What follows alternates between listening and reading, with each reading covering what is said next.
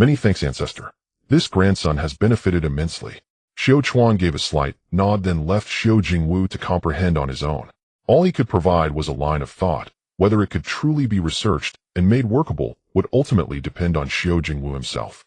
In passing, it is worth mentioning that over the past half-year, deep beneath Dongxi, a mid-grade, third-rank teleportation array had been established. Its main purpose was to facilitate travel to and from the forest of Qinghai, and to serve as an escape route for the Dongxi clansmen should they encounter calamity during the coming great disaster. This could be considered an extra layer of insurance laid down by Xiao Chuan. Xiao Jingwu then went to Xiao Mingshu to request the essence blood of Xiao Bai and the others for his research. Through the teleportation array, Xiao Mingshu made a trip and obtained 3 drops of essence blood each from Xiao Bai, Xiao Ying, and Xiao He, so as not to harm their own foundations. In addition, Xiao Delying and Xiao Diue each provided 3 drops. Xiao Jingwu also collected some essence blood from a few ordinary clansmen and mortals. His importance to the Xiao clan went without saying. Thus, every member of the clan opened all doors for him, offering their assistance without condition. After obtaining these, Xiao Jingwu secluded himself in a bamboo loft by Bihan Pool to conduct his research. A few days into his closed-door retreat, Mei Yun finally emerged from his own seclusion. He had at last achieved some success in cultivating the secret art within the ninefold firmament Qi guiding catastrophe transference chapter, and could now control his body so that it would no longer involuntarily draw in the surrounding currents of fate. Master, Mei Yun stood before Xiao Chuan, his face alight with joy. It seems you have succeeded. Yes, Master. What do you plan to do next? Disciple wishes to travel the outside world for a time, if I may be permitted. Mei Yun looked cautiously toward Xiao Chuan. Xiao Chuan had already divined that the great calamity was unlikely to erupt within the next month. You may, but only for 1 month. Moreover, since you now have no hidden danger in your constitution, I intend to choose a Tao companion for you. You will travel together, and when you return, if you find each other suitable, you shall formally become Tao companions. Mei Yun was taken aback, but this was something he himself had promised Xiao Chuan before and could not go back on. Fortunately, Xiao Chuan was not forcing anyone upon him, so he could accept it. He cupped his fists and said, I will leave everything to Master's arrangements. Xiao Chuan gave a slight nod. First, let me change your appearance. As he spoke, he raised a hand, and a streak of green light burst from his fingertips, sinking into Mei Yun's body. Mei Yun's body trembled as he suddenly felt abundant vitality flooding his veins. In the next instant, he reverted from the appearance of a middle-aged man to that of someone just past 20. This is a youth-preserving pill. Swallow it, and you may maintain this visage. With a flick of his sleeve, Xiao Chuan sent a single pill flying through the air. Mei Yun condensed a mirror of water and gazed at his reflection, feeling it all unimaginably wondrous. He murmured, No wonder Master has always maintained such an appearance. The divine ability he cultivates is truly extraordinary. Enough chatter, quickly swallow it. I have already had her brought here. Yes, Master. Mei Yun immediately complied. Half a cup of tea later, the restriction outside Bihan Pool rippled slightly, as 2 figures, one in front and one behind, stepped through the misty spiritual qi and walked in at an unhurried pace. The one in the lead was naturally Xiao Deheng, his expression carrying a certain solemnity. Half a step behind him followed a graceful young woman in the prime of her youth. The young woman was about 20, her figure slender and willowy. She wore a flowing water-green wide-sleeved dress patterned with drifting clouds, a matching silk sash at her waist from which hung a ring-shaped piece of warm, translucent spirit jade. Over this, she had draped a short sheer half-sleeve of plain white gauze, lending her an even more ethereal air. Her cloud-like hair was as dark as ink, arranged in a neat, drooping coiffure and secured by a single finely carved green jade hairpin. A few wisps of loose hair framed her ears, setting off skin fairer than frost and snow. On closer inspection, her features bore a threatened resemblance to Xiao Diue, especially those apricot eyes, clear and bright, with a natural aura of spiritual grace flowing within their depths. Yet her temperament was entirely different. Xiao Diue was as cold and distant as a moon fairy from the vast cold palace, while this young woman was gentle and soft as water, much like her great-grandmother Zhang Wanqing. This young woman was one of Xiao Deheng's legitimate granddaughters, named Xiao Wenxi, 21 years of age, and endowed with an earth spiritual root. Among the 5 generations of the Xiao clan, there were already 4 or 5 with earth roots. Though she did not possess Xiao Mingshuan's innate talent for seeking benefit and avoiding harm, she had from childhood displayed an unusually keen spiritual intuition and cultivation. Not long ago, she had smoothly broken through to the second layer of foundation establishment. At this moment, following her grandfather into the clan's core ground of Beyond Pool, she could not help feeling somewhat nervous and curious. After all, this was her first time here. Her gaze swept furtively past the miraculous tree of Witherand flourish, finally settling upon the calm blue-robed figure beneath it. She hastily lowered her eyes and stood respectfully in place. Xiao Deheng stepped forward and bowed. Grandfather Wensi has been brought. Xiao Wensi also bent in a deep curtsy, her clear melodious voice like a stream striking stone. Wensi pays respect to the ancestor. Xiao Chuan's gaze fell upon Xiao Wensi. He sized her up briefly, a faint trace of satisfaction flashing in his eyes. She was one of the candidates he had carefully selected as most suited for Mei Yun. His own looks were fairly ordinary, and by Jing could only be called delicate and pretty. Yet after generations of choosing better matches, the Xiao clan's men were by now mostly handsome, and its women stunning, with hardly any plain or vulgar faces to be found. Moreover, cultivation itself added points to one's bearing. Xiao Chuan nodded and said gently, "No need for such formality. Rise." Xiao Wensi obeyed and stood still, keeping her head bowed, her posture respectful and composed. "This is my disciple Mei Yun. He has just emerged from seclusion and intends to travel in a few days. Wensi, you shall accompany him." Xiao Wensi's head snapped up, and she turned to look at the young man standing at Xiao Chuan's side. Xiao Deheng's expression turned thoughtful. Inwardly he mused, is grandfather intending to bring about a union between Shi and Mei Yun? With that thought, he began scrutinizing his potential future grandson-in-law. Anything Xiao Chuan voiced was rarely denied. "I cannot discern his cultivation at all. Could he be at Golden Core? Yet he looks quite young. I should find a time to ask father about this Mei Yun," he thought. As the Xiao clan's ancestor once, Xiao Chuan spoke, not to mention a junior like her. Even his own great-grandson Xiao Mingxian would not refuse. "Granddaughter understands," Xiao Wensi replied. Xiao Chuan nodded slightly and said to Mei Yun, "For this month your responsibility is my granddaughter's safety. If she so much as loses a single strand of hair, do not blame your master for punishing you upon your return. Even if it falls out on its own, will it still be this disciple's fault?" At those words, Xiao Deheng's eyes went wide, while Xiao Wensi could not help laughing outright, secretly marveling at his daring. "Get out of here," Xiao Chuan scolded him with a laugh. "All right, master." He then said, "Deheng, you too may leave as well. Let Wensi show Mei Yun around Dongxi properly. Due to his previous condition, he is yet to truly see our Dongxi." Xiao Deheng nodded and said with a smile to Xiao Wensi, "Sure, you heard him. During this time you shall accompany Mei Yun and show him around Dongxi. 3 days later you may leave Dongxi and travel the outside world." "Yes, grandfather." After taking their leave, once Xiao Deheng exited Beyond Pool, he went to find his own father Xiao Mingxian to inquire about Mei Yun. "What are you investigating Mei Yun for?" Xiao Mingxian looked at his son in surprise. "Grandfather seems inclined for Wensi and Mei Yun to become Dao companions. He appears to be just over 20. I wonder if father knows his background." "So that is how it is," Xiao Mingxian said. "That girl Wensi does have an earth spiritual root. Wait, just over 20, and you are sure he is called Mei Yun?" "Grandfather personally introduced him." "Then it seems father has helped him return to his youth," Xiao Mingxian murmured, then looked up at Xiao Deheng. "Previously he appeared to be about 60 or 70. As for his exact age, I do not know. As for his cultivation, he formed his core on the same day as your father did. A golden core at 60 or 70. He truly is exceptionally gifted. How could any disciple taken by your grandfather be simple? Yet he is valued not for his cultivation talent, but rather for a special constitution. As to exactly what kind, I do not know either." After a brief pause, Xiao Mingxian continued, "However, since he could be accepted as your grandfather's disciple, his character will at least not be lacking. Wensi marrying him would be no bad match. Furthermore, if he truly possesses a special constitution, it could allow a unique bloodline to merge into our third branch. Look at the child born of Due and Yi Fan. Their offspring ranks among the very best in our entire Xiao clan. Even Chongjian is slightly inferior by comparison. Eldest brother's branch has always produced geniuses without interruption. Second brother now has Chongjian to hold up the banner, and fifth brother has the junior Chongfei. Sixth brother's children are still too young to be considered for now. So taken together, our third branch is overall the most mediocre." At these words, Xiao Deheng could only show a bitter smile. His descendants were indeed not particularly outstanding. An ordinary earth spiritual root would be a genius cultivated as a key asset in other clans.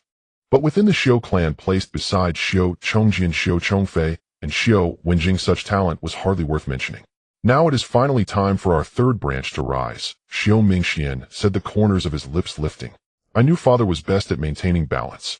Xiao Deheng's mouth twitched as he thought privately, You are my father. Whatever you say goes. As for his constitution, go ask Yue and see whether she knows anything. Yes, father. The next day Xiao Deheng indeed went to inquire. Yet Xiao Diyue also did not know. She only told him that Mei Yun's constitution was special, and that even Xiao Chuan himself was not certain of its nature, merely suspecting it to be related to fortune and fate. After returning, Xiao Deheng reported this to Xiao Mingxian. Xiao Mingxian chuckled and clapped his hands. Fortune and fate. No wonder father chose our branch. He was meant to join our third line, haha. Father, what do you mean by that? You do not need to know too much. That is enough. Go back and cultivate. Then this child will take his leave. Only a few people knew of Xiao Chuan's ability to bestow innate talents. Though Xiao Deheng already counted as one of the Xiao clan's core members, this was only because he was born early and was relatively talented among the third generation. Had he been born into the fourth or fifth generation, he would only have blended into the crowd. Over the following days, Mei Yun and Xiao Wenxi visited every corner of Dongxi.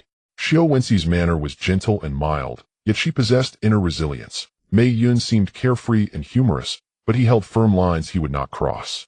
One liked to listen, the other liked to speak. In a sense, they could be called a natural pair. 3 days later, the two left Dongxi to roam the wider lands.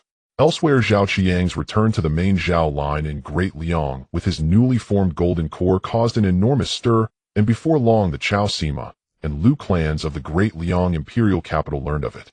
However, the Great Liang imperial clan and the Zhao family had already torn off all pretense of cordiality, so there was no question of inviting the Zhao clan again, and the Zhao clan would not have agreed anyway.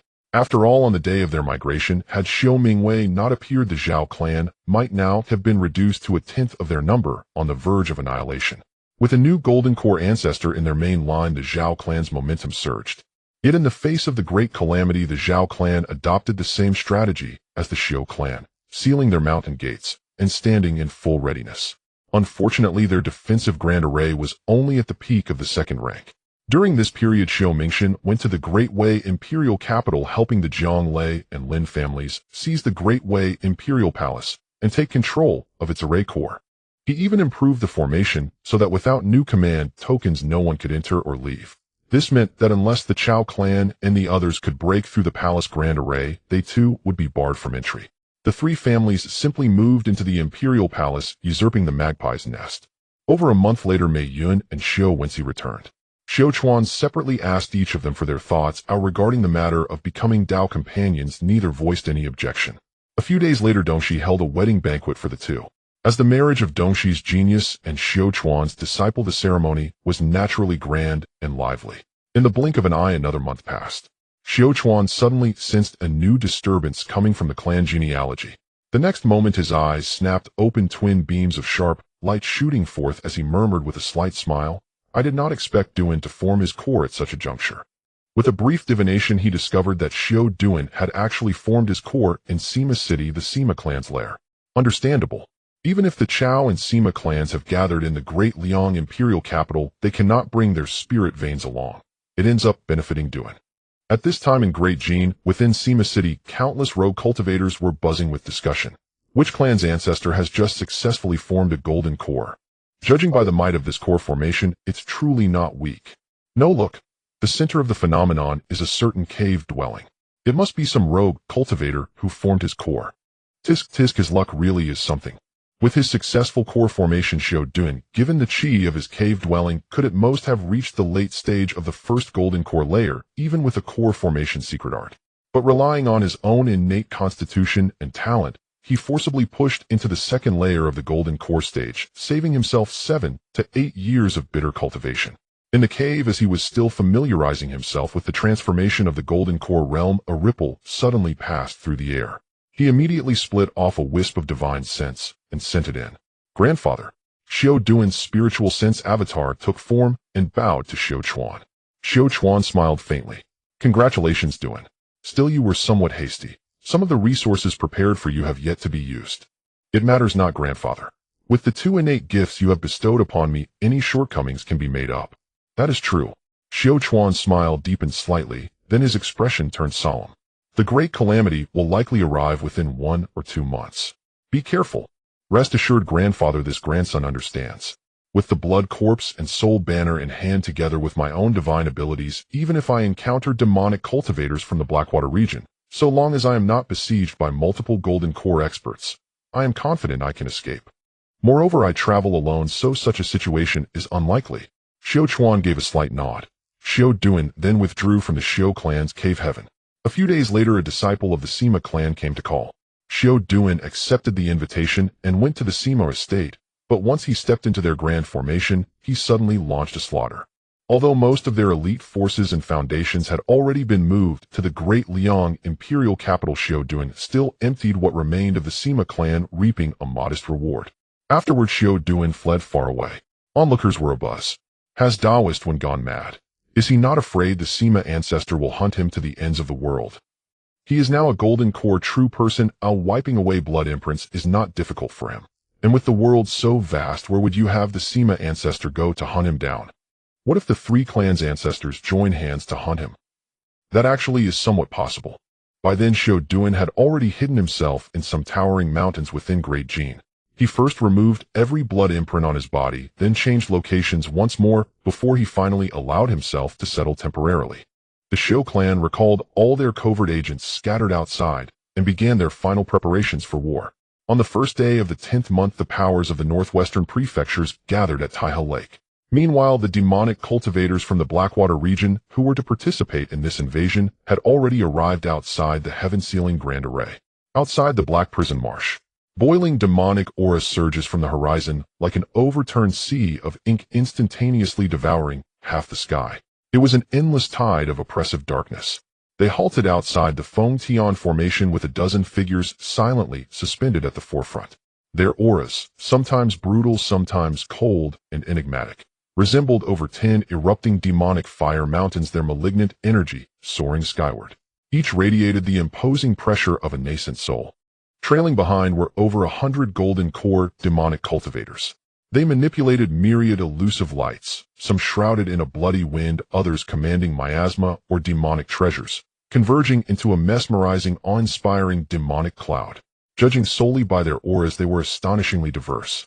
There were practitioners in the early, mid, and late golden core stages, even some at the perfected stage. Behind them roiled tens of thousands of foundation establishment demonic cultivators, densely and chaotically arrayed. Men, women, young and old. Their eyes all shone with unmistakable excitement.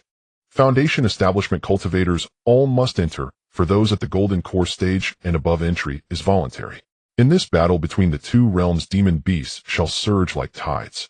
If you value your life, remain outside the Feng-Tian formation until the ancient battlefield reveals itself, and you may enter again.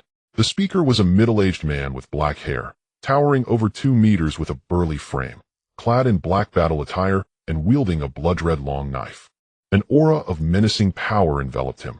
Viscous and palpable, it was enough to instill terror. As his words faded away, all the Foundation establishment cultivators erupted in savage laughter and charged past the nascent soul practitioners into the heart of the Feng-Tian formation. Over 20 golden core cultivators exchanged looks. My blood corpse craves an abundance of fresh blood. Ha ha ha! Amidst eerie laughter, an elderly man in a blood robe transformed into a streak of crimson light and surged forward. Soon after, those adept in ghost techniques, killing arts, and demonic aura cultivation entered the prison realm. In an instant, over 100 golden core cultivators lost more than 30 of their number. For them, it was like venturing into a herbal field. The remaining golden core cultivators stood motionless. Then the black-haired, middle-aged, nascent soul cultivator spoke. Fellow cultivators, isn't a onsen 500-year spectacle worth partaking in? It's merely a prison, nothing exciting about it. Then go rejoin the others. I wonder when Lord Bada will arrive. 1,000 miles away on the far side of the Black Prison Marsh, another demonic team had arrived. Their numbers were even greater, nearly twice that of those within the marsh. After some Foundation establishment and certain golden core cultivators entered the prison realm, they too set course for the Black Prison Marsh, merging midway with the black-haired group. By this point, as many as 30,000 Foundation establishment cultivators had entered, along with over 100 golden core practitioners.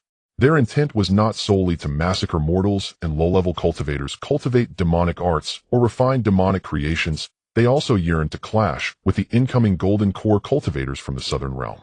They aimed to seize the resources and wealth from their victims and to hunt third-tier demon beasts for materials. As for the resources within the prison realm, they held little appeal. I didn't expect that over there it was unfeeling leading the team, remarked the black-haired middle-aged man with a faint smile. Fellow Zhang, after more than 2 centuries to see you reach mid-stage nascent soul is truly enviable. But compared with you unfeeling, you still lag behind. Surely you are not far from reaching the Grand Cultivator stage. The Grand Cultivator stage is by no means easily attained. In 100 years I've heard that 2 mid-stage nascent soul cultivators transcended, thanks to Badada's unparalleled talent, to enter the Grand Cultivator realm. I suppose that is as far as I shall go in this lifetime. Most had come for the ancient battlefield. Those craving only slaughter had already plunged into the prison realm. Based on the southern folks' usual ways, it should take another 2 to 3 days for them to arrive. They are always like this, not wanting to shoulder the burden of killing, yet unwilling to forego the blessings of the ancient battlefield. Hypocritical indeed, but it suits many of us perfectly. I wonder who among them will be the greatest beneficiary of this massacre. A dozen nascent soul cultivators mused in idle conversation. One speculated, I believe it is Wu Laomo. He possesses 2 sets of third-tier peak blood corpses, 3 sets from the late third year, and a perfected golden core cultivation. Even though his divine abilities have yet to fully mature, even those with perfected divine power would keep their distance. In this battle of the 2 realms, all his blood corpses should reach their peak. Rongyang is no less formidable. In his late golden core stage, having mastered ghost techniques and perfected his divine power, he commands tens of thousands of spectral armies, and only lacks a third-tier peak ghost creature. If they can slay 2 or 3 late golden core cultivators and devour their divine souls, perhaps the soul banner master there might finally transform. Even in the golden core stage, they have a fearsome reputation. If they return safely to the Black Waters domain, there might be hope to ascend to the nascent soul stage. Fellow Chiao, I've heard they're not inferior to these 2 either. In Songlong Manor by Taihe Lake, the 8 major powers of the Northwest had assembled with magical boats soaring overhead. Representatives of each power gathered together, and the divisions were unmistakable. The Xianyu Manor's team formed the vanguard with all 3 major nascent soul forces involved, while among the Sun family's contingent was a red-haired youth. It was none other than Sun Zhantian, one of the Sun family prodigies who had once challenged Su Mingxian in the Xianyu arena, though he had narrowly lost. Now, having entered the golden core stage and wielding the divine technique, Qi Mo Jintong, which enabled him to form a pill, his potential was extraordinary. Though the battle between the 2 realms was brutal, it was also the ultimate trial. Almost every major force dispatched their outstanding golden core prodigies to contend with veteran golden core cultivators in fierce combat. In ordinary times, such a congregation of golden core fighters was a rare sight. Sun Zhantian scanned his surroundings, then soared aloft, leaving the Sun family's magical boat to board a Cyan vessel belonging to Songlong Manor. Songlong Manor possessed only 1 magical boat, and its numbers in this battle were few compared to other forces, a fact not lost on Su Chuan and Mou. Senior Sun Zhantian bowed to Mou. Is that Su family supreme elder? Kid, what is it that you want? May I ask if Brother Mingxian is present? He is not here, replied Mou indifferently. The Su family has already departed ahead. Sun Zhantian glared. Do they know the location of the Turealm battlefield? That is none of your concern. If you wish to find him, you'll have to see if fortune favors you. Mou grinned. Perhaps you will only find his fragmented corpse, or he might instead discover your corpse. Stunned and frowning inwardly at the brazen insolence of the shapeshifter, Sun Zhantian said no more and returned to his magical boat. Zhantian, what are you doing? Inquired the elderly leader of the Sun family's perfected golden core group, Sun Haichao, a man whose divine power was fully manifested and who had come to the ancient battlefield seeking fortune. I went to check if Su Mingxian was here, but that shapeshifter informed me that the Su family had already departed. Sun Haichao glanced toward the Cyan magical boat of Songlong Manor in surprise, then sweeping his divine sense, smiled lightly. Their numbers may be few, but they know their limits. Apart from the Su family, Songlong Manor's golden core contingent numbered only 3 Lei Jia, Laozu, Bing Qian, and Yang Qi. No one else from their side appeared. All 3 were aiming for the nascent soul opportunity, while Qi Tianxiong observed Songlong Manor with a pensive gaze. In contrast, Tanling Manor's golden core group consisted of over a dozen cultivators, including Tianlang Jinjuan. At that moment, aided by Qi Tianxiong, his divine power had reached perfection. Among the golden core cultivators in this battle, his strength ranked among the top. Moments later, following Zhang Daeren's command depart from Xianyu sect, the sect's magical boat illuminated with layered runic lights, transforming into a streak of white light and leading the charge. Over a dozen magical boats of various hues swiftly followed. Their silhouettes stretched out, spiritual light interwove like a rainbow bridge carrying countless foundation establishment and golden core cultivators from the northwest powers. Not only from the northwest, but forces from the central southern, eastern, and western regions had also set off, led by their dominant powers. Among the demonic cultivators emerging from the Black Prison Marsh, those entering De Jin's territory were the first. Those taking the Qinghai Forest route would emerge along the borders of Daliang and Dawei, though elsewhere colossal mountains or bizarre mists would bar the passage. Once one entered a land shrouded in mist without nascent soul-level divine sense, escape became nearly impossible. Is this truly the legendary battlefield of the two realms? The spiritual energy here is exceedingly sparse, remarked a golden core cultivator with disdain. Fellow cultivator, why worry? You aren't compelled to remain here. Every living being is potential sustenance, and those from the south may not arrive for several days. As long as you have the means, no one will impede you from killing as many as you wish. Fellow Zhong, you truly understand things, as expected of a scion of a nascent soul family far beyond us mere scattered cultivators. Fellow Shui, there's no need for such politeness. Fellow cultivators, I smell fresh blood. I shall take my leave first, declared Wu Laoma as he transformed into a streak of blood light and sped away. Many golden core cultivators exchanged apprehensive glances, though few dared follow him. Notably infamous figures like Rongyang and Xiao Chunsen acted alone. Most golden core demonic cultivators operated solo. At most 2 or 3 would act together, whereas foundation establishment practitioners often moved in groups of 10s or even dozens. They were like a pack of ravenous wolves invading a docile sheepfold. After more than an hour, Wu Laoma detected a gathering of people. Wu Laoma's emaciated figure floated high in the sky, his crimson eyes scanning below like a vulture in search of prey over a tranquil village cradled by rolling hills and drifting smoke. Winding roads intersected, accompanied by the distant sounds of chickens and dogs, children playing in the fields, and elders seated calmly in front of their homes. They were utterly unaware that impending doom loomed overhead.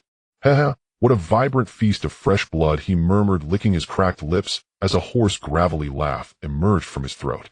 For one devoted to the blood demon path, mortal flesh and essence, though inferior to a cultivator's, served as prime nourishment. He raised his withered hand and patted the storage pouch at his waist. A dark red streak of light shot forth, rapidly expanding midair to form an array inscribed with eerie runes that spun in dizzying circles. Though merely a second-grade inferior item, it was enough to envelop the nearby village within a few miles. Buzz. A thin yet resilient blood-colored light curtain dripped from the formation's edge, instantly covering the entire village like an inverted bowl.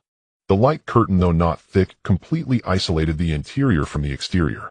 Sunlight, once brilliant, was transformed, filtered through the blood curtain, into an eerie, oppressive dark red. The blazing sun above seemed transformed into a slowly bleeding red orb. What is happening to the heavens? What is that red object? Mother, I'm scared. The villagers looked up in terror at the unfamiliar, horrifying spectacle as cries, screams, and the clatter of falling objects shattered the silence. Wu Laoma was highly satisfied with the ensuing chaos. The aura of terror seemed to invigorate his blood demonic energy. Without delay, with a shake of his sleeve, 5 hair-raising figures shot forth into the village. At the forefront were 2 figures, towering nearly a meter tall, with dark leathery skin clinging tightly to gaunt, exaggerated bones. Their hooked claws bared fangs, and the ghostly green flames flickering in their eye sockets exuded a suffocating, murderous aura. They were third-tier peak blood corpses. Following them were 3 figures of slightly smaller build, yet their murderous aura was no less intense. They were late third-tier blood corpses. Go forth, my treasures. Feast to your heart's content. Wu Laoma's voice dripped with cruel excitement. Slaughter descended in an instant. The blood corpses emitted inhuman shrieks, morphing into 5 blood-red hurricanes that charged into the crowd. They possessed immense strength. Their claws, as sharp as magical treasures, shattered ordinary walls and wooden houses upon contact. An elderly man attempting to protect his grandson was snatched up by a peak blood corpse, torn apart as though it were mere cloth, with blood and innards splattered everywhere. Crying women, children, and the elderly were pursued by another blood corpse whose claws pierced their chests. A young fighter wielding a hoe and a knife launched a desperate counterattack, only to be struck so forcefully that his head exploded. Beast, I'll fight you to the death. Several martial men in the village, eyes blazing with determination, charged forward in a hysterical fury. Yet their feeble blows were like ants against a colossus, one martial artist's powerful punch. accompanied by the crack of a broken bone, met with a feral smirk from the corpse as it crushed his skull with one hand. In a small town, the buildings crumbled under the claws of the blood corpses as fragile as paper. The guards' martial artists rallied together, roaring as they charged, the glint of swords and blades flashing. They faced death without fear, their courage commendable. However, in the face of absolute power disparity, courage merely accelerated their demise. The old demon Wu couldn't even be bothered to intervene personally, merely directing the blood corpses into the fray. The third-tier blood corpses surged like tigers among sheep. Wherever they passed, martial artists fell like harvested straw. Broken weapons and fragments of armor mixed with blood and flesh. The old demon Wu floated in the air, watching this scene with interest, occasionally uttering piercing comments. "Tisk, the struggles of ants are truly fascinating to behold. I wonder if any cultivators of the Golden Core stage have ever been born in this region. That would be somewhat interesting." In the Daijin dynasty, in a certain county town, mother, "Father, where are you? The martial artists are dead. The immortal masters are also dead, all dead. What did we do wrong? Why must we suffer this great calamity?" The entire county town was shrouded under the divine sense of the Golden Core cultivators, with no place to escape. If anyone occasionally managed to flee, they would not be pursued. After all, they were also ordered to kill indiscriminately, but not to completely exterminate. In other places, various horrific events were also occurring. Countless souls were drawn away. Countless people had their primordial yang or primordial yin drained. Many were also cut into dismembered pieces. Moreover, demonic Golden Core cultivators controlled certain families to turn against each other for entertainment. The echoes of despair began to permeate the land. Even the demonic cultivators of Daijin and those from the Blackwater domain would not be spared. In their eyes, they were merely lambs, sacrificial offerings. In the county town, there was some semblance of resistance. After all, there were many martial artists and cultivators. However, ordinary county towns lacked protective formations, and large numbers of Foundation establishment demonic cultivators surged in, fighting fiercely for their lives. Yet often dozens of lives could only exchange for the death of a single Foundation establishment demonic cultivator from the Blackwater domain. This was a feast of death. It belonged to them as well as to these creatures. In the 10,000 great mountains, the earth trembled. A tremendous roar emanated from the depths of the endless 10,000 great mountains, regarded as a forbidden zone for living beings. Initially low like muffled thunder, it soon became clear and dense, ultimately merging into a devastating symphony capable of shattering eardrums and shaking souls. The mountains trembled and the trees wailed. In the next moment, every mountain pass, every valley, and the edges of every dense forest within sight were simultaneously submerged by a tide of vibrant colors. What flowed forth was not water, but an endless flood of birds and beasts. On the ground, millions of wild beasts and low-tier monsters surged forth like a flood after a dam break. Herds of armored rhinoceroses as massive as small mountains charged through, uprooting trees and shattering rocks as they passed. Packs of sleek, fur-shining wolves with bared fangs surged like gray waves, glinting with a bloodthirsty light. There were also leopards swift as the wind, wild boars with tough hides, and hordes of venomous snakes. Most of them were of low intelligence, driven out by more powerful beasts. In the sky, a shadow blotted out the sun. Thousands of fierce birds and demonic avians flew swiftly. The sound of their wings beating against the air resembled the raging winds before a storm. Iron-beaked eagles, carrion vultures, flame sparrows, and windblade hawks formed a moving, cawing cloud, casting a shadow that brought an early dusk to the land. Their sharp cries pierced the clouds, reverberating over dozens of miles. The beast tide was not chaotic. Vague figures of higher-tier monsters could be seen among them, either driving or leading the charge. A two-headed fire python of early third-tier slithered through flames, raging wherever it passed. A golden-eyed saber-toothed tiger of mid-third tier roared heavenward, its aura intimidating all beasts, directing the horde toward a specific direction. There were also enormous mountain-moving apes pounding their chests, casually uprooting giant trees to clear a path. As the beast tide rushed, it began to split. The massive avian horde in the sky was similarly affected.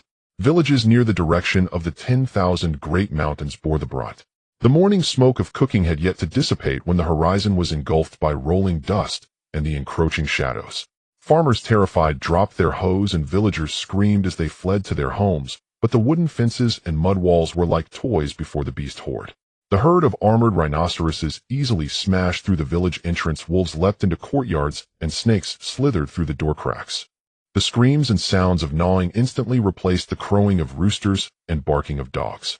A mother desperately protected her child beneath her only to be easily snatched away by a demonic leopard disappearing into the beast horde along with her child.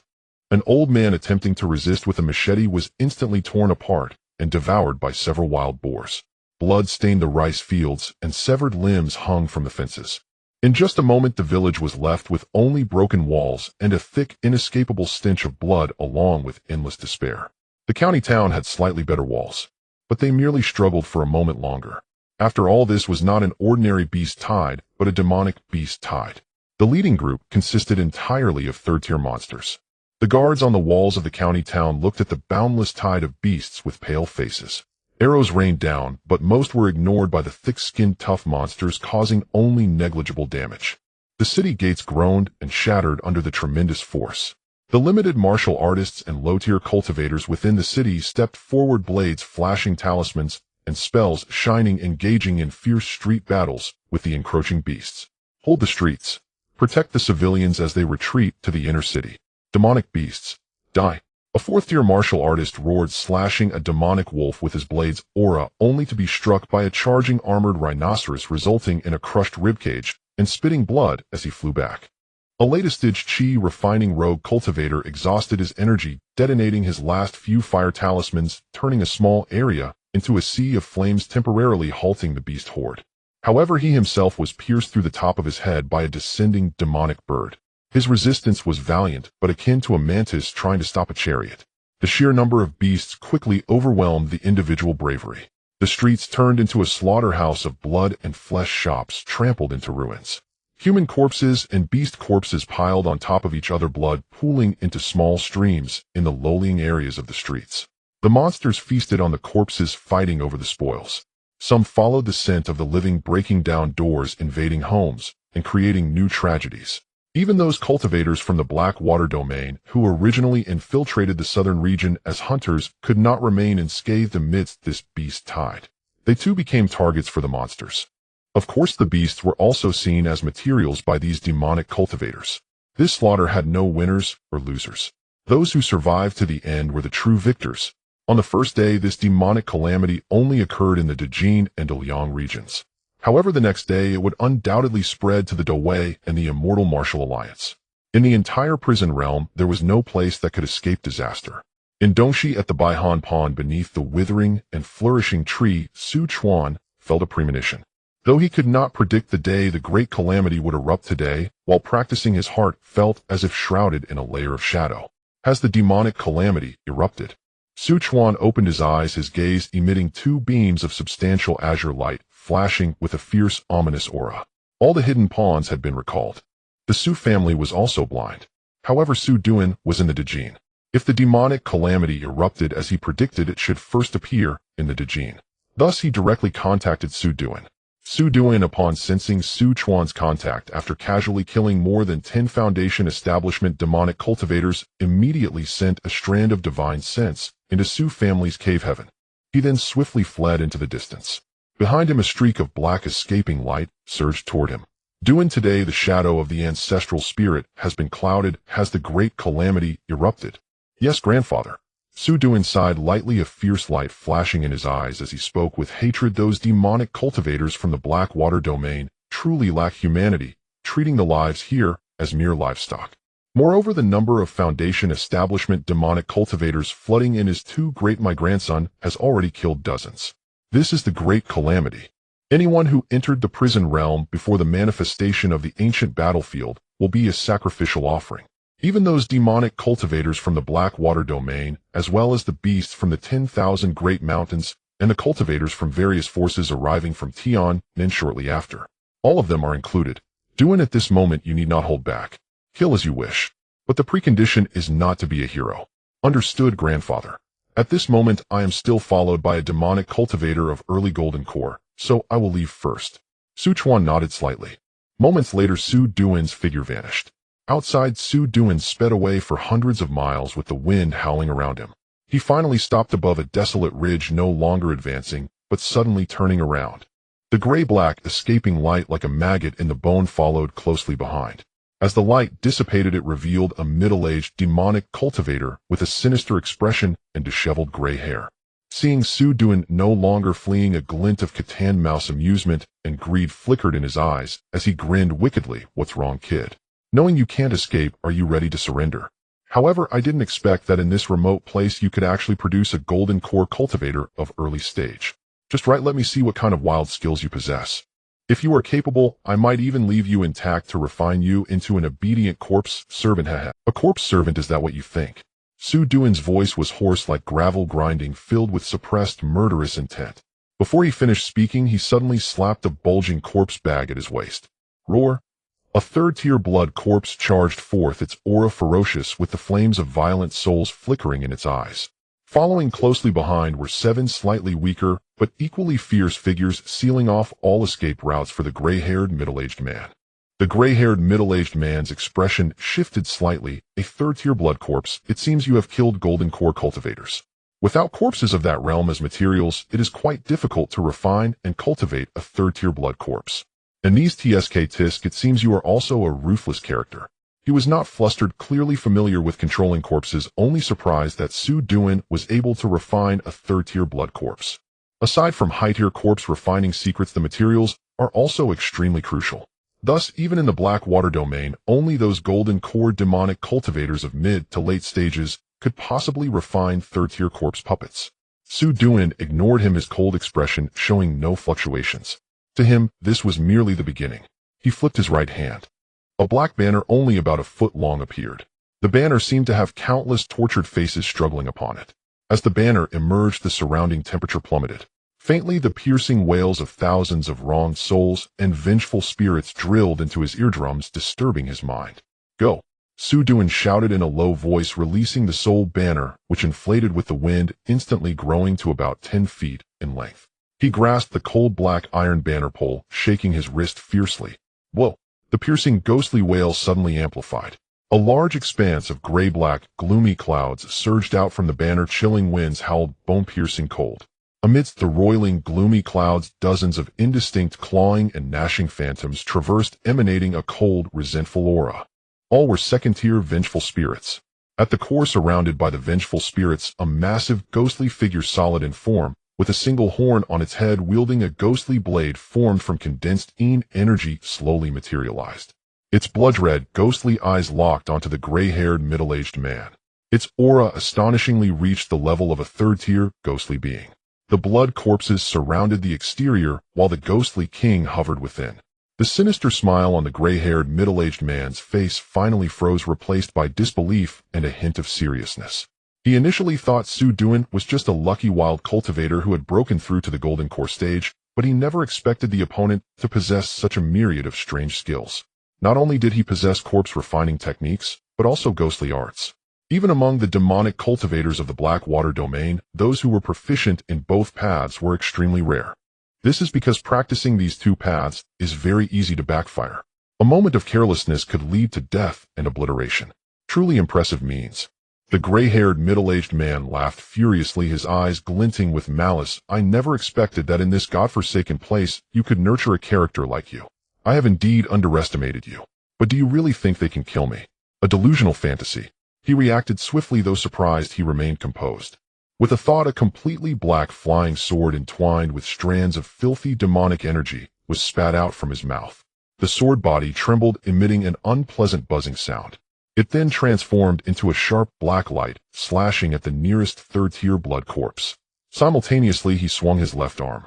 A shield made from the skull of an unknown beast inscribed with defensive magical patterns instantly enlarged and protected his front. The shield emitted a pale white spiritual light, with faint beast soul phantoms wandering. It firmly protected all vital points of his body. Clang! The black flying sword clashed with the third-tier blood corpse, producing a sound reminiscent of clanging metal. The blood corpse was forced back several steps, leaving a deep sword wound on its chest, revealing bone-black blood gushing forth. But its ferocity increased rather than diminished as it roared and pounced once more. Meanwhile, the flying sword was also repelled, its light dimming. At the same time, 7 second-tier blood corpses pounced from different angles, claws, bone blades, and venomous fangs, all targeting the gray-haired middle-aged man. The ghostly king led dozens of vengeful spirits, exhaling ghostly winds and ghostly flames, either directly pouncing to bite or using techniques to confuse his spirit.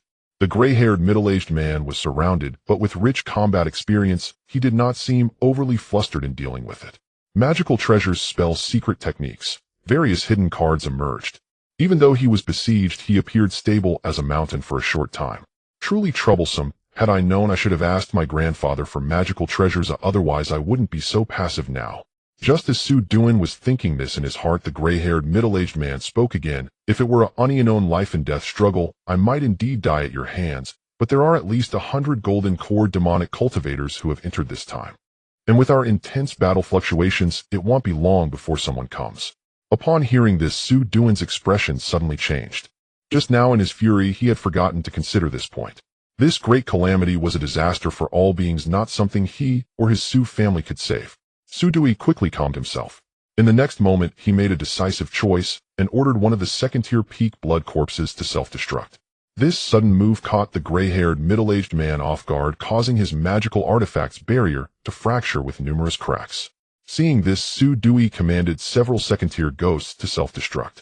Anyway, these were all crafted by the enemies of the Su family, so Su Dui felt no heartache. Bang, bang, bang. He continuously ordered the second-tier blood corpses and ghosts to self-destruct. The magical artifact's barrier shattered in an instant, dispersing into countless specks of light. The artifact's barrier would activate automatically, and if it broke, it would be nearly impossible to use it again for a short time. Su Dui vaguely sensed that someone was approaching from 100 miles away. Without a word, he recalled the soul banner and blood corpses, conjuring a black light to swiftly flee into the distance. The gray-haired middle-aged man, seeing his bone shield barrier destroyed, hesitated to pursue. He glanced into the distance and sensed someone approaching. Furrowing his brow, he then headed in another direction. After all, the Dark Water Domain's demonic cultivators were also rivals. If the newcomer discovered he was injured, he might be preemptively attacked. Half a tea's time later, indeed, 2 early-stage golden core cultivators arrived. One of them, an ugly young man, sneered coldly, "You run pretty fast. Brother, why should we chase?" The ugly young man looked at the middle-aged man beside him, who pondered for a moment before replying, "There's no rush. Let's collect more essence, blood, and souls first." "As you say, Brother Hua." The two clearly regarded the ugly young man as the leader. Although both were early-stage golden core cultivators, the ugly young man was at the peak of early stage, and his abilities could contend with mid-stage golden core cultivators. Immediately, the two headed towards the nearby county city. At Bihanpan, Su Chuan sent a message to all the golden core cultivators within the cave, including Su Daijiao, Su Deheng, and Su Chongwei. In just a moment, they gathered there. "Father, what do you need us for?" Su Mingwei was the first to ask. "The demonic tribulation has erupted." These simple 5 words caused the faces of those present to change dramatically. "So soon?" Su Minjuan's pupils constricted as he murmured quietly. "The Dajin side has already turned into a hell, and I believe the monster tide from the 10,000 Great Mountains has also appeared." Su Chuan paused at this point, his gaze landing on Su Minjuan's face. Indeed, a glint of sharp light flashed in his eyes. "In half a day to a day at most, the demonic tribulation will sweep through the Great Way and the various counties of the Xianwu Alliance." Upon hearing this, everyone's expressions grew increasingly grave. "Father, what should we?" Su Mingwei spoke. "The great calamity is both a tribulation and an opportunity. Being trapped means being a sacrificial offering. Only those who survive until the end are the victors. Therefore, I will go out to hunt some golden core cultivators and third-tier demonic beasts." Su Mingzhu worriedly asked, "Father, will there be nascent soul experts appearing?" "It's possible, but also possible not, and no one can guarantee." Su Chuan replied, "Mingwei, you and Mingxian stay behind in the cave. Unless absolutely necessary, there's no need to go out." "Yes, Father," the two responded in unison. "As for the rest, Master, I want to visit the great Liang Imperial City," Yi Fan said, bowing respectfully. "Grandfather, I will go with my husband," Su Diyue added. "Since you want to settle this, you may do so, but when you go out, you must change your appearance and wear a forbidden jade pendant to prevent golden core scrutiny." "Thank you, Master." Yi Fan's expression brightened. "Father, Su Mingyuan began to say a few words, but abruptly stopped. Su Chuan smiled slightly. "I understand your meaning. If you encounter the twin-headed black flame sparrow, I will notify you. After all, relying solely on myself, I might be lucky enough to kill it. If it senses danger and escapes before I can severely injure it, I cannot guarantee I can keep it." "Master, I heard that the situation in Great Liang follows the method of the Fortune dynasty. I should accompany senior brother to help." Su Chuan thought for a moment, nodded, and smiled. "It's rare for you to proactively offer to help this time." Mei Yin touched her nose, feeling quite embarrassed. "As for Deling, grandfather, I will remain at the cave." Besides you, I am the strongest in the family. If any powerful enemy appears, I can hold them off and buy time for your return." Chuan nodded, then asked, "How did the magical artifact I asked you to refine turn out?" "It has—" With a wave of Su Deling's hand, a black and a red stream of light flew out from her storage ring. The red light was a strangely shaped bone knife. The knife was over 3 feet long, seemingly crafted from some unknown red bones. It was not a single color, but presented a bizarre pattern of deep and light shades resembling the flow of blood marrow. The knife hung in the air, exuding a fierce, bloodthirsty aura. The black light was a 6-sided crystal shield. The shield was not large, only about a foot in diameter, and was made of countless tightly interlocking black crystals with distinct edges. Su Deling introduced this knife is called the Bloodbone Knife, which has the effect of absorbing essence blood. The more people it kills, the more ferocious it becomes. The shield is the 6th profound crystal shield. When enduring attacks from magical techniques, it can reduce some of the power and can also store some energy, which can be unleashed at critical moments. Both of these are mid-grade 4-pattern magical artifacts. Chuan examined them and nodded slightly. "Grandfather, who are these 2 magical artifacts prepared for?" "For Dewey," Chuan smiled. "He achieved Golden Core last month and even plundered the Sima family. His second brother has achieved Golden Core." Su Deling was delighted. Su Mingwei and the others also revealed smiles.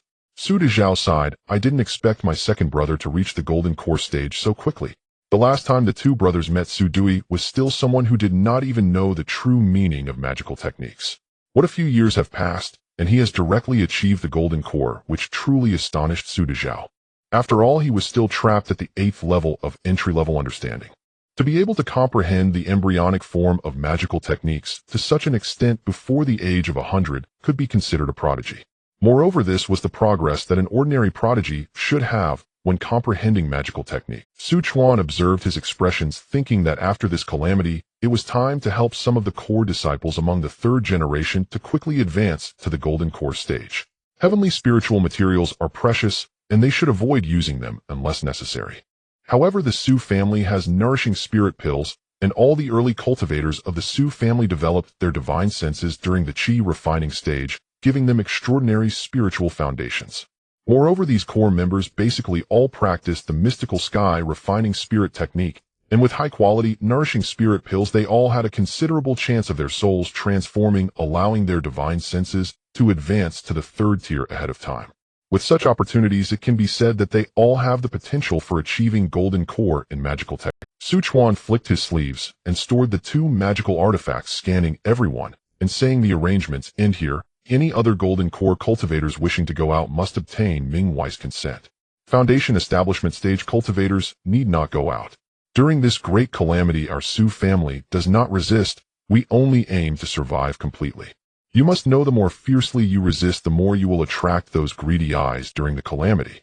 I cannot ascertain how many Golden Core cultivators will appear this time, but I expect there will certainly be dozens if not hundreds. There should also be a considerable number of latest-stage and perfected Golden Core cultivators. Pausing, he continued, "If anyone acts recklessly out of pity and saves others, causing our Su family to be in danger, don't blame me for expelling them from the Su clan." Everyone's hearts trembled. This was the first time Chuan spoke of expelling someone from the family. "We will remember your teachings." They all bowed in unison. Chuan nodded slightly and said to Su Mingxuan, "Go out with me." "Yes, father." Su Mingxian dared not defy him. After a moment, the 2 soared into the sky, transforming into a blue and a yellow beam of light, disappearing in an instant. Half a stick of incense later, the disguised Yi Fan and the other 2 also left the cave. Su Diyue disguised herself as a young man, Yi Fan as a bearded middle-aged man, and Mei Yun as an old man dressed in black with a hood. The forbidden jade pendant was personally crafted by Su Mingxian, and unless one had nascent soul-level divine, since they could not detect the 3. Without divine, since it was impossible to see through their disguises with mere eyesight. Another half a stick of incense passed. Chuan and Su Mingxian had already arrived at Dajing. At this moment, both appeared as old men with white beards. Su Mingxuan's face was covered in wrinkles, and even Zhang Wanqing would likely not recognize him here. "Father, is it necessary for me to disguise myself this way?" Su Mingxian complained. "Isn't it sufficient to use the transformation artifacts like Yi Fan and the others, and wear the forbidden jade pendant? If everyone from our Su family went out looking like this, it would be easy for people to connect us. Fortunately, in this prison land, there will be no shortage of Golden Core cultivators." If an early-stage and mid-stage golden core cultivator walked together, they would be less likely to be suspected. Father is wise, Su Mingxian said with a smile and bowed. However, his smile with his wrinkled face was quite terrifying. Su Chuan found it hard to adapt and turned his head away. Stop flattering me, let's go. Dewey is 3,000 miles to the west. Father, are you dissatisfied? No, Su Chuan said emotionlessly. In less than a quarter of an hour they arrived a few hundred miles away, but they sensed distinct fluctuations of magic power from that direction, clearly indicating that someone was engaged in battle. The two exchanged glances. They immediately quickened their pace. Hundreds of miles away, Su Dewey was facing a blockade from a latest-stage golden core demon cultivator. In terms of speed, he had not practiced teleportation techniques, making it extremely difficult to escape from a latest-stage golden core cultivator. At this moment, he was commanding third-tier blood corpses and third-tier ghostly beings to attack, while he assisted from the side. Yet even so, Su Dewey was still clearly at a disadvantage. The third-tier blood corpses and ghostly beings had all sustained significant injuries. They were beginning to fear the latest-stage golden core demon cultivator and even hesitated to obey Su Dewey's commands. If this person were not intent on capturing the third-tier blood corpse and ghostly being, he could have easily destroyed them with his strength. After all, the attacking magical artifact in his hand had already reached the level of a mid-grade art. The enchanting young man had a delicate appearance with two more than a foot-long spikes suspended before him, designed in an ancient style. One spike was black, the other white, both covered in intricate patterns. In a breath's time, the two spikes seemed to resonate with each other. Simply one of these spikes had the power of a mid-grade artifact, and if this combined artifact were activated with secret methods, it could even unleash power close to that of a top-grade artifact. Kid Yun has limited patience. As long as you hand over the blood corpse control secret and that soul banner, I can spare your life. I can even let you follow me. The enchanting young man appraised Su Dewey. After their previous battle, he was certain that this person must possess a special physique. His cultivation focused on the union of yin and yang. If he could engage intimately with someone possessing a special physique and absorb their innate essence, it would undoubtedly surpass dual cultivation with 10 or even dozens of golden core cultivators. As for gender issues, his technique and physique were somewhat unique. Despite appearing androgynous at this moment, he could be either male or female when it mattered. Hearing this and seeing his scrutinizing gaze, Su Dewey couldn't help but shiver. What kind of monsters and demons are there in the dark water domain? I have been mingling and dodging for decades and have never encountered such a character. He felt a chill in his heart, but the current situation also made him headache. The opponent's strength was too powerful, and he couldn't escape with the cards he held. A fully realized golden core powerhouse is not to be underestimated. Furthermore, with the army of dark spirits, even those with perfected divine abilities would likely retreat in haste.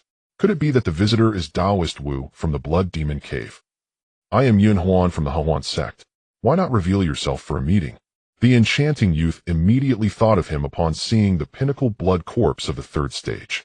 After all, there are not many who can cultivate a pinnacle blood corpse of the third stage in the Blackwater region. The most famous is the Blood Demon Cave of the nascent soul forces. However, he glanced at the dense army of dark spirits on the other side. No way could that mean Taoist Rong Yang has also come with this army of dark spirits. 80 miles away, Su Chuan heard the names of the Blood Demon Cave and Huan sect mentioned by Yun Huan, causing him to murmur about them. After all, this was the first time he had heard of the forces from the Blackwater region. It seems necessary to perform a soul search. Su Chuan was too lazy to respond, and with a thought the Xian Yin blood corpse and the Blood Fiend King launched an assault. Of course, the goal was not to kill, but to exhaust them. The withered old man approached Su Duan, grinning at him. Su Duan had the blood corpses and ghostly beings block in front of him, cautiously on guard, saying, "Old ghost, do you also want to kill me? If I let them self-destruct, you won't gain any advantage." He noticed that the other party had restrictions on them, and he couldn't penetrate their realm with his divine sense, thinking they were a magic cultivator even more profound than Yun Huan. "Nephew, your words truly sadden me, my third uncle."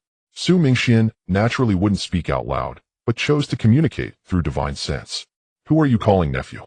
I'm your third uncle." Su Duan was taken aback. "Wait, this blood corpse, the techniques of the dark spirits, why do they seem so familiar? Isn't it just an upgraded version of what I have? Are you really my third uncle?" Su Mingxian rolled his eyes. "Stinky kid, come with me to see father. Grandfather has also come." Su Duan's face instantly lit up with joy, and he suddenly realized. It must be grandfather who possesses such extraordinary abilities. He turned to glance at the army of blood corpses and dark spirits dozens of miles away, secretly thinking, how many has grandfather killed? He immediately followed Su Mingxian to stand before Su Chuan ready to bow. No rush, let me subdue him first, then we can talk later. Su Chuan transformed into a streak of blue light and swiftly departed. He soon arrived near the old demon Yun Huan. At this moment, he was no longer the previous charming and composed figure. His clothes tattered, his body covered with deep, bone-revealing claw marks and corrosive wounds from dark energy. Covered in blood, his aura was feeble, and he looked utterly disheveled. If it were just a pinnacle blood corpse of the third stage with his own cultivation and treasures, he might still hold his ground. However, 5 such blood corpses along with the even more terrifying army of dark spirits. The old demon Yun Huan felt that he was still alive only because they were deliberately holding back. Otherwise, with their full power, he felt he couldn't last more than 10 breaths. Su Chuan hovered in midair, his gaze coldly sweeping across the battlefield. Feeling that it was about time, he ordered the Blood Fiend King to lead the dark spirits to unleash a ghostly howl shaking their very souls. The Blood Fiend King received the command, his crimson eyes glowing intensely, and he let out a silent, piercing wail. With the ghostly blade in his hand, pointing skyward. In an instant, thousands of dark spirits and fierce ghosts seemed to receive their king's order, ceasing their attacks and movements altogether. The next moment, woo! Ow! 10,000 ghosts cried out, the terrifying shriek that is hard to describe in words, like millions of poisoned ice needles crazily stabbed towards the old demon Yun Huan's soul from all directions. This wailing sound was not merely a sound wave, it also contained a spiritual impact on the soul.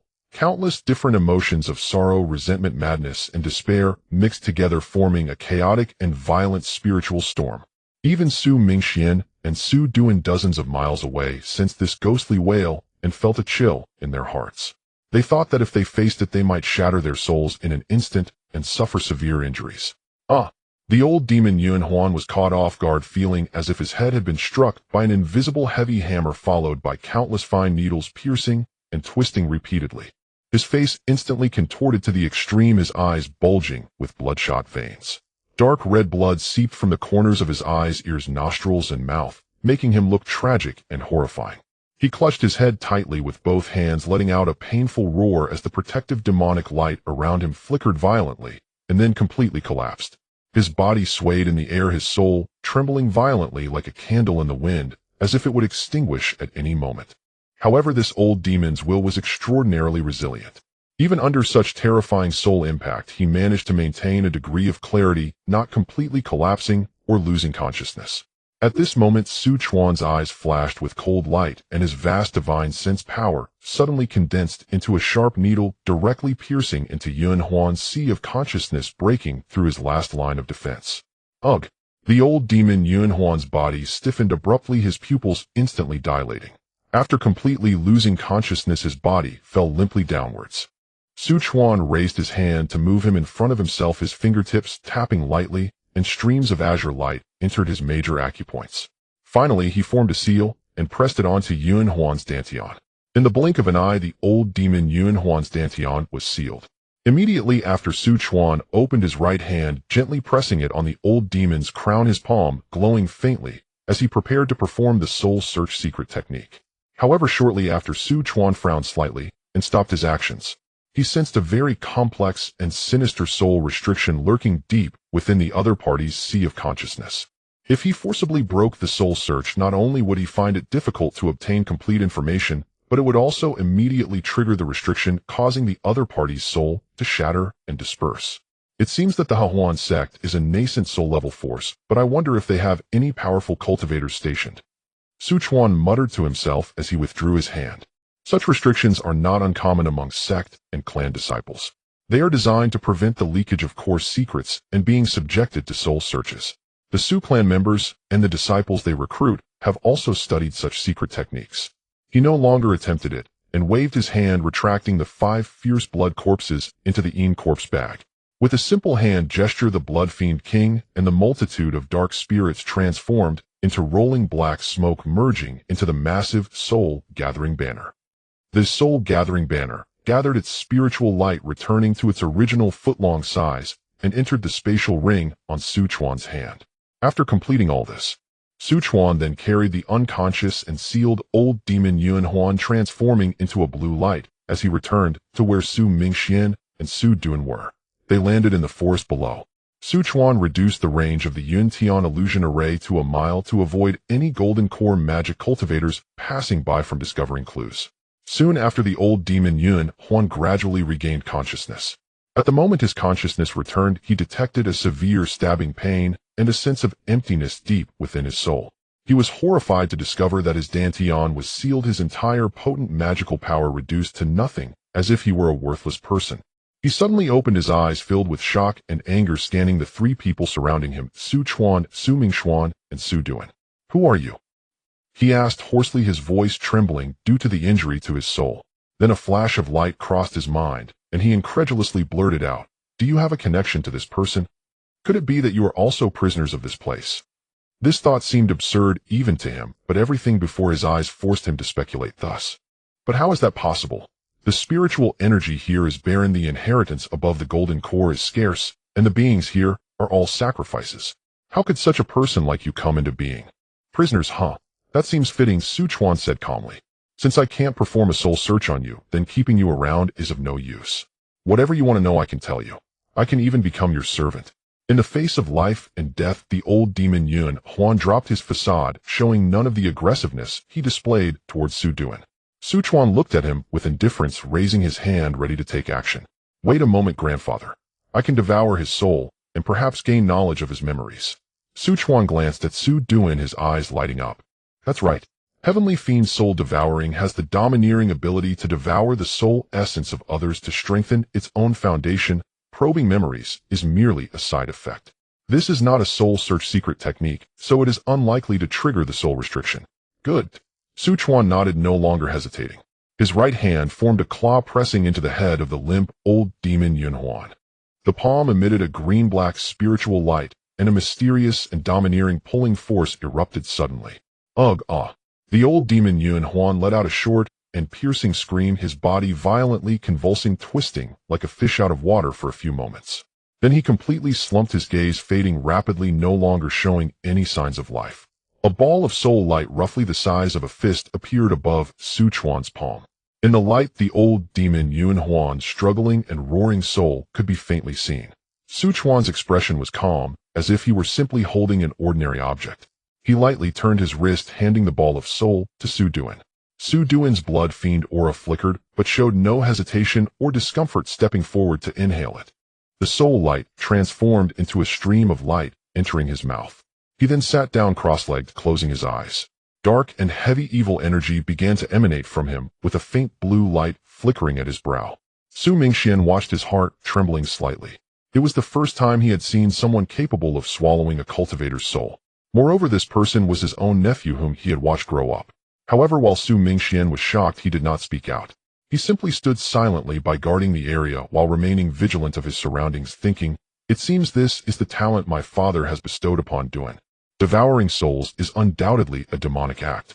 If discovered in the cave, one would be considered an outlier. Given his current situation, it indeed seems better to be outside than within the clan." Time passed slowly. All that remained in the woods was the rustling of leaves in the wind and the increasingly strong fluctuations of Su Duan's soul. If not for the great array protecting them, these soul fluctuations would likely be detected by golden core cultivators from dozens or even hundreds of miles away. Over an hour later, the dark and heavy evil energy surrounding him gradually receded, and the flickering light at his brow finally calmed down. Su Duan abruptly opened his eyes. His originally deep eyes now appeared even darker, with swirling vortexes in the depths of his pupils, and a powerful divine sense erupted from him, far more potent and refined than before. Upon closer inspection, his divine sense strength had leapt from the initial stage of the golden core to a level comparable to the pinnacle of the early golden core stage. He had even faintly touched upon the threshold of the mid-golden core stage. The abundant soul essence of the old demon Yuan Huan at the late golden core stage was like a great supplement for him. He stood up and cupped his hands towards Su Chuan, saying, "Grandfather, your divine sense has increased significantly," Su Chuan said with a faint smile. "But do not let it lead you astray. If it affects your own disposition, you may not remain yourself anymore." "I understand, grandfather." Su Duan felt a wave of alertness. The pleasure of devouring the soul had made it hard for him to stop. Now thinking back, he began to sweat coldly. If he truly lost his mind because of this, he feared that one day he would extend his demonic claws toward his own kin. Thank you for the reminder, grandfather. Unless absolutely necessary, I will not use it lightly. As long as you are mindful, tell me what information you obtained from this person's memories. What does grandfather wish to know? This person's background, origins, the forces in the Blackwater region, and strong individuals. His name is Yuan Huan, nicknamed the Old Demon Yuan Huan, and he is one of the elders of the Huan sect, which is one of the dominant forces in the Blackwater region. There is more than one nascent soul great cultivator station there.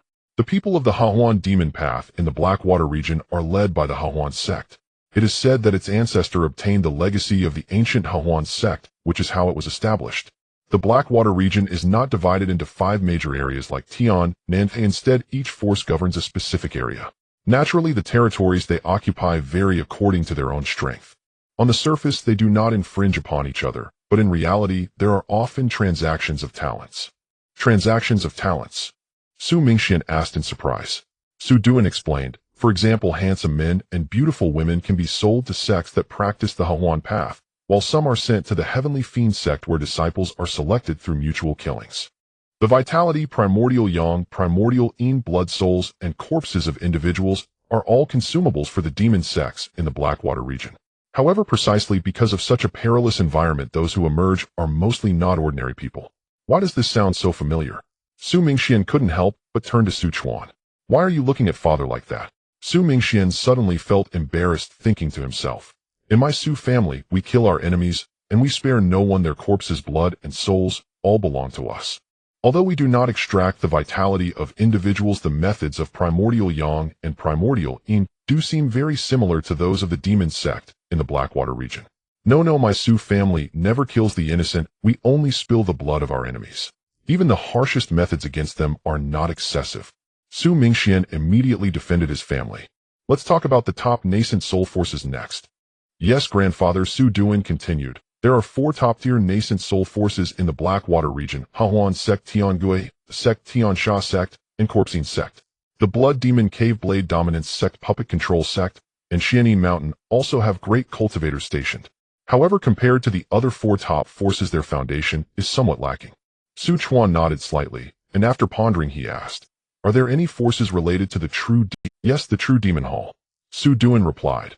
However, the information regarding it in the old demon Yuan Huan's memory only includes its name. Its location and foundation are entirely unknown. The only known connection to it is the true demon clan. It is said to be a force that came from the ancient true demon and the descendants of the human race. The true demon clan seems to be second only to the Huan sect and the Tiangui sect in the Blackwater region. Enough. That is enough to know. Su Chuan sighed lightly. The Heishui domain is beyond the current reach of the Su family. Only an authority with a great cultivator station there could hope to expand across realms. Su Duan fell silent. From Yuan Huan Laomo's fragmented memories, he had gleaned the peril of the Heishui domain with chilling clarity. Is that to be the place where I must make my future? A haze of unease filled his heart. The more one learned, the more fear sprang forth. As the proverb goes, ignorance breeds boldness. Su Chuan glanced at Su Duan and said calmly, by the way, the 2 treasures on him are both mid-grade artifacts, especially the Yin-Yang twin cones. If one catalyzes the secret technique, their force could approach that of a high-grade artifact. Hearing this, Su Duan's face lit with hope as he raised his head. He was sorely in need of powerful treasures. However, the Huan sect elder has significant standing. His famed treasure is likely well known. Keeping it on you could invite trouble. Su Duan felt a momentary disappointment. Then light returned to his expression. Therefore, I have prepared 2 mid-grade artifacts for you personally, forged by Delying. With a wave of his sleeve, the Shuigu blade and Lucian crystal shield appeared before them. The Shuigu blade may not surpass those Yin-Yang cones, and given your cultivation, you might not fully unlock its prowess. This blade bears a bloodthirsty nature. The more it spills, the stronger its murderous aura swells, and the might it unleashes grows accordingly. A perfect match for your Tiansha Mingwang scripture. You may even refine it into your life-tethered treasure, letting it grow with you. Su Duan's eyes brightened at those words. He reached out to touch the blade. A pure current of murderous chi seeped through his skin as if trying to corrode his flesh, yet it was instantly subdued and assimilated into a portion of his own killing aura. A fine blade. The Shuigu blade truly suits me. Third sister, your kindness humbles me. Su. As for the Lucian crystal shield, though not a demonic artifact, it can dissipate force and siphon a portion of an opponent's divine technique, storing it until a decisive moment when it may prove miraculous. Third sister's mastery of forging only deepens. Su Duan praised once more. And do not waste that corpse, refine it into a Xianin blood corpse. I happen to have materials for refining corpses. I have also copied the corpse refinement and in-soul forging secrets onto a jade slip. Su Chuan tossed Su Duan a storage pouch. Thank you, grandfather. If I had other third-rank formation flags, I would give them too. The Yuntian illusion array is a creation of Ming Xian and is too distinctive. Su Duan was silently moved. All right, find a place to refine the Xianin blood corpse and temper the artifacts. You must not partake in this calamity. The storage pouch contained a sealed jade talisman by dripping blood to activate it. Divinations by divine senses below nascent soul level would have difficulty detecting you. Su Chuan stepped forward and patted his shoulder. Duan, the road ahead. The Su family can lend but limited aid. You must rely chiefly on yourself to carve your path. Grandson understands. Su Duan nodded earnestly. He found a small barren hill nearby and made a cave abode. Satisfied that he was settled, Su Chuan took Su Mingxian and departed. In the temporary cave, Su Duan opened the storage pouch, and his eyes widened. It brimmed with a dazzling array of porcelain vials. Healing pills such as the 9-turn rejuvenation pill, essence restoring jade void pill, detoxifying Zihua pill, and advancement pills like Qingyun pill, Ziyun pill, Haoyuan pill, and a breakthrough golden origin pill. There were also rare pills, Kuruo pill, Xingya pill, Xinggu pill, Jixing pill, and others, enough to see Su Duan through many trials. They could even help him cultivate into the later golden core stages. In the pouch's corners lay 7 or 8 demonic artifacts Su Chuan had gathered over time. Over 600,000 worth of mid-grade spirit stones. Has grandfather emptied half the Su family's treasury? He thought, eyes conflicted. He esteems me so highly, if I were robbed the thief would profit immensely. Moments later his eyes hardened and he murmured, if grandfather is willing to stake so much on my rising in the Heishui domain, if he is willing to risk these resources, what have I to fear? He inspected the pills carefully, curiosity piqued by the likes of the Kuruo and Xingya pills. Such pills exist in the world. Perhaps I should first take the Kuruo pill to elevate my chi quality and vigor into late golden core. That would better prepare me for future crises. After consideration, Su Duan swallowed it.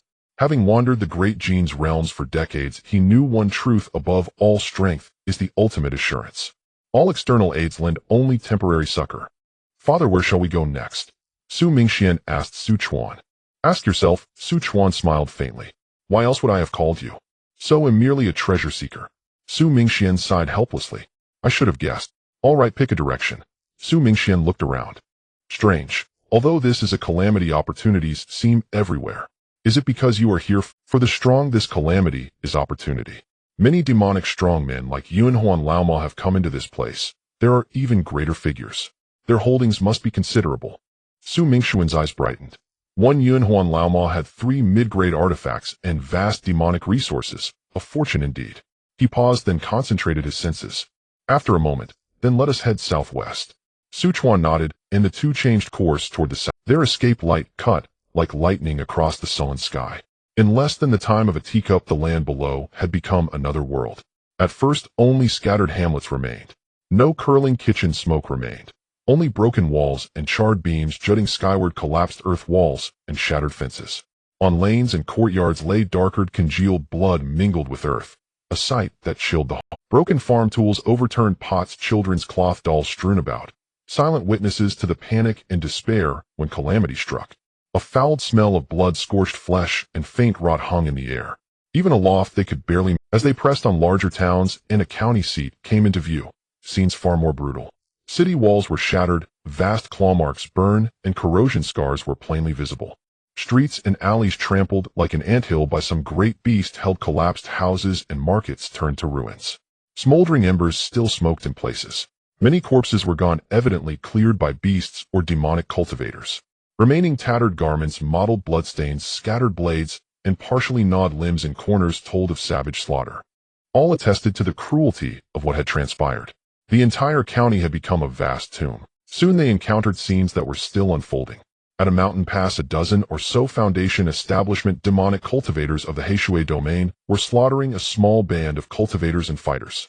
The victims had evidently fled here from elsewhere, but against Foundation establishment foes they stood no chance. 7 or 8 corpses already lay in blood pools. Chuan did not look down to a sweep of his spiritual sense left his gaze composed. He did not pause, nor did he slow his flight. But in the instant they skimmed past, he raised his hand and flicked his fingertip. 10 or so azure lights shot forth racing like streaks of lightning. It took but a moment. Red marks blossomed on the brows of the dozen Foundation establishment demonic cultivators. Without a sound they fell lifeless. The surviving warriors and cultivators gaped, then immediately dropped to their knees and kowtowed toward the streaking light. "We thank you, Senior, for saving our lives." Along the route beasts they encountered were likewise slain with ease by Chuan. Yet he never lingered. Su Mingxian watched the grisly scenes with stirring emotion and sighed softly. Under such calamity, so many lives are lost. The fates of the countless beings in our lands are terribly tragic. Chuan looked ahead and said softly, "Born here, raised here. This cause we of the Su family shall settle in time." Su Mingxian nodded. Though the Su family was powerful now, to sever the cycle of this calamity outright would be a fool's dream. To reverse the heavens' tilt within this tribulation was beyond their present strength. All they could do was preserve themselves and live to act on another day. An hour passed. On the distant horizon, the silhouette of a city far larger than the previous county gradually took shape. Yet it was completely shrouded by a constantly writhing blood-red light curtain. The crimson veil pierced the eye and utterly severed the city from the outside. Chuan swept his spiritual sense and saw clearly. Blood demonic cultivators, so that's it. He turned to Su Mingxian with a smile. "Stay away. Below stands a golden core consummate demonic cultivator. There are 2 third-rank pinnacle and 3 third-rank latest-stage blood corpses there." "Understood, Father." Su Mingxian cupped his hands, his heart jolting. Even a single blood corpse could kill him with ease. Chuan flicked his sleeve, several formation flags shot out, and he immediately arrayed the Yuntian illusion array covering the city anew. At the same time, 5 dark red silhouettes far more ferocious than ordinary third-rank pinnacles leapt from the Incorp's pouch at Chuan's waist. They were his carefully forged Xianin blood corpses. The instant they appeared, dense Yin blood chi chilled the air. One of the corpses lashed out with a blunt fist toward the city's low-grade second-rank blood curtain formation. A crisp crack resounded. The blood-colored veil shattered like glass, then dissolved into a scatter of sanguine motes.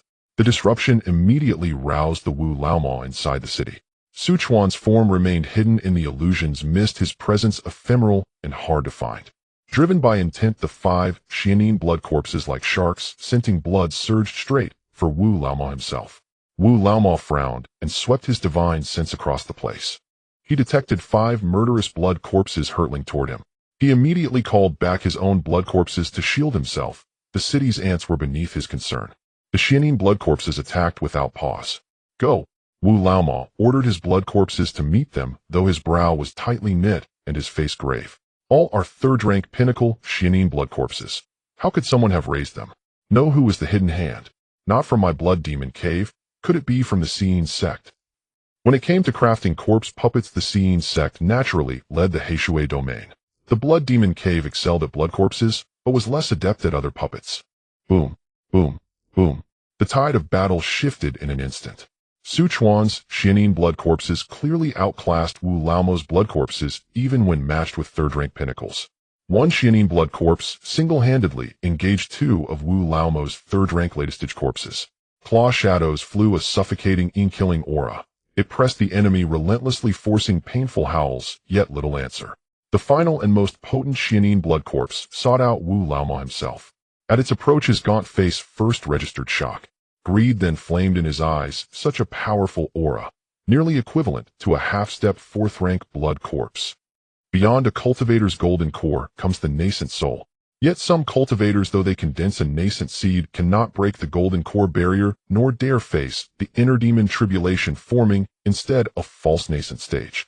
A false nascent is slightly stronger than golden core, but not by much. Corpses, souls, and ghostly things can beyond third-rank pinnacle reach half-step 4th-rank levels.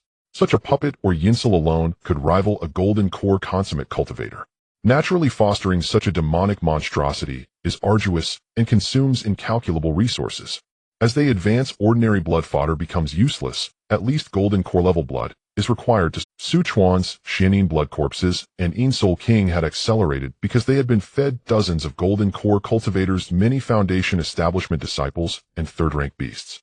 Even the Seeing sect of the Heishui domain could not marshal such massive resources for a single handler. Without Su Chuan's investment, others would need decades to raise a third-rank pinnacle blood corpse. That pace was already among the faster ones as slower cases took centuries or more. Wu Laoma used artifacts to resist the Xianin blood corpse's strikes. With his strength, he commonly wielded mid-grade artifacts. Thus, he handled the assault with ease, fighting with fluid mastery. As he battled, he scanned the surroundings with his divine sense. A rising mist obscured sight. This fog even blocks my divine sense. What formation is this? It seems most abstruse. While astonished greed swelled in Wu Laomo's heart. After a moment, he glanced around and raised his voice. Which comrade of the blood demon path dares attack me here? Why assault Wu for no reason? Are you seeking to rob Wu's gains? He tried to probe by words, hoping to coax out the hidden hand. Su Chuan remained cloaked in the mists and paid his shouts no heed. The combat among the blood corpses grew ever fiercer. Bones struck, howls resounded, and the hiss of Yin and blood-key erosion filled the air. 3 of his third-rank latest-stage corpses had already suffered grave wounds. Only then did he notice that the armors worn by those Xianin blood corpses were all low-grade artifacts. Though they looked mass-produced, such protection elevated their might by another degree. The more Wu Laoma observed, the more his heart alarmed. This cannot continue, otherwise if I am besieged by these 5 Xianin blood corpses, even I will be in mortal danger. It seems that my friend has taken a liking to these few blood corpses I painstakingly refined, intending to use them as resources to cultivate your Xianin blood corpses to the 4th tier right. Upon hearing this, Su Chuan was intrigued. There was such a secret method. His eyes glimmered slightly. If he could cultivate 4th tier blood corpses with his current nascent soul divine, since he could still maintain control, this would be a significant aid on the ancient battlefield. The old demon Wu's eyes flashed with a fierce light as he sneered. Then let us see who will claim the fortune today. He no longer hesitated, swiftly forming a strange and complex hand seal while murmuring incantations. He then suddenly spat out a mouthful of his life essence blood. The blood did not disperse, but instead, under the impetus of the secret method, it transformed into countless crimson threads that shot toward the Xianin blood corpses amidst gusts of chilly wind. This was a unique secret method of the blood demon cave. It could forcibly weaken the control over the opponent's blood corpses, or even briefly seize them. As soon as the blood threads touched the surface of the Xianin blood corpses, they burrowed into their bodies, disrupting their core restrictions. Su Chuan immediately felt his control over those Xianin blood corpses beginning to weaken. They emitted roars of agony, their expressions becoming increasingly twisted and terrifying. Subsequently, the Xianin blood corpses showed signs of stagnation in their movements, their soul flames flickering chaotically. They were seemingly on the verge of rebellion, breaking free from control. Ha ha ha! The old demon Wu laughed triumphantly upon seeing this, his face pale from the loss of blood essence, yet filled with excitement. Though your blood corpses are well cultivated, this control method is truly crude. If you were controlling other corpse puppets today, my blood demon cave's secret method would not have such an effect. In terms of controlling blood corpses, even the Corpsine sect cannot match my sect. Today I shall gladly accept your fine Xianin blood corpses. With the Xianin blood corpses struggling fiercely, they were almost ready to turn against him. Oomph! Su Chuan snorted coldly. Initially planning to rely on the blood corpses, he now had no choice but to act personally.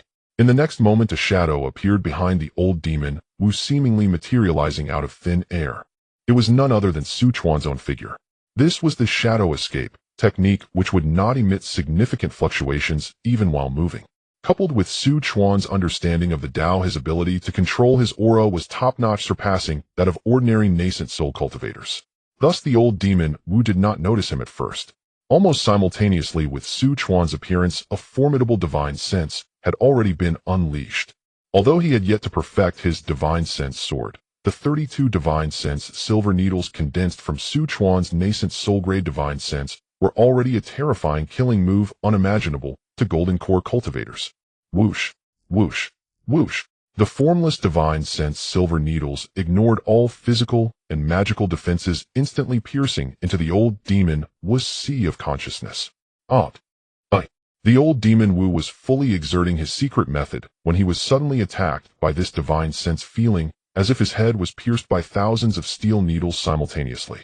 The excruciating pain exceeded the limits of his physical tolerance, and he let out a piercing scream.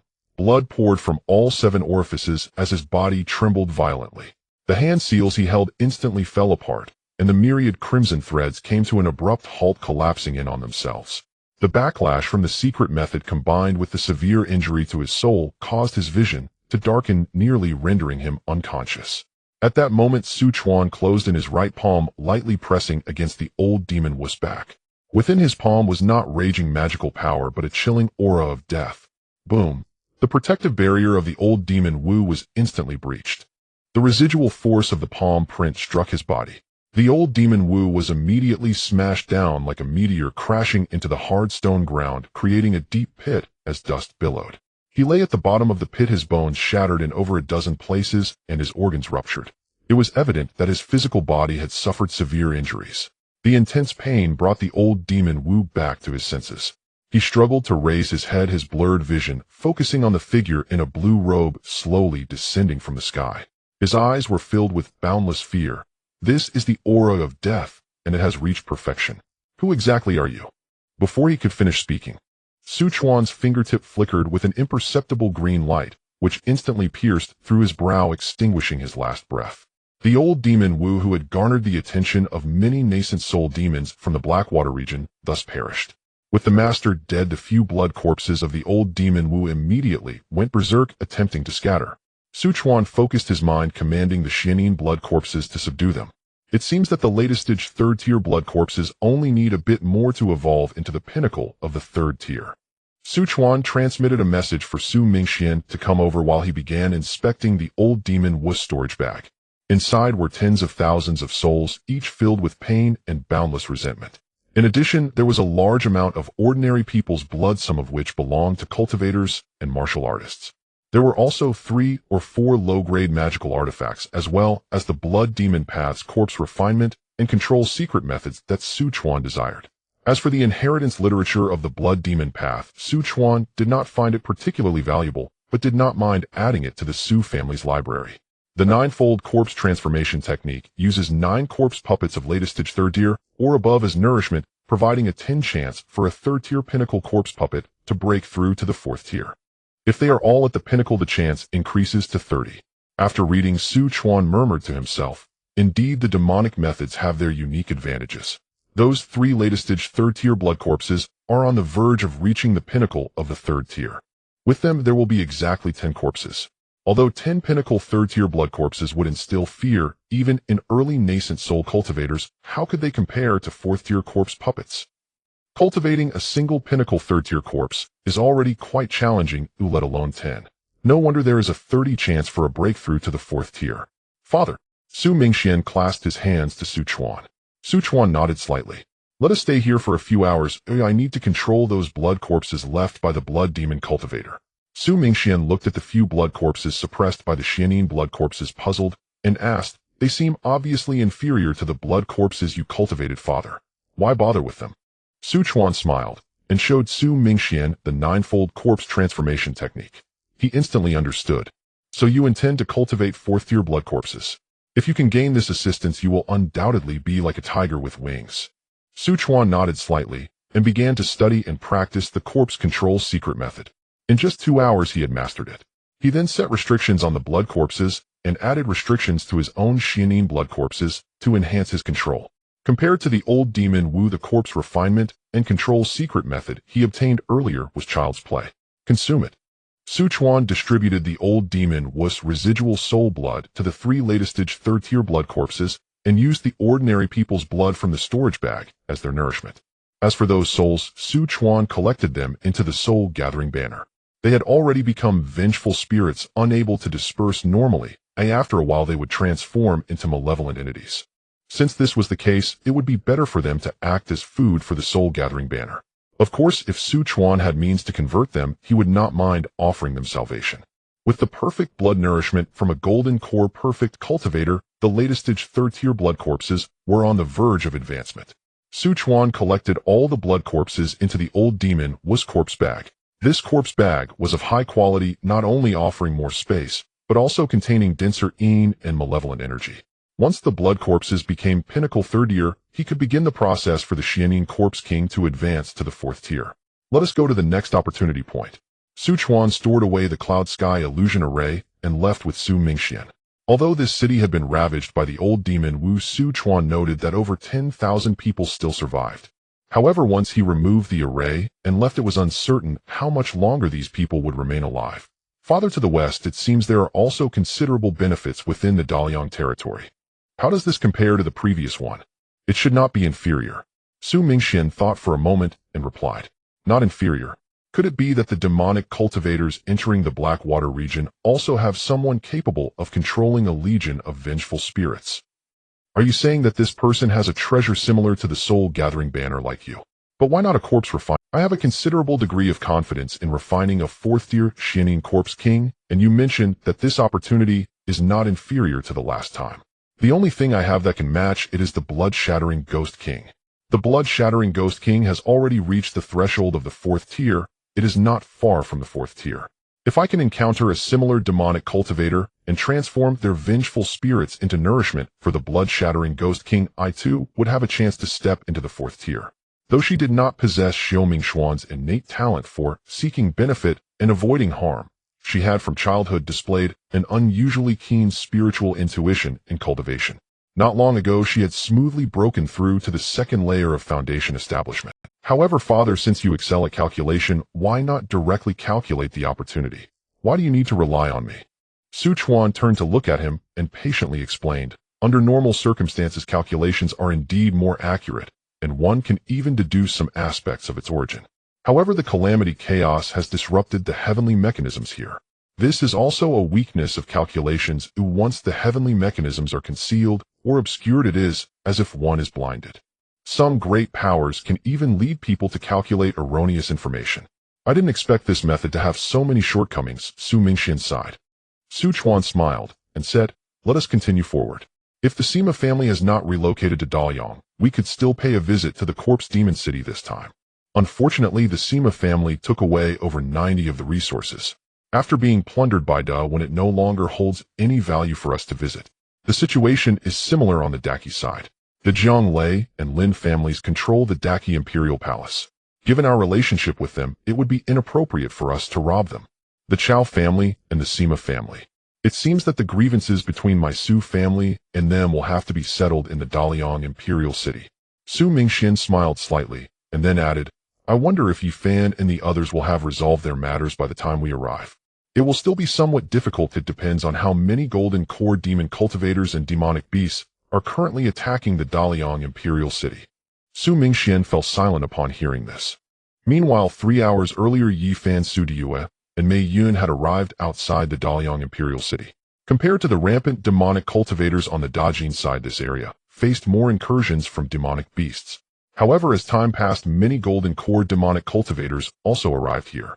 As for those in the foundation establishment stage, most of them could not fly as quickly. It would likely take until tomorrow for them to spread to Daliang and Daki.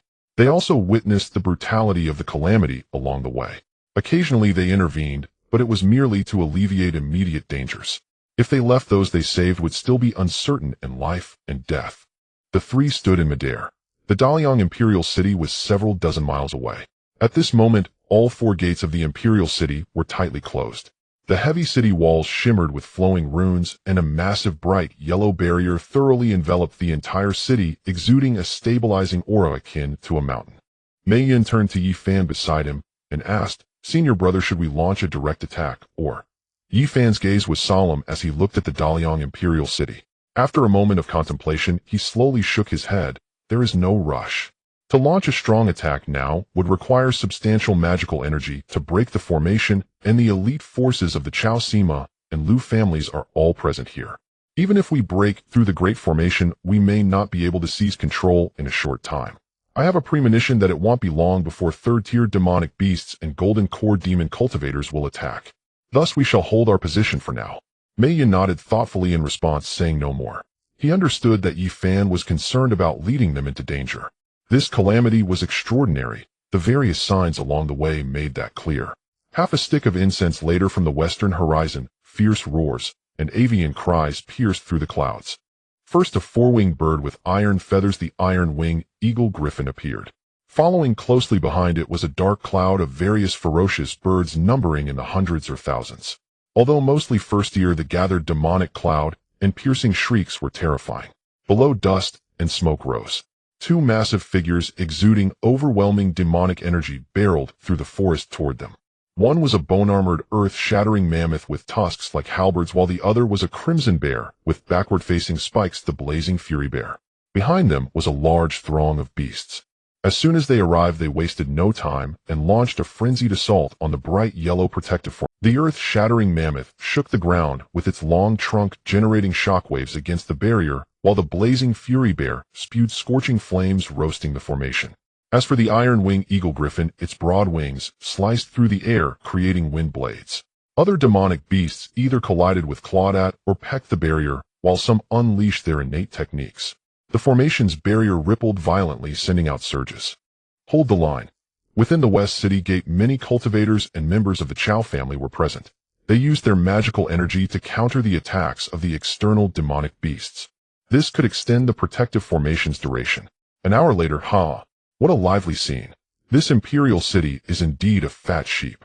A boisterous demonic laughter echoed from the northeast as 5 or 6 dazzling lights of different colors, yet all exuding strong demonic energy, sped toward them.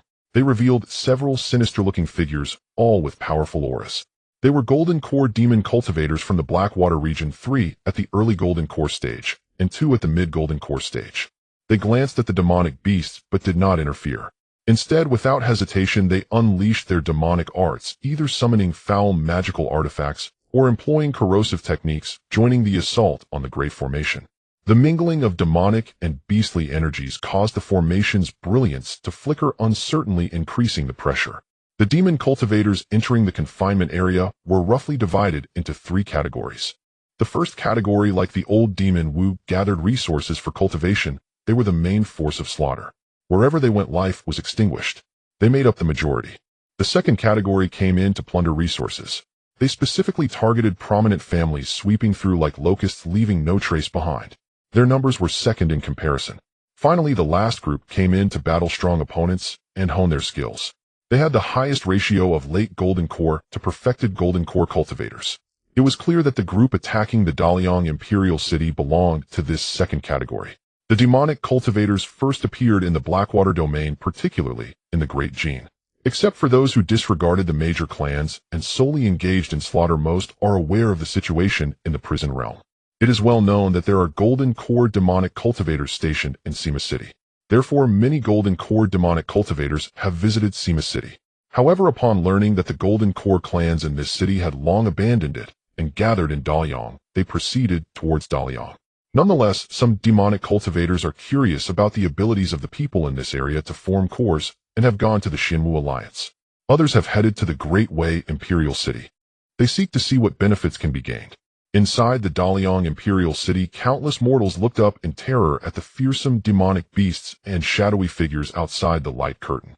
They felt the vibrations from the formation, their faces filled with horror. Even the cultivators and warriors wore serious expressions, worried about their own safety, astonished at how the Daliang Imperial City could suddenly be subjected to such an attack. Moreover, where did these third-tier demonic beasts and Golden Core demonic cultivators come from?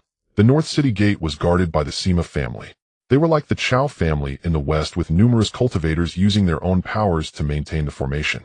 As for the southern side, it was guarded by various clans from within the Imperial City. The eastern side was occupied by the Daliang royal family members. The core of the formation was in the Daliang Imperial Palace, where multiple formation masters were controlling and maintaining it. However, even so, under the attacks of the demonic beasts from the west and the Golden Core demonic cultivators from the north, the light curtain of the formation visibly dimmed. It seemed only a matter of time before it was breached. It might not even last for a few hours. At that moment, Yifan, who had been watching quietly, suddenly flashed a glimmer in his eyes and shouted, "Go to the south, the defenses there are the weakest." Su Diyue and Mei Yun both followed Yifan's command and set off towards the southern part of the Imperial City. Mei Yun was of average strength, but both Yifan and Su Diyue possessed latest-stage Golden Core power. Though they were only 3 in number, they were among the top forces attacking the city, second only to the demonic beasts in the west. The Dalian clan coalition in the south was already somewhat in disarray. Suddenly attacked from the air, their formation faltered. The light curtain of the formation in the southern region violently caved in, letting out a mournful wail under the immense pressure. With the three-way assault, this formation would surely collapse within half an hour. Lu Qingquan, what are you waiting for? Hurry up. Chao Ji urgently transmitted a message to Lu Qingquan. Sima Qingdao's cold voice soon followed Lu Daoist. If you don't use your trump card now, well, all just wait to die together. High above in the core of the formation in the imperial city, Lu Qianqin's face darkened beneath his crown. After just over an hour of siege, the formation was on the verge of collapse. This was far from comparable to the 500 years of demonic tribulation. But there was no way to retreat now. He gritted his teeth fiercely and suddenly formed an extremely intricate seal with his hands. Then with a wave of his sleeve, the 9-dragon seal flew to the core of the formation. Boom! The entire imperial city seemed to tremble slightly. A vast amount of imperial luck converged from the void, and a pale golden stream of energy surged wildly into the 9-dragon seal, suspended over the formation's core. Roar! The 9-dragon seal emitted a deafening dragon roar. The 9 golden dragon phantoms on the seal seemed to come alive, breaking free from the seal's body, swelling, and ultimately merging completely with the bright yellow light curtain of the city protecting formation. In an instant, the third-tier inferior city protecting formation, which had appeared precarious and dim under the three-way siege, suddenly erupted with brilliant light. The thickness of the light curtain increased, dramatically changing from bright yellow to a deeper, more refined dark golden color.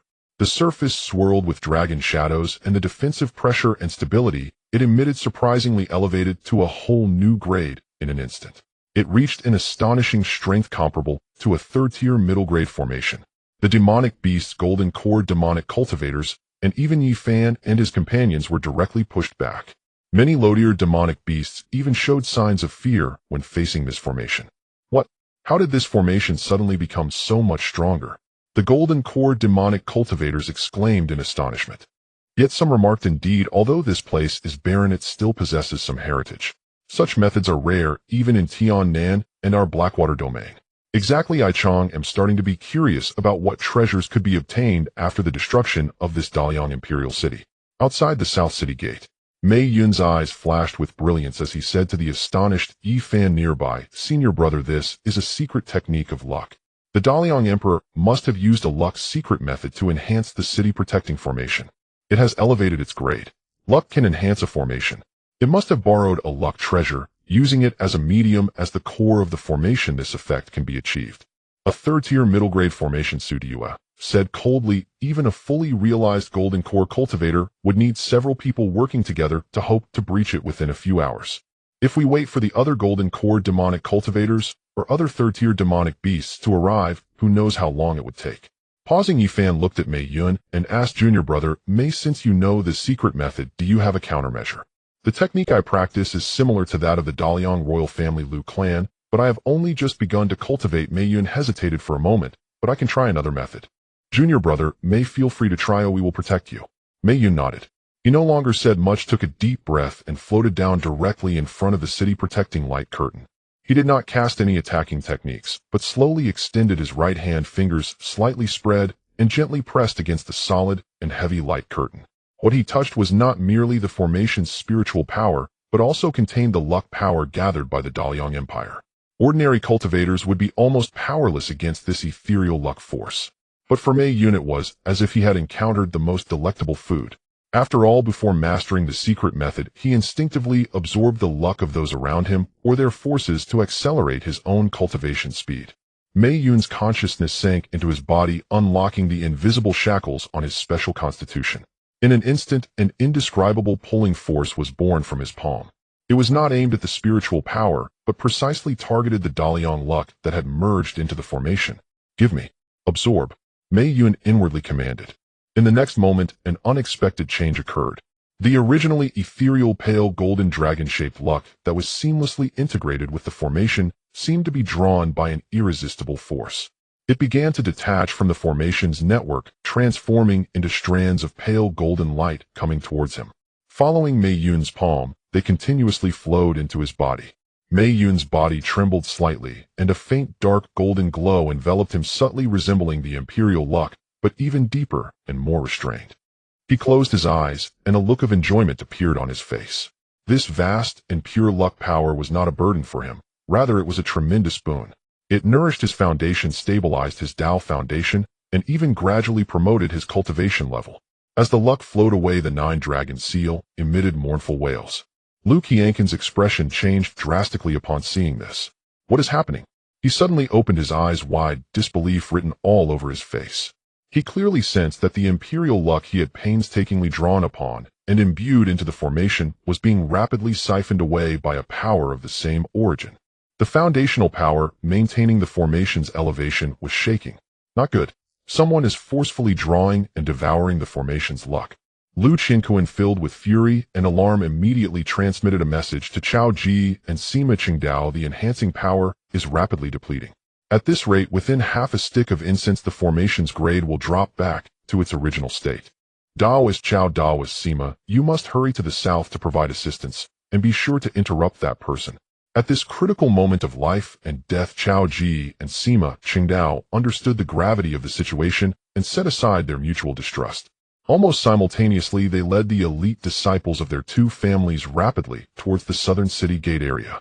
When they arrived, they saw an astonishing scene of Mei Yun pressing his palm against the light curtain, wildly absorbing luck. You fools, are you just going to watch? Chao Ji scolded angrily. But it was not their fault. They simply could not comprehend what Mei Yun was doing. Just touching it. Couldn't that collapse the city protecting formation? Do you think our imperial city's formation is made of tofu? Attack that black-robed hooded figure. Now. With that command, the disciples of both clans and the southern garrison all summoned their magical artifacts and cast their techniques. In an instant, countless attacks poured towards Mei Yun like a storm. Quick retreat, Yi Fan shouted. Mei Yun immediately complied. Then Yi Fan and Su Due stepped forward, each raising a light curtain to block all magical artifacts and spells, even those of Chao Ji and Sima Qingdao. The light curtain trembled, but there were no signs of breaking. At least a middle-grade defensive magical artifact. Sima Qingdao frowned. Chao Ji's expression was equally grave. With such defensive artifacts, they could not break through in a short time. Seeing this, Mei Yun actively stimulated his special constitution once more. As he had anticipated, even without direct contact with the light curtain, as long as he remained within a certain range, he could still absorb the luck of the Dalian. It was just slightly slower. I can actually draw luck from a distance. Chao Ji noticed that thin strands of golden threads were still flying towards Mei Yun, and his heart sank further. Break through those two's defenses. Sima Qingdao's eyes flickered with bloodlust as he commanded everyone to focus their fire on attacking Yi Fan and Su Due. But unfortunately, they found it hard to break through even the first layer of the crimson light curtain in a short time. Behind it was also Su Due's ice crystal mirror, which formed a defensive light curtain. Chao Ji transmitted the situation here to Liu Qianqin.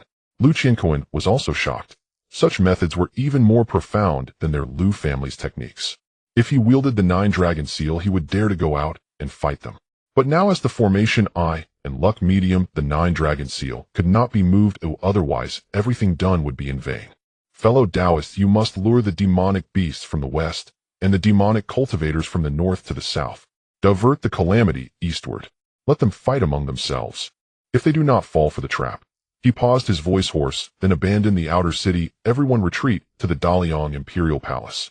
Liu cannot watch the imperial luck of Dalian flow away for nothing. Understood.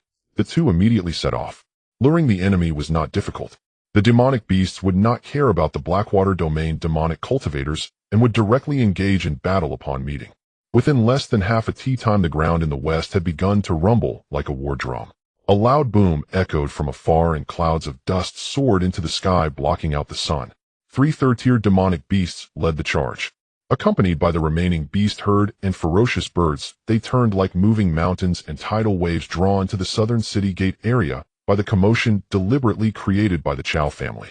The cries of birds and roars of beasts intertwined. A stench of blood assaulted the senses, and the earth groaned under iron hooves and massive claws.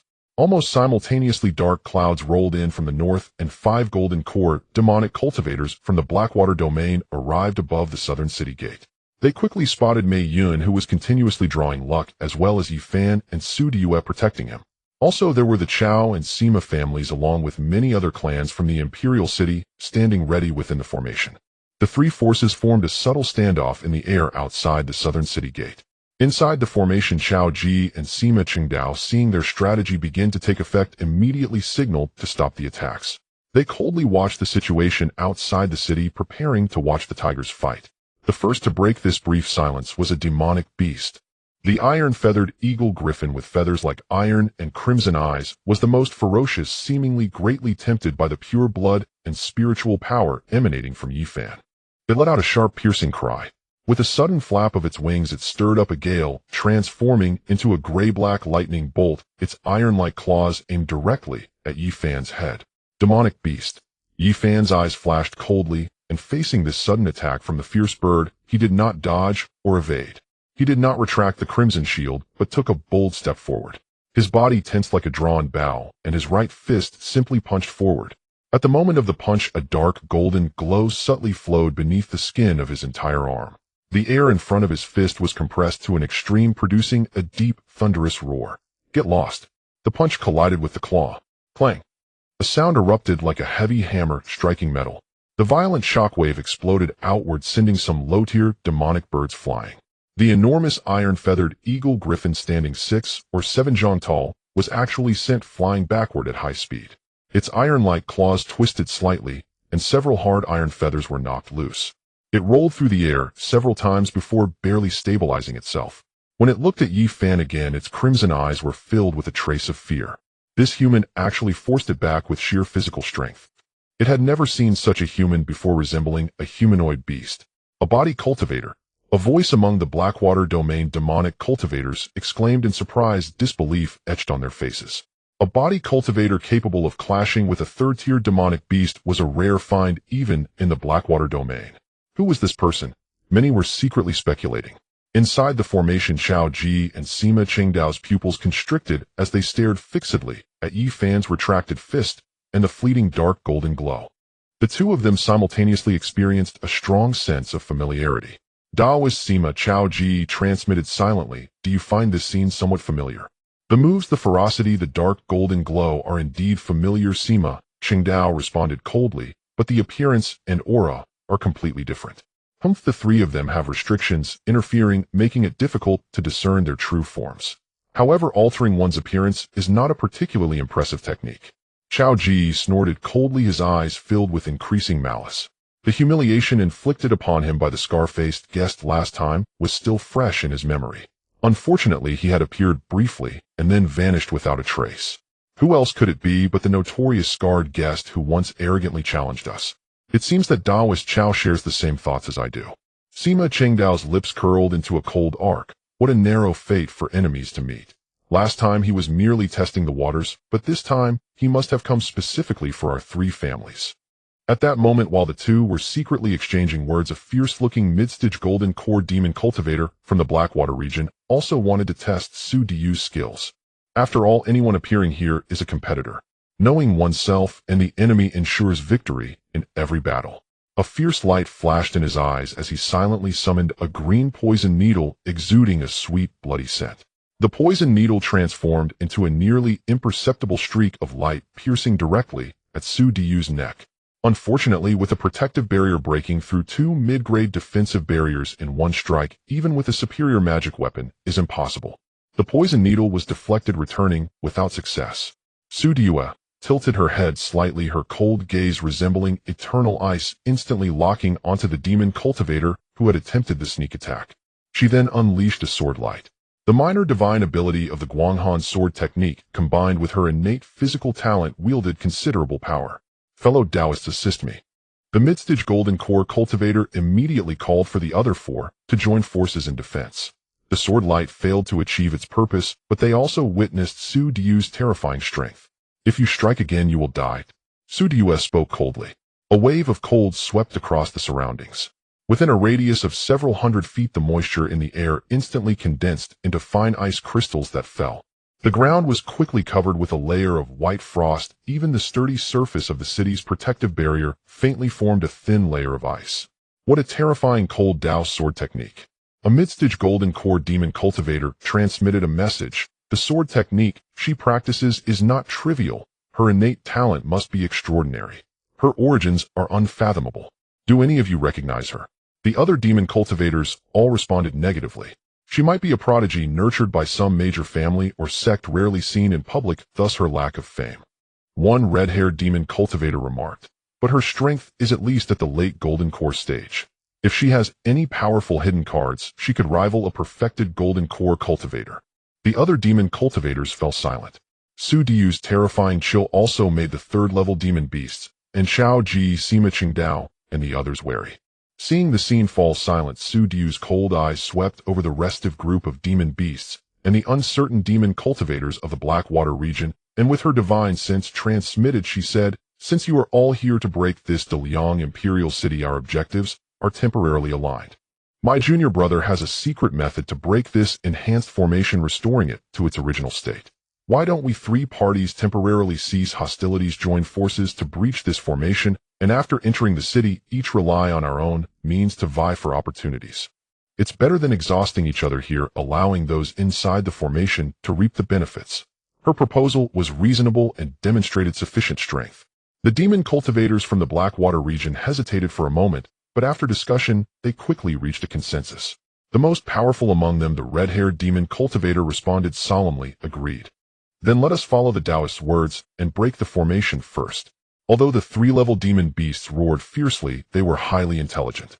They knew that Yi Fan and Su Diu were not to be trifled with, plus they wanted to rush into the city quickly to let their subordinates feast. Therefore they let out a few low growls, signifying their tacit approval. The three parties all focused their attention on the city's protective formation. "Not good, it seems they have reached an agreement."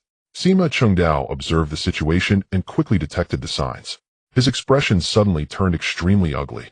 In the end, it did not go as we wished. Xiao Ji's face turned ashen, staring fixedly at Yi Fan, secretly resenting. "I'm waiting for you to step before me. That will be your end." The cultivators inside the city launched another attack. However, only a few low-level demon beasts fell. None of the Golden Core cultivators sustained injuries. As time passed, the formation's brilliance grew dimmer and dimmer. Lu Qianquan realized that they could no longer turn the tide, and immediately sent a message for Xiao Ji and the others to retreat to the Imperial Palace. Retreat. At Xiao Ji's command, they all headed towards the De Liang Imperial Palace in the center of the royal city. In just a moment, Lu Qianquan voluntarily dispersed the De Liang fortune that had enhanced the formation. Buzz. A low, mournful wail emanated from the massive, bright yellow barrier, and the energy level of the entire formation suddenly plummeted. The light dimmed sharply, and the defensive pressure it emitted instantly returned to the initial state of a low-grade third-tier formation. Mei Yun's eyes flashed with a glimmer of brilliance, mumbling, "Quite decisive." Seeing this, Yi Fan said lightly, "Everyone, the formation has already dropped in grade. Let's move." "Huh. We have finally waited for this moment. Break this formation, and we can plunder the families within the city." "Roar. Charge, my lads. All humans here are our blood feast." The Golden Core demon cultivators from the Blackwater region and several third-level demon beasts who could no longer contain their excitement immediately erupted with ecstatic roars and wild laughter. Various attacks long prepared surged like a flood breaking its dam, crashing towards the already exhausted protective barrier. The scene at this moment was both spectacular and terrifying.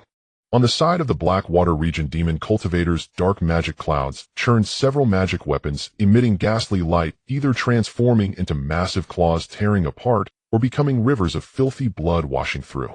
The demon beasts were even more direct and brutal. Led by three third-level demon beasts, the remaining low-level demon beasts all rushed to assault the formation. Yi Fan's fist surged like a dragon, while Su Diu wielded her sword, slicing out extremely condensed icy sword chi. Mei Yun then utilized the mountain river seal, striking repeatedly with the heavy power of suppressing mountains and rivers against the barrier. Thousands of thunders concentrated at a single point. The already unstable city's protective formation under the fierce attacks from the three parties could not withstand even a quarter of an hour. Crack, bang. First a sound akin to shattered glass rang out, then the protective formation completely shattered. Countless fragments transformed into points of spiritual energy rapidly dissipating into the air. The city has fallen. Ha, we take our leave first. At the moment the barrier shattered, the eager Golden Core demon cultivators from the Blackwater region, like sharks catching the scent of blood, transformed into streaks of various colored escaping lights rushing into the city first. Their divine senses had already recklessly swept across the entire city, instantly locking onto the residences and family estates that held dense spiritual energy and had protections set up.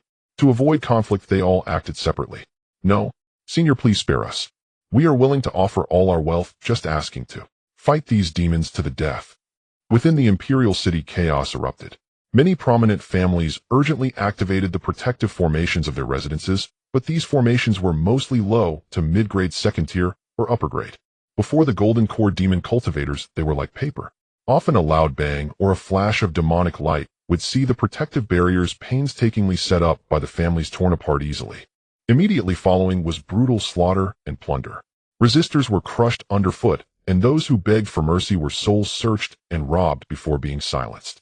The sounds of crying explosions, wild laughter, and dying curses instantly echoed throughout every corner of this 1,000-year-old imperial city. Blood quickly stained the red doors and high walls, and wealth and heritage were looted clean. On the side of the demon beasts, they followed even more primitive instincts. After rushing into the city, they had no specific targets, instead scattering into every street and alley. Upon seeing living beings, whether they were panicking commoners fleeing or low-level cultivators and warriors attempting to organize a defense, they all pounced and frantically tore and devoured. Claws tore through flesh, fangs chewed on bones, the roars of the beasts mixed with the screams of humans, creating a hellish symphony. They cared not for wealth, only for the flesh and blood that contained the essence of life. This was the blood feast of the demon beast clan that occurred once every 1,000 years. Yi Fan stood in midair, overlooking the rapidly descending chaos and bloodshed in the city below. His brow involuntarily twitched a few times. He saw the desperate faces turn to dust under the magic weapons of the demon cultivators, and heard the chilling sounds of demon beasts crunching bones, stirring waves in his heart. However, he ultimately slowly relaxed his fist, his gaze returning to calm and coldness. To intervene at this moment would certainly incur the wrath of the Blackwater region demon cultivators and the demon beasts. Though the three of them were strong, they would still struggle to face the combined forces of both factions. To intervene would only place themselves in danger. The wise do not act recklessly. The battles among cultivators were mostly for their own interests, for their own stances. Yet at this moment it was beyond stances. It was simply pure plunder and slaughter. Such large-scale slaughter was rare, even in the Blackwater region. After all, the demon cultivators also understood the importance of sustainable development. Let's go. Yi Fan uttered a low command, no longer looking at the horrific scene below, exchanging a glance with Su Diyue and Mei Yun. The three shifted their forms, avoiding the area of slaughter, and flew directly towards the heart of the city, the Doliang Imperial Palace. There lay the last core fortress of the Chao Lu and Sima families. When they arrived at the outer perimeter of the palace, it too was protected by a third-tier formation. A faint purple-golden light enveloped the entire palace complex. The aura, though not as strong as the previously enhanced city formation, was significantly more robust. In a low-grade third-tier formation, it was considered top-tier. As the three approached, a dragon-shaped phantom suddenly rose from the purple-golden light, attacking them. Su Diyue flicked her wrist, and a moon-white sword light shot out, easily shattering it. Following that, Yi Fan unleashed a punch, striking the barrier, causing ripples to rise, yet failing to shake its foundation. After a moment, the dragon-shaped phantom reformed. This time, however, there were three of them. Let's retreat for now, Yi Fan said after a thought. This is an offensive and defensive integrated formation. Though the attack of one dragon-shaped phantom may not yet reach the initial stage of Golden Core, I believe this is not its limit. 9 is the extreme. I believe under human control it should be able to produce 9 dragon-shaped phantoms, which should be stronger than an attack from the initial stage of Golden Core. Mei Yun suddenly interjected. Yi Fan nodded in agreement. They immediately withdrew from the attack range of the formation. We need not rush. Those demon cultivators and beasts, after plundering enough and killing enough, will eventually converge here. We should first recover our power and observe the changes. On the other side, in the mountains over 100 miles from Doliang Imperial City, this was the ancestral land of the Zhao family. Countless demon beasts surged like a tide, their roars shaking the heavens. The dark blue formation light trembled under the impact of the beast tide. Each crash raised ripples. The color of the light was visibly dimming. Outside the formation, hundreds of Zhao family members were engaged in a fierce battle with the demon beasts. Cultivators wielded flying swords and talismans, while warriors built their defenses with their flesh and blood. Behind us are our clan members. Even if we die in battle, we cannot let them step into Zhao family land. An elderly Zhao family elder shouted hoarsely. His arms had been torn and bloodied by the demon beasts, yet he still fought valiantly against them. He was a late Foundation establishment elder named Zhao Guanyuan, holding high status within the Zhao family. At this moment, dozens of demon beast corpses lay at his feet, of both first and second levels. Yet the demon beasts seemed endless. For everyone he killed 2 or 3 more pounced towards Zhao Guanyuan.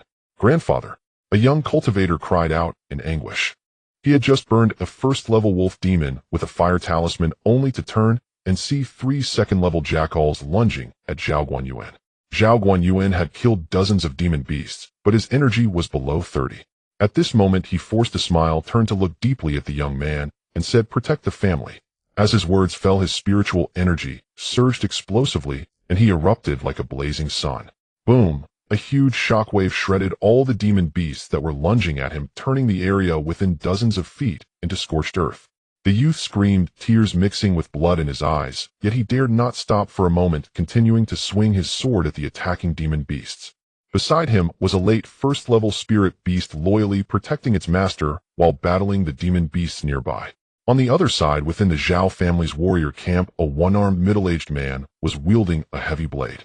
His name was Zhao Tieshan, once the captain of the family's guard. He lost an arm 10 years ago in a battle against demon beasts and had retreated to train the younger generation, but now he stood once again at the forefront. "Old Captain, the right flank can't hold," a bloodied young warrior shouted. Zhao Tieshan surveyed the surroundings, though over half of the Zhao family warriors had been killed or injured while the demon beasts seemed endless. He took a deep breath and suddenly laughed heartily. "Zhao family lads, do you dare to accompany me to death? We are willing to follow the captain." More than 10 battered warriors echoed in unison. A resolute glint shone in Zhao Tieshan's eyes as he charged into the densest part of the demon beasts, with the remaining warriors following closely behind. The moment they plunged into the beast horde, they detonated their inner energy simultaneously. Boom, boom, boom. Continuous explosions tore open gaps in the beast horde. Blood and flesh flew everywhere, both demon beasts and Zhao family members falling. In the sky, 2 third-level demon beasts were fiercely battling Zhao Qiang and the black cloud spirit leopard. These demon beasts were also at the initial 3rd level, hence they could still hold their ground. With the Zhao clan members fighting desperately, the battlefield fell into a stalemate. Suddenly, a thunderous dragon roar echoed from afar. Everyone along with the demon beasts involuntarily halted, looking towards the source of the sound. They saw a green-scaled dragon over 20 feet long soaring through the air, its body covered in palm-sized diamond-shaped scales glistening coldly under the sunlight. Its belly scales were milky white, contrasting sharply with the dark green of its back. The dragon's eyes were like bronze bells, icy and cruel, with 2 dragon whiskers fluttering in the wind, each breath stirring up a gust of foul wind. Wherever the dragon passed, even the sky seemed to dull. 3rd grade late stage. In Zhao Qiang's face paled drastically. And the emerald-scaled dragon glided above the Zhao clan's ancestral protective formation, then lashed its tail with devastating force. Its colossal tail, roaring through the air like a thunderclap, slammed mercilessly into the formation. And crack. And the Zhao clan's ancestral barrier shattered instantly. The luminous dome exploded like shattered crystal, dissolving into countless shimmering motes. Instantly, hordes of demonic beasts surged into the Zhao clan's ancestral lands. And no, Zhao Qiang let out a guttural, agonized cry. And having breached the formation, the emerald dragon did not pause. Its maw yawned wide, unleashing a terrifying suction force. And dozens of Zhao clan disciples were lifted helplessly into the air, shrieking as they hurtled toward the dragon's gaping maw. Cultivators at the Qi refinement stage and martial artists alike stood utterly powerless before that force, mere ants beneath an avalanche. The dragon snapped its jaws shut, chewing with dreadful slowness. Blood seeped from between its fangs and dripped steadily down its whiskers. Beast. Zhao Qiang's eyes bled crimson fury. He abandoned his fierce wind rock and charged headlong toward the emerald dragon. His azure flying sword shot forth like a streak of lightning aimed straight at the dragon's eye. Seeing this, the dragon's gaze flickered with contempt. It casually raised a foreclaw and swatted. Boom! Zhao Qiang struck as if crushed beneath a mountain. The aura shielding his body shattered instantly, his chest caved inward, and he plummeted like a meteor into the mountainside, carving a deep crater upon impact. Ancestor! Surviving Zhao disciples cried out in despair. From within the crater, Zhao Qiang staggered upright, his internal organs seemingly displaced. He spat a torrent of blood, yet forced himself skyward once more. Listen well, Zhao disciples. His voice raw and hoarse echoed across the battlefield. The tide cannot be turned. Flee. Save whom you can. Simultaneously, he sent a concealed transmission to the Black Cloud Spirit Panther. Black Cloud, the Zhao clan's main lineage, is lost. You must leave, now. The Dongxi branch depends on you. The panther paused mid-stride, gazing deeply at Zhao Qiang, its eyes shimmering with layered sorrow, resolve, and unspoken farewell. And with a mournful roar it dissolved into a roiling black cloud and soared away, vanishing into the distant peaks. The crimson flame lizard roared in pursuit, but the Black Cloud Spirit Panther was unmatched in speed, darting into the labyrinthine mountains and suppressing its aura with innate mastery. And within moments the lizard lost all trace of it and retreated thwarted and furious. On the battlefield, Zhao Qiang watched as demonic beasts flooded his ancestral lands like a ravenous tide. And he watched disciples torn limb from limb, children and women fleeing in terror with nowhere to hide, and 2 streaks of blood streamed down his cheeks. Suddenly he threw back his head and laughed, a laugh both savage and heartrending. And so this is the Millennium Calamity. Only now did he truly grasp why the Su clan, despite its overwhelming might, had moved with such profound caution. What the Zhao clan faced was likely less than 1% of the Calamity's full power, yet even this fragment had toppled their entire lineage. And fortunate indeed that we chose the Su clan. May they truly preserve our bloodline. At that thought his aura erupted violently, surging past foundation establishment through Golden Core initial, middle, and late stages, until it stabilized at Golden Core late stage. And though still inferior to the Emerald Dragon, he now possessed the strength to fight. Demon Beast, die. And Zhao Qiang became a streak of light, charging once more at the Emerald Dragon. Ni's azure flying sword, now pushed to its utmost limit, finally carved shallow gashes across the dragon's scales, yet still failed to pierce its armor. Demonic beasts triumphed through raw physical might and ancient bloodlines, and even cultivators of equal cultivation level rarely dared challenge them without extraordinary artifacts. Bitterness welled in Zhao Qiang's heart. He had only recently formed his Golden Core, and his nascent lifebound artifact remained too weak to wound such a foe. And half a teacup's time passed in the blink of an eye. He felt his lifespan burning low, his strength waning, his vitality ebbing. And below, more than half the Zhao disciples had already been slaughtered. Blood drenched the ancestral lands, the severed limbs littered the ground, and the cacophony of screams, wails, and bestial roars coalesced into a symphony of hell itself.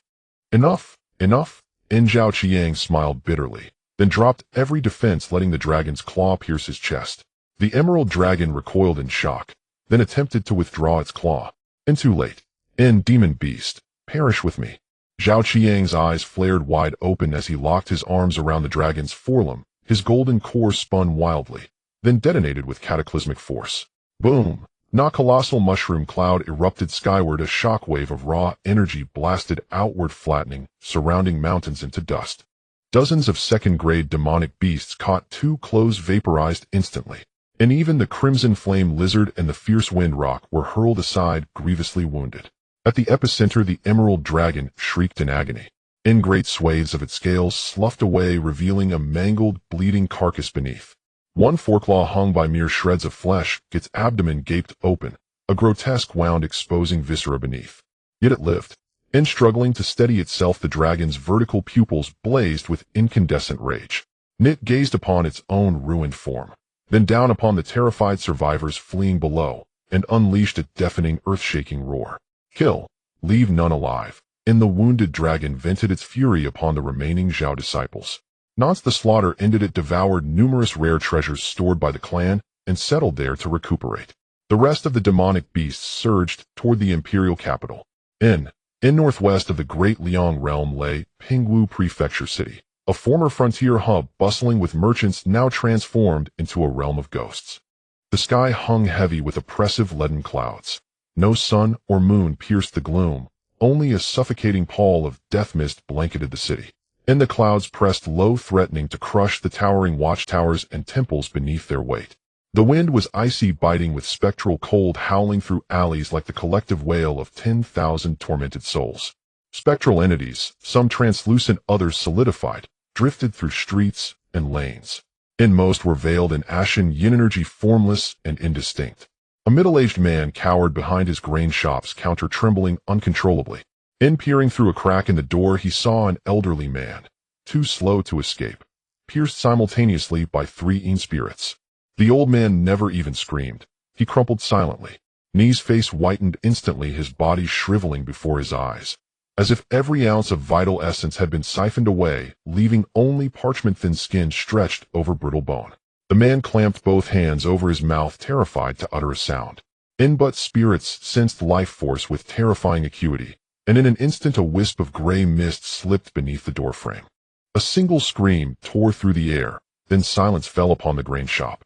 Second-grade spirits could manifest physically. Doors splintered, walls collapsed, and they struck living beings with tangible force. Countless martial artists and cultivators were ripped apart, and among them lurked specialized specters, headless ghosts who decapitated victims, painted-skin ghosts who peeled faces from skulls. Such entities required specific conditions to arise. The spirits under Chuan's command were mostly ordinary, free of grotesque deformities or fatal flaws. Evil Fiend. The prefecture housed barely 3 or 4 foundation establishment cultivators, and not a single martial sovereign. Against this legion of spirits, resistance was futile. In the city's commercial district loomed a 3-hang-tall spirit giant clad in tattered ancient general's armor, wearing a towering crown, its face a desiccated skull, its eye sockets blazing with eerie green ghost fire. It gripped a demon-headed greatsword, its blade entwined with wailing, tormented souls. Then it opened its maw and unleashed a shriek of soul-shattering horror. The sonic wave vibrated through spiritessence, rippling outward. Within 100 zhang, every person clutched their heads and screamed in unison. Moments later, ethereal souls were wrenched violently from their bodies, streaming like rivers to the Ghost King's maw. Even Shi refinement cultivators and transcendent mortal martial artists proved helpless. Soul after soul was devoured, yet the Ghost King remained unsated, feeding again and again. It was a 3rd-grade late-stage Ghost King, only 1 step shy of peak 3rd grade.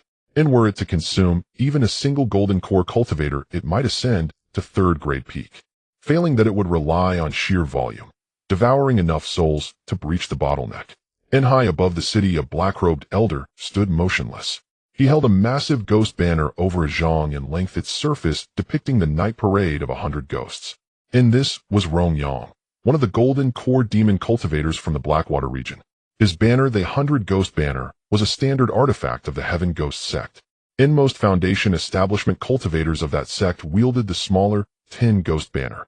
Nascent soul cultivators bore the 1,000 Soul Banner, and the Heaven Ghost sect also possessed the legendary 10,000 Soul Banner, a weapon whose power eclipsed that of ordinary spiritual treasures. After devouring this city, my master soul should ascend to 3rd-grade peak, and perhaps even spawn another 3rd-grade entity. Alas, these souls are of abysmally low quality. Rong Yang murmured softly, his countenance gaunt and sinister, his sunken eyes and knife-thin lips marking him as a man of 60 winters. The Tianwu prefecture city housed over 1 million souls. Cities like this, he had already raised 3. Plus several counties and countless villages. An hour passed like the blink of an eye. Somewhere along the way, Tianwu prefecture city fell utterly silent. So still it resembled a true netherworld. Only the occasional moan of a chilling wind disturbed the void. Still insufficient. Rong Yang scrutinized the 3rd-grade Ghost King before him, brow furrowed, his bony fingers tracing the banner's pole. Very well, I shall seek elsewhere. After all, living beings here are anything but scarce. He gave the 100 Ghost Banner a gentle sway and whispered a low incantation. Instantly, spirits scattered throughout the city converged upon him, then vanished into the banner's depths. Just as he cleared the city's outskirts by several dozen li, 2 surges of spiritual energy erupted behind him, rapidly closing the distance. Rong Yang halted immediately and turned. Moments later, 2 streaks, one azure, one amber, streaked across the sky, halting 100 zhang before him. Their light receded, revealing Su Chuan and Su Mingxian. Who are you 2 cultivators? Have you come for Rome, perhaps? Yes, he spoke, his grip tightened on the 100 Ghost Banner. Su Chuan glanced at it, immediately sensing its exquisite craftsmanship and latent ability to channel the spirits bound within.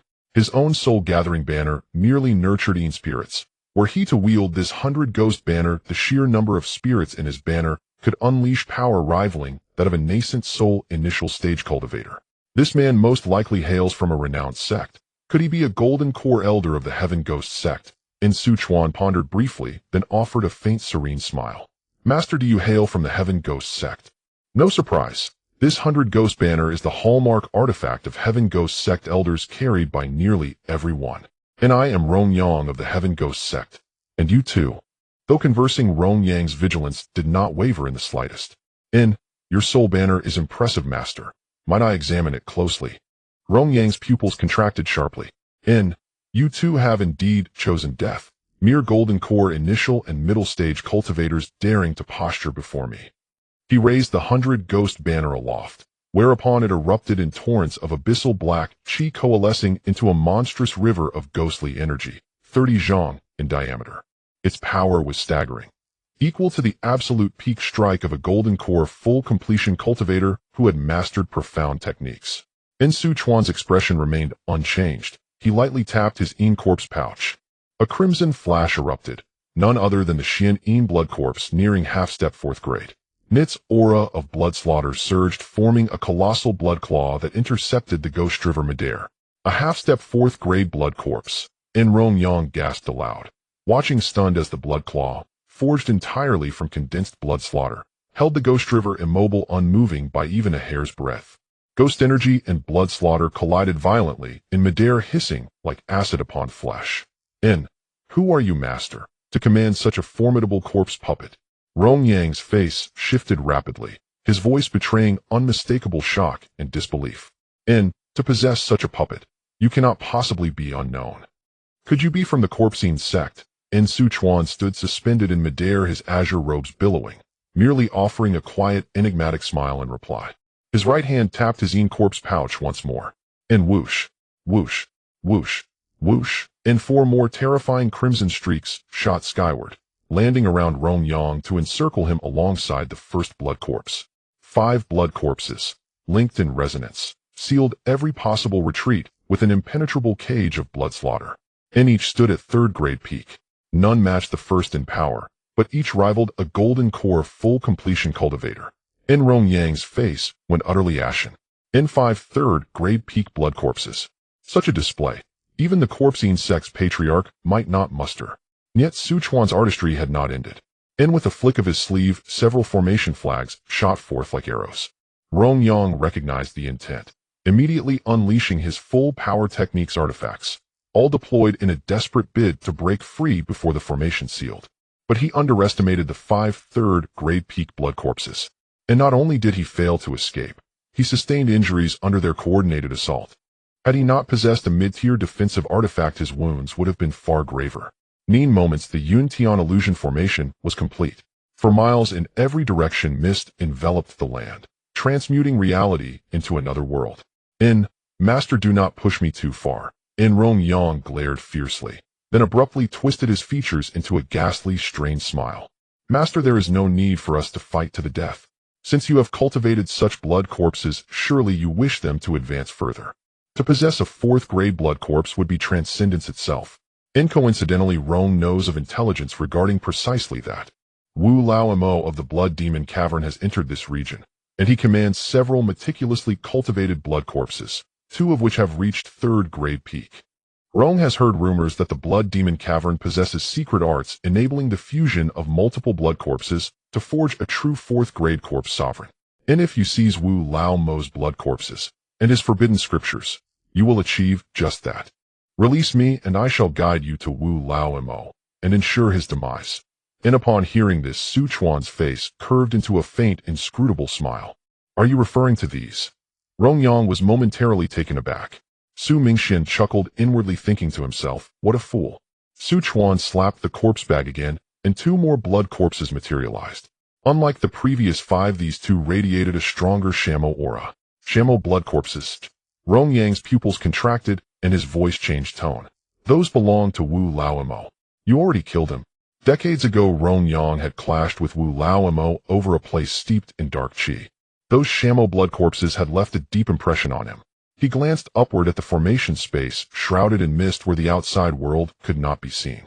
It seems you intend to grant me no pardon. Rong Yang knew there was no more room to maneuver. A murderous light swelled in his eyes. I, Rong Yang, have stalked the world for centuries. To kill me, these corpses alone will not suffice. He formed hand seals and unleashed all the spirits trapped within the Bai Gui Fan 100 Ghosts banner. From his storage pouch, a mid-grade bone staff treasure flew out. A late third-stage Gui Wang arrived with an army of ghosts tangling with one Xianin blood corpse and two Shamo blood corpses. Rong Yang himself activated his treasure and divine arts battling three Xianin blood corpses.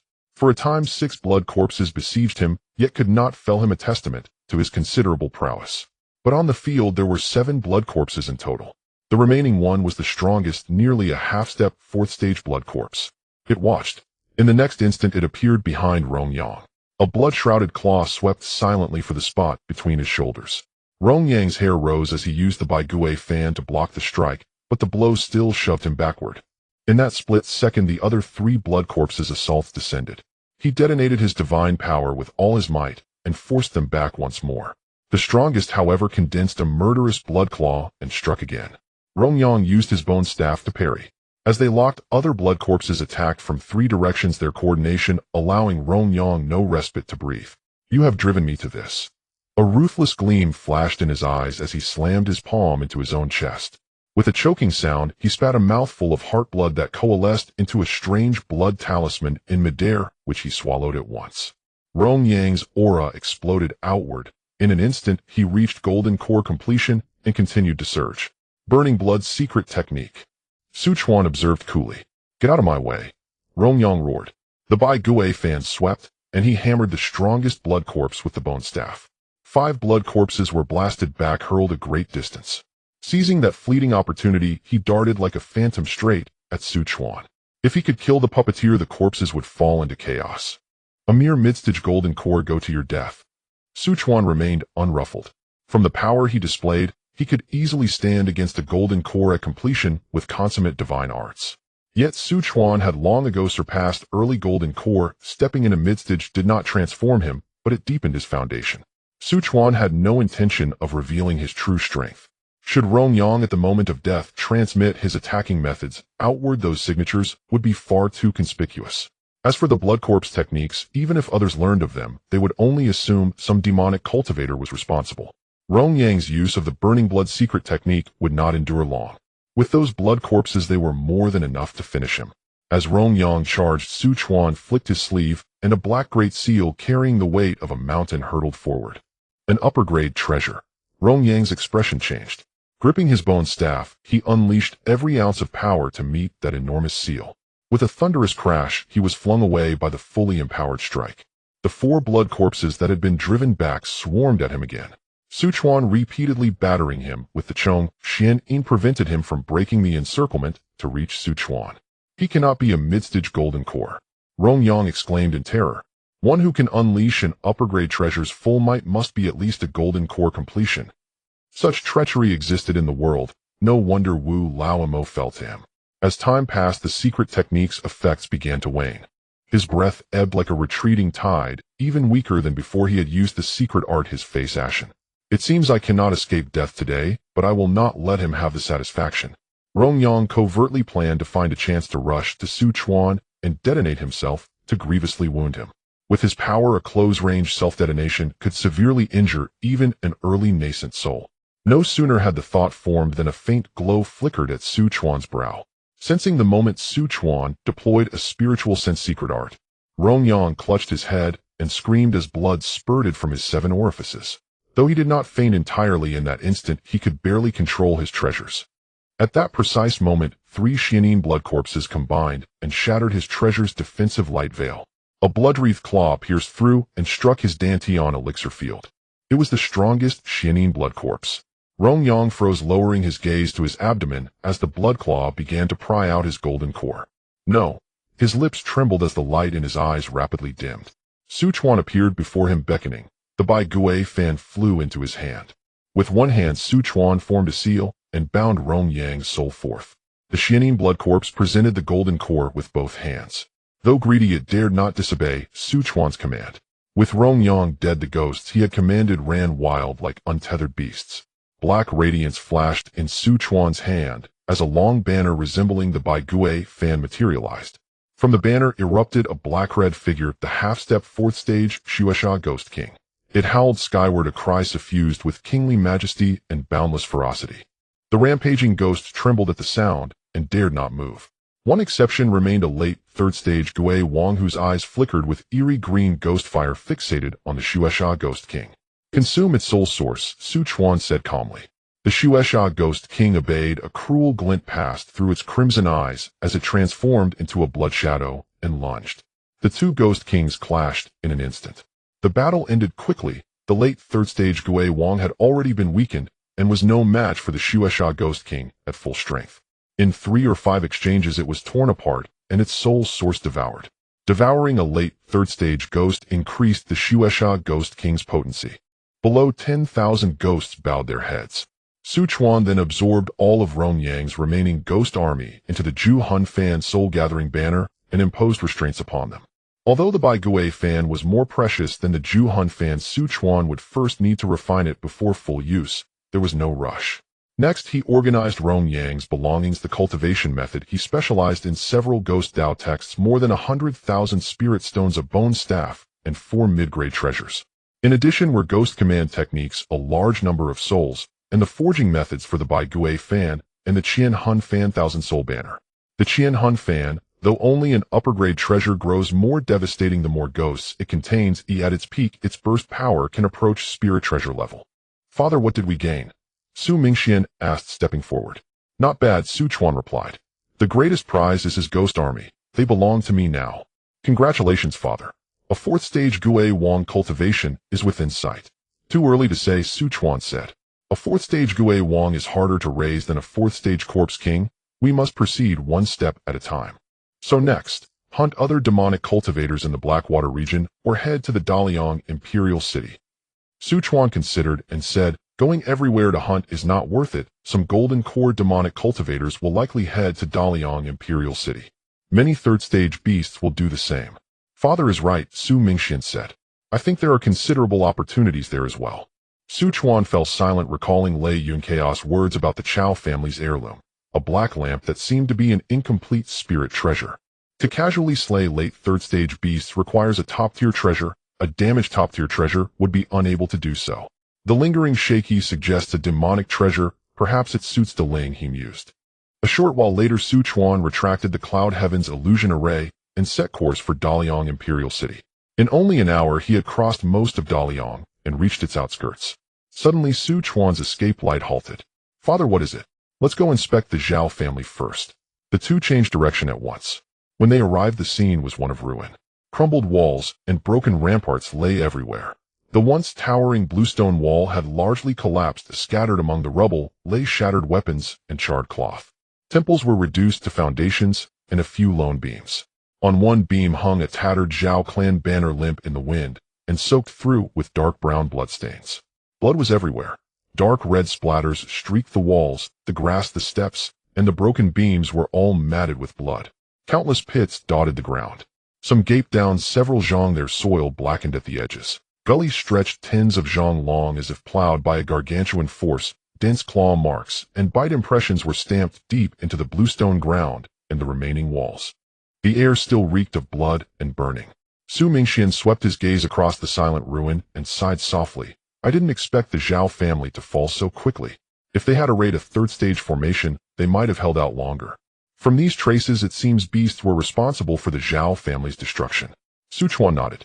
"The demon tide's numbers will not be small. This is likely only a fraction. Some poured into Daliang, others should head towards Xinwumeng or Dawei. The Zhao family had been a golden core clan with decades more development and a 3rd-stage beast. Like the Black Cloud Spirit Leopard, they might have rivaled the Chao Sima and Lu families. Fortunately, our Su family's array is a top 3rd-stage, and my eldest, the 5th brother to Ling, and others are golden core defenders. Even against a dozen golden core or 3rd-stage beasts, we would not fear," Su Mingxian thought. He reflected inwardly that if he had returned home to find Dongxi turned into what the Zhao clan had become, he would likely have gone mad. After a moment of silence, Su Mingxian sighed. What a pity they did not hold on a little longer. If they had lasted another half-day perhaps. "Not too late," Su Chuan said abruptly. He stood midair with his hands behind his back. His green robes fluttered in the breeze as his calm gaze swept the ruins below. "Father, what do you mean?" Su Mingxian asked. Su Chuan said softly, "Come out, wretched spawn." His voice was low but carried a strange ripple that pulsed into the earth like concentric waves. The next moment the ground erupted. Earth and stone flew skyward as a vast ink-green silhouette burst free of the soil, raising a cloud of dust. It was the very late third stage ink-green Jiaolong that had raised the Zhao family. But at this moment, the once mighty Jiaolong was in pitiful condition. Numerous flesh wounds gaped across its body, a foreclaw was twisted and deformed, and its crown horn bore a crack. Even so, its aura remained astonishing to someone like Su Mingxian, who had only just entered the golden core. The ink-green Jiaolong hovered in midair, its vertical pupils cold as it stared at Su Chuan and his son with a glint of avarice. It sensed only an early golden core and a mid-golden core before it. If it devoured them and seized their flesh and golden cores, it might mend much of its damage. It let out a thunderous dragon cry. The sound rippled outward like solid force, causing remaining walls to collapse. No longer hesitating, it opened its maw and lunged at Su Chuan in a streak of ink green. A late third-stage Jiaolong. Su Mingxian was slightly shocked, but not panicked. No wonder the Zhao family fell. Yet to wound it so deeply, the Zhao were indeed formidable. A person in utter desperation can unleash extraordinary power, Su Chuan said calmly. He did not so much as move his feet as the dragon charged. His hands rose, 10 fingers blossomed like lotus petals as he formed an ancient, profound hand seal. Death intent, explode. He uttered the 3 words softly, and a tide of death intent surged toward the Jiaolong. The Jiaolong's forward momentum froze. Wounds the beast had suppressed beneath its might flared explosively under the influence of that death intent. It emitted a pained wail as its massive body rolled violently in the air, each roll scattering chunks of flesh and scales. Greed in its eyes had long since been replaced by terror. Su Chuan's assault had only just begun. With a flick of his sleeve, the Chong Xianin flew forth. Pale ink-colored light, as though tangible, enveloped 100 zhong and seemed to congeal the very space. The Jiaolong felt as if 1,000 zhong mountain pressed down upon it. Each scale whimpered, bones cracked under unbearable weight. It struggled, but like being mired in quicksand, its movements slowed tenfold. Quell. Su Chuan flicked his finger. The Chong Xianin became a dark streak of light, and struck precisely at the deepest wound along the Jiaolong's spine. With a bone-chilling crack, the dragon's spine shattered. Its enormous body fell like a meteor, smashing into the ground and gouging another dozen soft zanglong trench through the wreckage. Amid the swirling dust, the Jiaolong collapsed into the trench, spewing blood laced with torn organs, its breath shriveled to nothing. Whether third-stage beasts or golden core demonic cultivators from the Blackwater region, they were calamities to the trapped lands. Su Chuan, however, was their greater calamity. Upon witnessing this scene, Su Chuan summoned the blood fiend Ghost King once more. "Devour it," Su Chuan said calmly. "Its essence, blood, and demon core will provide you with the nourishment to advance to the 4th tier." The blood fiend Ghost King let out an excited shriek, transforming into a blood shadow and charging straight at the bottom of the gorge, targeting the dragon. Even at its peak, this latest stage 3rd-tier dragon was no match for a half-step 4th-tier Ghost King, let alone now, when it was already at its weakest. Roar. The dragon emitted a reluctant roar, barely gathering its demonic power to unleash a spray of dark green poisonous fire. However, the blood fiend Ghost King easily dodged and pounced onto it, beginning to siphon its essence and blood. Woo, the dragon's struggles grew weaker, its massive body visibly shrinking. The dark green scales lost their luster, becoming dull and withered. The once plump flesh quickly shriveled, leaving only a layer of skin over its bones. The once proud vertical pupils gradually dimmed, ultimately losing all brilliance. After several breaths, the blood fiend Ghost King swallowed the dragon's core and let out a satisfied howl towards the sky. The blood fiend aura around it roiled like boiling water, its aura steadily rising. Su Chuan glanced at the dragon's corpse and stored it in his storage ring. After all, the dragon was a treasure trove in itself and should not be wasted. A complete latest-stage 3rd-tier dragon corpse was enough for Su Delying to refine dozens of low to mid-grade magical treasures. As for its essence, blood, and core, they could be used to refine the demon spirit pill. However, in order to increase the blood fiend Ghost King's chances of advancing, Su Chuan could only continuously feed it high-quality food to enhance its foundation. The Zhao family, what a pity, Su Mingxian suddenly sighed. In this great calamity, the stronger one is the more likely they are to be the first to perish. Conversely, those solitary foundation establishment cultivators have a greater chance of survival. If they can indeed endure, they might be the next Lei family, Zhao family, or even Chao family and Sima family. Father, are you sure they will be given that chance? Su Mingxian chuckled. If they were to control a region like the Chao family or Sima family, it would only lead to another cycle. Only with my Su family guiding them can there be hope to sever this tragic fate in the future.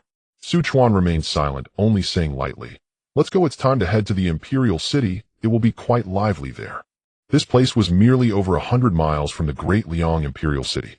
Su Chuan's divine sense could cover 200 miles, easily perceiving the situation in the Great Liang Imperial City. In the 1 or 2 hours since Yi Fan and the others broke through the city's protective formation, 3 more magic cultivators from the Blackwater region arrived, 1 at the peak Golden Core stage, and 2 at the late Golden Core stage. There were also tens of thousands of demon beasts and over 100,000 feral beasts surging into the city. In a short time, hundreds of thousands of lives had been lost. 100 miles distance was just a matter of half a tea's worth of time for Su Chuan and Su Mingxian.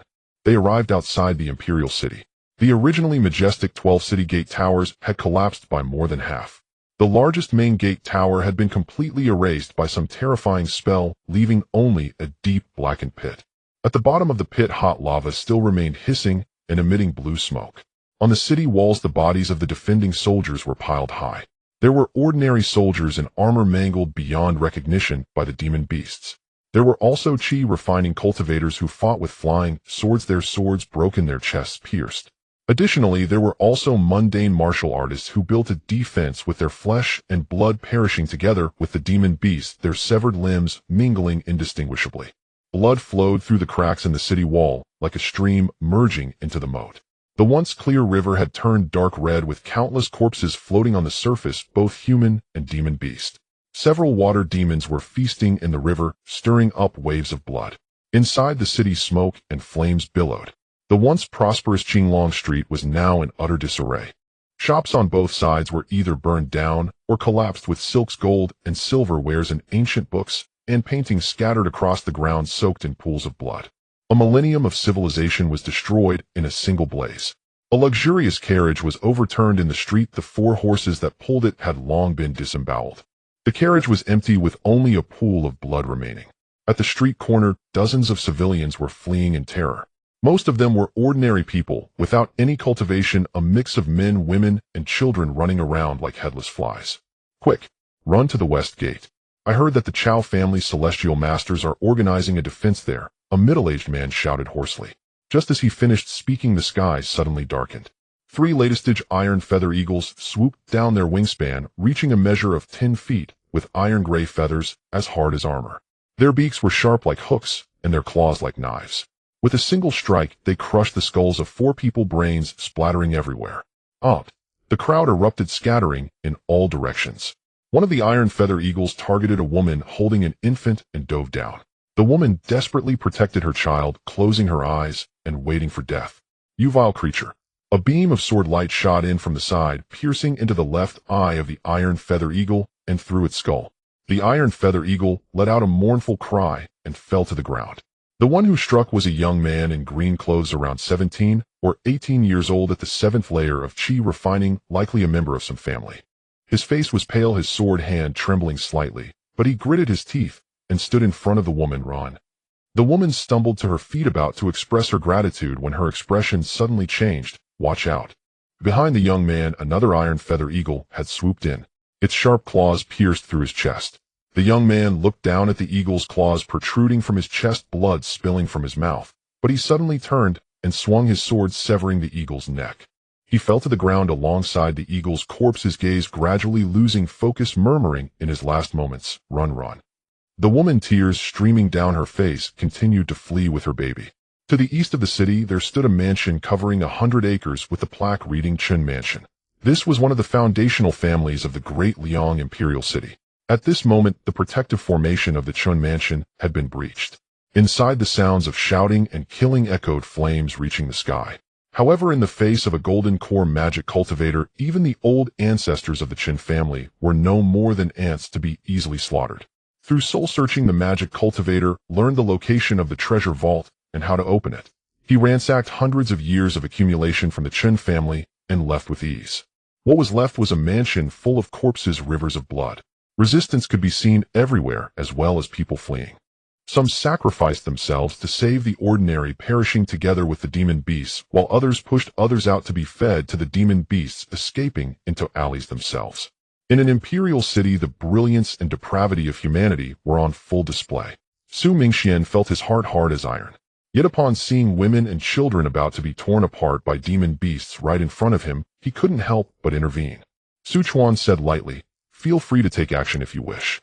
This is also a trial of the heart. But do not use magical treasures. Some treasures are too unique and can easily be recognized." "Thank you, Father." Su Mingxian was not Su Chuan, or if he did not take action, now he would likely feel a blockage in his heart hindering his cultivation. Of course, the main reason was that killing these demon beasts had little to do with the larger picture. The two headed towards the imperial palace. Along the way, Su Mingxian saved whenever he could. However, he did not stray far from Su Chuan's side to rescue people throughout the imperial city. If he did, Su Chuan would surely reprimand him. After all, Su Mingxian himself was just a beginner golden core cultivator, not even a year into his cultivation. In such a great calamity, others would inevitably be like ants. If he were not backed by the Su family, he would have only a little self-preservation ability. Straying too far could lead to his death faster than others. At the Great Liang Imperial Palace, the elite of the Chao family, Sima family, and Lu family gathered here. As for the other noble families in the imperial city, they had already been abandoned by the Lu family. At this moment, 3 magic cultivators were confronting Yi Fan and his companions. These 3 had only recently arrived at the Great Liang Imperial City. Unlike other golden core magic cultivators, who targeted foundational families first, they had directly come to the imperial palace. After all 3 were formidable. Leading them was a stooped old man holding a skeletal staff. His face was as gaunt as a skeleton, with green eyebrows and 2 clusters of ghostly green flames flickering in his eye sockets, his aura unfathomable at the peak golden core level. He was known as the Green-Eyebrowed Elder. To his left stood a seductive woman clad in revealing red attire, her skin flawless and exuding an aura of allure. Her gaze was filled with both charm and cruelty. She practiced the art of He Huan, known as the Blood Charm Lady, at the late Golden Core stage. The last one was an ordinary-looking middle-aged man wielding a black blade, his expression cold, with 3 fierce claw marks on his right eye, also at the late Golden Core stage. All 3 were rogue cultivators from the Blackwater region. When they first arrived, they clashed with Yi Fan and his companions. A brief skirmish ensued. Yi Fan fought against the Blood Charm Lady and the scarred middle-aged man, while Su Dua faced off against the Green-Eyebrowed Elder. After several dozen exchanges, realizing they could not overpower each other, they ceased fighting, leading to the current standoff. If they were facing a third-tier demon beast, it surely wouldn't have been so simple.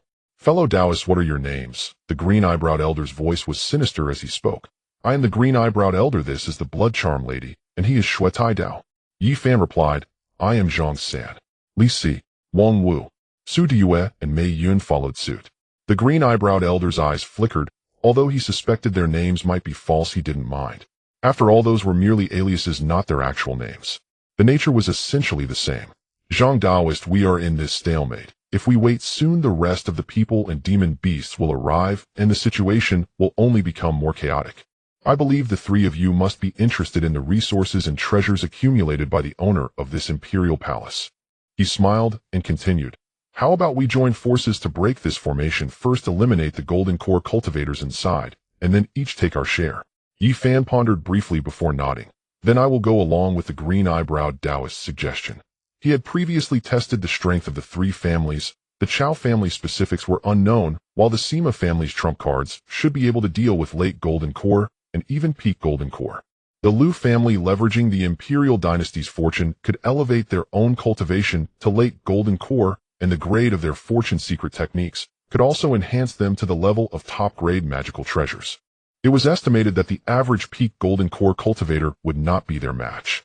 In other words, the combined strength of their 3 families could be equivalent to a force with 3 peak golden core cultivators guarding it.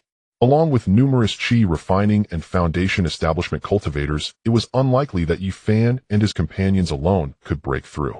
The Green-Eyebrowed Elder smiled in satisfaction. "Splendid." He raised his skeletal staff and said to the Blood Charm Lady and Shuetai Dao, "Let's attack together and break this formation first." The 6 of them launched their attacks simultaneously. The 1,000-faced old monster pointed his staff at the sky, and countless skeletal phantoms flew out, crashing into the purple-gold barrier. The Blood Charm Lady threw out a blood-colored jade pendant, transforming into a blood river that washed over. This treasure could corrupt magical treasures and formations. Shuetai Dao wielded his black blade, unleashing black blade rays over 10 feet long. Yi Fan struck with his fists, unleashing pale, golden fist energies. Su Due waved out moon-white sword lights, carrying an extreme chill stabbing towards the formation. Mei Yun then threw the mountain river seal. The 6 of them exhibited their unique abilities. Mei Yun was the weakest, but the mountain river seal in his hands was formidable, thus possessing the power of a mid-golden core. Boom, boom, boom. The Imperial Palace formation erupted with dazzling golden light. The next moment, the golden light transformed into 9 golden dragon phantoms charging towards the 6. The golden dragon phantoms were somewhat powerful, but apart from Yi Fan, no one dared to confront them with their physical bodies, and everyone worked to destroy the golden dragon phantoms. They then continued attacking the formation. Yet as long as the formation remained unbroken, the golden dragon phantoms would continually coalesce. The only resources consumed were the spiritual energy of heaven and earth and some spirit stones. At this critical moment, the Sima family, Chao family, and Lu family naturally would not care too much about the consumption of these spirit stones. With a significant amount of resources, the speed at which the golden dragon phantoms formed was extremely rapid. They could coalesce in mere moments. This significantly slowed down the pace at which Yi Fan and the others could break the formation.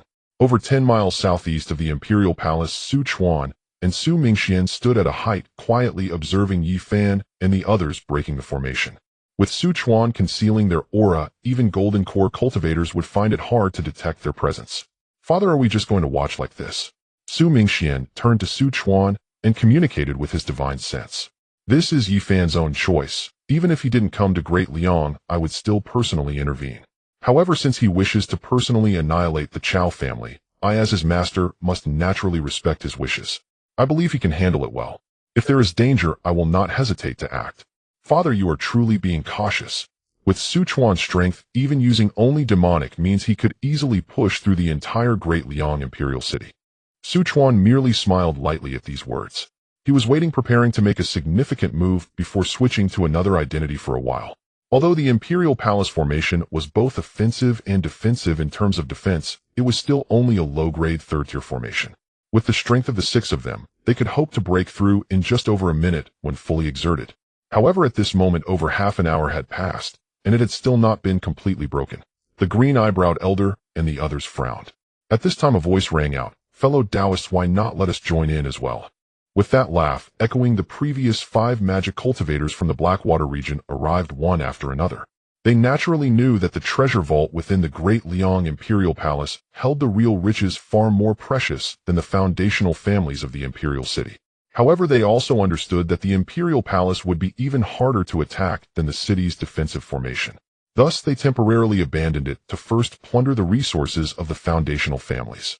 However, if a battle broke out in the Imperial Palace, they would probably abandon everything and rush to the palace to share in the spoils. In that case, fellow Taoists, you will be responsible for blocking those golden dragon phantoms. The green-eyebrowed elders said lightly. Sure, they replied in unison. The golden dragon phantoms did not possess great attack power, and a peak golden core cultivator could handle 2 without much difficulty. Without their interference, Yi Fan and the others could unleash their full power without hesitation. Boom, boom, boom. A quarter of an hour later, with a series of mournful cries, the formation shattered, dispersing into countless golden light points. This commotion immediately attracted the attention of other 3rd-tier demon beasts throughout the Imperial City. Immediately, 7 3rd-tier demon beasts charged towards the Imperial Palace.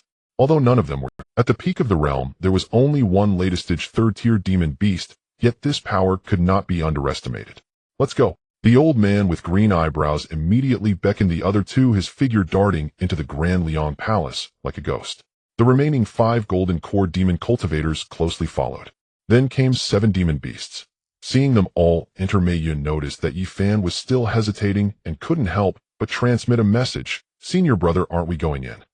Yi Fan replied, "I have tested the foundations of the 3 families. They are not so easy to deal with." No sooner had he spoken than a dark red mist began to rise from various parts of the palace. The speed at which the red mist spread was astonishing. In just a few breaths, it had already engulfed the entire palace from the depths of the hall to the palace gates. "A formation." Mei Yun frowned. "The blood mist formation of the Sima family," Yi Fan said solemnly, a hint of gravity flashing in his eyes. "This is a 3rd-tier mist formation. The blood mist will limit our vision and spiritual sense." Initially, I thought it was a fixed formation, but it seems to be a set of third-tier formation flags or discs. If it were just the Sima family, although they have a large formation, their strength would not be enough to deal with the green-browed elder and his companions, but now the three families have allied. Even the three with green eyebrows would suffer significant losses. Not to mention the other mid-stage golden core demon cultivators. We were a bit too impulsive, not expecting that the golden core families in this prison would have a third-tier mist formation. Our vision is limited to just a few meters, and our spiritual sense only extends 30 zhang. If we disperse, we could easily be picked off one by one. Madame Shui furrowed her brow slightly. Shui, you focus on attacking. Madame Shui, you provide defense. I have the strongest spiritual sense, able to cover a radius of 50 zhang for vigilance, and also participate in attack and defense if necessary. Madame Shui and Shui Taidao exchanged glances, nodded, and agreed. After a moment, there's an attack coming from the left, the old man with green eyebrows said.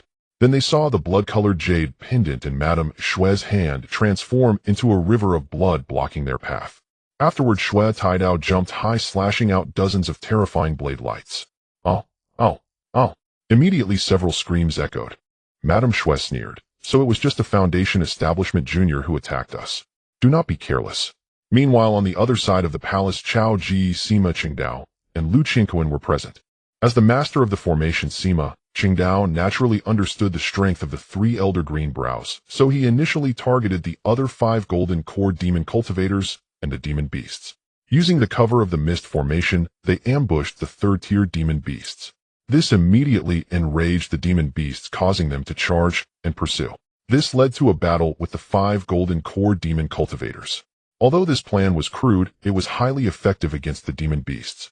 Roar, roar, roar. The sounds of roars echoed within the blood mist. Then came the sounds of various collisions, explosions, and metal striking. The mixed sounds continuously emanated from the mist, sometimes near, sometimes far, sometimes clear, sometimes vague. Half a quarter of an hour later, with a scream, a golden core demon cultivator from the black water domain fell. Senior brother, what? Mei Yin looked at Yi Fan in shock. Could it be that a golden core has fallen? Chao Ji and the others are letting the black water domain golden core demon cultivators fight with the demon beasts. I suspect those people will soon start to disperse. This is exactly what the Chao family wants to see. After all, the formation is under Sima Qingdao's control, and he is fully aware of the movements of those within the formation. Once they are isolated, unless they are latest-stage golden core cultivators, they will soon meet a swift death. And once they disperse, it won't be so easy to regroup. Listening to Yi Fan's analysis, Mei Yun's eyes sparkled slightly. Indeed, they are all cunning old foxes, but without a third-tier demon beast. Chao Ji's schemes would likely be difficult to succeed. Yi Fan replied, perhaps, but there are still ways to respond. Human nature is greedy. Once they enter the palace, they will inevitably separate to avoid mutual slaughter when encountering danger. And with the mist formation in their hands, they will eventually fall into the traps of the 3 families. Then when do we enter? Su Diyu asked.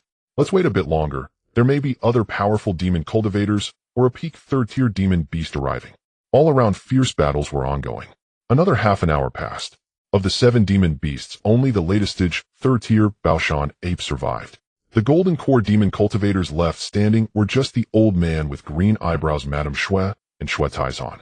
Under Su Chuan's divine sense, the entire palace was laid bare. He had anticipated that Chao Ji and the others would use the formation to encircle and kill the golden core demon cultivators and the third-tier demon beasts. However, what surprised him was that both Chao Ji and Sima Qingdao had also broken through to the mid-golden core stage.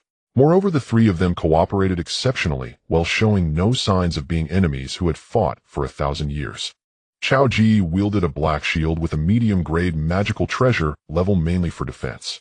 Sima Qingdao had a medium-grade magical treasure, a blood-colored spike, and a low-grade magical treasure, the soul-capturing bell, primarily for ambush and support.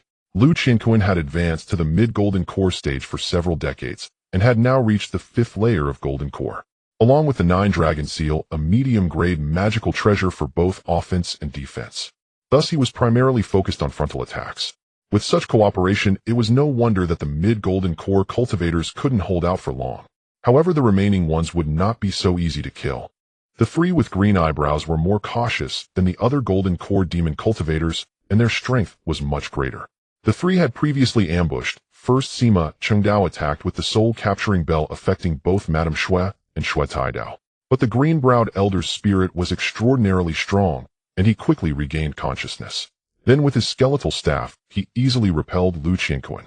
Shortly after Madame Xue and Xue Taidao launched their attack simultaneously, but were blocked by Chao Ji with his black shield. Before long, Chao Ji and the others vanished deep within the blood mist, leaving no trace. The Baoshan ape was in a similar situation. However, relying on its robust physique and immense strength, it prevented Chao Ji and his companions from taking action for a short time. Since we can't resolve this, let them clash, Eden, Lu Qianquan said. What you say aligns perfectly with my thoughts. As long as the strategy is effective, it doesn't matter if it's crude. Sima Chengdao smiled and said, Chao, you will lead the Baoshan ape. Once you draw it near those three, I will ambush them from behind. I don't believe that the Baoshan ape won't vent its anger on those three. Chao Ji replied, those three are not ordinary demon cultivators. The Baoshan ape should not be their match. Then the three of us shall lend it a hand. Lu Qianquan said. With the plan set, the three immediately took action. The Baoshan ape, initially wary upon seeing the three with green eyebrows, did not attack. But then a blood spike shot from their direction. Although it was deflected, it also enraged the beast. Madame Xue immediately sought the assailant behind them, but there was already no trace. How insidious, the old man with green eyebrows exclaimed. Madame Xue, you kill that beast while I keep watch around to prevent ambushes. Thank you, green-browed elder. Madame Xue said. Then she and Xue Taidao confronted the Baoshan ape. Though the Baoshan ape was not a peak third-tier beast, it possessed the bloodline of the ancient moving mountain ape, making it no weaker against fully realized golden core cultivators.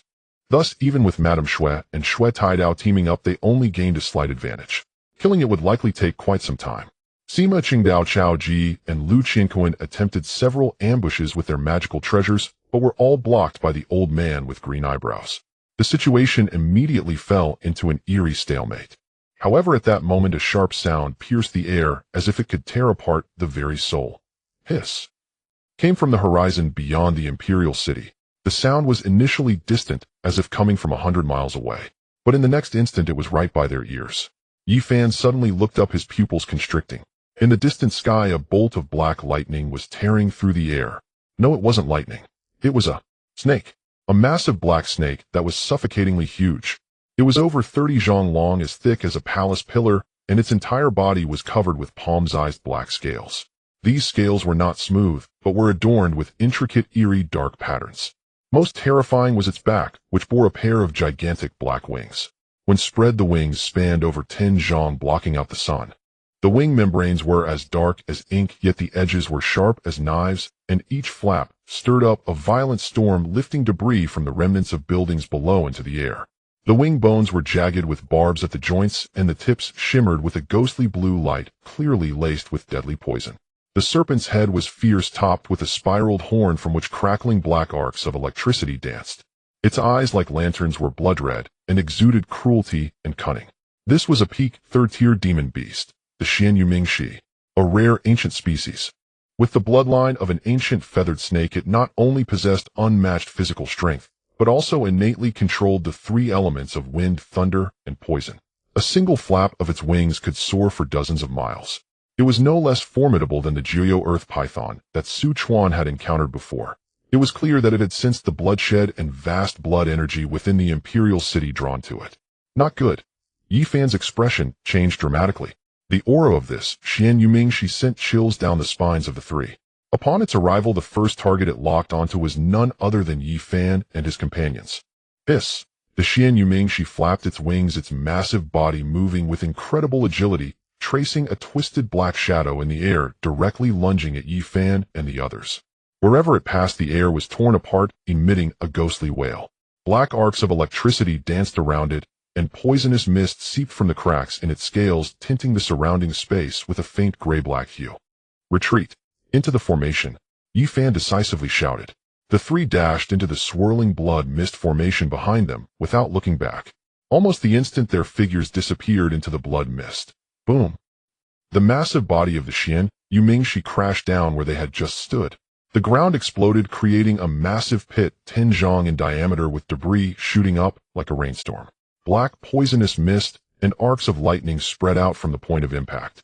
Within a radius of 30 zhang, be it bluestone slabs, corpses, or broken weapons, everything was instantly corroded and carbonized. With its strike missing, the Xian Yu Mingxi's blood-red vertical pupils glimmered with a predatory gaze. It showed no hesitation, coiling its massive body and charging into the thick, viscous blood mist after Yi Fan and the others. Just moments after the Xian Yu Ming, she entered the formation. Swish, swish, swish. 3 streaks of escape light nearly simultaneously arrived at the palace gate square from 3 different directions. As the light dissipated, 3 figures emerged. In the center was a short, rugged-looking old man. He wore a wrinkled gray robe, had sparse hair tied with a wooden hairpin, and held a compass in his hand. The needle of the compass spun wildly, revealing a myriad of formation patterns. Though this person's aura was only at the latest golden core level, he seemed to be a master of formations. To his left was a middle-aged scholar, pale-faced and beardless, holding a jade-boned folding fan. He wore a gentle smile, but his eyes were cold as a viper surveying the blood mist formation as if admiring a piece of art. To his right was a tall figure cloaked in black robes, his face obscured, but a metallic sheen flickered beneath. He carried a massive sword as wide as a door panel.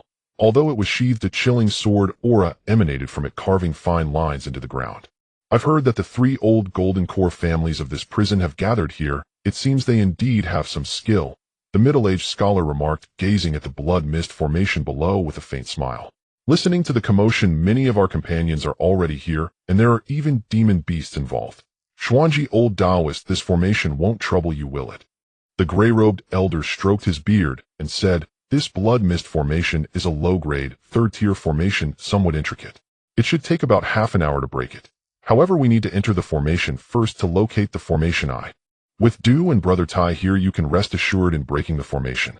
If we succeed, you can choose 1 item from the spoils. How does that sound? Xuanji's eyes gleamed with wisdom. Although each had their own thoughts, their current interests aligned, and cooperation was advantageous. Thus he chose to agree. The 3 no longer hesitated and transformed into 3 streaks of light rushing into the blood mist formation. Father, that feathered snake exudes an astonishing aura, much more terrifying than old Wu Rongyang and the others. Su Mingxian asked with worry, will Yi Fan and Due be alright? They all possess medium-grade magical treasures, and their strength is not weak. It won't be easy for the Xian Yu Mingxi to kill them. Su Chuan smiled faintly. It's worth my weight during this time. With this Xian Yu Mingxi, if it could devour it along with the golden core cultivators present, the Blood Fiend Ghost King should have a 1 or 2% chance of advancing to the 4th tier. Su Mingxian felt a chill in his heart. But soon he thought of how they treated the beings of the prison as food and sacrifices. Thus it was only natural for his father to treat them as sacrifices for a 4th-tier Ghost King. Father, are you ready to take action? Almost there. At this moment, deep within the blood mist formation, more than 200 zhang east of the old man with green eyebrows, Sima Chengdao suddenly frowned and transmitted a message to Chao Ji and the others. The 3 scarred men have entered along with a terrifying 3rd-tier peak feathered snake. Wait a moment. 3 more have entered the formation. Upon hearing that Yi Fan and the others had entered the formation, Chao Ji immediately asked, Brother Sima, tell me their location, I will go kill them. Chao, don't be impulsive, their strength is not weak, plus there's still a peak 3rd-tier demon beast behind them. You don't need to worry about that, Brother Sima. I have my ways to kill them. Sima Qingdao thought for a moment, seeing his determination, and handed 2 jade tokens to Chao Ji and Lu Qingquan, allowing them to move through the blood mist formation without being affected. Thank you. With that, Chao Ji dashed towards Yi Fan and the others. Suddenly, Sima Qingdao's expression became serious as he exclaimed, Lu Xiong, among the 3 newcomers, there is a master of formations who seems to want to break the array. If this formation collapses, then our last glimmer of hope will be lost. Lu Qianqin's face also turned grim. Lu Xiong, you cannot hide your trump card any longer. We must eliminate that formation master. Understood, I will follow Brother Sima's lead. Lu Qingquan replied, and the 2 immediately rushed towards the 3 mysterious Taoists. Just then, Su Chuan unleashed 5 Xianyin blood corpses, 2 Sha Mo blood corpses, and the Blood Sha Ghost King. Go in the blood mist, everything except for my Su family can be killed. I will guide you. The 7 3-tier peak blood corpses and the Blood Sha Ghost King charged directly into the blood mist formation, following Su Chuan's lead straight to where the green brow elder and the bouncing mountain ape were. 7 3-tier peak blood corpses. Lady Xuan Mai's face turned ashen. The blood corpses surrounded them, and amidst the roar of the strongest Xianyin blood corpse, they launched their attacks. The Blood Sha Ghost King lingered outside, waiting for someone to throw themselves into the trap. The bouncing mountain ape sensed the deadly threat and also ceased its attack on Shui Tiedao, turning to confront one of the blood corpses. The strongest Xian blood corpse attacked the Greenbrow Elder while the others were besieged by 2 blood corpses. Clang clang clanged. Shui Tidao's ghostly blade clashed with the claws of a blood corpse, producing a loud metallic sound. The claws of that blood corpse were surprisingly tougher than refined gold, not much weaker than a mid-grade magical treasure. The blood-colored jade pendant of Lady Shui could tarnish magical treasures and condense blood rivers to resist attacks, but in front of the blood corpses, it was no better than an ordinary defensive treasure. Sizzle. The blood claw slashed through, and Lady Shuai's protective spiritual light shattered like paper. She barely managed to dodge, but her right shoulder and entire arm were torn off by a blood corpse. Out. Lady Shui screamed in agony, blood gushing out like a fountain. Her face turned pale as paper. Using her power to stop the bleeding, losing all will to fight, she turned to flee. Not caring about the direction, she just wanted to distance herself from the blood corpses. The blood corpses did not obstruct her, allowing her to stagger into the depths of the blood mist, while one of them split off to join the siege against Shui Tidao and the bouncing mountain ape. Their pressure instantly intensified. After a few breaths, Lady Shuai's screams echoed again from within the blood mist. The sound was filled with horror, pain, and despair, as if she encountered something more terrifying than the blood corpses, and then it abruptly ceased. An eerie silence ensued. Lady Shuai's breath completely vanished. The Greenbrow Elder and Shui Tidao exchanged glances, both seeing horror in each other's eyes. Though heavily injured, Lady Shui was at the late stage of Golden Core, guarded by magical treasures, yet she fell in just a few moments. They had no time to ponder further. Shui Tidao was now facing a life-and-death crisis. After all, each blood corpse was a 3-tier peak. With 2 attacking him, he could barely defend himself. With the increase in numbers, Shui Tidao immediately fell into a disadvantage. His ghostly blade was locked in by the claws of 2 blood corpses, while a 3rd blood corpse lunged at him from the side, sinking its teeth into his left arm. Crack! His arm bone shattered. Get away! Shui Tidao shouted angrily, abandoning his blade. His right fist slammed into the blood corpse's face, knocking it back several steps. But a large chunk of flesh was already torn from his left arm, exposing bone, while the blood evil energy surged through the wound, eroding him wildly. He staggered back, trying to retrieve a healing pill from his storage bag. Yet a blood corpse had already circled around behind him, its blood claws silently piercing through his puff. Shui Tidao's movements froze as he looked down at the blood claw protruding from his chest, stained with chunks of his own heart. His eyes filled with unwillingness and disbelief. How could this happen? He wanted to say something, but blood had already blocked his throat. The blood claw withdrew, dragging out large pieces of his internal organs. Shui Tidao slowly fell to the ground, his eyes dimming rapidly, breath completely extinguished. Another latest-stage Golden Core fell. The Greenbrow Elder was shocked to the core. Flee! We must escape. The Greenbrow Elder no longer had any will to fight, sweeping his sleeve to unleash a low-grade magical treasure. Explode! A low-grade magical treasure flying sword erupted with a loud bang. The violent energy swept through like a tsunami, pushing the strongest Xian blood corpse back. The Greenbrow Elder seized the opportunity to dash wildly toward the outskirts of the blood mist. However, within the blood mist waiting for him was a half-step 4-tier Bloodshaw Ghost King, even more powerful than the blood corpses. Upon seeing it, the Greenbrow Elder's heart jolted. No wonder Lady Shui was killed so quickly. With his strength, he could only hope to contend against the Bloodshaw Ghost King if he comprehended his divine abilities to perfection. His face turned cold, and he immediately threw out another magical treasure toward the Bloodshaw Ghost King. However, buzz! An invisible and intangible divine sense attack struck his sea of consciousness like a bolt of lightning. Out! The Greenbrow Elder clutched his head and screamed in pain, blood flowing from all 7 orifices. Under the intense pain of his soul, he abruptly lost control over the magical treasure. In that brief moment of stagnation, the Bloodshaw Ghost King moved. It transformed into a blood shadow, instantly appearing before the Greenbrow Elder, its blood-scaled claw gently pressing down on his crown. No! The Greenbrow Elder's eyes were filled with fear and despair. The claw tightened. Puff! It was like crushing a watermelon. Blood and flesh splattered everywhere. The Greenbrow Elder's headless corpse swayed briefly before collapsing to the ground. The Bloodshaw Ghost King opened its mouth wide, sucking in the Greenbrow Elder's soul into its belly. Then it brought the corpses of Lady Shui and the Greenbrow Elder to the side of the blood corpses, while the bouncing mountain ape faced the siege of 7 three-tier peak blood corpses alone. Even though it had a strong physical body and extraordinary bloodline, in just a few breaths, it was overwhelmed and killed. Its soul returned to the Bloodshot Ghost King while its flesh was devoured by the strongest Xian blood corpse. The Bloodshot Ghost King was on the verge of becoming a 4-tier Ghost King. After the Xian blood corpse absorbed the flesh of the green-brow Elder Lady Shui Mei and the Bouncing Mountain Ape, it only needed to fully consume them to step into the half-step 4-tier Corpse King realm. The Xian blood corpse roared towards the sky with blood evil energy surging into the heavens. In the sky, Chuan witnessed this scene and nodded slightly. The others also felt the shocking fluctuations emanating from the blood corpse's roar. Sima Qingdao's expression was horrified as he turned to Lu Qingquan and said, "That one is a complete golden core, while the other 2 are latest-stage golden cores, and that Bouncing Mountain Ape is also dead. How is that possible?" Lu Qianquan's face changed. Could it be related to that inhuman roar? Just 7 3-tier peak blood corpses and a half-step 4-tier Ghost King, even the 3-tier peak Xian Yuming snake, would have to retreat. If the others encountered them, they would undoubtedly die. Sima Qingdao's expression was anxious. "We must dismantle the formation and gather the strength of the others. Only then do we have a chance to resist those blood corpses. Otherwise our souls and flesh will end up like those magic cultivators, devoured by them."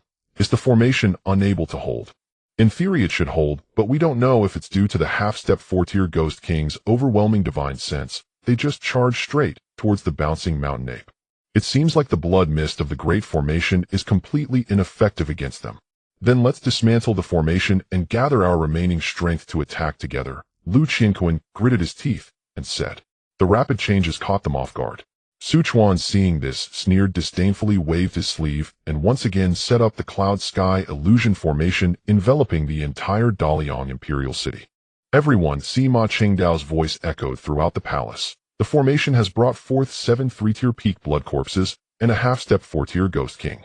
They easily killed 2 latest-stage golden cores, 1 complete golden core, and a 3-tier latest-stage Bouncing Mountain Ape. If we continue to fight, we will undoubtedly be devoured by them, never to be reborn. Thus I plan to dismantle the blood mist formation. Xian Ji Lao Dao Yi Fan Chao Ji and the Xian Yuming snake all changed their expressions. In the next moment, the blood mist around them truly began to dissipate, revealing everything clearly to one another. Strangely, however, they did not act further, their gazes fixed on the lined-up blood corpses several miles away, along with the Bloodshot Ghost King above them. The old Taoist won't accompany you. Xian Ji Lao Dao immediately prepared to cast his escape technique and flee, but at that moment countless white clouds began to envelop the palace's edge, blocking his escape. A confinement formation. Xian Ji Lao Dao frowned. What does this mean? He looked at Sima Qingdao, who also changed his expression. This is not our doing. The middle-aged scholar's eyes flashed with a chilling light. It seems someone does not want us to leave. Above the clouds, Su Mingxian smiled bitterly. Father, this situation has changed too rapidly. The enemies who were fighting to the death before have now united to deal with your blood corpses and Ghost King together. That's not surprising. Chuan pondered for a moment and began to arrange his opponents. The Bloodshot Ghost King and the Xian Corpse King would deal with the Xian Yuming snake. The Xian Yuming snake instinctively sensed the threat from the two, its tongue flicking wildly as if to warn them. The Bloodshot Ghost King struck first, its wings flapping, transforming into a sky full of blood shadows wrapping around the snake's body like maggots. Its blood evil energy specialized in corroding flesh. Wherever it touched, the Xian Yuming snake's hardened scales made a sizzling sound, emitting wisps of black smoke. The Xian Corpse King was even more direct, roaring to the sky, its horror-inducing corpse energy erupting like a half-step 40 or morphing into a blood claw over 20 or 30 feet long, aimed directly at the snake's head. The Xian Yuming snake let out an enraged hiss, its single horn summoning a violent black thunder, forming a lightning net to cover the blood claw, while its massive tail swung to smash the Bloodshot Ghost King. The three engaged in a chaotic battle. Lightning, blood, evil, and corpse energy intertwined and collided. Each clash unleashed terrifying energy waves, causing nearby palaces to collapse one after another. Among them, 3 Xian blood corpses were dealing with Xian Ji and the others. The 3 stood centered around Xian Ji as he set up a 3 talons formation with the 3 of them. As the formation, they fought against the 3 3-tier peak blood corpses without losing ground. The middle-aged scholar lightly waved his folding fan, and countless pink petals appeared out of thin air, each resembling a blade flying towards one of the blood corpses. Clang, clang, clang. Countless sparks erupted. Defensive treasure. His expression suddenly changed as he exclaimed. He initially thought they were wearing ordinary armor, but it turned out to be defensive magical treasures. The burly man in black drew his giant sword with sword energy like a dragon slashing towards the foremost blood corpse. Clang. The blood corpse's claws clashed with the giant sword, producing a sound of metal striking metal. The blood corpse was forced back 3 steps, leaving only a white mark on its claw. In contrast, the burly man's hand holding the sword went numb from the shock. The last 3 blood corpses charged towards Sima Qingdao, Lu Qianquan, and Chao Ji. Sima Qingdao shouted, "Lu Daoyo, what are you waiting for?" Lu Qianquan realized this was a life-and-death crisis and immediately activated a fortune secret technique, his momentum soaring instantly from the 5th layer of golden core to the 9th layer. In his hand, the 9-dragon seal also erupted with the power of a 6-pattern magical treasure. Mei Yun, Xianji, and the middle-aged scholar all turned their gazes toward him. What secret technique is that? It's so marvelous, allowing for such a drastic increase in power and even raising the grade of the magical treasure. Xianji asked in astonishment. Mei Yun's eyes lit up as he began to explain. This is a fortune secret technique, incredibly profound. Without practicing the corresponding skill, it's impossible to cultivate it. Fortune. No wonder. Thank you for clarifying, Daoyo, Xianji replied with a smile. You're too polite, Daoyo, Mei Yun nodded in response. With his strength greatly increased, Lu Qianquan wielded the upper-grade magical treasure, 9-dragon seal, single-handedly battling 2 blood corpses. Sima Qingdao provided support from the side, occasionally launching sneak attacks with a blood-colored spike or using a low-grade magical treasure to intercept the blood corpse's ambushes. The last blood corpse charged towards Chao Ji. Chao Ji was not far from Yi Fan and the others, immediately drawing the blood corpse over. Seeing this, Yi Fan's gaze locked onto Chao Ji. This was his unseen-a-lifetime opportunity, and he immediately transmitted his voice. "The U.S. second junior brother, hold that blood corpse off for me. I want to personally slay that old man Chao." Su Diyu and Mei Yun nodded. Su Diyu turned her wrist, and a sword light struck the blood corpse, pushing it back. He shouted at Su Diyu and Mei Yun, sensing Su Diyu's Su family bloodline, and dared not strike. "Play with them for a bit." Su Chuan's voice echoed into his sea of consciousness. The blood corpse immediately charged towards the 2. Su Diyu engaged the blood corpse heat-in, while Mei Yun positioned herself similarly to see Ma Qingdao holding up the mountain river seal, occasionally launching sneak attacks. The blood corpse was eager to bypass Su Diyu and tear Mei Yun apart, but it could not, feeling extremely wronged. It kept snarling at Mei Yun, but the more it did, so the more Mei Yun struck back with vigor. "You want to bite me?" Yi Fan charged towards Chao Ji, shouting angrily, "Old Chao, today you shall die." Chao Ji was taken aback and raged. "You little brat, don't think that just because you've changed your appearance you are the scarred guest from last time, right? The grudge from last time will be settled today."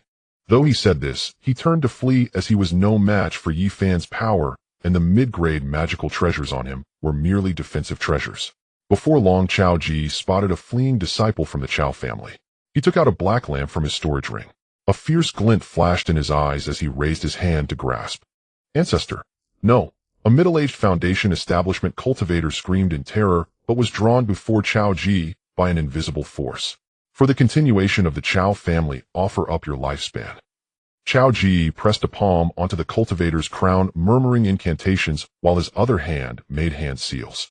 In the next moment, the purple Luo heavenly evil lamp flickered with ghostly light. "Out!"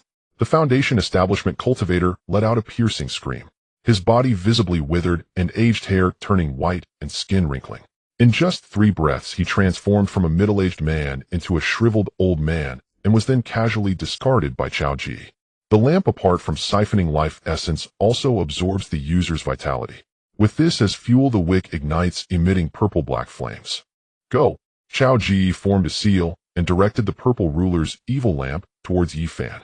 Immediately, a burst of purple-black flames shot forth from the flame. Yi Fan's pupils constricted as he raised the True Sun shield in front of him. Boom! The defensive barrier of the True Sun shield vibrated violently, and its immense power forced Yi Fan back. Yi Fan was secretly alarmed, thinking, this power is no less than a perfected fire element divine ability. Seeing Yi Fan block the purple-black flames, Chao Ji unleashed it 4 more times until the flames were extinguished. However, the True Sun shield's barrier ultimately could not withstand the assault and shattered. Yet the battle intent in Yi Fan's eyes grew even fiercer. Good. Yi Fan wiped the blood from the corner of his mouth and burst into laughter. Now this is more like it. Ignoring everything, he charged again toward Chao Ji. Venerable fist of heaven. Fourth fist merging heaven. A faint golden flame blazed on his fists. An indomitable battle intent surged within him, as if he were a war god descended from antiquity, fierce and unstoppable. The battle intent enhanced his power exponentially. At this moment, Yi Fan seemed like an ancient war god, his momentum soaring like a rainbow. Boom, boom, boom, boom. Each punch shook the void. Chao Ji braced himself with a black shield, continuously retreating in search of a Foundation establishment cultivator. But who would dare approach Chao Ji? They feared they would suffer the same fate as the recently fallen Chao Foundation establishment cultivator.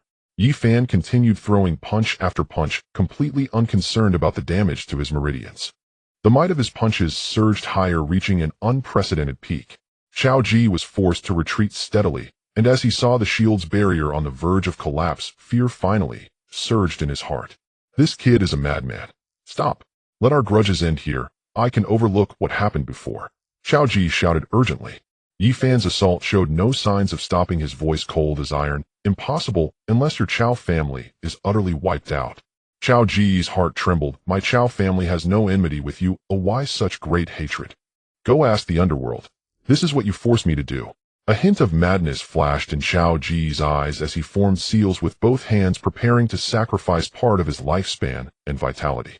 Once successful, the purple-black flames would reach a power comparable to that of a nascent soul cultivator in their early stage. But just as he was halfway through casting his spell, Chuan stealthily made his move. Chao Ji let out a wail as his secret technique abruptly stopped. The purple ruler's evil lamp was a fearsome magical treasure, and with a trace of sentience still intact, it retaliated against Chao Ji. As he was struck by his own secret technique, Chao Ji found himself in a dire situation. Who is it? Just as he uttered those words, Yi Fan had already closed in on him. Those fists engulfed in faint golden flames rapidly expanded in his terrified eyes. No, die, old fool. Yi Fan roared, channeling all his strength into a single punch that shattered the defensive barrier of Chao Ji's black shield. The shield was blasted away. The remaining force of Yi Fan's punch pierced through his chest, shattering his heart. Chao Ji's body flew back like a torn rag. At that moment, Yi Fan's voice echoed in his ear. Go down and greet my mother, Yeshua. Chao Ji's eyes widened in shock. In the next instant, he fell dead on the spot. In the distance, the blood-slaughter Ghost King, engaged in a fierce battle with the Xian Yuming snake, seemed to sense something and turned his head to inhale deeply. Whoosh! Chao Ji's lingering soul was effortlessly drawn into the mouth of the Ghost King. From his corpse, numerous bloodlines automatically extracted, transforming into a blood rainbow that crossed several miles and entered the mouth of the Xian Corpse King. Yi Fan floated in the air, gazing at Chao Ji's corpse, feeling as if something had completely been released within him. He then flew towards Su Diyu and the others, intending to help them subdue the blood corpses. Chuan rarely used blood corpses, so Yi Fan and the others had definitely never seen them before. Suddenly, Chuan's voice echoed in his mind. Just put on a show. Don't break the blood corpses I painstakingly cultivated. Master, Yi Fan exclaimed in surprise. These blood corpses, including that half-step fourth-stage Ghost King, were all your handiwork. I intended to use the Grand Tribulation to allow the Corpse King and Ghost King to advance to the fourth stage, so each blood corpse holds great significance to me. Understood, Master. By the way, did you intervene just now? Which eye of yours saw that? Thank you, Master. Just now he had been puzzled as to why Chao Ji suddenly suffered backlash, thinking it was a problem with that black lamp. Now the truth was laid bare. If Chao Ji had succeeded earlier, even if he had dual cultivation of body and law, he would likely have been severely injured or even killed. Yi Fan reached Su Diyu's side and conveyed this information to her and Mei Yun. No wonder that blood corpse kept baring its teeth at me, but dared not hurt me. It was all an act. Mei Yun communicated, Senior brother, do you think I owe that blood corpse an apology? Yi Fan was speechless. He pretended to be severely injured, yet no one questioned why the three of them could surround a blood corpse. Husband, what about those Chao family disciples in the Imperial City? Are you not planning to take action? No, I suddenly feel sorry for them, born into the Chao family while having an ancestor like this. It's their greatest misfortune. I agree with that. If my Su family had no grandfather, even if we had many talents, we wouldn't have reached this point. Half an hour later, suddenly Chuan sensed something and lightly smiled as he patted the corpse bag. 3 more blood corpses burst forth. They had completed their advancement, progressing from latest stage 3rd tier to peak 3rd tier. Go! The 3 blood corpses immediately charged into the mist. They then appeared in the Daliang Imperial Palace. Another peak 3rd tier blood corpse. Were they destined to die today? Xian Jia's face showed despair. The others also turned pale. The 3 blood corpses headed directly towards Sima, Chengdao, and Lu Qianquan. Not good. Sima Chengdao shouted, immediately abandoning Lu Qianquan to flee. Yet the entire Daliang Imperial Palace was sealed off. Where could he run?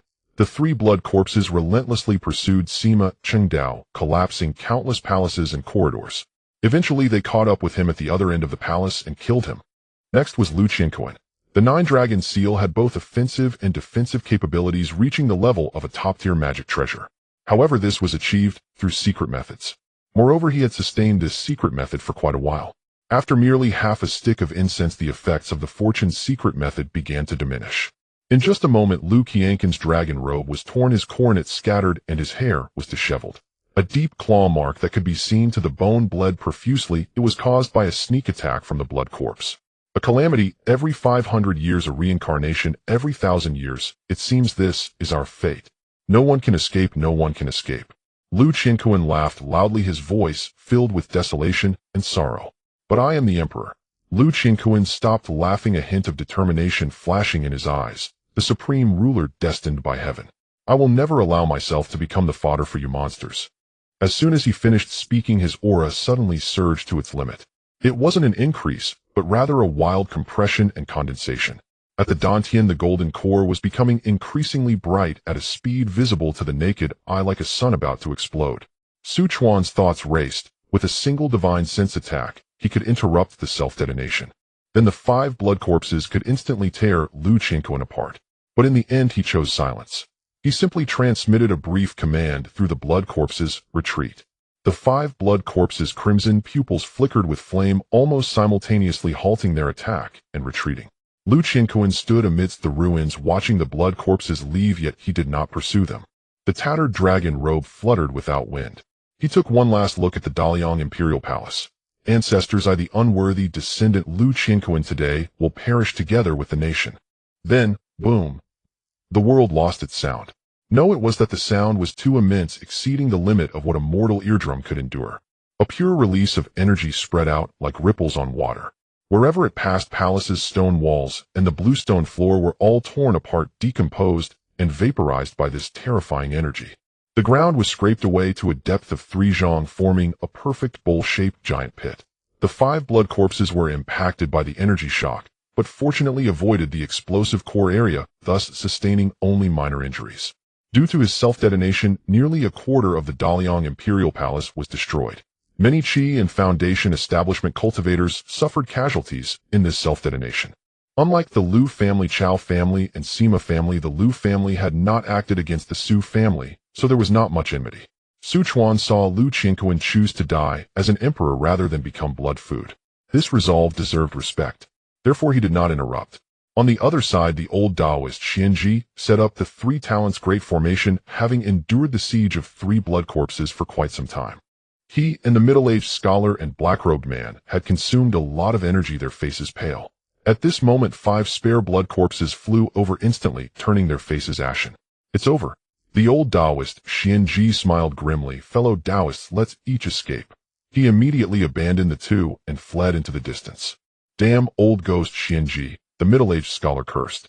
But behind him, a ghostly blood shadow appeared, instantly penetrating his chest and shattering his heart. He died on the spot. The black-robed man turned to flee in another direction.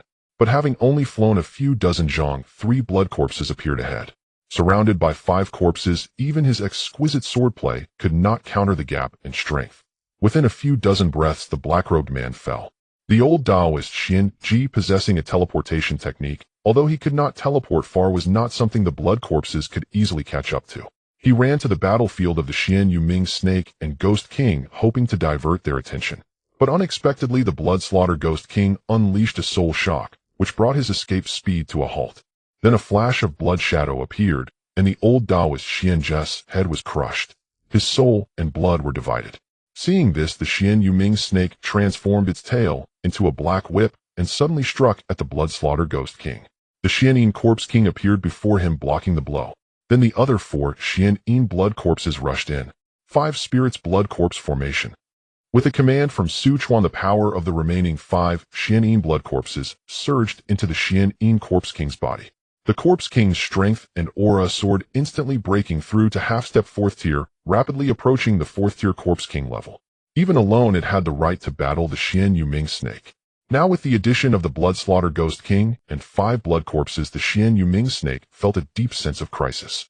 It began to flee and evade, even deliberately taking hits from the blood corpses, retreating to the edge of the mist, and then gathering black lightning atop its horn. Countless black arcs transformed into electric snakes, charging into the mist. The mist ahead was instantly cleared, revealing the scene outside the Imperial City. Just as it was about to burst out of this place, Su Chuan finally made his move, unleashing a divine sense secret technique that silently infiltrated its sea of consciousness. This was his full strength. 40 divine sense silver needles coalesced into the God Destruction Cone. Even if a nascent soul cultivator was struck, their soul would suffer significant injury. As for Golden Core and 3rd-tier demon beasts, they would be heavily wounded. Another round of wails erupted.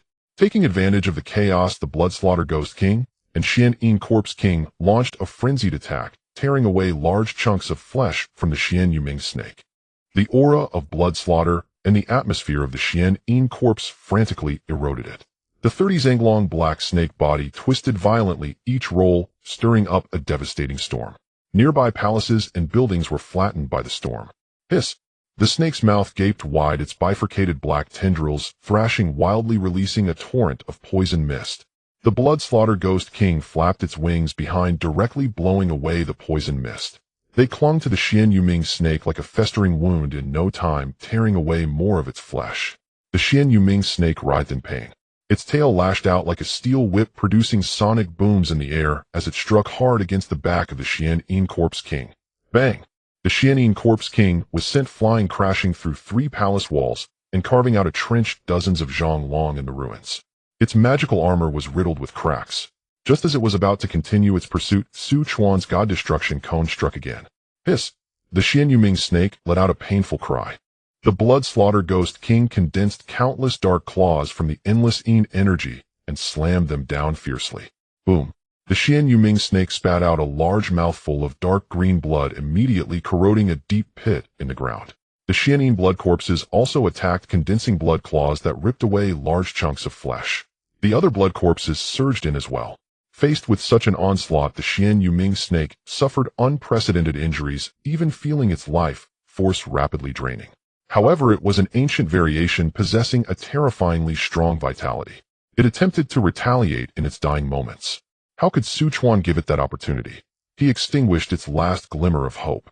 After suffering 3 God Destruction Cone attacks and the Bloodslaughter Ghost King's soul assault, the Xian Yuming snake was on the brink of death, its soul and essence riddled with cracks. In just a moment, it was jointly killed by the Xian Corpse King and Bloodslaughter Ghost King. Afterwards, the aura of the Xian Corpse King fell. Su Chuan provided the essence, demon core, and blood of the Xian Yuming snake to the Bloodslaughter Ghost King. With this aid, its foundation would become incredibly solid. After fully digesting it, it would be just one step away from reaching the realm of the 4th-tier Ghost King. As for the disciples of the Chao family, Sima family, and Lu family within the palace, Su Chuan naturally did not plan to let them off. He was not the kind-hearted type. Most of the hall consisted of storage pouches or storage rings belonging to Golden Core cultivators. Su Chuan inspected them one by one, his face lighting with delight. Though none held anything personally useful to him, they would nevertheless enrich the Su family's coffers. The richest troves naturally belonged to Chao Ji and Sima Qingdao. Their storage rings carried the millennia-deep foundation of their houses brought here with them. As for Lu Qianquan, there were few items, likely kept within the imperial treasury. Grandfather, Master, Su Diyue Yifan and Mei Yun stepped forward to pay their respects. Su Chuan nodded and smiled faintly at Yifan. Do you feel relieved now, eh? Yifan, slightly embarrassed, pressed his palms and said, at the last moment I had to trouble Master to intervene. This disciple is ashamed and unworthy.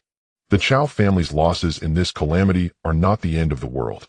No matter how formidable their trump cards, they were fated to fall. One need only look at how the Lingyu region never nurtured a clan with more than 1,500 years of uninterrupted transmission to know that. Every 1,000-year calamity, those Golden Core houses are the first to be struck. Our burden for the Su family still lies ahead. I understand, Yifan replied solemnly. Even if I am torn to pieces, I will never allow demonic cultivators or feral beasts to set foot in Dongxi, he vowed. What can you do at your age? Su Chuan chided and rapped his scalp in jest. If you die, will it not prove that every son-in-law of the Su family meets a tragic end? Master, what do you mean? You frighten your disciple, Mei Yun said as she did not know much of the Su house. Su Dus sighed gently. The Su family has always been prudent. Since our founding, few clansmen have perished, but 2 sons-in-law have already died. Ah, so being a Su son-in-law is a high-risk occupation. Thinking of backing out. Su Chuan looked at Mei Yun with a teasing smile. I would not dare. If I backed out, I fear Master would tear me apart right now, she replied. Good. Now you understand, Su Chuan laughed. Either you board the Su vessel wholeheartedly, or do not expect an easy disembarkation. Mei Yun sighed and spread her hands. Enough with the banter. With the Daliang Emperor dead, the imperial fortune drifts unclaimed. Since you dabble in fate, see if you can make use of it. Su Chuan turned to Mei Yun. Mei Yun's eyes brightened. Master, that is a fine notion. Daliang's fate hangs between extinction and survival. The fortune is almost ownerless. I happen to have a method. Please lend me the Zhulongyin for a time. It will be yours, Su Chuan said. Its foundation is that of a mid-grade defensive treasure. Use it as you wish. With a flick of his hand, the Zhulongyin appeared in Su Chuan's palm, then flew to Mei Yun. Thank you, Master. Mei Yun immediately formed hand seals, invoking a complex secret technique. Use this as the vessel to Liang's fortune gather. Streams of golden qi converged from all directions, seeping into the Zhulongyin. Mei Yun explained, the Zhulongyin is the Liang's national treasure, a relic of fate that can contain fortune's power. I possess a secret art to seal that fortune and prevent its dissipation. She continued, later I shall refine it to nourish my Shanhain, thus I can swiftly temper it into a genuine fate relic. Mei Yun, then you can employ a method similar to Lu Qianquan's to raise your own strength. Su Chuan asked. It requires cultivation, but such fortune is rootless. Using even a little wastes it. Only by founding an empire and using the empire's populace as a base can it be wielded without limit. The degree of enhancement depends on the empire's scale, its territory, its population, and the strength of its people. Second junior brother, the path you walk is strange indeed. Your future strength may well surpass mine. You must let your senior brother shelter you. Yifan laughed. Senior brother flatters me. A dual cultivation of body and method leaves few equals. The path of imperial fortune only works in the early stages because it leans on the empire's prosperity. In the later stages, it will face obstruction and draw suppression from surrounding powers. I merely tread it for a while. Ultimately, one must rely on personal cultivation. Leave such matters for another day. The Daliang Palace is empty. Out-tidy the battlefield, and do not miss storage bags containing refinement and foundation establishment materials, nor any other valuables. Mei Yun continued to siphon the remaining Daliang fortune and practice the corresponding fate art. It will help you in the forthcoming calamity. Yes. The group split up. Su Chuan sought the Daliang treasury, diving underground with his nascent soul's spiritual sense and probing inch by inch. After half an incense stick of time, he finally found the treasury. Its defensive formation remained, yet it could not stop a single blow. There were mostly third-tier materials with some fourth-tier items, powerful cultivation manuals, and secret techniques, vast quantities of spirit stones and choice pieces among pills, artifacts, and talismans. Some pieces even Su Chuan could not instantly identify, perhaps worthless, perhaps exceedingly rare. Overall, the hoard was roughly 30% richer than those of the Chao and Sima houses. Another half-hour passed. Once Mei Yun sealed Daliang's gathered fortune into the Zhulongyin, they prepared to depart. The fog that had shrouded the imperial city slowly dissipated. Outside the palace, unrest still flared in many places, but Su Chuan and his companions did not glance back. He cloaked them in mist to render their breaths thin and indistinct. Then the party returned to Dongxi. They had been away for nearly a quarter of an hour. 2 more consummate golden core demonic cultivators from the Heishui region arrived, their auras immensely powerful. Undoubtedly practitioners whose divine arts were consummate. One clad in black, one in white, both of middle age, hovered above the palace and swept their spiritual senses through the compound. We are late. A tremendous battle occurred here, but whoever fought was cautious enough to erase their battle aura, the black-robed man observed. Not only that, but they were greedy. No storage bags were left behind, the white-robed man added. Strangely, beyond the palace, they did not strike. Perhaps they hurried on to the next site to avoid wasting time. We only came because we heard 3 millennial golden core houses gathering here, the black-robed man said. Who would have expected someone beat them to it? He then turned and asked, smiling, where do you think they went next? From our intelligence, this land is divided among 4 great powers: De Wei, De Liang, De Jin, and the newly risen Xianwu Alliance. De Liang, De Jin, and De Wei gathered here presumably to resist the calamity together. They failed. The remaining force is the Xianwu Alliance. The white-robed man's lips curved. To rise from a mere mortal to first family of this realm in under a century is a legend. I am very curious about the Su family. Then let us go see, the black-robed man replied. At that moment a piercing screech rent the sky. A colossal monstrous bird, its wingspan over 20 zhang, hurtled toward them. Its feathers writhed with streaks of red and black flame, and it radiated a terrifying malice. Most remarkable of all, it bore twin heads. Meanwhile, many more demonic cultivators from the Heishui region were still pillaging Dejin. In time, waves of beasts swelled and poured from Dejin, some millions strong. Some rampaged within De Liang, devouring people. Others, led by third-tier beasts, surged into the territories of Dejin and De Wei. The Xianwu Alliance was not spared. Likewise, the Heishui demonic cultivators did not concentrate in a single place. They competed with one another. Whoever first reached an unplundered area reaped the greatest reward. Infighting among them would come later. In a single day, the flames spread through the Xianwu Alliance. Compared with Dejin and De Liang, De Wei and the Xianwu Alliance fared somewhat less disastrously. While Su Chuan and the others lingered in the De Liang Palace, Dongxi welcomed unexpected visitors. 3 Heishui golden core demonic cultivators, having learned of the Su family, flew straight toward the Xianwu Alliance. Big brother, this is odd. We should have detected that Su family. Why is there no sign along our spiritual scans? The speaker was a red-haired, burly man. The big brother he addressed was a young man in blue robes, and the third was a voluptuous, well-built woman. The blue-robed youth frowned. Ask someone nearby, and we will know. The red-haired man obeyed, and shortly seized a middle-aged villager who trembled like a chick in midair. Tell me, where is Dongxi's Su family? Sir Immortal, the Dongxi Su family is near Qingjiang County, about 300 li from here, the man stammered.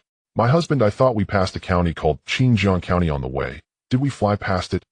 No, we scanned the whole way and found no major clan there, the red-haired man said. Besides, the region's spiritual energy is so thin, no foundation establishment family would settle here. The blue-robed youth pondered, then looked to the man in the high hat. Is what you said true? The middle-aged man clasped his fists and begged. Great Immortal, how could I deceive you? The Su family is a legendary house in Yuehu Commandery. Who would not know of them? But the Su family does not open to outsiders. I only once visited Qingjiang City and gazed at it from afar. Since you know, then lead the way. The 3 flew back with the Hayat man. In less than the time to drink a cup of tea, they reached the outskirts of Dongxi. I recall a great road ran here straight to Dongxi, but it's gone. Has it been relocated? The Hayat man muttered, bewildered. No, this is strange. The place ahead is unnaturally calm. The blue-robed youth was the strongest of the 3, a late-stage golden core, while the other 2 stood at the peak of mid-stage golden core. Strange, the red-haired man scratched his head and swept his spiritual sense around. Everything looks fine. Are you sure we're here? Certain. Then you are of no use. The blue-robed youth's words hung only for a moment before the red-haired man immediately flung the Hayat man forward. As the man fell, his figure seemed to vanish, while a faint ripple spread outward, instantly noticed by the 3 golden core cultivators. Big brother, this. The blue-robed youth's pupils shrank as he stared at the space ahead. What a potent formation. Enough to deceive even my latest-stage golden core spiritual sense. At minimum, it is a 3rd-tier mid-grade formation. A formation master of such skill would be remarkable to come from this Lingyu region. Perhaps an ancient formation plate discovered in some divine cavern taught them this art, the other suggested. No one spared thought for the Hayat man's fate. Plummeting from hundreds of meters, he struck the ground and was shattered, ribs broken, internal organs ruptured. He gasped a little, his body convulsed, and then he was still. Inside the Bihan pool, Su Mingxian opened his eyes. He could sense anyone who entered. With a sweep of his spiritual sense, he discovered the man who had fallen to his death within Dongxi's boundaries. Eldest brother, second brother, fourth sister, sixth younger brother to Yuan. Guests have arrived, Su Mingxian transmitted. In an instant they poured from their meditation chambers, gathering in the air to peer outward. From outside, the blue-robed youth and his companions could not see inside, but Su Mingwei and the others could see them clearly. 1 latest-stage golden core and 2 mid-stage, uncertain whether his divine arts are consummate. If they are, they could be troublesome. We must lure them in with our formation so we may kill them. Su Deling looked to Su Mingwei. Father, decide. Even if we go out, we can slay them swiftly. If they flee, my escape craft is sufficient. Failing that, Su Ying and Xiao Hong are here. Su Mingwei glanced at Su Deling, smiled slightly at her eagerness, then turned to Su Mingyuan. Second brother, your mind is always keen. What is your opinion? Su Mingyuan gave a wry smile. Brother need not ask, you already have a plan. 3 mere men. Cut them down like weeds. Su Mingwei nodded with a knowing grin. Then I, Deling, and Mingshu will strike. You and the 6th brother take the formation. Agreed. Su Mingyuan inclined his head. As the 3 golden core hesitated whether to press forward, Su Mingwei and 4 others suddenly materialized from an apparently empty space. So indeed 5 golden core, the red-haired man's eyes glinted. Big brother, since they come out to die, let us strike. Before the words fell, Su Mingwei and his companions had already surrounded the 3 intruders. Su Mingwei, Su Deling, and Su Mingshu stood at the inner ring. A trio of early golden core, truly courting death, the blue-robed youth snorted. Attack! But Su Deling moved before him. A clear, piercing phoenix cry suddenly split the heavens. Flames of red gold erupted around Su Deling in a violent outburst. Those flames were no ordinary fire, but bore the aura of an ancient and noble bloodline. Su Deling's fire phoenix lineage had awakened. At the same moment, she raised her right hand, and her natal treasure, the Huafeng Ling, manifested from nothing. Go! The Huafeng Ling became a sheet of crimson gold fire that swept forward. Under the resonance of her phoenix bloodline, the Huafeng Ling's might neared that of a high-grade treasure. What a... The blue-robed youth's face drained of color. He had never imagined an early golden core could unleash such terrifying force, but it unnerved him. Yet Su Deling's true realm remained masked. Come to me, the blue-robed youth barked, slapping his storage pouch. A heavy gold-hued shield engraved with a Chuan Wu motif shot forth. The blue-robed man's trump, a mid-grade defensive treasure. The shield swelled in the wind to mini zhang across, planting itself between the 3 attackers and the incoming inferno. A solid pale golden light screen took form upon it, the phantom of a Chuan Wu coiled, exuding a calm mountain-like steadiness. The fiery phoenix was vivid and lifelike, with each feather composed of the purest flame. Its golden eyes burned with divine fire, and its long tail left a brilliant trail of flames illuminating half the sky. And the fiery phoenix was vivid and lifelike, with each feather composed of the purest flame. Its golden eyes burned with divine fire, and its long tail left a brilliant trail of flames illuminating half the sky in crimson gold. Screech! The fire phoenix let out a long cry, its wings flapping as it dove down towards the blue-clothed youth, the enchanting beauty, and the red-haired robust man. Wherever it passed, the air twisted and shimmered. The blue-clothed youth formed a spell gesture with both hands, and the magical power surged wildly into the Xian Gui golden shield, solidifying the light barrier once more. He stared intensely at the incoming flaming phoenix, cold sweat beading on his forehead. This damn thing was in the early stage of golden core. The power of the magic treasure he invoked was comparable to that of a top-grade treasure. Top-grade treasures were items that even ordinary golden core completions could not possess. The red-haired robust man and the enchanting beauty were also drenched in cold sweat. Initially they thought that if they could eliminate the Su family this time, they would make a fortune. Instead they had kicked a hard rock. Endure this strike, then scatter and flee immediately. The blue-clothed youth transmitted to the 2. Yes, big brother husband. They responded. Just then, the fire phoenix descended. Boom! The flaming phoenix crashed violently into the light barrier of the Xian Gui golden shield. There was no explosion, no deafening sound, only the sizzling sound of burning. The crimson golden flames burned like maggots, fiercely consuming the pale golden defensive light barrier. The barrier trembled violently. The surface of the Xian Wu phantom emitted a silent wail, becoming transparent and illusory at a visible speed. The golden and crimson gold lights clashed fiercely, erupting with blinding brilliance that made it impossible to look directly. Hold it back. The blue-clothed youth's face reddened, veins bulging as his magical power surged. 1 breath, 2 breaths, 3 breaths. Although the light barrier trembled violently, it was still a medium-grade defensive magic treasure, and with a latest-stage golden core's frantic infusion of magical power, it desperately resisted. Just when the blue-clothed youth felt he could hold on, he did not know that Su Deling's attack merely weakened the defensive light barrier. The red-haired robust man and the enchanting beauty also sighed in relief, their faces showing a smile of relief. However, their smiles had not fully formed. Whoosh! A barely perceptible sound of something cutting through the air like the sigh of death. Amid the cacophony of exploding flames and energy collisions, it quietly rang out. It was an arrow made of dark gold with a spiral arrowhead, its shaft entwined with 9-star patterns. The arrow flew silently faster than lightning. It did not face the shield directly. Instead, from an extremely tricky angle, like a venomous snake emerging from its hole, it precisely targeted the blue-clothed youth's heart. The blue-clothed youth didn't even have time to react. He felt a sudden jolt in his heart, a sense of lethal danger instantly gripping his heart. In the next moment, the 9-yuan heavenly star arrow effortlessly pierced through the defensive light barrier of the Xian Gui golden shield. The barrier hadn't even had time to shatter. This dark, golden arrow accurately penetrated the blue-clothed youth's heart. Time seemed to freeze at that moment. The ecstatic expression on the blue-clothed youth's face instantly stiffened, replaced by disbelief and horror. He looked down at his chest. There a blood hole the size of a fist passed through front and back, and his heart had disappeared. How is this possible? His lips moved, yet he could not utter a complete sound. In the next moment, the Xian Gui golden shield lost its master's magical power support, and the light abruptly extinguished. The shield let out a mournful wail as it shrank and fell. The pale golden defensive light barrier, like shattered glass, dissipated with a crash. With no obstacles left, the crimson golden fire phoenix erupted with its final residual power. The crimson golden furious flames surged like a broken dam, instantly engulfing the red-haired robust man and the enchanting beauty behind the blue-clothed youth. Neither of them had time to unleash their defensive magic treasures. The red-haired robust man could only let out a short cry before being burned to death on the spot. The enchanting beauty fared slightly better than the red-haired robust man. She had a close-fitting inner armor that activated automatically in a life-and-death moment, forming a pink light barrier to protect her. However, it was merely a low-grade magic treasure's inner armor. Crack! The pink light barrier was covered in cracks and shattered with a loud noise. The residual fiery power struck fiercely against the enchanting beauty, as though she was hit hard, causing her to spit out a mouthful of blood and sent her flying. Her clothes torn, breath weak.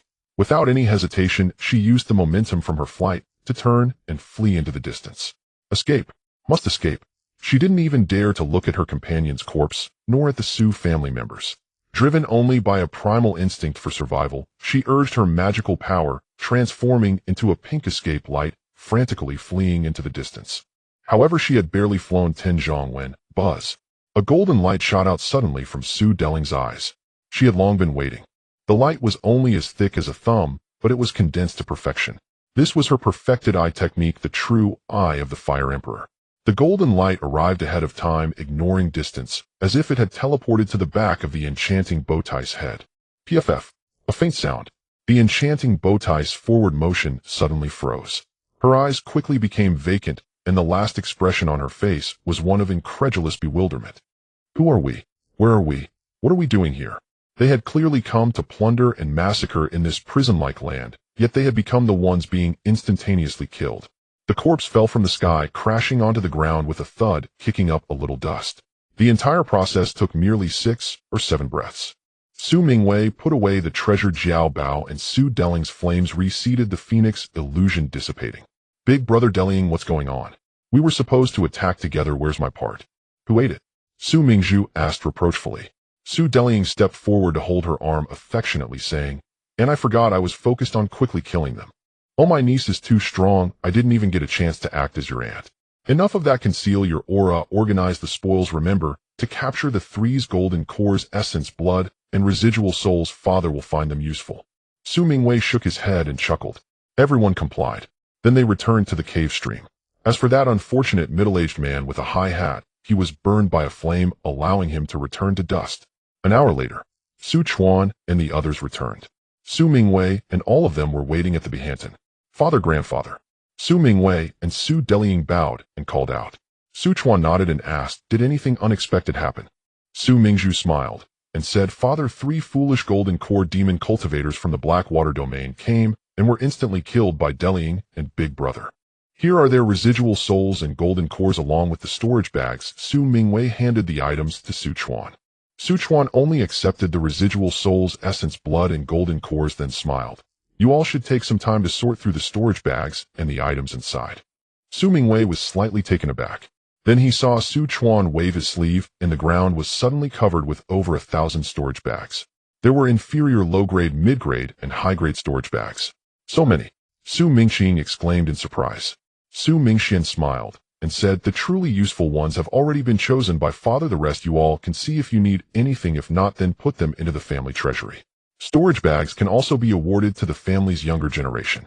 Su Mingzhu looked at Su Mingxian and said, third brother, you went out with Father this time. Did you gain some knowledge?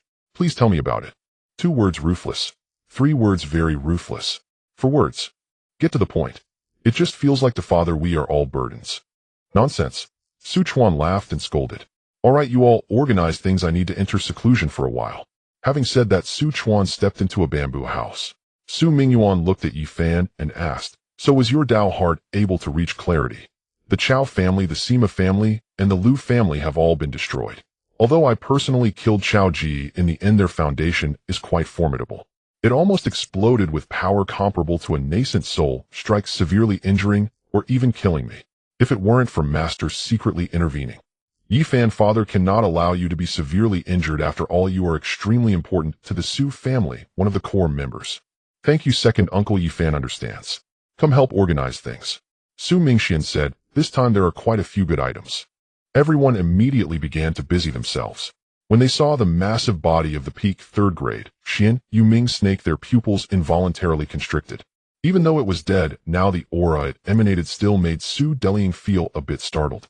When Su Mingxian mentioned that it was surrounded by 10 peak 3rd grade blood corpses, plus a half-step 4th grade ghost king, to kill it, everyone was shocked. They were astonished not only by the strength of the Xian Yu Ming snake, but also by Su Chuan's hidden cards. Father's hidden cards have increased again. Before long our Su family may gain 2 more levels of nascent soul combat power. I just don't know if this calamity will come in time. Mei Yin helped for a while, then also went into seclusion to refine the luck of the DeLiang. After this battle, Yi Fan seemed to have gained some insights, and his battle intent technique was about to reach minor completion, so he returned to the main residence to enter seclusion. Su Diyue accompanied him. After Su Deliang took all the demon beast materials and some rare 3rd and 4th grade materials, she also left. Soon, only Su Mingwei, Su Mingyuan, Su Mingshuan, and a few siblings remained at the scene. Third brother, how is the outside world? Su Mingyuan asked. Su Mingxian sighed softly. I finally understand why Father is so cautious about the calamity. In the areas we went to in the Great Jin, many villages, small towns, counties, and even prefectural cities have been completely slaughtered. Some did so purely for the joy of killing, while others used their essence, blood, and souls as cultivation resources. The Great Jin is about the same. Perhaps due to distance, there are still few demon cultivators. They're mostly demon beasts. They trample and devour humans at will. The Great Way is unclear, but it is likely that now there have been golden core demon cultivators, and even a large number of foundation establishment demon cultivators appearing. I do not know how it was 500 years ago, but since the Chao family and others are still alive, I imagine the scale was not large, even less than 1/10 of what it is now. 500 years is a calamity, and 1,000 years is a cycle. In the past, no force has ever continued from 1,000-year cycle. Hearing this, they all fell silent. Though it was just a few words, they could imagine how dire the situation was in the Great Jin and the Great Liang. Soon the Great Way and the Xinwu Alliance would also be in the same situation. The following days are crucial, and they will be the true test for our Su family. It will not be long before a batch after batch of strong ones from the Blackwater domain will arrive at the cave stream. Su Mingyuan said solemnly. Father said the same. Su Mingxian replied. Let's stop here for today. Second brother, you go find Chonghui first, and send the storage bags and resources to the treasury. The rest of us should not enter seclusion for now and be ready for battle at any time. Su Mingwei said. Understood, big brother. The others responded one after another. The group dispersed, leaving only Su Mingxian at Bihantan. Because he needed to control the formation and the core of the Su family's formation was laid out in Bihantan, Su Chuan entered seclusion to cultivate the 9-fold corpse dissolution technique. The Xianin Corpse King needed this secret technique to become a 4th grade Corpse King. Based on Su Chuan's previous research, it would take about half a month to complete. While this secret technique is exquisite, the core difficulty still lies in the collection of materials. Su Chuan possesses 10 peak 3rd grade blood corpses, and one of them will soon become a half-step 4th grade Corpse King. Of course, the process of casting the secret technique requires 81 days. It should be impossible before the ancient battlefield manifests. According to his estimation, it would take no more than 10 days for the ancient battlefield to surely manifest. And a few days later, the conflict between the Blackwater domain and the Tiannan forces will take place with the prison land as the battlefield. That will be a different level of chaos. Fortunately, the ancient battlefield is special 3 months outside, 3 years inside. Although the battlefield is perilous, as long as one finds a relatively safe place, one can enter seclusion to help the Xian Corpse King and the Bloodslaughter Ghost King break through. This will greatly benefit both the search for opportunities in the ancient battlefield and the future development of Tiannan. The cave stream is a paradise. Chuan sealed the mountain not only to prevent outside interference, but also because he did not want the people of the cave stream to know about the external situation. Because the Su family has intermarried with many foundation establishment families and Shi refining clans. The common folk of the cave stream are the same. In the entire Yuehu County, which family's daughter does not take pride in marrying into the cave stream?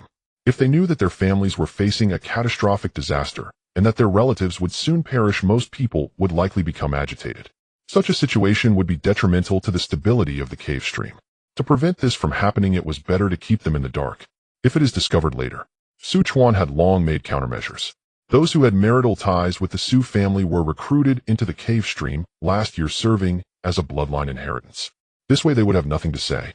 The Zhou Li Wang, Zhao, and Qin families could branch into the cave stream naturally due to their different roles and marital relations. This was part of the Su family's development plan. 2 hours later, the Great Wei Imperial City faced 7 or 8 golden core demon cultivators from the Blackwater domain, along with hundreds of foundation establishment demon cultivators. The Imperial City's great formation was on the verge of collapse. Soon several third-grade demon beasts accompanied by small waves of demon tide arrived. This added more woes to the various families within the Imperial City. In various places in the Great Wei, many villages and counties began to be slaughtered. The Xianwu Alliance was no different. Even 1 or 2 of the Alliance's branches had already been wiped out, and the foundation establishment families in that region were completely slaughtered. Countless distress signals flew toward the Xianwu Alliance headquarters in Guangling County. The Xianwu Alliance convened at the headquarters to defend, and they sent people to the Su family for assistance, yet no messages could get through to the cave stream. In the headquarters of the Immortal Martial Alliance, Lu Wuqing received a message and suddenly slumped down in his chair. My Lu family is finished. With dozens of foundation establishment cultivators, our protective formation cannot hold them back at all. A foundation establishment cultivator from the Feng family also showed a sorrowful expression and said, my Feng family is the same. The only thing we can be thankful for is that there are still disciples from our families within the Alliance. Everyone fell silent. What is happening in this world? Where did so many foundation establishment demon cultivators come from? An elder of the Immortal Martial Alliance clutched his hair, his face filled with anguish. Could it be that Dewei de Jin and De Liang sent their foundation establishment cultivators to disguise themselves? Has the Grand Elder not responded yet? The Dongxi Mountain has already been sealed. We are not to concern ourselves with external affairs. Elders, do you think the Su family is aware and has sealed the mountain in response? It must be so, but what can you say? Everyone is vying for power and profit, while the Su family has gradually faded from the Alliance over the past decade, and you all have gone along with it. Strengthening one's own position and influence within the Immortal Martial Alliance. They set up a third-tier formation, which was the last thing they did. The hall fell silent once again. Meanwhile, countless disciples of the Alliance were in a state of panic. Tangshan County was the first to fall. It is unknown how many survived. The head of the Qin family, facing the beast tide in horror, felt a sliver of relief in his heart, thankful that the Qin family chose the right path. Faced with tens of thousands of beasts led by third-tier monsters, Tangshan County could only withstand for a little over half an hour. Taiyuan County, Langjia County, Qiyun County, and Longshan County. In half a day's time, many county cities fell and traces of beasts could be found throughout the counties. Some demon cultivators plundered the fallen county cities, while others flew swiftly to attack the families that had not yet fallen. Another hour passed. In Guangling County, within the Immortal Martial Alliance, a shrill alarm rang out. It was not just one sound, but 9 consecutive rings, each more urgent and piercing than the last. The 9 bells tolled, signaling the imminent destruction of the Alliance. What has happened? Many disciples murmured. Yet no one answered. In the next moment, roar, a whoa, screech. For distinct, yet equally terrifying beast roars echoed, striking like heavy hammers at everyone's hearts. The sound came from outside the protective formation, yet it felt as if it exploded right next to their ears. The disciples at the Qi training stage were instantly shaken, feeling dizzy and disoriented. Enemy attack. Someone shouted in a hoarse voice. All the elders, stewards, and core disciples transformed into streaks of light rushing out of the hall training rooms or their own quarters. Then they witnessed an unforgettable sight.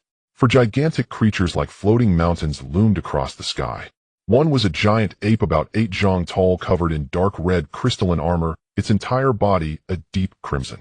Another was a two-headed monstrous bird, its wingspan exceeding 15 zhang, with feathers of a bizarre grayish-white resembling shrouds soaked in a graveyard. The left head of the monstrous bird had emerald green eyes, while the right head had blood-red eyes.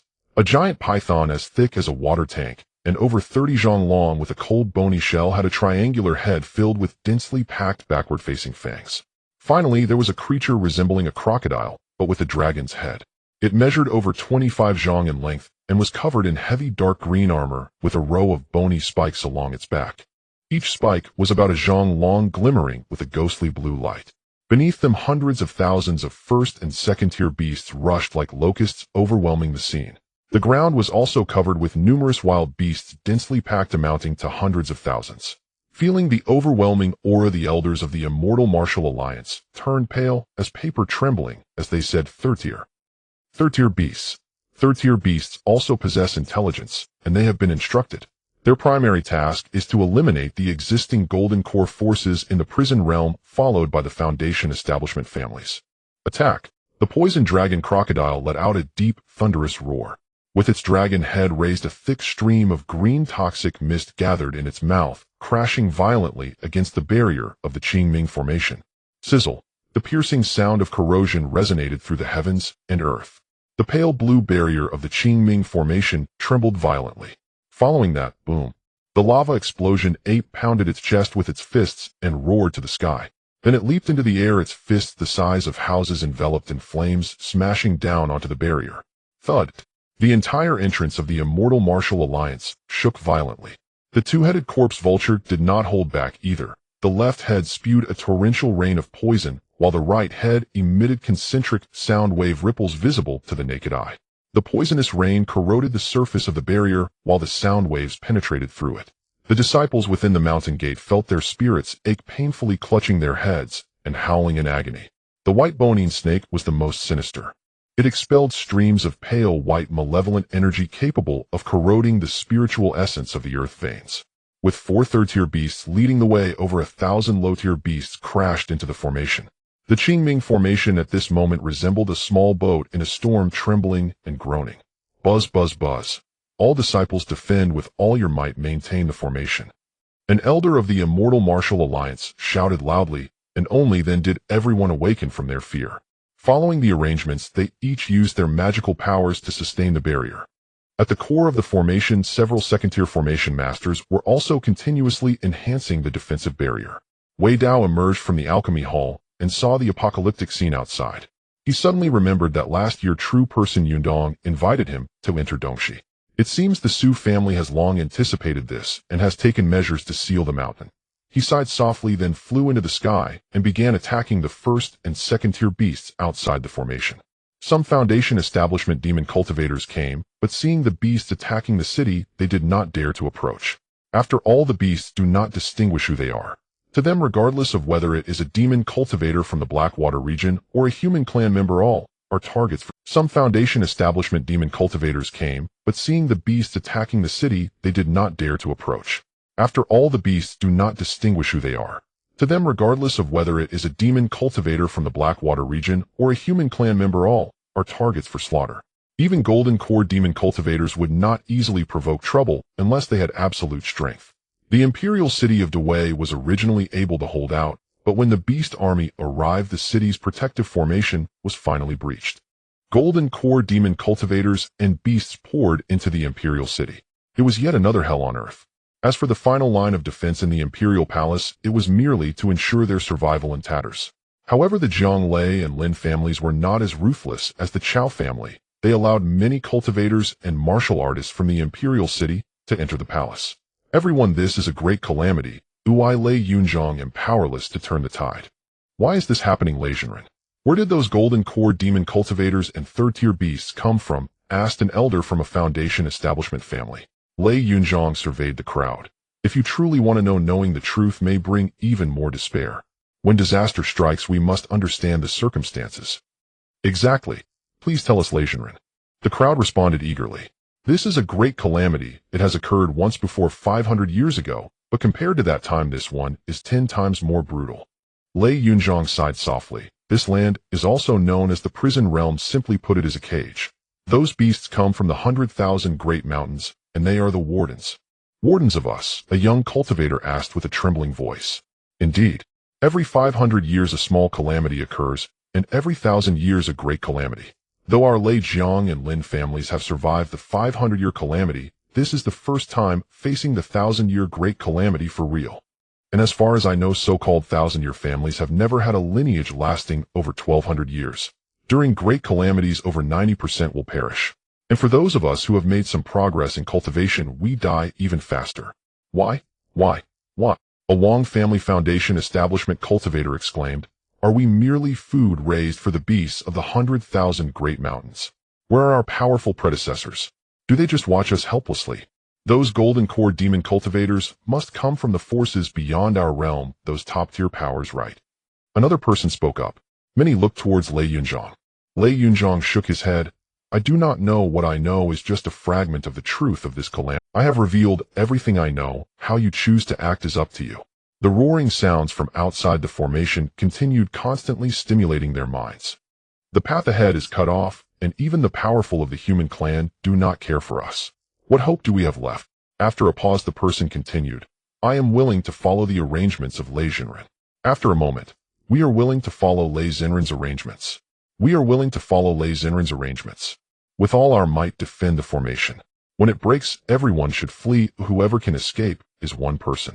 The Tao has 50 paths. One must escape one of them. No matter how great the calamity, whether it be demon cultivators or beasts, they will not kill everyone. As long as we can hide, there is still hope. I believe this cycle of great calamities will one day be severed. Everyone exchanged glances, then bowed in unison, saying, We will obey your orders, Junren. Lei Yunzhong turned to gaze at the distant sky. Others thought he was watching the golden core demon cultivators and third-tier beasts outside the imperial palace, but little did they know he was gazing at Dongxi. Su Chuan, will you be that hope? The Dowei Imperial Palace and the headquarters of the Immortal Martial Alliance were still holding out. Meanwhile, a large number of beasts finally surged into Yuehu County. Each county city was almost at the forefront, and the nearby cultivation and martial families could hardly escape the impending doom. Ancestor, the formation cannot hold.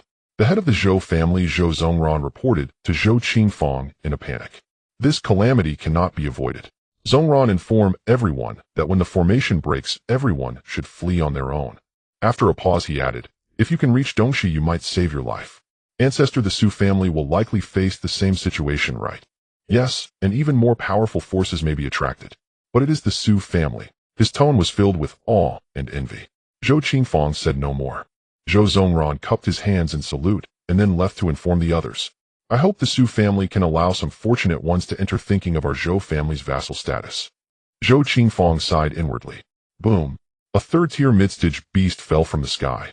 It was a massive creature resembling a rhinoceros, standing 7 to 8 zhang tall, with a white jade horn growing from its forehead. This was an earth dragon rhinoceros, its entire body covered in thick, earthy yellow armor. The armor had natural rocky protrusions growing on it.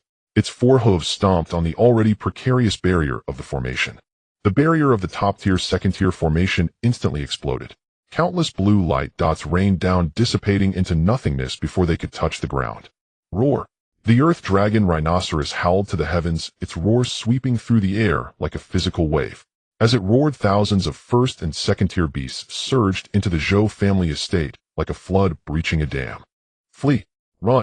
The instructed disciples, guards, and servants of the Zhou family no longer hesitated, transforming into streaks of light as they frantically fled in all directions. Qi training cultivators rode their swords.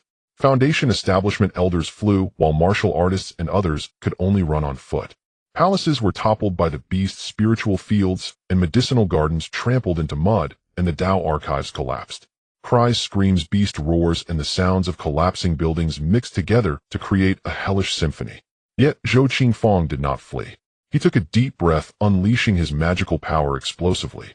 He transformed into a streak of green light, charging directly toward the third-tier mid-stage earth dragon rhinoceros. But even the top-tier Qingmu sword could not harm the Earth Dragon Rhinoceros in the slightest. Its scales had defenses comparable to low-grade defensive magical tools. A hint of disdain flashed in the Earth Dragon Rhinoceros' eyes as it opened its mouth to bite at Zhou Qingfang. Surprisingly, Zhou Qingfang did not dodge, but instead laughed heartily. I Zhou Qingfang have cultivated for over 200 years, rising from a family of Qi practitioners to become a top-tier foundation establishment family. This life has been fulfilled. No regrets. As his words fell, Zhou Qingfang did not hesitate to self-destruct. Boom. The violent explosion of energy sent the Earth Dragon Rhinoceros, flying, blood streaming from its mouth, with several sharp teeth blown out. The thick armor also bore numerous burn marks. Roar. The Earth Dragon Rhinoceros let out an enraged roar. But Zhou Qingfang was already dead. With even his bones turned to dust, it could only vent its fury on the human race present. Countless people fled from the Zhou family estate. However, very few could escape, and even fewer could survive the beast's onslaught. Many Zhou family disciples headed toward Dongxi. A distance of 1,000 li, which usually took 1 or 2 hours, felt like they wished for wings to fly there instantly. The screams of Zhou family disciples echoed in Zhou Zongren's ears. Yet he did not dare to stop. His lips bled from biting down his face, showing pain as he flew forward with all his might. As the head of the Zhou family, he naturally had some trump cards, including a top-tier flying magical tool that was faster than the typical foundation establishment completion stage flight. Screech. Behind him was a second-tier latest-stage iron feather blue eagle. In terms of strength, Zhou Zongren, being only at the 6th layer of foundation establishment, was no match for it. Whoosh, whoosh, whoosh. Dozens of iron feathers shot towards him like arrows. Zhou Zongren hurriedly summoned a green shield, which was also a top-tier magical tool. After several rounds of attacks, the blue barrier began to crack. Whoosh! Another 10 or so iron feathers came flying in. Crack! The barrier shattered completely. Clang, clang, clang, many iron feathers struck the green shield, but some also grazed Zhou Zongren's arms, leaving streaks of crimson. More than half an hour later, Zhou Zongren, regardless of his expended magical power, finally reached Dongxi. However, this place was utterly empty, with only the endless barren fields around, not a single household in sight. How could this be? Shouldn't it be shrouded in mist? Zhou Zongren was bewildered. At that moment, the iron feather green eagle had already approached him from 100 feet behind, its pair of black claws diving towards him. Clang! Zhou Zongren immediately raised his shield to block. However, the iron feather green eagle was too powerful, sending him flying, directly crashing into the cloud sky illusion array. This was just the outermost part of the cave stream, where a faint mist lingered, making it nearly impossible to see anything.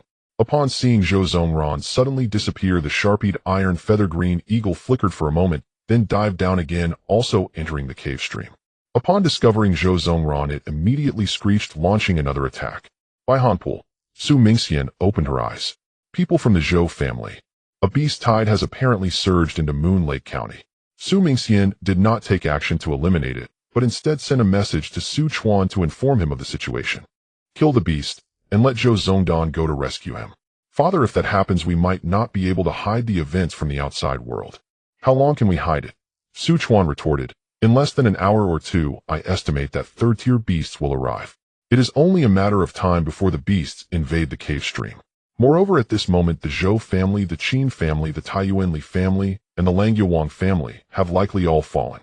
Even if they knew, it would be too late to turn back. Yes, father. Su Mingxian immediately made a hand seal. A vague figure quickly coalesced in the mist. At this moment, the iron feather green eagle had knocked Zhou Zongren's shield away, pinning him to the ground. Zhou Zongren was on the brink of being devoured by the beast. A flash of light passed. The iron feather green eagle was decapitated. Zhou Zongren widened his eyes, watching as the figure in the mist slowly dissipated into vapor, horrified.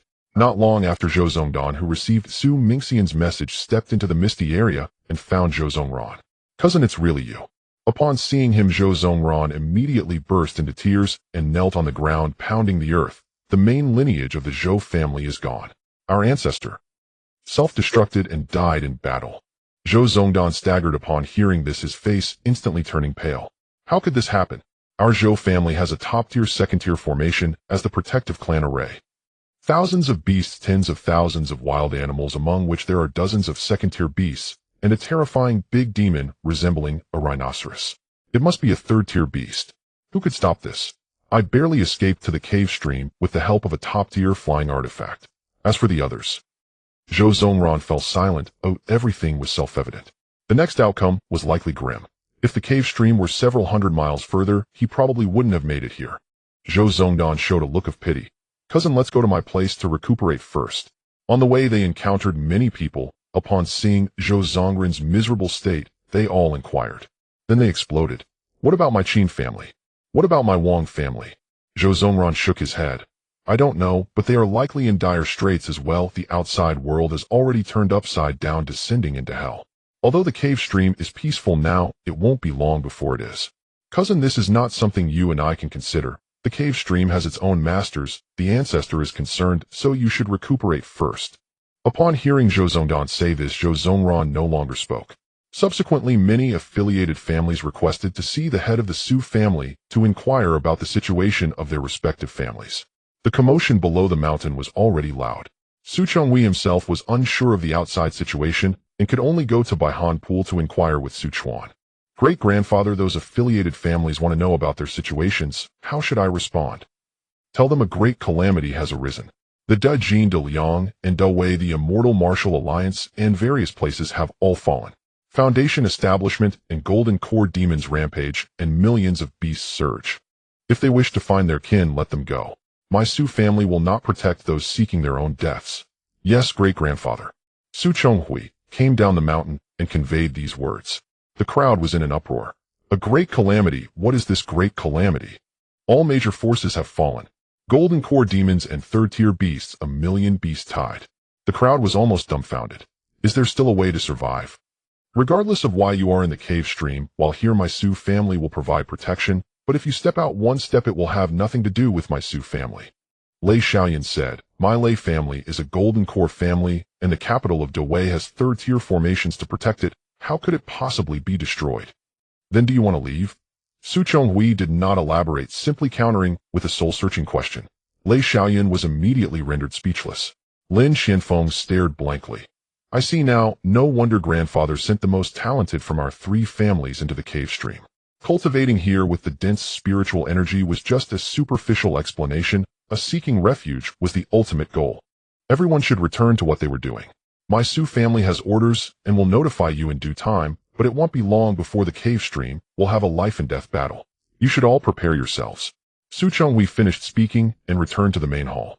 A heavy atmosphere lingered in everyone's heart. Many even secretly resented the Su family for not protecting their families. Among them were some who were affiliated and some who were relatives. Yet some others were relieved to have been chosen to enter the Su family. Not long after, a latest-stage Golden Core demon in a purple robe chased a Black Cloud Spirit Leopard into the cave stream.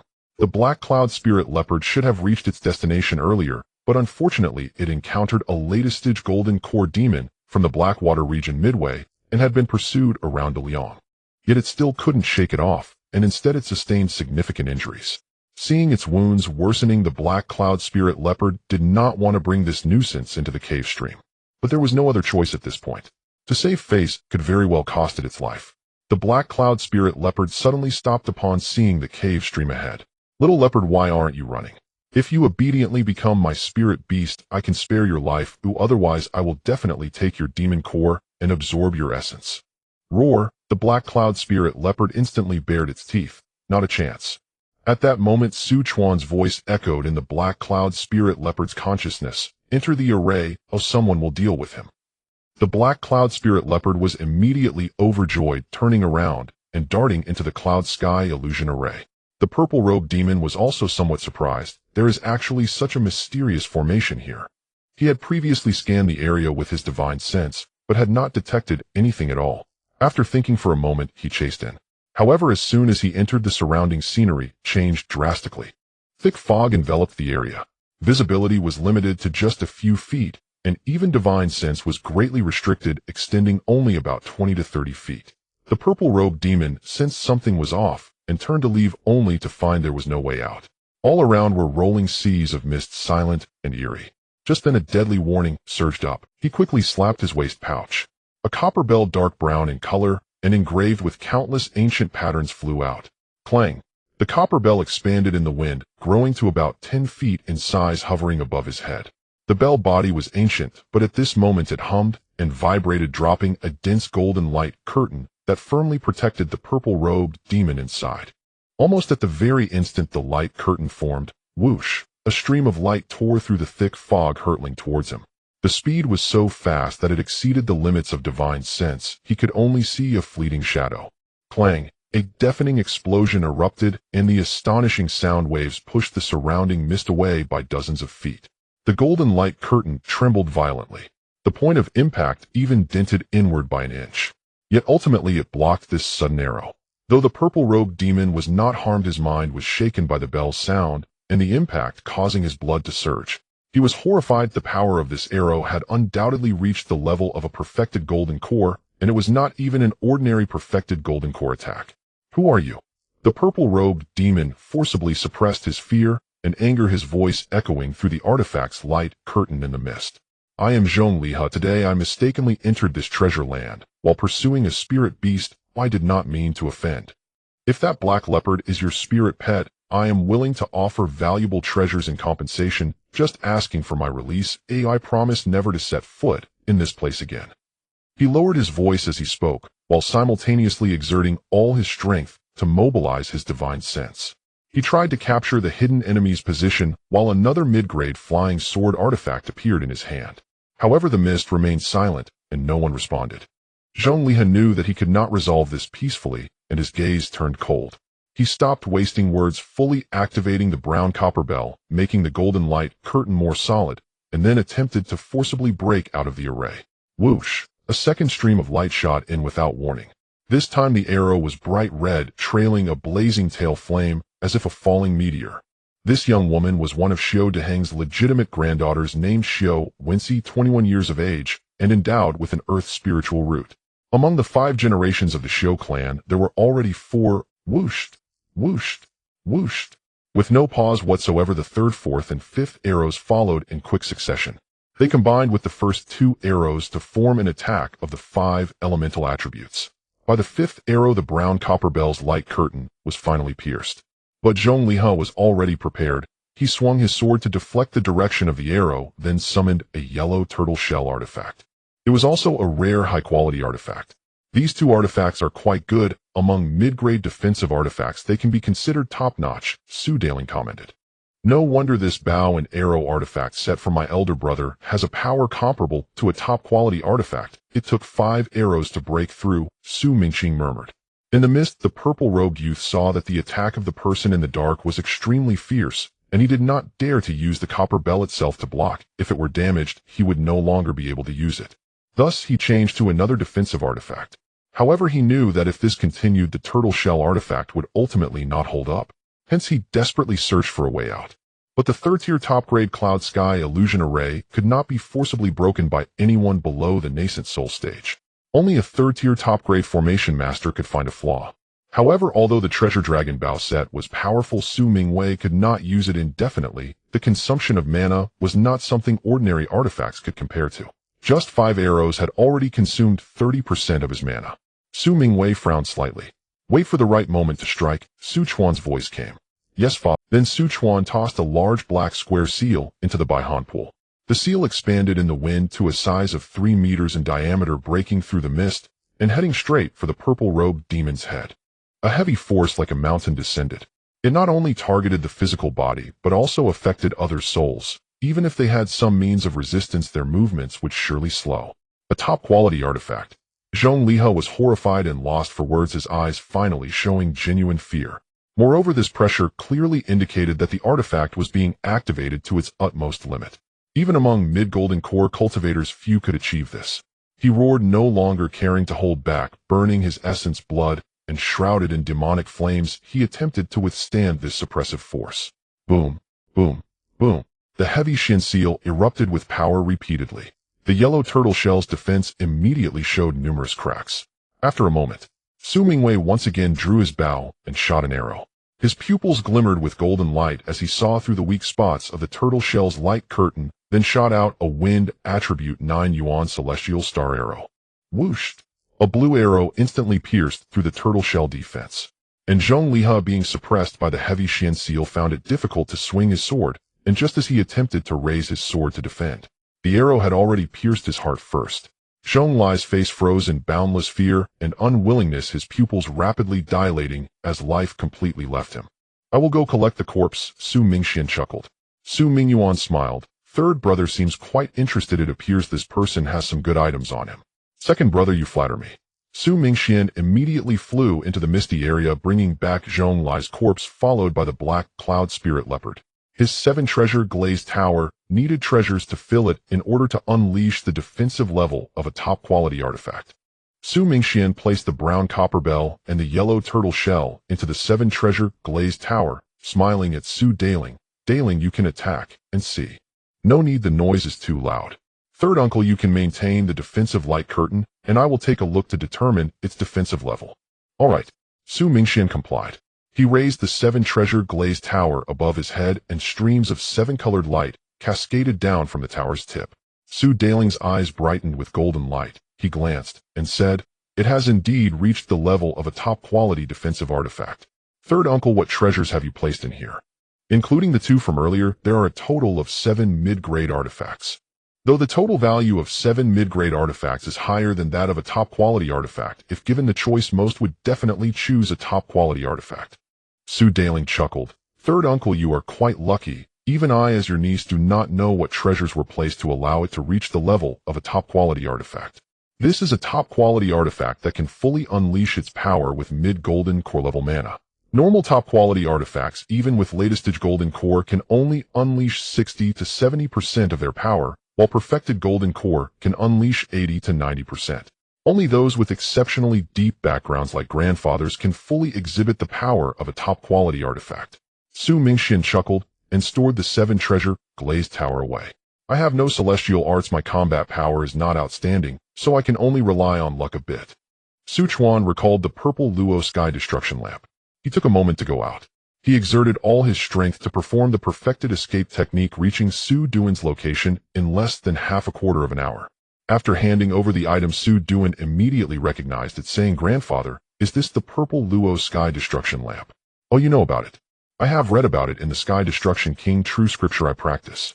It is an ancient spiritual treasure. For ordinary people to use it, they can only expend their lifespan, vital energy, and spirit as the price." Su Chuan smiled upon hearing this. "From the tone of your voice, can you exempt yourself from these costs?" "Yes, the technique has a proper control secret method. Combined with the pure sky destruction power for refinement, it can be used normally. However, unfortunately, it seems to be incomplete. If it were a complete spiritual treasure, you wouldn't have to fear being hunted by nascent soul cultivators. Moreover, my Su family has yet to possess a single spiritual treasure." Su Chuan paused and said, "If you refine it, what kind of power do you think it can unleash?" "Though it is an improper method, the upper limit of power it can produce is indeed high. If I use it normally, it would be nearly comparable to a fully matured divine ability. By expending more mana, it might unleash the might of a perfected divine ability." Su Chuan nodded. "That should be sufficient. Be careful and do not expose this trump card easily. Even an incomplete spiritual treasure can attract the attention of nascent soul cultivators." "I understand, grandson. Stay here well. The battle over at Dongxi will soon take place, and grandfather needs to return to oversee it." "Do I need to return? What do you think?" Su Chuan smiled, and then left the cave using the escape technique to depart.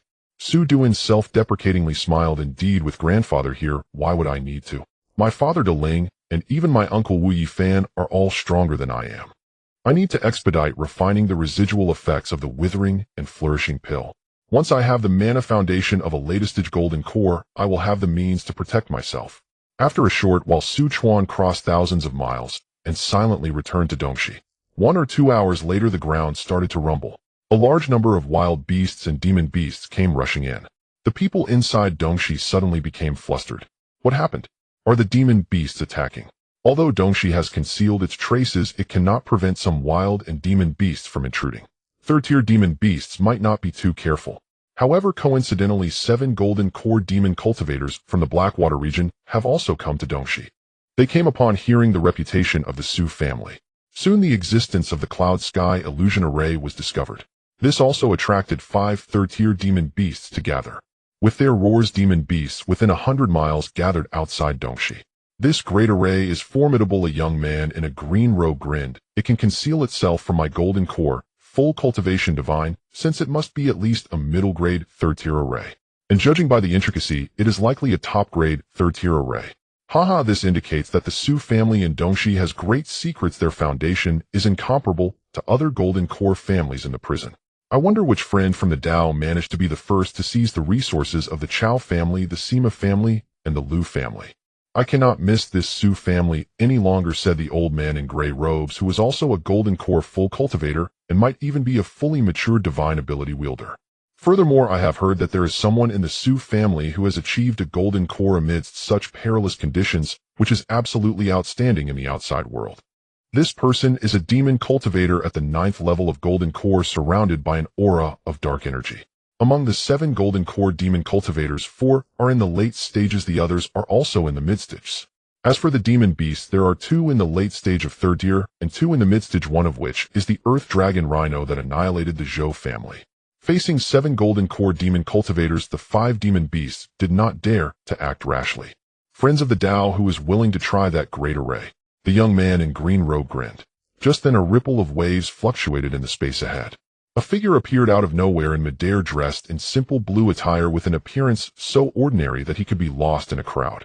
Neither the crowd nor the demon beasts were surprised. Yet in the next moment the young man moved.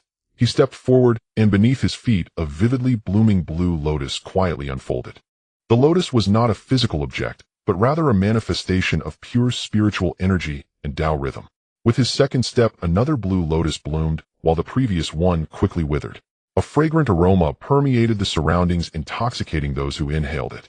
With each subsequent step, the young man stood with his hands behind his back, stepping on the void, creating lotus flowers with each step. He rose to the heights where he was level with the golden core cultivators from the Blackwater region and the 3rd-tier demon beasts. The young man was Su Chuan. If he could intimidate without fighting, that would be best. Su Chuan's body emitted no imposing aura. Instead, there was a kind of tranquility reminiscent of a return to simplicity. Yet it was precisely this tranquility that caused the green-robed youth and the gray-robed elder's pupils to constrict. Su Chuan stopped 100 feet away from both parties, his gaze calmly sweeping over the 7 demon cultivators, then gliding over the 5 demon beasts. Finally, he spoke lightly, his voice not loud, but clearly reaching everyone's ears. Tian Nan, Northwest Region, Songlong Mansion, Grand Elder of the Songlong Alliance, true monarch of withering and flourishing. He paused for a moment, his gaze landing on the golden core cultivators, saying, "Can a few friends from the Blackwater region grant this true monarch a favor and withdraw?" The scene fell silent for a moment.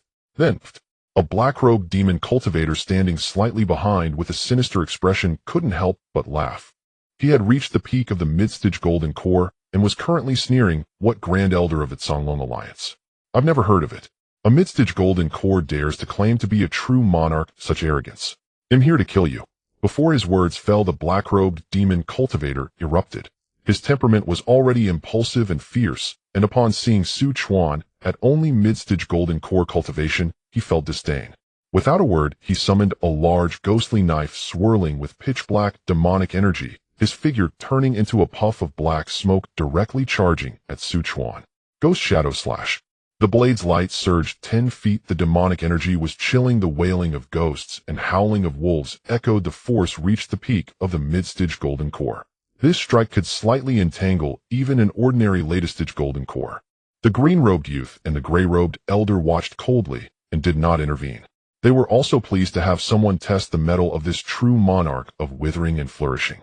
Faced with this ferocious strike, Su Chuan's expression remained unchanged, and he didn't even shift his feet. He simply raised his eyes to glance at the charging black-robed demon cultivator. In his gaze a hint of ghostly light flickered. Buzz. A wave of divine sense surged forth like dozens of thin silver needles, piercing fiercely into his sea of consciousness. Su Chuan held back. This was only about a third of his divine sense power. Ah! The black-robed demon cultivator's advancing figure suddenly froze, letting out a scream that was so terrible it was not human. His attack halted, the ghostly knife almost slipping from his hands, about to fall. Divine sense attack. The expressions of the crowd changed slightly. At that moment, as the black-robed demon cultivator's scream echoed, Su Chuan moved. No, he actually didn't move. He simply flipped his right hand, casually pressing his palm downward. Buzz. The heavy, profound seal appeared out of thin air, swelling to a radius of 3 feet, carrying the terrifying might to suppress mountains and rivers, smashing toward the black-robed demon cultivator. The black-robed demon cultivator felt death approaching, but the influence of the divine sense technique lingered. He could not concentrate to unleash his divine ability and could only meet it with the ghostly knife. Boom. The ghostly knife was directly sent flying. The residual might of the heavy, profound seal struck him squarely. The protective demonic light shattered like bubbles. The sound of bones cracking echoed continuously. The black-robed demon cultivator was smashed down like a meteorite, creating a deep pit on the ground, smoke and dust rising. Chuan's body trembled and turned into a green light, disappearing. He appeared above the deep pit at an unknown time, looking down at the black-robed demon cultivator, who was barely alive, his expression indifferent, as if looking at an ant. He raised his right hand, bringing his index and middle fingers together, pointing into the air. A grayish light flickered at his fingertips, seemingly weak, yet containing a sense of decay and death, as if all life was withering. Withering seal. A seal fell on the chest of the black-robed demon cultivator. There was no earth-shattering noise. The black-robed demon cultivator's weak groans abruptly ceased, and the last spark of light in his eyes rapidly dimmed and extinguished. From the moment the black-robed demon cultivator attacked to his death, only 5 or 6 breaths had passed. Chuan waved his sleeve, collecting his corpse and remaining treasures into his storage ring. These were his spoils of war. The entire area fell into silence. Whether it was the remaining 6 golden core demon cultivators or the 5 third-tier demon beasts, they were all frozen in place. It seemed as if the wind had stopped. The playful expression on the green-robed youth's face completely disappeared, replaced by an unprecedented seriousness and fear. The gray-robed elder's hand, which was stroking his beard, froze in midair, his eyes glittering, and the gray mist surrounding him involuntarily accelerated, revealing his inner shock. The remaining 4 golden core demon cultivators turned pale. They instinctively took half a step back, their gazes towards Chuan, tinged with a trace of fear. After all, since Chuan could easily kill that black-robed demon cultivator, he could likewise swiftly. The 5 demon beasts also looked at Chuan with trepidation. The green-robed youth and gray-robed elder exchanged glances, both realizing the same message in each other's eyes. Today, the Su family in Dongxi has likely kicked a steel plate. Chuan slowly retracted the heavy, profound seal, holding it in his hand with one hand behind his back, his gaze once again calmly sweeping over everyone, his voice still indifferent. Now, can a few friends of the Tao grant this true monarch a favor? The gray-robed elder laughed heartily. So it's a friend from Tian, then may I ask why you appeared here so quickly? No need to guess, this true monarch arrived first. Chuan replied blandly, as for why I arrived early, my descendant is here. Is it possible that the Su family from Dongxi is from a family of friends from Songlong Mansion? The green-robed youth exclaimed in surprise, then suddenly realized no wonder the array of the Su family in Dongxi is so remarkable. It turned out to be the handiwork of true monarch of withering and flourishing.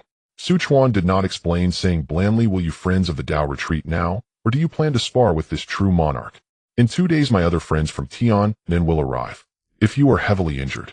Chuan chuckled softly. It will be dangerous after that, not to mention the upcoming ancient battlefield expedition, a chance that comes once every 500 years. If you miss it, you will never have the opportunity to enter again. Compared to demon beasts, cultivators are more adept at weighing gains and losses. This is true for both righteous and demonic paths, because this is human nature. The green-robed youth and gray-robed elder exchanged glances, the elder cupping his fist and saying, I do not know much about matters in Tiannan, but I have not heard of any Songlong Mansion in the northwest. Chuan smiled. It is no wonder you are unaware, for this is a recent event. Songlong Mansion was formerly known as Tiansong Mansion and should be the closest mansion to this location. Then what about the Songlong Alliance? Asked the green-robed youth. The Songlong Alliance was established by this true monarch, encompassing all golden core forces of a mansion. The eyes of the people from the Blackwater region widened. An elder in the mid-stage golden core exclaimed, if you are the grand elder of the Songlong Alliance, does that not mean you are the one in control of Songlong Mansion? Chuan did not confirm or deny. However, they understood what that represented. Anyone who is in control of a mansion must be a nascent soul force. And for the Su family to overthrow the previous nascent soul force, even if it was weakened, it was not a sin. Old Luo, this person must be the first under the Su family of Songlong Mansion, or else he could not become the Grand Elder of the Songlong Alliance. That black treasure seal is a top-grade magical treasure. From his casual demeanor, perhaps what he just displayed was only about 60 to 70% of his strength. The green-robed youth conveyed through sound, Dao Friend Tao is a talent of our Blackwater region, having reached golden core full cultivation at just over 250 years old, and this true monarch of withering and flourishing seems not too old either. You two are similar in age, it should be you who takes action to test him. Both were apprehensive and unwilling to test him easily. Although Chuan was polite to them now, if they were to fight he would likely act as ruthlessly as he did with the previous person. Most golden core cultivators enter the prison to participate in the slaughter, all for the chance to enter the ancient battlefield. If they are lucky enough to gain the opportunity for nascent soul, it would be a leap to the top. After returning, one could establish a sect, create a family or sect that could last 1,000 years easily. After a while the gray-robed elder said, "We came here just to hear about the legend of the Su family in Dongxi, hence our visit. Now that I see it, it is indeed well-deserved. I guarantee that as long as you do not act, I will not take action." Chuan smiled slightly, looking at the other five. They all made similar guarantees. Then please, a few friends of the Tao, step back a bit. This Millennium Calamity's main character is ultimately the 100,000 Mountains Demon Clan. After saying this, Chuan finally turned his attention to the 5 demon beasts beside him. "I do not care who you are, true monarch of withering and flourishing or grand elder of the Songlong Alliance. The demon monarch has ordered that all forces above Foundation establishment in the prison must be eradicated." Chuan coldly smiled. "In that case, you might as well let the demon monarch personally enter the prison and participate in this slaughter. Our clan's grand elder will also be arriving soon." Seeing their fierce words, the green-robed youth and others distanced themselves by 40 to 50 miles, watching from afar. The green-robed youth said, "Until now, no force has lasted over 1,000 years. I wonder if this Su family can break this curse. They probably cannot. The bloodlines of the demon monarchs from the 100,000 mountains are extraordinary, each having ancient true spirits or fierce beast bloodlines. If they truly provoke them, it would be a huge problem. The bigger the disturbance, the better." The green-robed youth's eyes lit up. "Do you think that if the true monarch of withering and flourishing dies, the grand elder of the Songlong Alliance would go mad?" The gray-robed elder suddenly turned and looked as if guessing his intention. But he said nothing. What they did not know was that the Su family and the Songlong Alliance were not the same thing. If Chuan were to die, the grand elder of the Songlong Alliance, Mo Wentian, would probably wake up laughing in his sleep. The oppressive mountain weighing upon our heads has finally vanished. Henceforth the Songlong Manor shall enter the era of the Mo clan. No, Songlong Manor itself must be renamed the Wentian Manor. To annihilate your Su clan requires no intervention from Lord Demon Sovereign himself. Indeed, with but your paltry Su clan standing in our way, do you truly believe you can halt our entire legion? 2/3 latest-stage demonic beasts spoke in turn. Then let us test it. Chuan cast these words coldly before retreating backward, his figure dissolving like a reflection, merging into still water, vanishing in an instant. Roar! A silver-furred demonic wolf unleashed a thunderous roar that shook the heavens. Its silvery fur bristled upright, and murderous light blazed fiercely from its lupin eyes. As a third-tier latest-stage demonic beast, it had never before been so grievously slighted. Charge forth, eradicate the Su clan. I refuse to believe our combined might cannot subdue a mere mid-stage golden core cultivator. The remaining third-tier demonic beasts roared in unison, echoing the silver wolf's command. Thereupon they surged headlong into the Yun Tian illusion formation. Behind them, thousands of first and second-tier demonic beasts raised a deafening chorus of shrieks, their demonic aura coalescing into a vast pitch-black cloud that blotted out sun and sky. Farther still, tens of thousands of ordinary beasts, eyes bloodshot, driven mad by demonic energy, let loose chaotic roars, surging forward like a breached flood tide, following the demonic legion into the maelstrom. Yet unlike their past rampages through cities, shattering walls, slaughtering indiscriminately, the interior was shrouded in dense, swirling mist, rendering all sense of direction utterly lost. Their companions' cries seemed to echo from immeasurable distances, or else reverberated with chilling proximity beside their ears. More terrifying still, invisible hands within the fog appeared to quietly part and isolate them. The once dense tide of beasts gradually fragmented unnoticed into dozens of scattered clusters, trapped the moment they entered like insects ensnared in a spider's web. Then slaughter began. Condense. Baihan Pond. Su Mingxian's 10 fingers danced like fluttering butterflies, weaving intricate formation incantations with breathtaking speed. Instantly, mist across the formation churned violently, coalescing with furious intensity. A second-tier mid-stage iron-backed mountain boar agitated dug its tusks furiously into the earth. Suddenly fog ahead roiled, and a hazy figure emerged. It stood 9 feet tall, humanoid composed entirely of white mist, its features indistinct, gripping a long sword likewise forged from condensed vapor. Its aura resonated unmistakably at Midstage Foundation establishment. Moments later, 3 more such cloud sentinels materialized. The boar hesitated, then charged headlong. 1 cloud sentinel dispersed under impact, but the other 2 drove their mist-forged swords, hard as tempered steel, deep into the boar's flanks. The beast bellowed, thrashing wildly, hurling both sentinels away in violent spasms. Just as it wheeled about in rage to pursue the flung sentinel, mist behind it recoalesced, reforming the very same cloud sentinel. Then the sentinel stepped forward, its mists were descending in a single ethereal arc. Light as drifting clouds, yet swift as lightning, the blade pierced the boar's eye socket, straight through its brain. The iron-backed mountain boar shrieked in agony, then collapsed with a thunderous crash.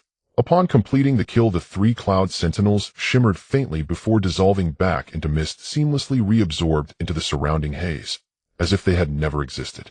Such scenes unfolded simultaneously across the illusion formation. Though incapable of casting spells, the cloud sentinels felt no pain, knew no fear, and feared no death. Torn apart by demonic beasts, they simply dissolved into mist, only to reform moments later as nearby vapor churned anew, birthing fresh incarnations. Undying, unceasing, infinite, so long as the formation remained intact, or until Su Mingxian's spiritual energy ran dry, the cloud sentinels would continue to manifest. The entire mist-shrouded zone instantly transformed into a grinding mill of flesh and blood. Roars, death screams, and the sickening crunch of shattered bone mingled with the gurgling swirl of vapor, conjuring a surreal, harrowing tableau. Blood began seeping into the mist, tinting patches faintly rose-pink. Meanwhile, the 5 third-tier demonic beasts faced not Su Mingxian, who remained immersed in controlling the formation, but his siblings Su Mingwei, Su Mingyuan, Su Mingxuan, Su Diyue, and Mei Yun. Also present were Yi Fan, Su Diyu, Su Diyue, and Mei Yun. Su Chuan himself refrained from joining the fray. He viewed this battle as a crucible for newly ascended Golden Core cultivators like Su Mingyuan and Su Mingxian to hone their combat prowess. Su Diyu blazed with crimson gold flames that soared skyward. Behind her, a phoenix's spectral wings unfurled as it cried aloud. Clutching the phoenix feather, she locked her gaze upon the silver-furred, crescent-browed, third-tier, latest-stage demonic wolf, and charged without hesitation. The silver moon wolf's scarlet eyes narrowed with solemnity. It sensed an ancient, blood-deep pressure emanating from her, a primordial weight rooted in lineage.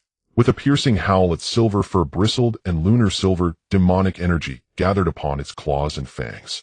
The phoenix feather burst into countless fiery feathers, each blazing with pale, golden phoenix flame. The silver moon wolf blurred into streaks of silver light darting between the flaming projectiles. Its razor claws rent the air, trailing frigid moonlight. Their collision detonated waves of crimson gold and silver energy, dyeing the surrounding mist in dual hues. Suddenly, twin golden beams lanced from her eyes, piercing the wolf's abdomen before it could react, eliciting sharp, pained cries. Though not fatal, the wound tipped the balance irrevocably against the wolf. It fell back, fighting defensively, its silver fur scorched black in multiple places. Defeat was now only a matter of time. Su Mingwei and Su Mingyuan confronted another third-year latest-stage demonic beast, the Black Flame Sparrow. You are of the Black Flame Sparrow clan. Human, you know of my kin, the sparrow asked, startled. Good. Then tell me, did a 2-headed Black Flame Sparrow enter the prison realm? You know of his highness. Then he is inside. Brother, strike now. The Black Flame Sparrow blinked, utterly bewildered. But Su Mingwei had already drawn the precious Jiao Bao Tot as a full moon, spiritual energy condensing into arrow after arrow aimed squarely at the sparrow's wings. Even without the 9 primordial star arrows, the spiritual arrows loosed by the precious Jiao Bao ranked among the most potent attacks achievable by a mid-grade artifact. Each carried Su Mingwei's near-perfected essence of archery. The Black Flame Sparrow beat its wings, sending forth countless burning black-feathered darts that collided with the incoming arrows. Though the spiritual arrows held superior destructive force, the sheer volume of black-feathered darts diminished their impact, allowing the sparrow to effortlessly evade the remainder through agile maneuvering. Yet Su Mingyuan had already seen through the pattern. He inscribed talismans in midair, anticipating the sparrow's next landing point with uncanny precision, and delivered devastating blows. Boom, boom, boom. Su Mingyuan's talismanic strikes lacked overwhelming power, But even so, the black flame sparrow was blasted into disarray, shedding dozens of bloodied feathers. "Dare you die?" The sparrow shrieked in fury, yet could not close the distance to either Su Mingwei or Su Mingyuan. Each attempt was repelled by Su Mingwei's relentless volleys, followed immediately by another barrage of talismanic explosions. Had Su Mingwei not wished to grant Su Mingyuan battlefield experience, he would have unleashed his full strength long ago. After all, he had ingested the Ku Rong pill bestowed by Su Chuan, elevating his spiritual energy to latest-stage golden core level, and wielded an arsenal of formidable artifacts rivaling even Su Diu. Su Diue and Su Mingxian engaged the Eitang-Tal third-tier mid-stage magma explosive ape, a creature of raw fury pounding its chest as molten rock rained down, each blow shaking earth and mountain alike. Su Diue cried out sharply, her sword flashing like liquid moonlight trailing frost that instantly froze cascading magma into obsidian black stone. Su Mingxuan too launched repeated arcane techniques and artifact assaults, while above him floated the seven-treasure lapis tower. No matter how enraged the magma explosive ape grew, it could not breach the seven-hued dome, solid as a top-tier defensive artifact. Big oaf, do you feel furious yet? Daring to covet the Shushur of Dongxi, you seal your own doom today.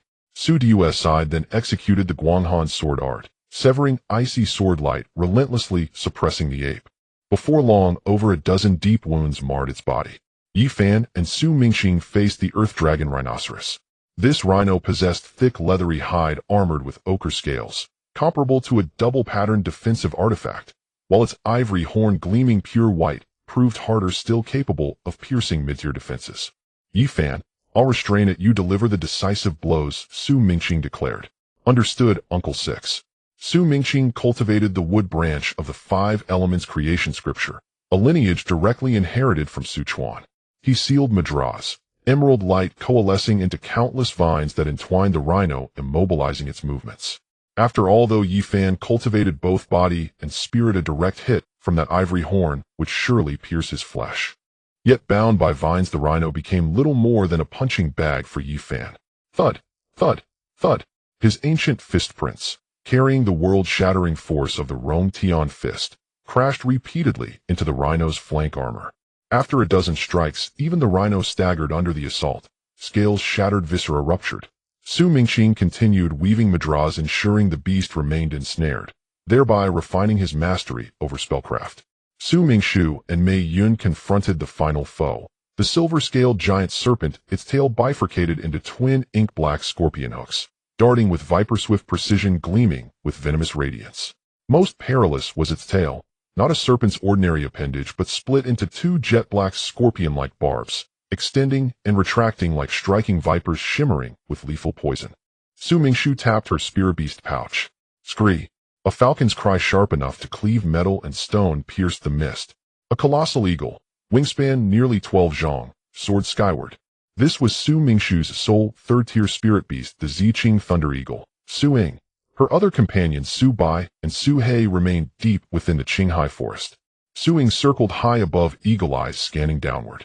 With a flap of its left wing, emerald fireballs plummeted like meteors, its right wing swept, unleashing serpentine arcs of violet lightning. Thunder and flame converged upon the silver-scaled serpent.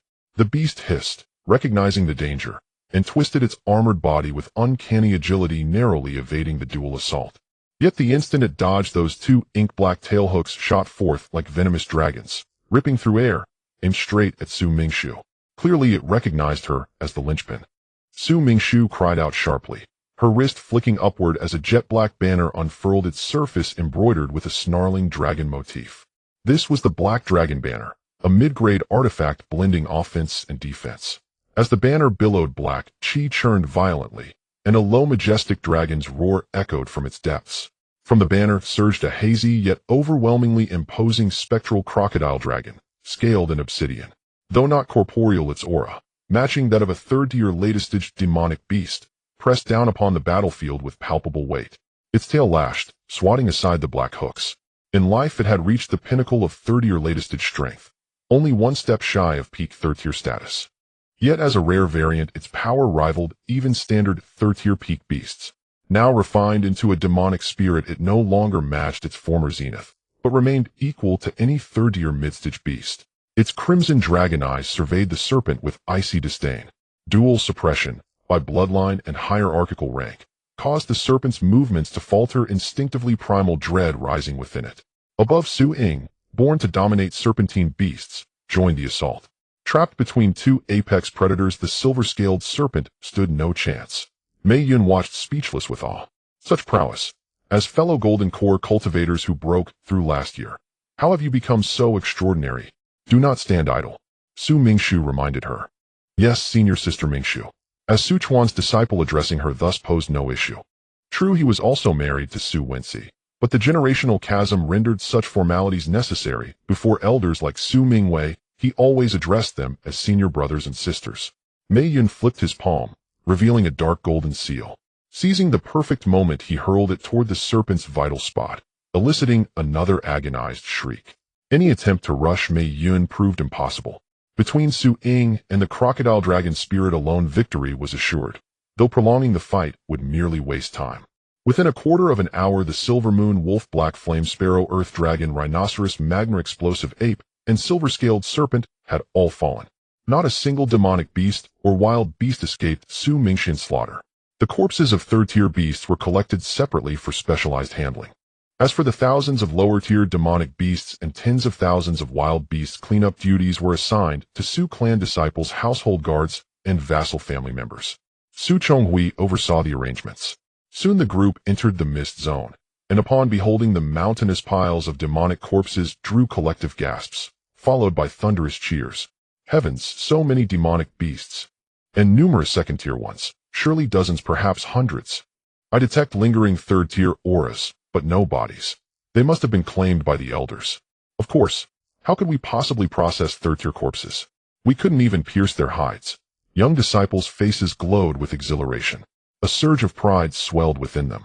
Move swiftly. Everything must be cleared within half an hour.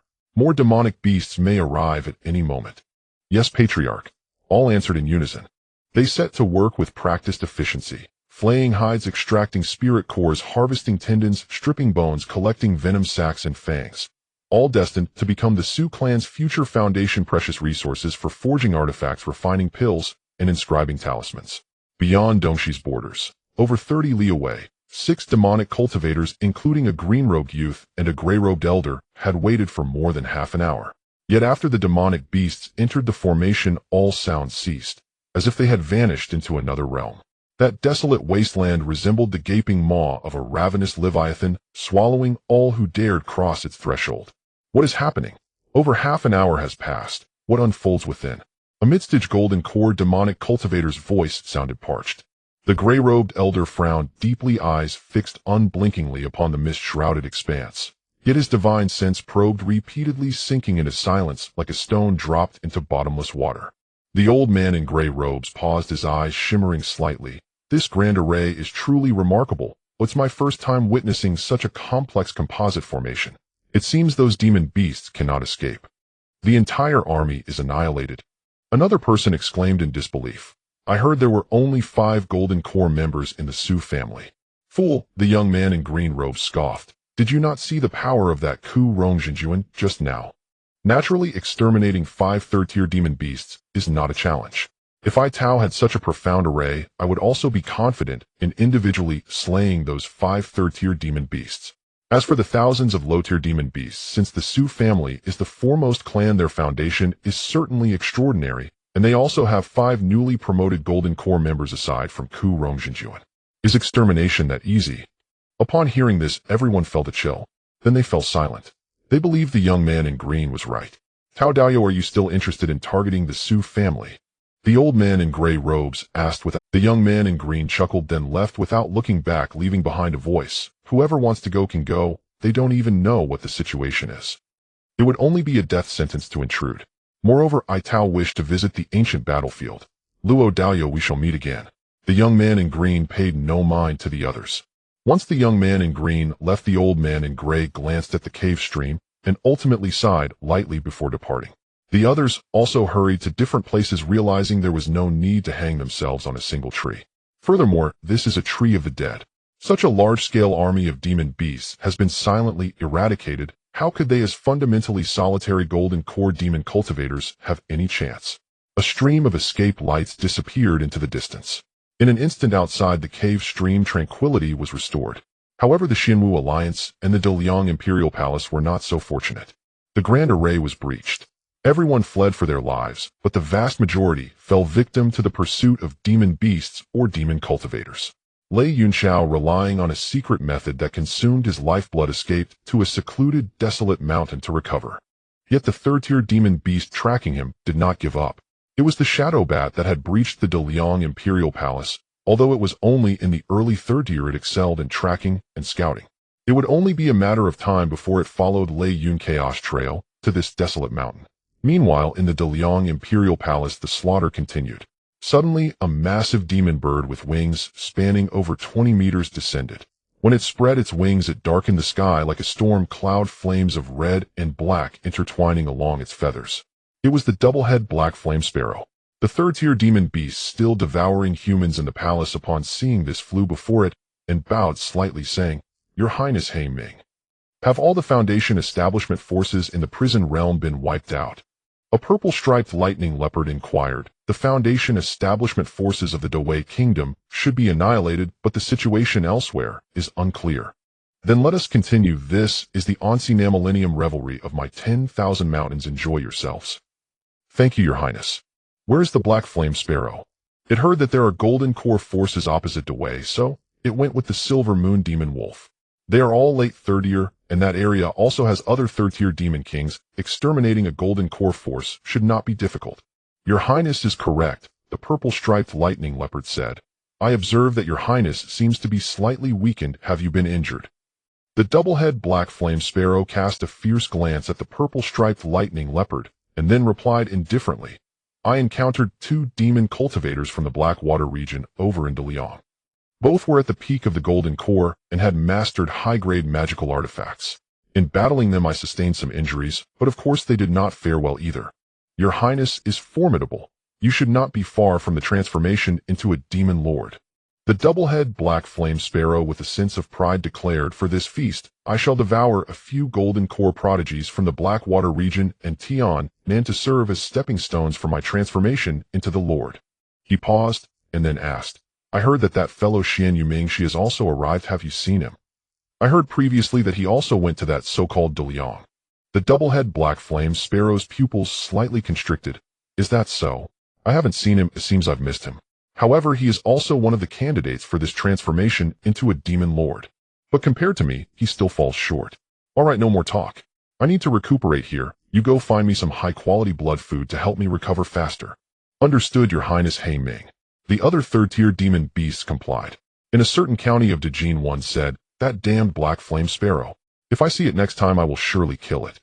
That double-head black flame sparrow is no ordinary creature. Its bloodline power is remarkable. So what? We both have combined magical powers we haven't used yet.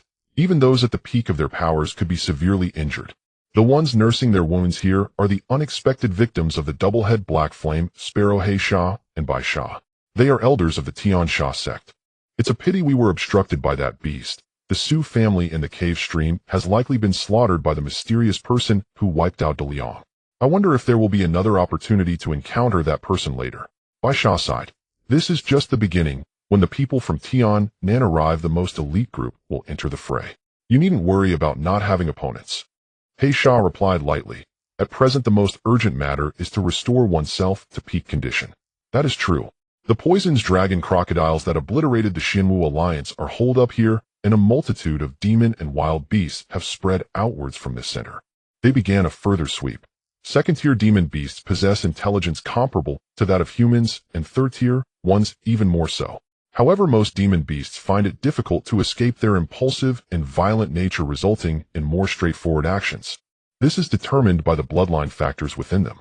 One could say they rise due to their bloodline and fall because of it, unless they can control it perfectly. First, eliminate all golden core forces in the prison realm, then continuously expand from there. How many will survive depends entirely on the luck of the human race in the prison realm. Soon there were no third-tier demon beasts stationed in Yuehu County, and the low-tier demon beasts lacking leadership were quickly known to the poison dragon crocodiles. They immediately set off. But with only 5 demon beasts, and only one at late third tier, although the other low-tier demon beasts numbered over 10,000, they were still within the Su family's grasp. The poison dragon crocodiles were swiftly slain. As for the low-tier demon beasts, they became training partners for the disciples of the cave stream, honing their bravery and bloodlust.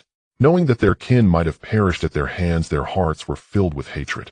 This battle lasted for a full 3 to 4 hours. The poison dragon crocodiles had gathered over 80% of the demon and wild beasts from Guangling and Yuehu counties. Now that they were annihilated by the cave stream, the survival rate for ordinary people in these two counties was significantly higher than in other places. The next day passed similarly. Although the number of demon beasts had diminished, golden core demon cultivators from the Blackwater region still occasionally visited the cave stream. Some fearful did not dare to intrude. Those who did intrude met silent deaths. With little spoils to be gained, many golden core demon cultivators focused their targets on the third-tier demon beasts. Third-tier demon beasts are treasures in themselves. Therefore, many golden core demon cultivators would band together to hunt them. Of course, most demon cultivators value their own lives and would not recklessly hunt to their demise. However, there were also those who were unfortunate and chose the wrong targets. For instance, 2 or 3 individuals heading to the Dawei Imperial Palace became blood food for the double-head black flame sparrow. Indeed, golden core cultivators are delicacies, but waiting here for them to come to me is far too inefficient. Soon after, the double-head black flame sparrow, fully recovered, departed from the Dawei Imperial Palace. It sought to hunt down golden core demon cultivators from the Blackwater region.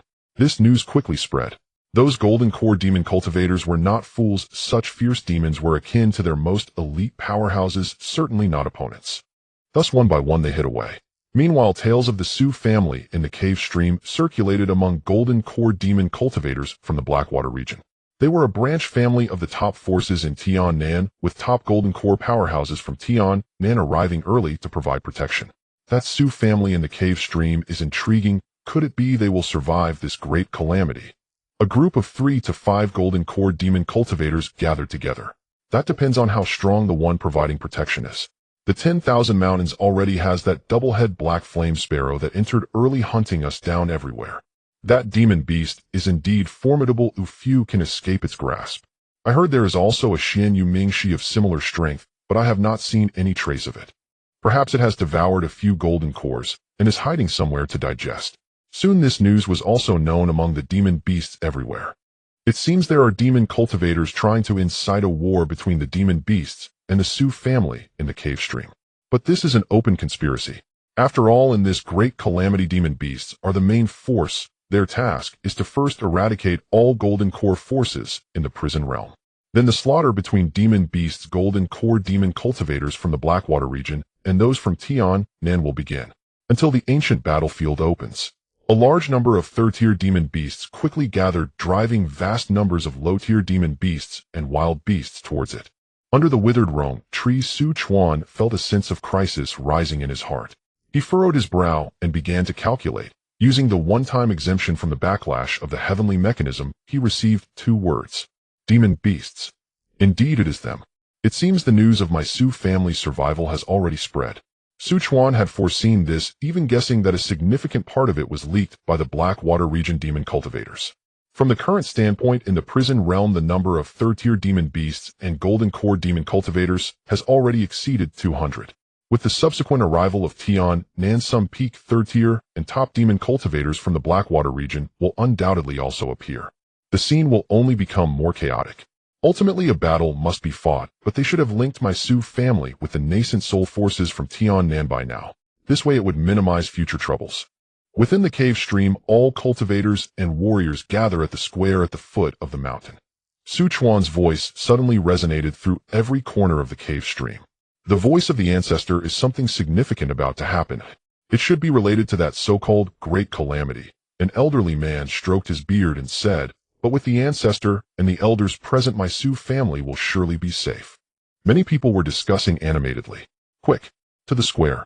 In an instant, whether they were cultivators in closed-door meditation, martial artists sparring in the training ground, or alchemists refining pills in the pill hall, all rushed down to the square after a brief moment of astonishment. The numerous guards also ended their patrols and hurried to the square. Streams of light ascended from various parts of the cave stream, gathering like rivers flowing into the sea, flying towards the open stone square at the foot of the mountain. Among the Su family members, all ordinary people who should have died have already perished. Now even those who are not cultivators will be warriors. thus including by Jing and Yang Ronghua. The women of the Su family also exited the main residence and arrived at the square at the foot of the mountain. A quarter of an hour later, 7,000 to 8,000 people gathered in the square. Everyone maintained an appropriate distance, their expressions solemn. At the very front of the crowd were naturally the members of the Su family. The scale was almost comparable to a ceremonial ancestor worship arranged in order according to generation, followed by Su family vassals, guards, servants, and so on. After a brief moment, a clear stream of light shot up from the direction of the Baihan pond. In the blink of an eye it crossed several miles and arrived instantly. Su Chuan, clad in simple blue clothing, had an ordinary appearance and a restrained aura, as if he were just an ordinary scholar. He did not deliberately release any oppressive presence, nor was he accompanied by any auspicious light. He simply stood there. But at the moment he appeared, 7,000 to 8,000 pairs of eyes in the square focused on him, and the faint unease and restlessness in everyone's hearts strangely settled. As if as long as this figure stood there, even if the sky were to fall, there would be no need to fear. Su Chuan scanned the crowd. His gaze was like an ancient well, not stirring a ripple.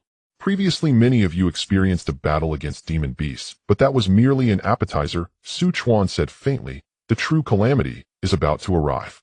Among you perhaps many harbor grievances against my Su family for not rescuing your kin. You shall see for yourselves shortly what true calamity is. Now my Su family is already the last remaining golden core force. The demon beasts will not allow our existence unless we inflict pain upon them, instill fear in them, and force them to compromise. If you have grievances, then direct that resentment towards the demon beasts that are about to arrive. After a pause he continued, from this moment all members of the cave stream prepare for battle. Those who do not heed orders shall be killed. Zhou Qin Zhao Wang Yu 5 clans shall each form teams. 6 disciples from the battle hall shall form a small group, 12 shall form a small team awaiting arrangements. The guard team shall also act in groups of 12. Su family disciples, regardless of whether they are Qi refinement or foundation establishment cultivators, shall form groups of 3 among themselves. Chong Jian, Chong Fei, Wen Jing Yuan, and other disciples who have comprehended the true meaning of magical powers may act freely to slay demon beasts or assist small groups in danger. As for demon beasts above the 3rd tier, we golden core cultivators will handle them for you. Su Chuan methodically issued the orders. After half a stick of incense, all members shall gather near the fog area to distribute tokens. Holding a token will ensure that you are not affected by the fog's interference with vision and divine sense. Begin preparations. Yes, Ancestor. Everyone replied in unison, feeling the tension of an impending storm. Half a stick of incense later, everyone gathered again. Su Chonghui distributed the tokens. These were all temporary tokens valid for 10 days. After the previous battle, most people were clearly no longer so afraid of demon beasts. Some even enthusiastically discussed with their companions how many demon beasts they planned to slay this time. Su Chuan's divine sense enveloped an area of 200 miles. An hour later, outside the cave stream at the horizon of the distant mountains, a trace of ominous dark dust began to rise on the horizon. Soon the dust spread and expanded at a speed visible to the naked eye. The thick ink poured and quickly stained half of the sky. It was not dark clouds, but rather a demonic cloud formed from the dust, and demonic energy stirred up by countless ferocious beasts. Dong dong, dong. A muffled sound came from a great distance. At first it was faint, but as the sound grew closer it became louder. The low muffled sounds gradually transformed into an unending roar. The ground of the cave stream began to tremble slightly. Fragments of stone danced upon the bluestone slabs, and the surface of the pond rippled with dense waves. On the distant mountains trees fell in droves, and dust soared into the sky. They are coming. Su Chuan and Su Mingwei stood in the air, lined up in a row. Mingxian opened the vision. Su Chuan transmitted his voice. Su Mingxian, who was controlling the formation at the Baihan pond, immediately activated the array. At that moment, everyone could see the scene outside the cave stream. That is, a sharp-eyed Qi refining disciple exclaimed, trembling as he pointed towards the eastern horizon. Their massive shadows pierced through the churning demonic clouds, revealing their forms. In just a moment, those colossal creatures arrived several miles away from the cave stream. Leading them were 6 latest-stage 3rd-tier demonic beasts. There was the earth-shattering golden-horned beast with a completely golden body and a spiraled horn on its head, the sky-soaring centipede, which was over 30 zhang long and had fleshy wings, and the 3-headed 6-tailed fiend that had feathers ablaze with black flames. There was a rock giant standing 15 to 16 zhang tall, a deep abyssal poisoned serpent with scales like black crystal and a bulging head, as well as a massive crab, the Xuanjia giant crab, which bore a heavy shell and had pincers like battering rams. Behind them were 8 mid-stage third-tier demonic beasts, each exuding a similar aura, followed by nearly 20 early-stage third-tier demonic beasts. Such a formation could rival the combined golden core combat power of a nascent soul sect. The people in the cave stream watched in stunned silence. The sound of swallowing echoed repeatedly. Many faces were filled with terror. Lin Qianfeng looked at Lei Xiaoyan and asked, "Brother Lei, are those real?" "I don't know." Lei Xiaoyan's face showed bitterness. With such a massive army of demonic beasts, which force can withstand it? Even just 1/10 would be enough to annihilate a golden core family, wouldn't it? Can the cave stream really withstand this? Zhang Wuxing's eyes were filled with fear. After all, they did survive until the last of the golden core families, Lei Xiaoyan said. And we are all in the same boat, aren't we? Zhang Lei and Lin's family disciples fell silent. Their families might have perished in this vast world. Where could they hide from the demonic beasts? On the ground, wherever the eye could see, mountains, forests, plains, valleys. Every place that could provide a foothold was engulfed by the black tide. It was a destructive torrent composed of tens of thousands, even hundreds of thousands of low-level demonic beasts and frenzied wild animals. And on a mountain peak several dozen miles to the side of the demonic beast army, a dozen beams of various colors filled with demonic energy quietly descended, revealing their forms. They were the golden core demonic cultivators from the Blackwater region who had come upon hearing the news. They did not approach, but merely observed from afar, their auras concealed like vultures lurking in the shadows, waiting for the feast to begin. Tisk, what a grand spectacle. A woman dressed in colorful attire, her features enchanting, covered her mouth in a light laugh, but her eyes were filled with glee at the misfortune of others. 6 latest stage third-tier beasts, 8 mid-stage, over 20 early stage. With such power, it seems no golden core force could withstand it. The Su family of the cave stream is truly unfortunate.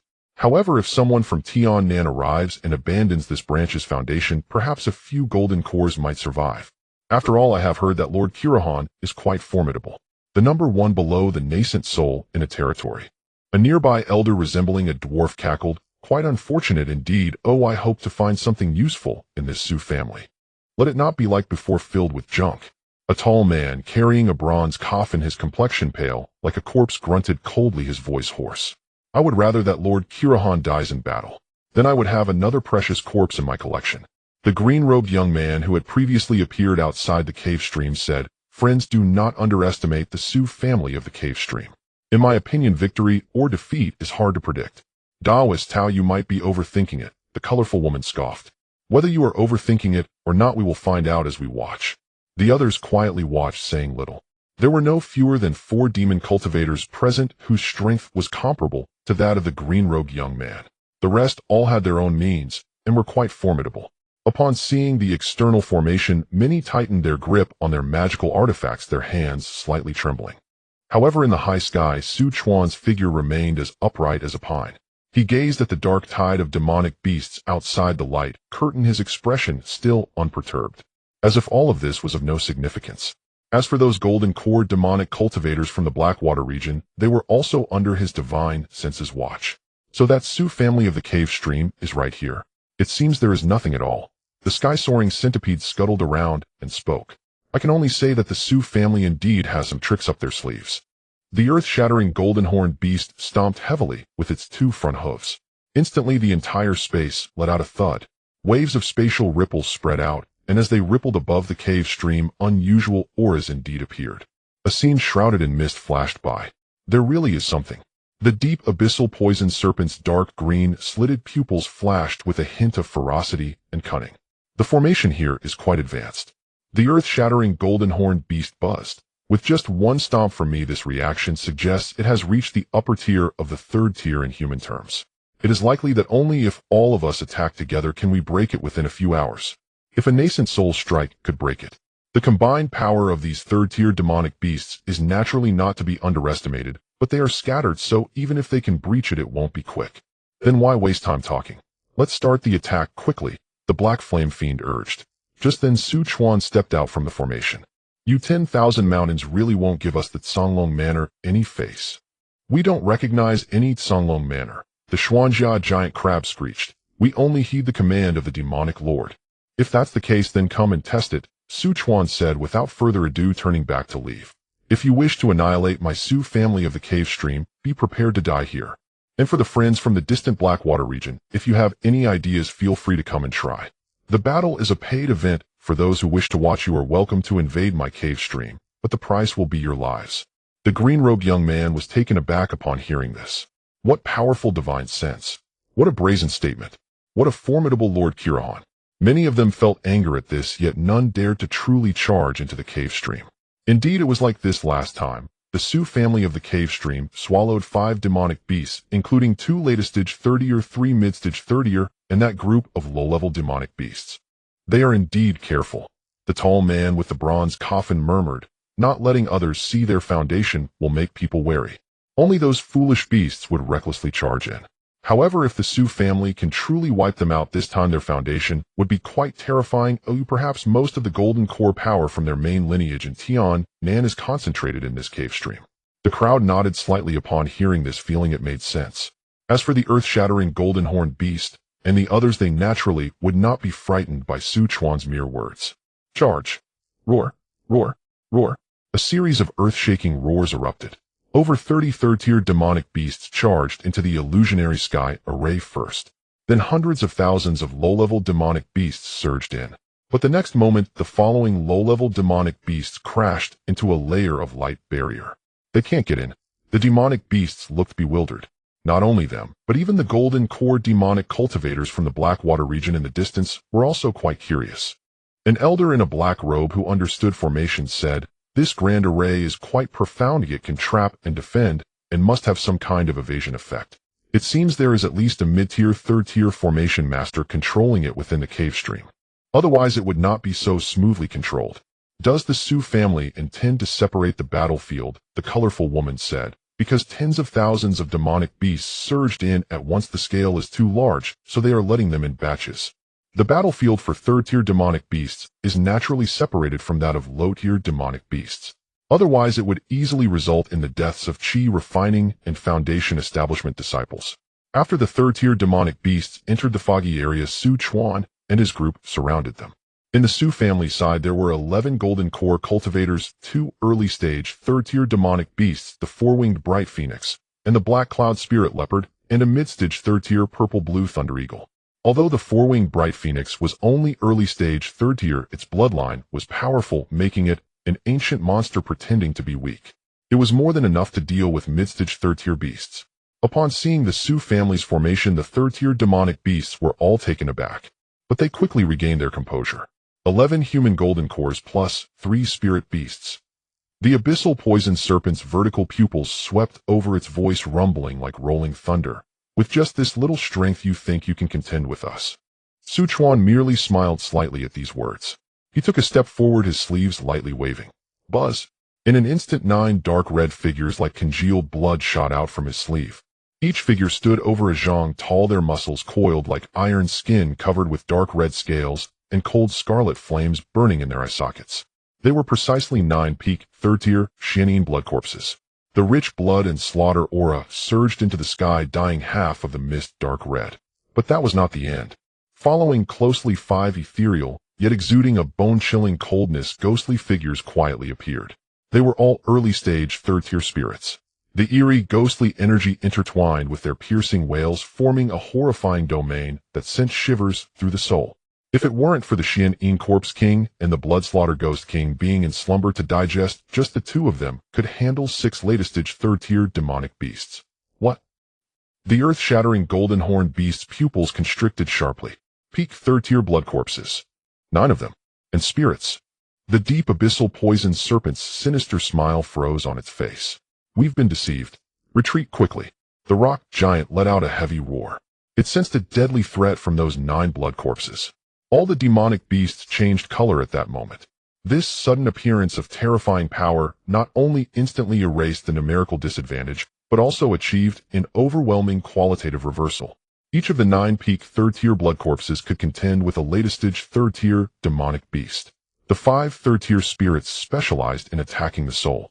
For the demonic beast clan, unless exceptionally gifted, most of their souls were inferior to those of human cultivators.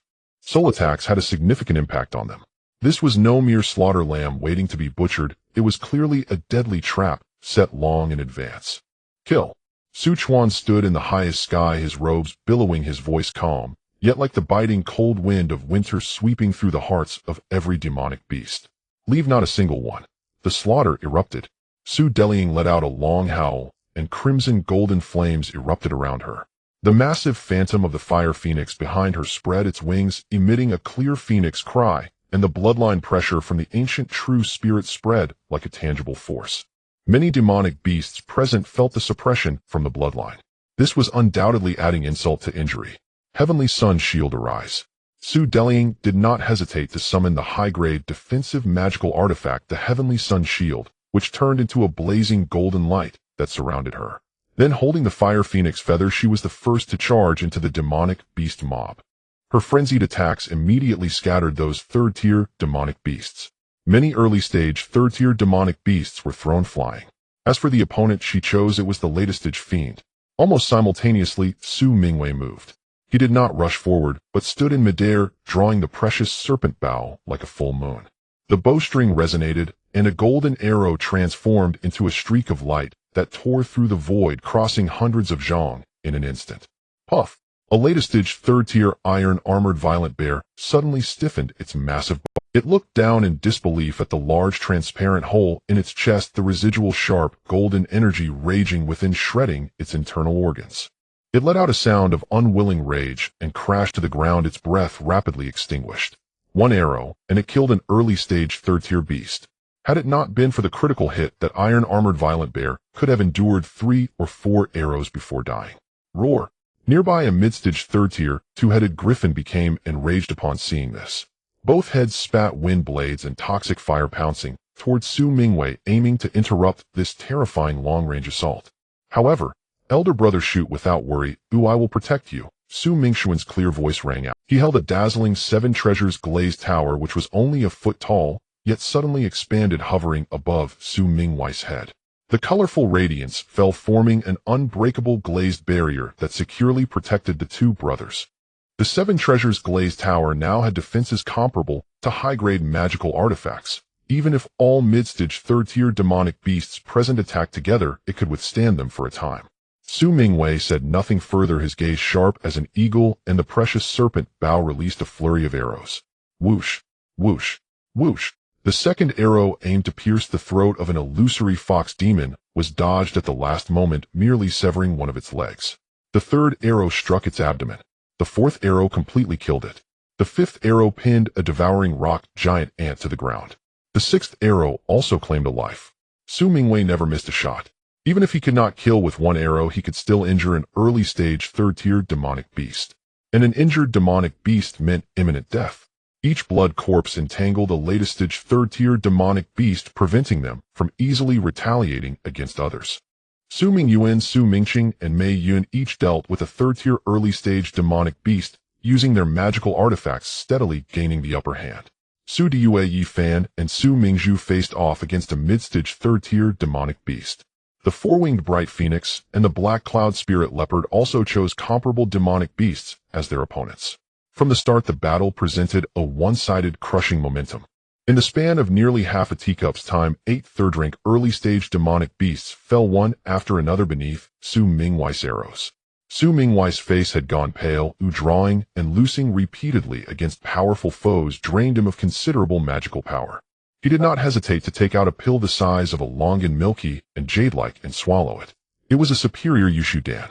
The pill melted on his tongue, pure medicinal potency surged through his limbs, restoring over 30% of his mana in an instant. He resumed drawing the bow and loosing arrows. Roar! Capture the leader first. Kill the human commander. The abyssal Dujiao's eyes flashed with savage light. It had noticed Su Chuan lingering in the high air, merely observing the battle rather than engaging directly. It judged him perhaps all show and no substance. If they could seize him, the tide of battle might be reversed. Jinsi, block that blood corpse for me. He charged toward the Lady Jinsi.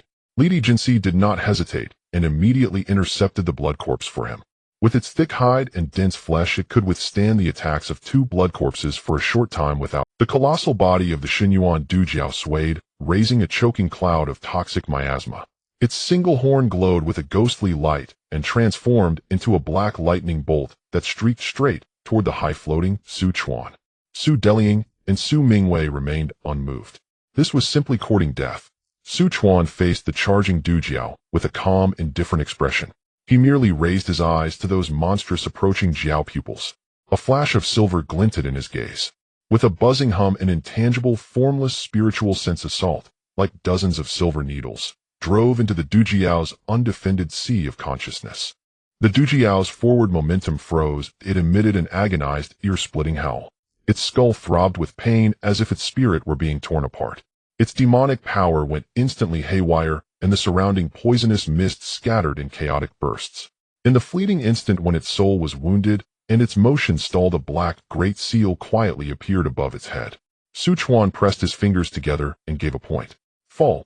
The Chongxian seal struck for the first time, smashing the Du Jiao's cranial scales to shards and denting its skull.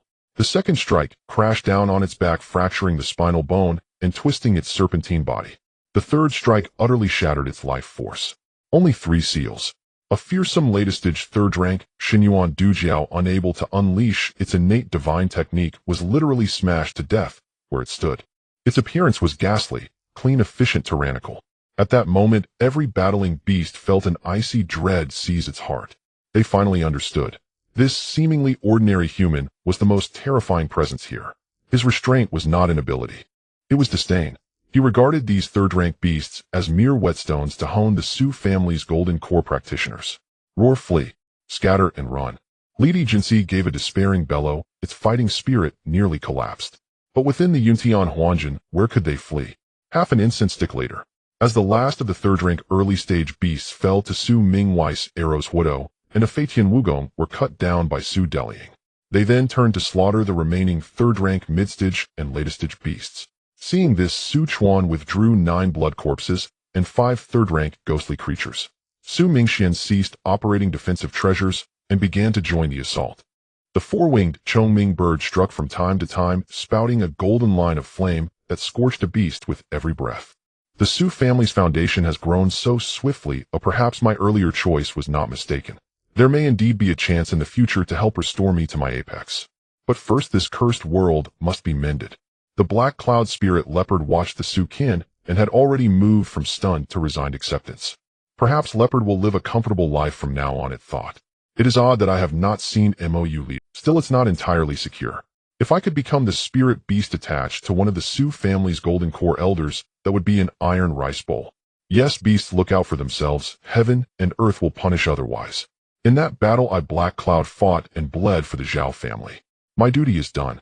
Only by having a higher station within the Su family with greater voice can I aid the Zhao family, and by my instinct at this rate of development, the Su family might in a century or 2 rise to become a nascent soul power. On another battlefield, Su family disciples, newly recruited students, guards, servants, vassal family sons, disciples from the Zhonglei and Lin families, and numerous martial practitioners fought with all their strength. They were outnumbered by beasts 5 or 6 times over, yet they excelled in teamwork. Between squads and small groups, when life and death were truly at stake, they aided one another. Their spirit instruments were fine, and they possessed combined formation attacks. Deaths were not many, though injuries were numerous. Su Chuan watched constantly, but did not intervene. To him, as long as key Su family trainees did not die, some casualties among the wider kin were acceptable. On the battlefield, certain individuals shone. Su Chongjin, clad in white, like a sword, Immortal, cut down a beast every 10 paces without a drop of blood on him. Su Chongfei wielded an ice phoenix in one hand and a crimson dragon in the other, a dragon phoenix combined strike. Even late second-rank beasts could be grievously wounded with a single blow. After the ancestral rites 3 months prior, with a little help from Su Chuan, Su Wenjing's body advanced past second rank. Now he faced peak second-rank beasts without losing footing. Anything below second rank was usually killed with a single punch. Even some fragile early second-rank foes met the same fate. Then there was Su Jingwu. Having learned a clear method for cultivating from late to consummate Yuanwu realm, he could already combine 5 strands of true qi with 3 strands of vital blood. He was not far from fully harmonizing 5 strands of true qi with 5 strands of blood, though the path to Yuanwu perfection remained long. His performance naturally stood out. Martial paths excel at close-quarters slaughter. Yet he kept a constant eye on his younger brother Jiangfeng. He did not wish him to face mortal danger, but he restrained from overhelping, sensing that Su Chuan intended to temper the Dongxi disciples by design. That was why the third-rank battlefield had been isolated. If they were intermingled, Dongxi's death toll would be incalculable. Once dragged into a golden core-level clash, late Foundation establishment cultivators would be grievously wounded or slain. Within the mist zone, when the number of beasts fell to a certain level, Su Mingxian would manipulate the formation to withdraw the defensive light curtain and release another batch of beasts. Again and again. 4 or 5 hours passed in the blink of an eye. The roars of the beasts outside Dongxi, once deafening, thinned and eventually ceased altogether. A demonic horde capable of crushing golden core forces had been swallowed by Dongxi. The mist-soaked earth was stained red with beast blood. On a lone peak far away, a youth in green robes stood with hands behind his back, his gaze seeming to pierce space and fix upon that wasteland. It seems I Tao guessed correctly. He spoke slowly, his voice a little dry. Beside him, a broad man carrying a coffin said, "Several hours. How could such a battle end so quickly?" A group had come to watch the spectacle and perhaps pillage, but they found nothing. No combat fluctuations were transmitted out. They had no idea what occurred inside. Only from seeing the Su family repeatedly releasing low-rank beasts did they know the battle had continued and apparently proceeded with ease. "If you do not believe it, go and see for yourself." The green-robed youth glanced at him with a sardonic tone. "Friends Tao will not keep you company. The Dongxi Su family. I cannot afford to provoke them. I will take my leave." With that, he wasted no time, transforming into a streak of green escape light and vanishing over the horizon toward the opposite direction from Dongxi. The remaining magic cultivators exchanged uneasy looks. "Tao is a coward," the colorfully robed woman forced a smile. "Perhaps both sides suffered. This is our chance. If you want to go, go." The black-robed elder, who understood formations, stared hard at the direction of Dongxi. That great array must be a composite third-rank superior grand formation. Such a formation rivals a top third-rank grand formation. Without absolute strength, anyone who breaks in will surely die. "By absolute strength, Wu Dao, you mean?" "Of course, nascent soul," the black-robed elder said. "Whether the Dongxi Su family survives this catastrophe is none of my concern. I came chiefly for the ancient battlefield. Compared with the fortunes there, the Su family's foundation is nothing." He cupped his fist. "Friends, I will take my leave as well." Having said that, he departed. 2 more silently mounted their escape lights and left. In the end, only the color-robed woman, a dwarf cultivator, and the coffin-bearing man remained. The 3 fell silent for a long while, waiting another hour. The absence of ripples spoke volumes. Nearly 30 third-rank beasts and hundreds of thousands of lesser creatures had been annihilated by the Su family. 3 flight lights dimmed and left. At Bihan Tan, Su Chuan withdrew his spiritual sense and said calmly, "They proved sensible." "Father, to whom were you referring?" "Those few Blackwater Golden Core magic cultivators who coveted the Su family likely will no longer disturb us for a time," Su Chuan said. "However, that twin-headed High K did not come. Perhaps someone hindered it. A pity. Had it entered today, it might have avenged Xiaoyao in one stroke," Su Mingxian said. "Then second brother could let go of his grudge." Su Chuan nodded slightly and began seclusion to refine pills. With so many beast resources, the Su family had profited handsomely. He planned to concoct a batch of Yaoling Dan. Although among the Su family's raised beasts none yet showed third-rank potential that had been due to resource. Now with such a variety of third-rank beasts matching appropriate specimens to refine Yaoling Dan might grant a chance for bloodline metamorphosis. At minimum, the tiger, eagle, spider, and silkworm clans would be cultivated to produce third-rank beasts. After relocating south to Tiannan, they could expand more beast clans. The next day, Su Chuan refined 1 or 2 furnaces of Yaoling Dan. Suddenly, an expected yet surprising beast arrived, hovering 50 li outside Dongxi. It stared unblinkingly at Dongxi, bloodshot veins showing in its eyes. Su Chuan flickered into sight beyond Dongxi, his pupils narrowed as he looked out. At last, the Shuangshou High K has appeared. To his surprise, the twin-headed High K did not attack. It glanced at Su Chuan, then unfurled its broad wings and shook into a streak of black light that sped away. Su Chuan had excellent control of his aura, but the High K had come because it had heard of many third-rank beasts slain by the Dongxi Su family. Su Chuan had excellent control of his aura, but the High K had come because it had heard of many third-rank beasts slain by the Dongxi. It changed course several times mid-flight and did not stop until entering Dajing territory. It seems that human is the Ku Rong Jinjuan the demon cultivators spoke of, the de facto leader of Tiannan Prefecture, the foremost under nascent soul. His strength is indeed formidable. Facing him alone, I felt I might be cut down. The Chuan Haiyan K was a son of the Juyo Yaojun of Shirwan Dashan possessing Juyo K blood. Because that blood was diluted, it took the form of a Haiyan K, but it inherited a streak of innate talent, keen intuition. Its ability to grow to peak 3rd rank owed much to that gift. Among its siblings, only one other Juyo K-shaped brother shared such talent. The two were the strongest contenders for the Juyo K clan's leadership. Yet with such a top-tier cultivator nearby, there is opportunity. Perhaps we can slay my arrogant elder brother. In a day or two, other Demon King's offspring, peak 3rd rank great beasts, should appear. Slaying the top golden core powerhouses of Blackwater and Tian would be their merit. Greater merit meant greater cultivation investment upon return to Shirwan Dashan, even a chance at resources related to the Tribulation Transcendence. The twin-headed Haiyan K thought these pleasant imaginings as it strolled again in Dajin.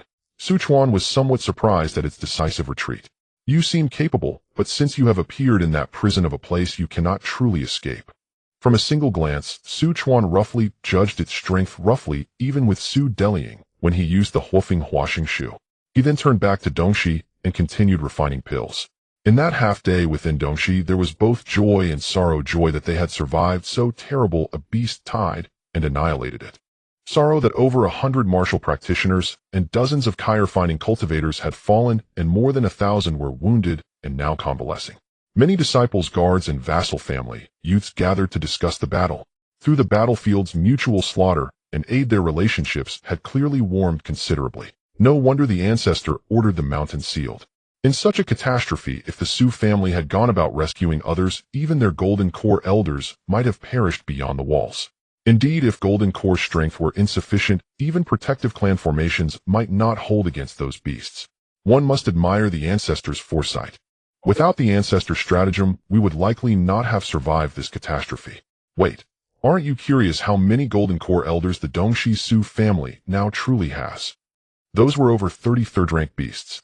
At the same rank, beasts generally overwhelm cultivators, yet they were all slain by the ancestor and the elders.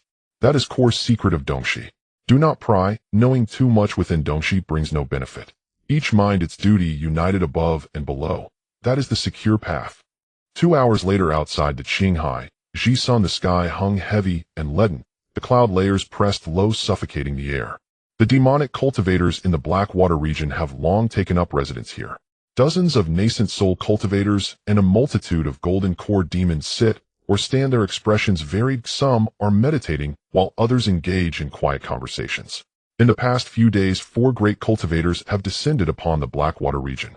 Subsequently, they moved to this location, awaiting the arrival of various forces from Tiannan. Suddenly, an emaciated old man seated on a black lotus platform slightly lifted his eyelids and gazed towards the distant horizon.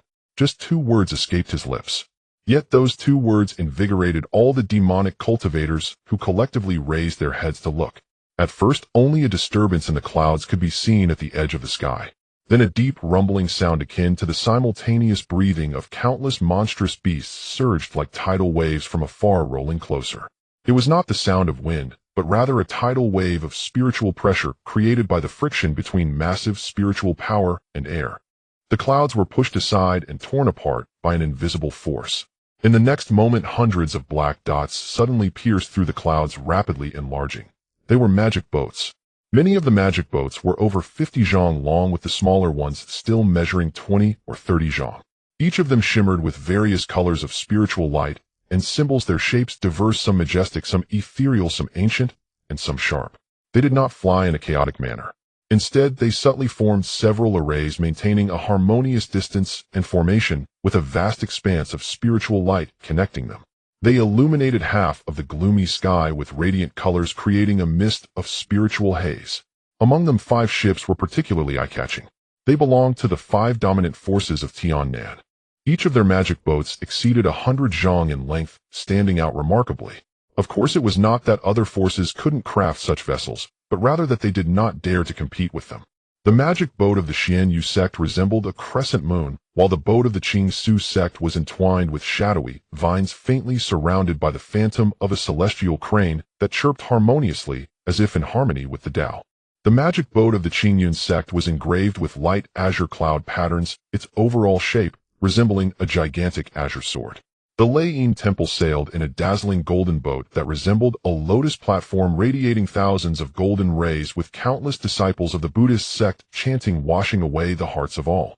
The magic boat of the Yuhua sect was crafted entirely from white jade with 6 pairs of enormous wings on either side. Its multi-story structure was adorned with intricate carvings, flying eaves, and surrounded by celestial clouds with spiritual birds flying about, exuding an air of transcendence above all beings. Additionally, there were the Yuling sect, Tianzhu sect, Tiandan sect, and other major nascent soul forces. It can be said that all the nascent soul powers from Tiannan and the Blackwater region were present. Apart from them were some top-tier golden core forces. The Tiannan magic boats stopped on the opposite side of the Blackwater region's fleet. One side was filled with demonic energy shrouded in dark clouds, while the other radiated colorful rays of light abundant with auspicious energy. The two sides formed a stark contrast. The emaciated old man seated on the Black Lotus platform was the first to speak, saying, "Fellow Taoists, shall we proceed, as before this time?" The fellow Taoists he referred to were naturally the several great cultivators who came from Tiannan. The other nascent souls were not worthy of addressing him as such. The old ancestor of the Xianyu sect smiled, and said, "Those below nascent soul shall enter the great formation. The nascent soul may act according to their own wishes, but those in midstage or above must not act. They may engage in life and death struggles, or spar among themselves without any rules, until the ancient battlefield manifests." Good. The great cultivators from Tiannan, such as the Qingsu sect and Qingyun sect, all expressed their agreement. All right. The 4 from the Blackwater region exchanged glances and nodded slightly. At this moment a voice echoed from the Qinghai forest in the distance. "Fellow Taoists from Tiannan and Blackwater, please grant this old man some face and refrain from causing chaos in my Qinghai forest."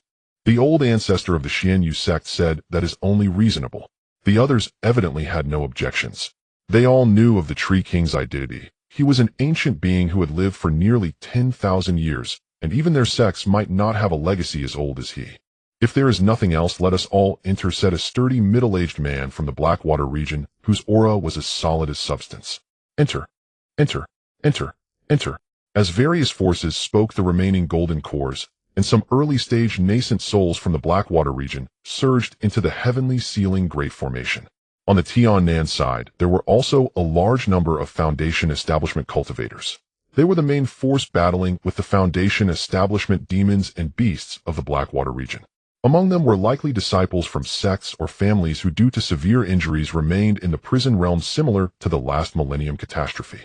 For example, the ancestors of the Zhang Lei and Lin families, as well as the ancestors of the Chao and Sima families. Even if the heavenly sealing great formation were to be released later, wanting to cross hundreds of thousands of miles back to Tiannan or the Blackwater region with just Foundation Establishment strength would be nearly impossible. This is because they would have to pass through territories occupied by numerous Golden Core beasts. Even Golden Cores face significant dangers. Thousands of streams of various colored lights surged into the prison realm. Golden Core cultivators traveled in pairs or small groups, while some confident in their strength ventured out alone. Foundation Establishment cultivators acted in groups based on their own forces, most ranging from 10 to 100, with some possibly accompanied by Golden Core cultivators. The personnel from the Tsonglong mansion could be considered the least among the Tiannan factions. All of them followed closely behind Mou and Mo when Tian. Taoist Mou, have you not seen the Grand Elder? Could it be that he has already entered ahead? Naturally, Mou replied. You all know the rules. The Foundation Establishment task is to slay the Foundation Establishment demons and beasts of the Blackwater region. Those who survive will naturally receive abundant rewards. Even resources for forming cores might be possible. The same principle applies to Golden Cores, but more often it is about mutual sparring and waiting for the ancient battlefield to open. Inside there are great dangers as well as great fortunes. After all, resources for forming cores can hardly be granted by the Xianyu sect or Qingyun sect, as they do not have enough for themselves. This prison realm is not small. How should we act? Should we let those Foundation Establishment disciples search blindly? Yang Qi said if they encounter third-tier beasts or Golden Core demons from the Blackwater region, it would be a dead end. Mou glanced at him. This is fundamentally a battlefield. If you encounter top-tier Golden Cores, or even third-tier peak beasts, death is a possibility. Upon hearing this, the old ancestor of the Lei family, Bing Qian, and Yang Qi fell silent. Only 3 Golden Cores had come from the Tsonglong mansion, with the rest supplemented by members of the Su family. Let's go find Chuan first. He has been in for several days and should know this situation better. On the way, many Foundation establishment cultivators were horrified by the devastating scenes they witnessed in various villages, towns, and even counties. Has a massacre occurred here? It feels like it was the work of beasts, and some of it seems to be the handiwork of demonic cultivators. The Lei family, Mo family, and Yangqi had all seen snippets in their family records.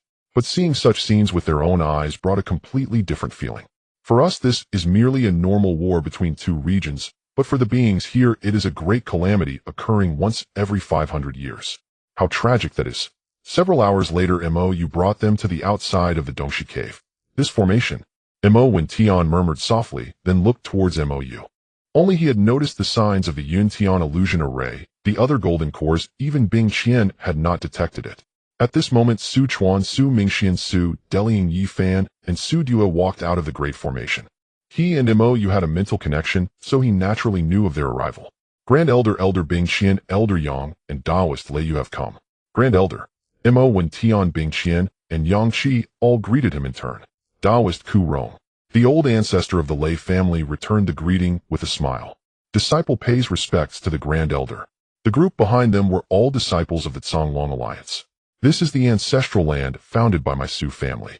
Upon hearing this, Mo when Tian said, so someone from the Su family fell into the prison realm. No wonder you arrived early, Grand Elder. Bing Qian and the others were also slightly surprised. Su Chuan nodded and said, everyone can set up camp in this vicinity and then go out on your own. If any enemies come to attack, my Su family disciples will also resist together. We will follow the Grand Elder's arrangements. Mo when Tian had no objections. Subsequently, the members of the Zonglong Alliance began to get busy. Mo when Tian and the others were invited into the Dongshi cave to discuss matters in the Great Hall. I observed that there seemed to be traces of a large number of beasts passing through outside, yet inside it remains calm and peaceful. The Grand Elder's methods are indeed impressive. You overpraise me, Grand Elder. Su Chuan said with a faint smile, let me first explain the current situation. Please inform us, Grand Elder. Bing Qian and Yang Qi clasped their hands. 3 days ago, demonic cultivators from the Blackwater region entered, slaughtering countless villages and cities almost simultaneously, with millions of beast tides surging from the 100,000 great mountains. Of course, not all of these were beasts. The actual number of true beasts was probably only around 100,000, with the rest being wild animals driven by them. Their entry exacerbated the situation within the prison realm. Several people fell silent. Let me further discuss the major forces present here. There are 4 major powers, namely the 3 kingdoms and 1 alliance, with the 3 kingdoms being Dawei de Jin and De Liang. The alliance is the Xianwu Alliance. Of course, after the devastation by the demonic cultivators and the beast tides, they must have been obliterated. Old ancestor of the Lei family, looking at Su Chuan, said, Taoist Ku Rong, my Lei family's ancient records mention a branch of my Lei family here. Are they still surviving? Taoist Lei, you must be referring to the Lei family of Dawei. According to the descendants of my Su family, over a decade ago, someone ascended to Golden Core, and they are indeed a Golden Core family. However, with Dawei's destruction, the Lei family has likely been nearly wiped out, making it difficult to find any surviving members. However, my Su family has sheltered a few of the Lei family's prodigies. This is a trade between my Su family and that Lei Jinren. If Taoist Lei wishes to take them back to the Lei family, you may take them. Prodigies. The old ancestor of the Lei family raised an eyebrow. Su Chuan smiled. I have met a few of them. In this place, they indeed qualify as top-tier prodigies, all possessing Earth's spiritual roots. However, upon arriving at the Zonglong mansion, they can only be considered above average. With careful nurturing, they could reach the level of top-tier talent in my Zonglong Alliance. As for the level of geniuses, that depends on whether your Lei family is willing to invest in them. The old ancestor of the Lei family nodded slightly, then sighed. Their fortune is to receive the Su family's protection. I am but a lone figure. Whether I can return alive is still uncertain. If I can after returning from the ancient battlefield, I will hand them over to you. If not, it will depend on their own wishes. Whether they wish to stay with the Su family or return to my Lei family, it is entirely their choice. However, could I trouble you to take me to see them from a distance? Of course. Soon after, Yang Qi asked, Grand Elder, how are the major forces in this prison realm? Where does your Su family's branch stand? Each major force only has 1 golden core. The old golden core families have a mid-stage golden core station, while the others are all early-stage golden cores. The Xianwu Alliance is led by my Su family, but unfortunately my Su family cannot protect itself and cannot provide assistance. As for my Su family strength, it is naturally ranked first. Alas, the catastrophe is severe.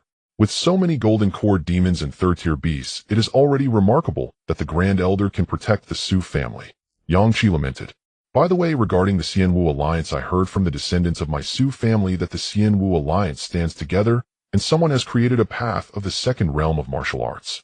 It is comparable to Foundation Establishment, and is known as the Yuan Wu realm, which has been taught to the world. Open a path of martial arts. Teach it to the world. Everyone exclaimed in unison. Mo when Tian was astonished who possesses such talent. That person has already fallen seemingly due to jealousy, dying at the hands of a third-tier beast. It can be said that heaven is jealous of talented individuals. If he had lived to see the calamity, I would have done everything to protect him. Mo when Tian's eyes flickered slightly. Indeed, what a pity. However, from what the Grand Elder said, that person taught it to the world. Does that not mean the Su family also possesses the method to break through to the Yuan Wu realm? Ultimately, it is merely the second realm of martial arts, a minor path. You may all take a look. Su Chuan had long been prepared. With a flick of his sleeve, he sent out 4 jade slips, which fell into the hands of Mo, Wen Tian, and the others. They examined them with their divine senses. After a moment, they said the first realm of martial arts, the Transcendence realm, the second realm of martial arts, the Yuan Wu realm. This martial way seems quite different from what mortals in Tian and cultivate. It appeared to be quite profound, possessing a significant essence of body refining. Mo when Tian, being a nascent soul, had extraordinary insight and immediately recognized its essence. The fusion of true qi and blood essence in a source power, a brilliant idea. Bing Qian remarked coldly, I did not expect such a barren land to give birth to such monstrous talents. Their premature demise is indeed regrettable. Elder Bing Qian, it is precisely because such a place can give birth to martial arts. Mo when Tian said in Tiannan, and the Blackwater region's cultivation is primarily focused on immortal practices. How could martial arts develop? Who would take the trouble to delve into it? What the Grand Elder says is indeed correct. Yang Qi nodded. This path has considerable potential, but for it to develop in the future it would require unparalleled martial geniuses to expand the path. For Tian, Nan, it is merely a decoration. However, if some mortals could cultivate it, it would still be of help to them. Su Chuan smiled upon hearing this. These martial arts jade slips are a gift to you. In the Xianwu Alliance's main alliance, this method is publicly inscribed on stone tablets accessible to anyone. It is nothing. Thank you, Grand Elder Taoist Ku Rong. Mo when Tian and the others clasped their hands in gratitude. Then the old ancestor of the Lei family asked, by the way, Taoist Ku Rong, you have been here for several days. Have you encountered any top-tier powerhouses? I have only gone out occasionally, but there were many latest-stage golden cores, and there were also complete golden core demons. It is rumored that there is a demonic cultivator commanding multiple third-tier peak blood corpses, controlling 100,000 ghostly beings. This is a war between the two regions, and also involves the opportunities of the ancient battlefield. It is likely that the golden core elders and prodigies of the Blackwater region's dominant forces will appear. The same goes for our Tiannan side. Those of you who followed the main force should have seen it right. Your opponents are not just the golden core demonic cultivators of the Blackwater region, but there may also be conflicts and battles arising from Tiannan. Bing Qian, Yang Qi and the old ancestor of the Lei family nodded upon hearing this. The old ancestor of the Lei family said, what Taoist Ku Rong said is reasonable. We will be cautious. Then the group planned to depart. Opening. Elder, please hold on for a moment. I have something to discuss with you, Su Mao said. Mo Wentian nodded. The others immediately left. Su Mingxian brought the old ancestor of the Lei family to observe Lei Xiaoyun and his companions from a distance. Then he also left the cave. If the Grand Elder has something to say, please speak your mind. Su Chuan looked at Mo Wentian and said, are you interested in entering the ancient battlefield this time? Yes, I am indeed curious to see it, Mo Wentian replied. However, it is extremely dangerous inside. Many golden core cultivators have entered for the chance to form a nascent soul. While you have already formed a nascent soul and can extend your lifespan for 1,000 years, you only need to proceed step by step from here on. Your Mo family will sooner or later become a true nascent soul family. Su Chuan added, what do you mean by that? Mo Wentian raised an eyebrow. Are you trying to persuade me not to enter the ancient battlefield? Su Mao smiled slightly and said, I want to take this last opportunity to have you guard the cave. If you agree, I can inform you about some matters regarding the ancient battlefield. Grand Elder, you actually know the situation inside. Mo Wentian was slightly surprised. He had inquired with other seasoned nascent soul cultivators in the Northwest, but they had all kept it a secret. If it is so dangerous inside, then are you really going in? Su Chuan replied, I have my own reasons for wanting to enter. Then why don't you want me to go in? Chuan explained, because the Songlong Alliance currently cannot do without strong nascent soul cultivators. The old ancestor of the Lei family wants to go in for a chance since his time is running out, but with Lei Wujia in charge the Lei family has successors. Bing Qian and Yang Qi belong to the Songlong Alliance as well. Even if they die, it won't affect the alliance significantly, as there are other golden core cultivators to replace their positions. Moreover, Grand Elder, you must also consider your Mo family. Your family has not yet truly grown strong, and if you were to suddenly perish, your family might decline, or even perish within a few hundred years. Chuan was not using alarmist rhetoric, but rather laying the facts before Mo Wentian. As for how to act, it was entirely up to him to decide. If you agree, Dao friend, it will benefit both the Songlong Alliance and the Mo family, and it will also conclude the transaction between us from the past. You must understand that as my Su family grows, that last opportunity will be forever lost if you miss it this time. Mo Wentian lowered his head, contemplating. He knew that Chuan's ultimate goal was to have him help guard the family. However, since the other party had spoken, it indicated that the situation inside was genuinely perilous, and there was a significant chance he could perish with his current strength. His potential demise would undoubtedly impact the Su family. Chuan was the only one from the Su family in the Songlong Alliance serving as the Grand Elder with considerable power, and it was evident he did not want the Su family to be too closely tied to the Songlong Alliance. If he were to die, then Mo Yue, a fourth-tier transformed demon, would have to guard the Songlong Alliance to resist external risks. Additionally, Chuan would need to allocate some of his energy to manage things. After contemplating for a moment, Mo Wentian let out a bitter smile and said, I cannot escape your calculations, Grand Elder. Very well, I have just formed my nascent soul. With my shallow foundation, it is indeed unnecessary to engage in life and death struggles at this moment. However, 500 years from now, I do not want to miss out on the opportunity. Naturally, after this, our transaction will be cleared between us. Mo Wentian nodded and smiled, saying the information regarding the ancient battlefield you mentioned earlier. Inside there are spirits, demons, and magical creatures rampant. The most common among them are called Qi, which are demonic creatures without intelligence relying on instinct to kill. These demons usually appear in swarms. The stronger they are, the more they attract. These creatures are very unique. Only divine abilities can slay them. Even high-grade magical treasures and top-tier treasures, if they do not contain divine intent, can at most only injure them. Furthermore, because they lack intelligence, divine sense attacks are almost ineffective against them.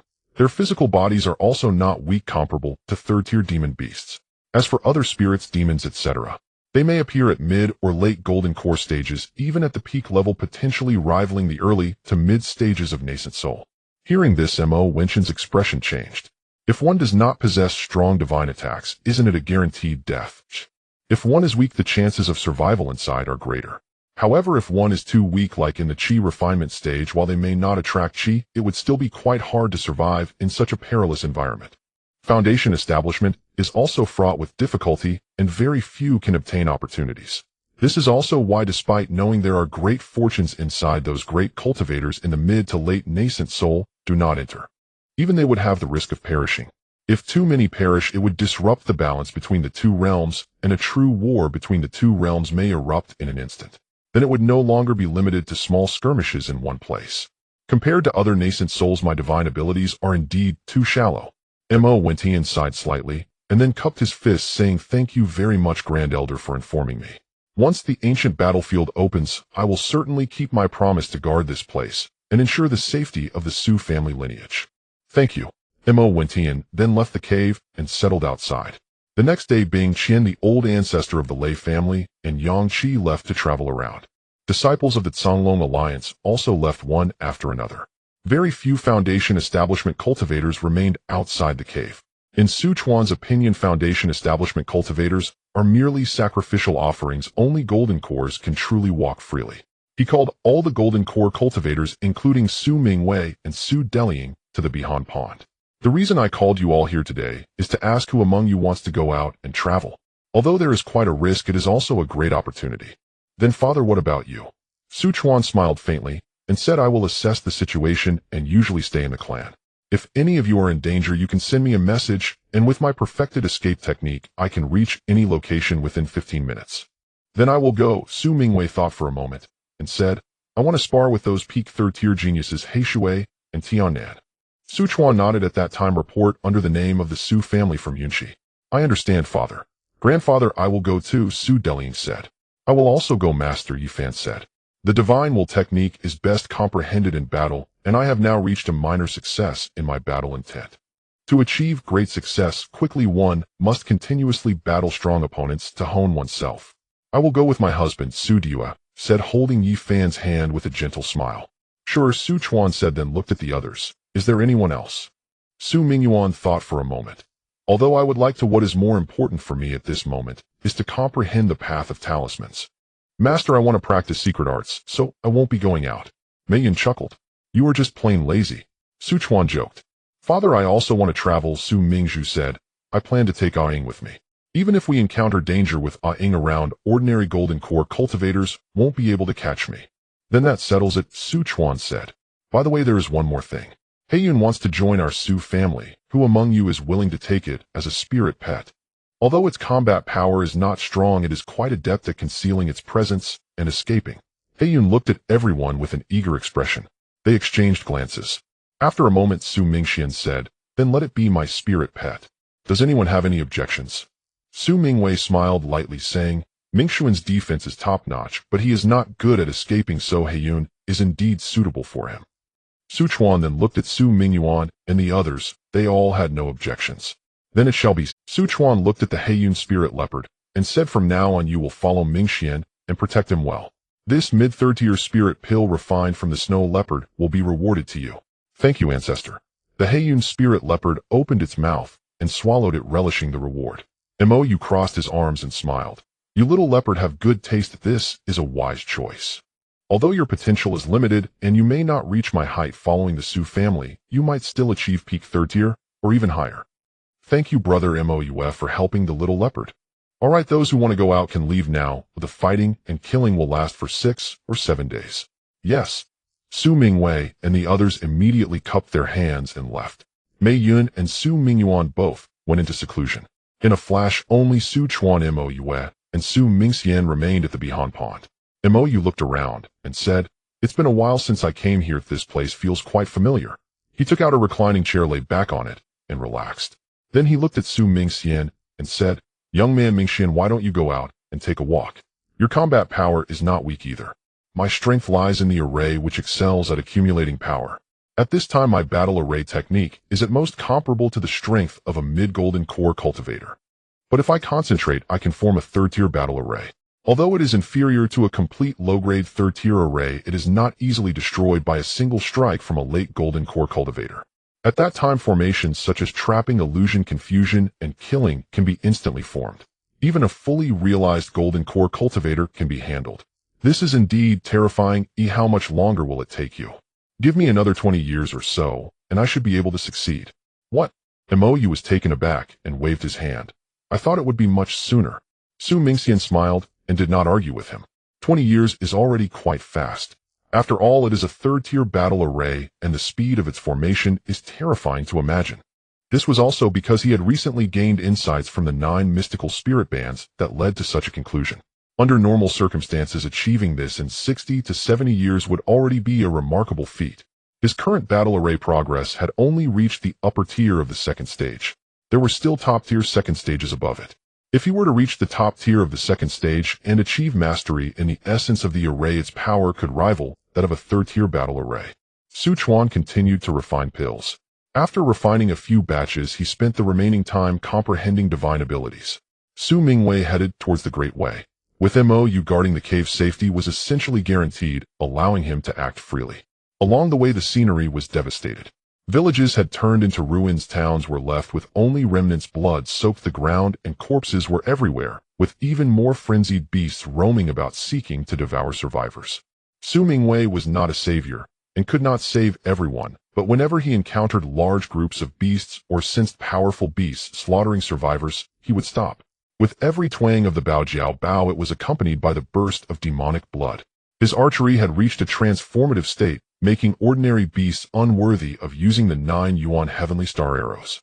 Simply condensing dozens or hundreds of magical arrows could easily annihilate groups of beasts. After several hours of travel, he arrived at the Great Way Imperial City. When he caught sight of the outline of the Great Way Imperial City from afar, his brows furrowed slightly.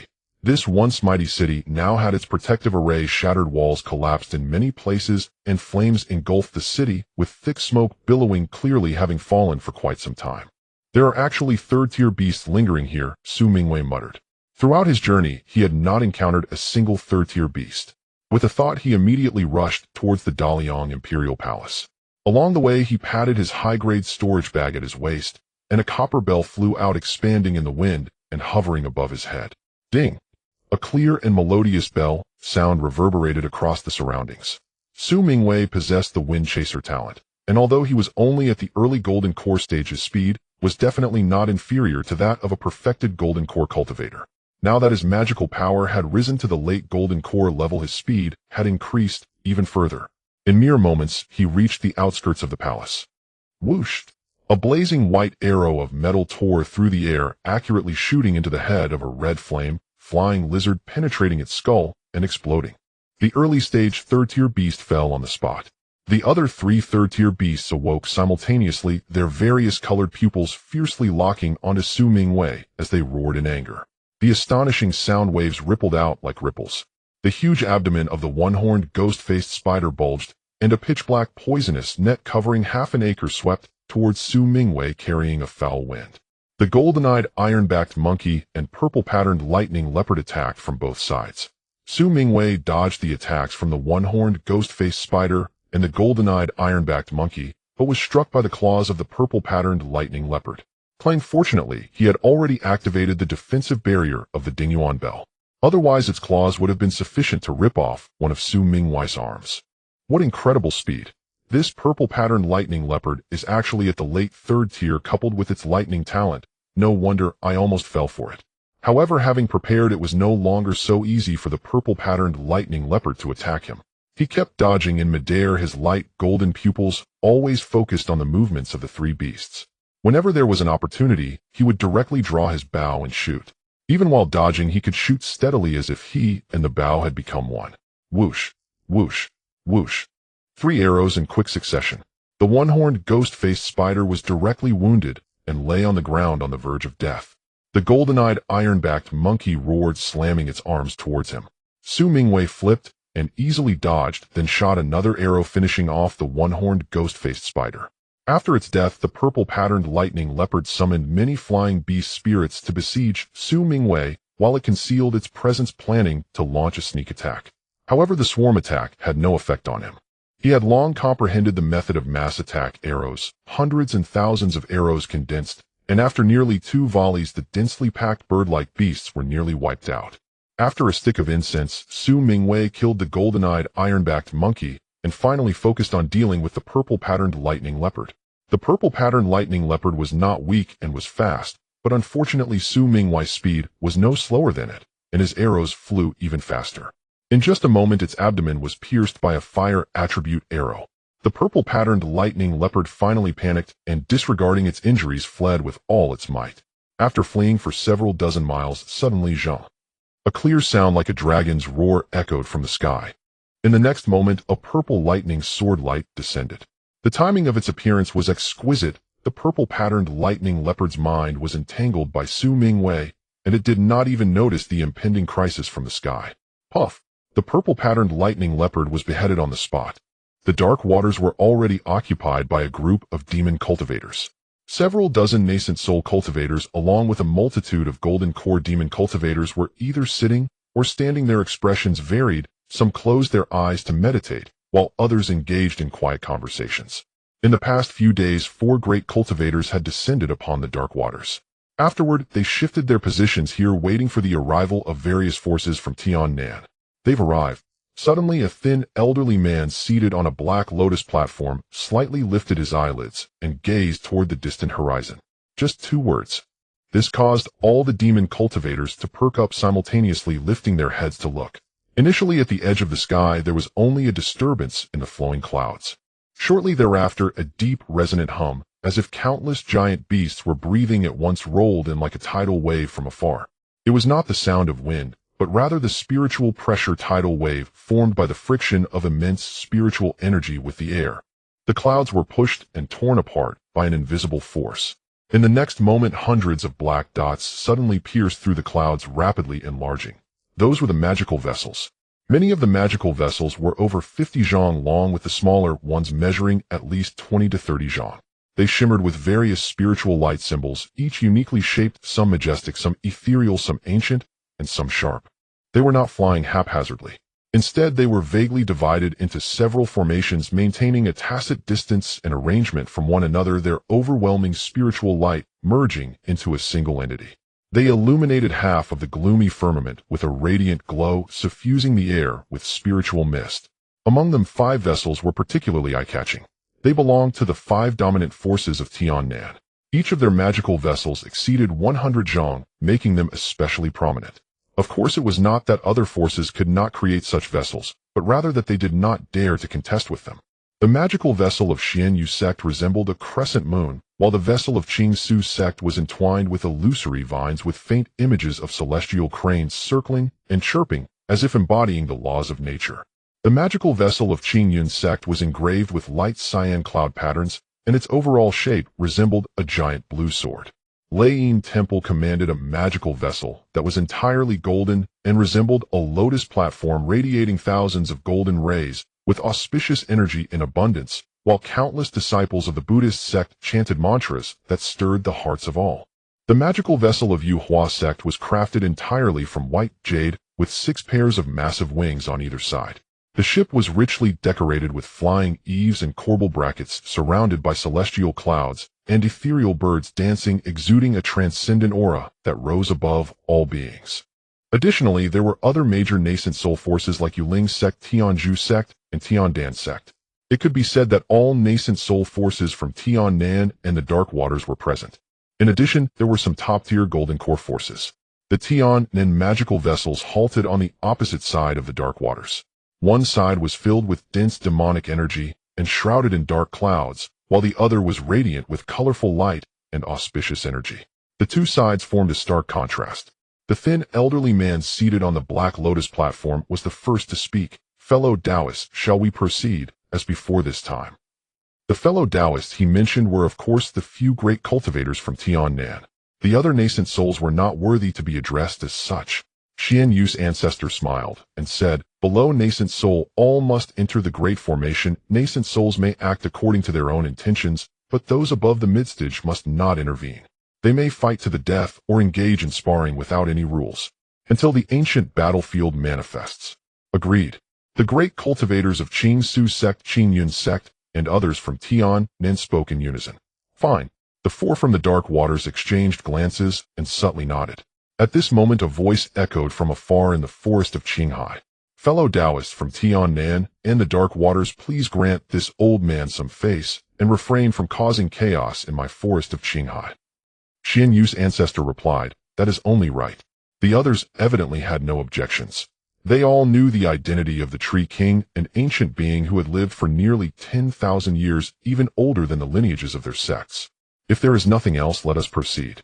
A robust, middle-aged man from the Dark Waters whose malevolent aura was as solid as substance spoke. "Proceed. Proceed.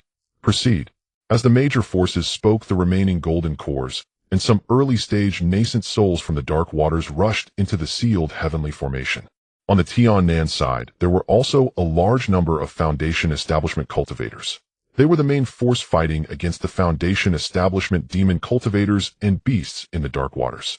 Among them there might be disciples from sects or families who had been severely injured and left behind in the prison land, much like during the last 1,000-year calamity.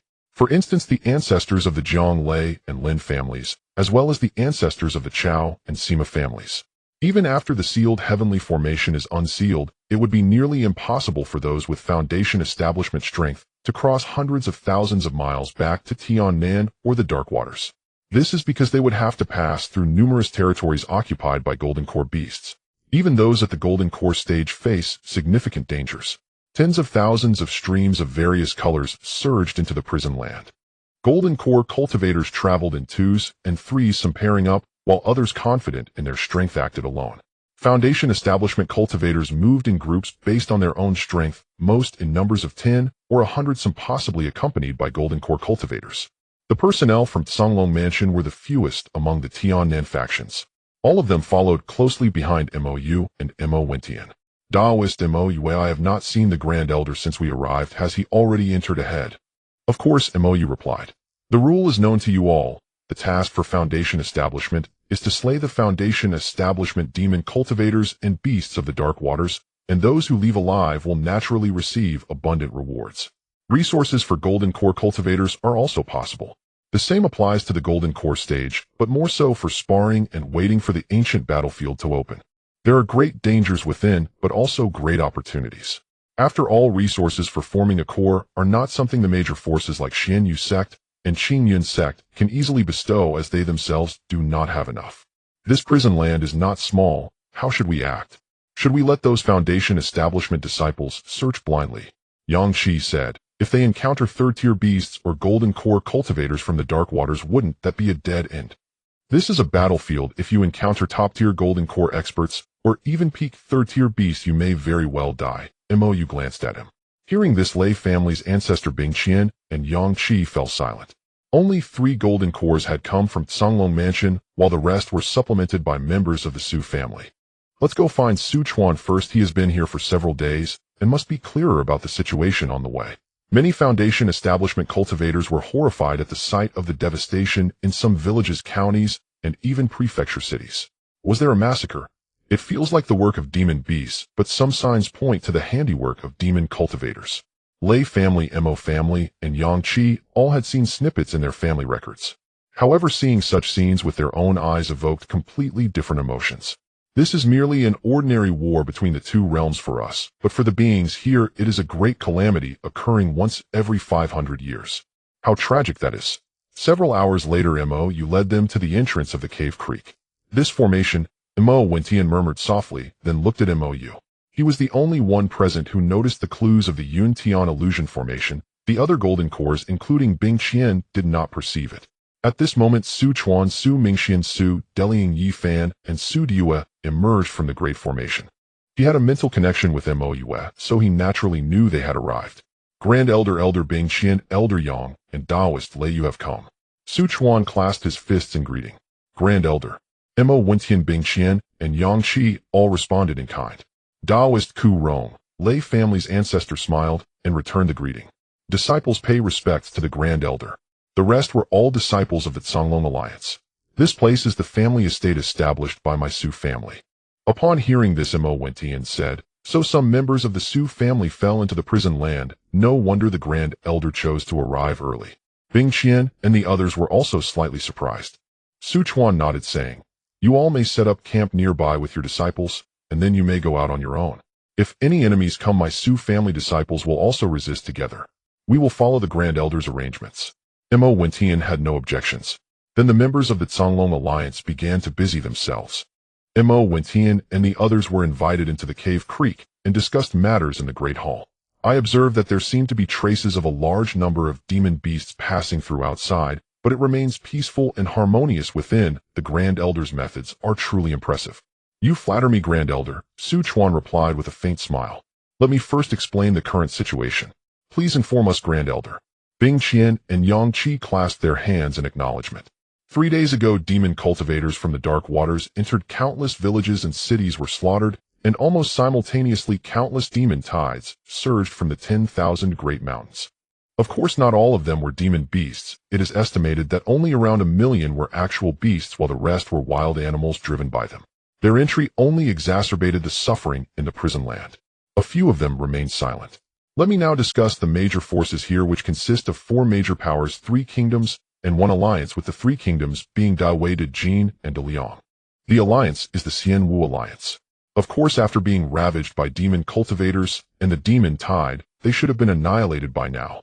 Lei family's ancestor looked at Su Chuan and said, Daoist Ku Rong, my Lei family's ancestral records have noted that there seems to be a branch of my Lei family here. Do they still exist? Daoist Lei is likely referring to the Lei family of Dawei.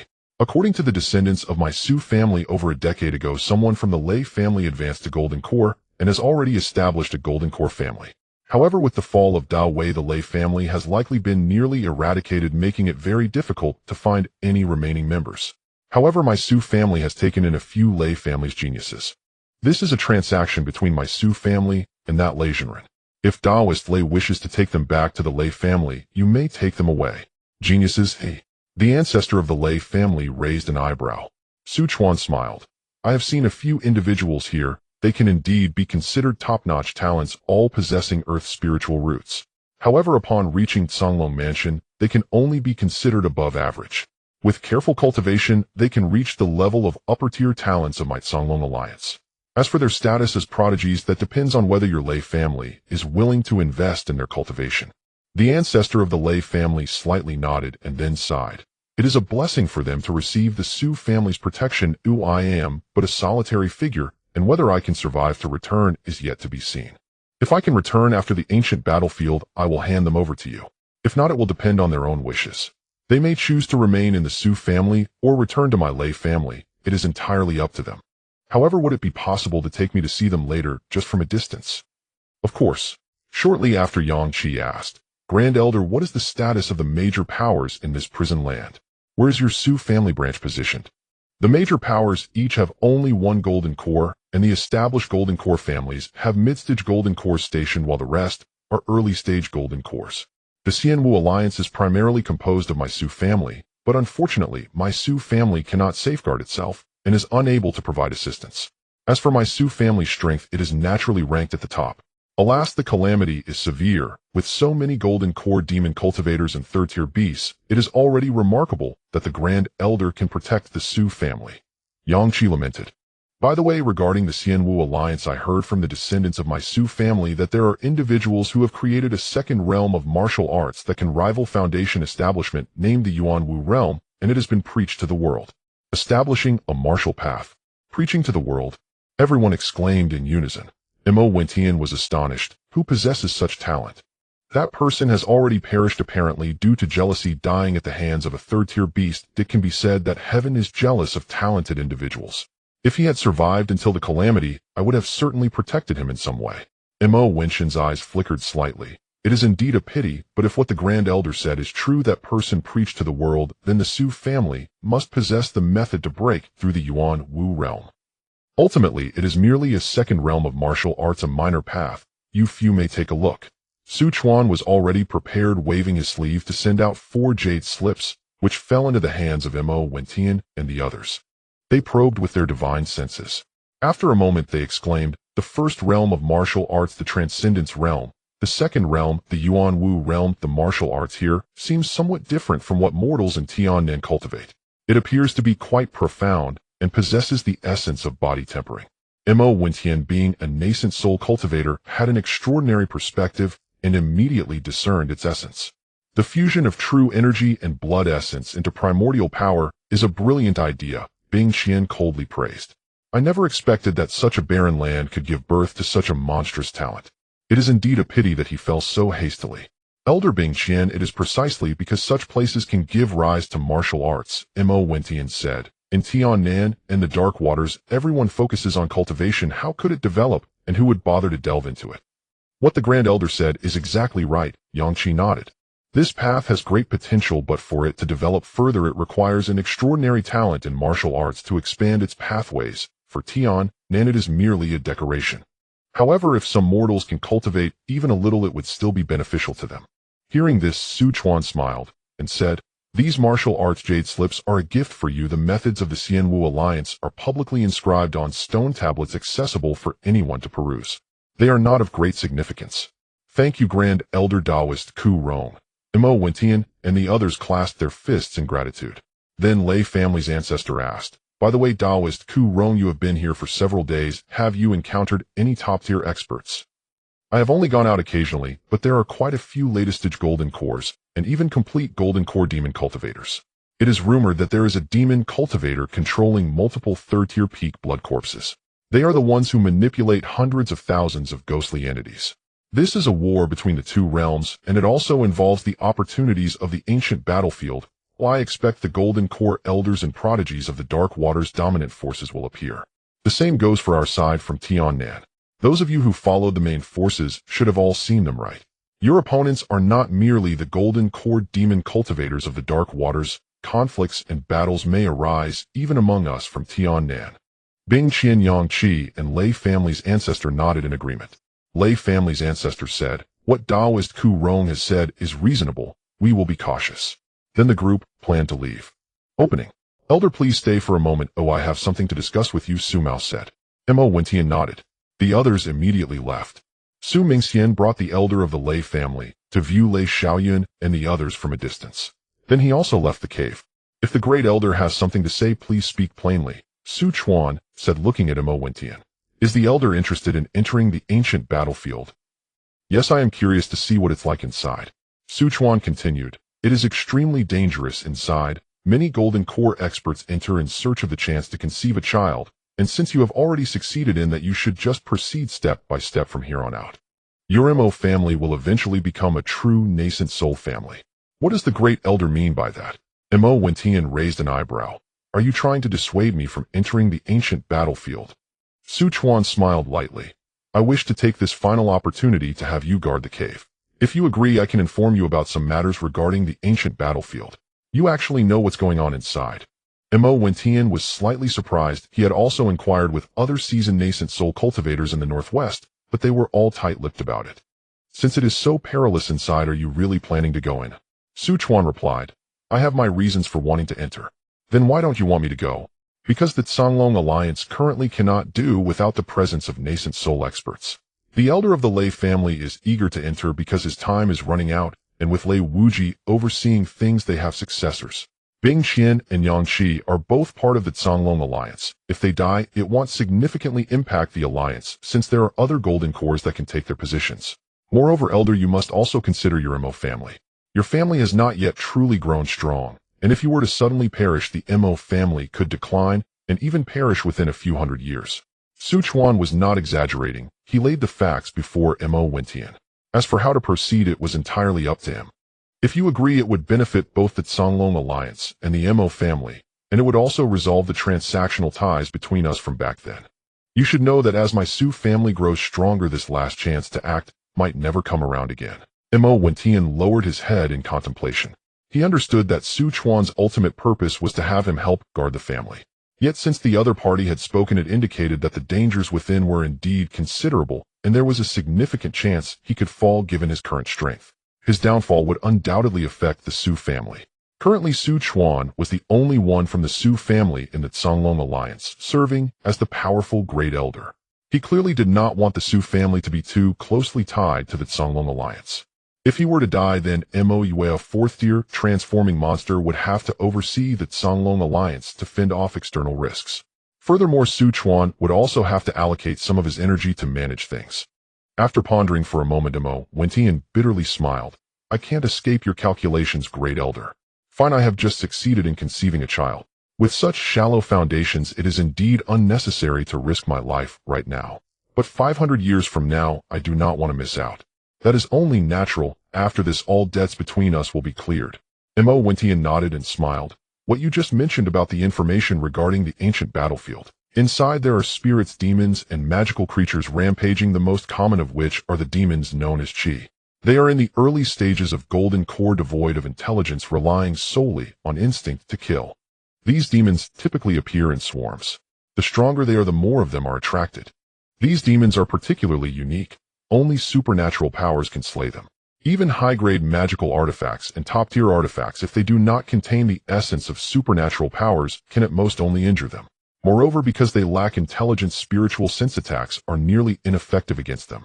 Their physical bodies are also not weak, comparable to third-tier demon beasts. As for other spirits and demons, they could reach the mid to late golden core stages, and some might even rival the early to mid stages of nascent soul.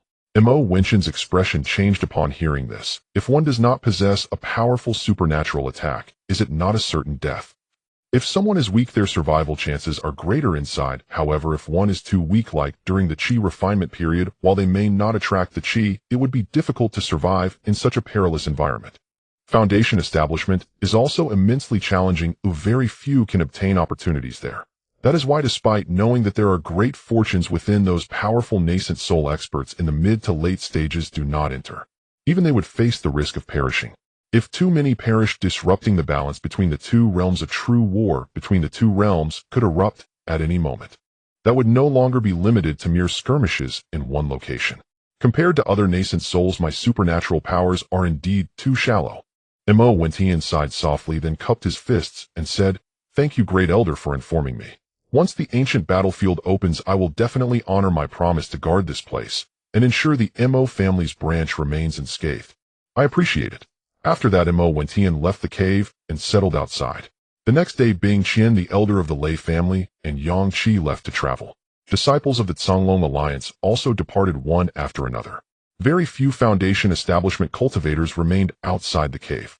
In Su Chuan's view, Foundation Establishment cultivators were merely offerings. Only golden cores could walk freely. He summoned Su Mingwei, Su Deliang, and all the golden cores to Behanton. "I called you here today to ask who among you wishes to travel. Although there are considerable risks, it is also a great opportunity." "Then what about you, Father?" Su Chuan smiled lightly. "I will assess the situation and remain in the clan. If any of you are in danger, you can send me a message. With my perfected escape technique, I can reach any location within a quarter of an hour." "Then I will go," Su Mingwei said after a moment's thought. "I also wish to spar with those peak third-tier prodigies He Shui and Tian Nan." "Father, I will go too," Su Deliang said. "Master, I will join as well," Yi Fan added. "The technique of battle intent is better understood in real combat. I have already made some progress in my battle intent. To achieve great success, I must continuously engage with strong opponents to hone myself." "I will accompany my husband," Su Dua said, holding Yi Fan's hand with a gentle smile. "All right," Su Chuan said, then looked at the others. "Is there anyone else?" Su Mingyuan thought for a moment. "Although I want to, what is more important for me now is to comprehend the path of talismans. Master, I want to practice secret techniques, so I will not be going out," Mei Yun chuckled. "You are just being lazy," Su Chuan jokingly scolded. "Father, I also want to travel," Su Mingzhu said. "I plan to bring Aang along. Even if I encounter danger with Aang here, no ordinary golden core can catch up to me." Su Mingxuan, Su Mingqing, and the others expressed their refusal to go out. "Then let's make this decision," Su Chuan said. "By the way, there is one more thing. He Yun wishes to join my Su family. Who among you is willing to accept it as a spirit pet? Although it is not strong in combat, it is skilled at hiding its aura and escaping." He Yun looked at everyone with anticipation. They exchanged glances. After a moment, Su Mingxian said, "Then let it be my spirit pet. Does anyone else have any objections?" Su Mingwei smiled lightly. Mingxuan's defense is top-notch, but he is not good at escaping. He Yun is indeed suitable for him. Su Chuan turned to look at Su Mingyuan and the others, and they all had no objections. Then it said, Su Chuan looked at He Yun, the spirit leopard, and said, "From now on you will follow Mingxian and protect him well. This third-tier mid-grade spirit pill refined from a snow leopard will be a reward for you." "Thank you, ancestor." He Yun, the spirit leopard, opened its mouth and swallowed, enjoying the reward immensely. Mo crossed his arms and smiled. "You little leopard have good taste. This is a wise choice. Although your potential is limited and you may not reach my heights. Following the Su family, reaching the late third tier or even peak third tier is still possible. Thank you, Moue, for supporting the little leopard. All right, those who wish to go should leave. The fighting will last only 6 or 7 days." "Yes." Su Mingwei and the others immediately cupped their hands and left. Mei Yun and Su Mingyuan both closed themselves off to cultivate. In an instant, only Su Chuan, Moue, and Su Mingxian were left in Behanton. Moue looked around. "I must say it has been a while since I came here. I find this place quite familiar." He summoned a lounge chair, reclining comfortably on it. Then he looked at Su Mingxian and said, "Mingxian, why don't you go out and take a stroll? Your combat strength is not weak either."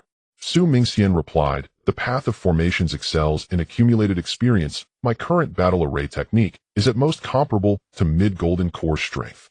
However, if I focus, I can form a third-tier battle array. The battle arrays, though inferior to a complete third-tier low-grade array, are not easily destroyed by a strike from a late golden core. At that time, I can instantly form arrays, such as trapping, illusion, misdirection, and killing arrays. Even golden core completions can be controlled. That is indeed terrifying. How much longer will it take you?" "What?" Moue was stunned and waved his hand. "What?" Moue was stunned and waved his hand. "I thought it would be much sooner." Su Mingxian smiled softly, not arguing with him. 20 years is indeed quite fast. After all, this was a third-tier battle array that forms instantly. How terrifying that could be is beyond imagination. This was also due to his recent insights from comprehending the 9 mystical spirit bands leading to such estimations. Under normal circumstances, accomplishing it in 60 or 70 years would be considered remarkable. His current battle array technique had only reached the upper second tier. There was still the top second tier above him.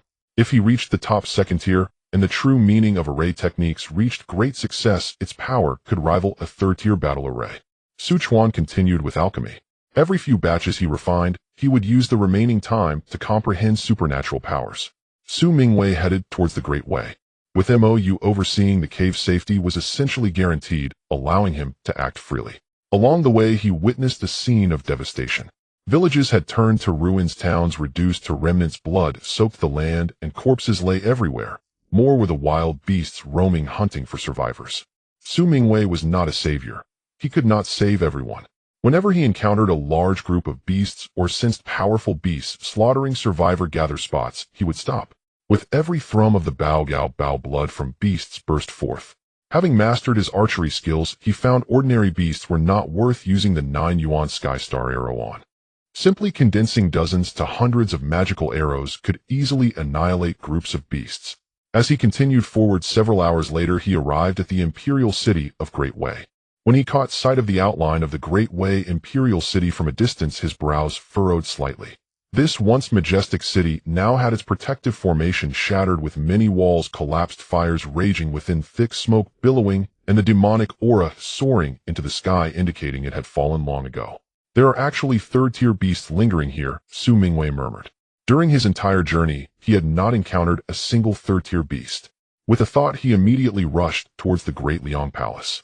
On the way, he patted the high-grade storage bag at his waist, causing a bronze bell to fly out, expanding in the wind and hovering above his head.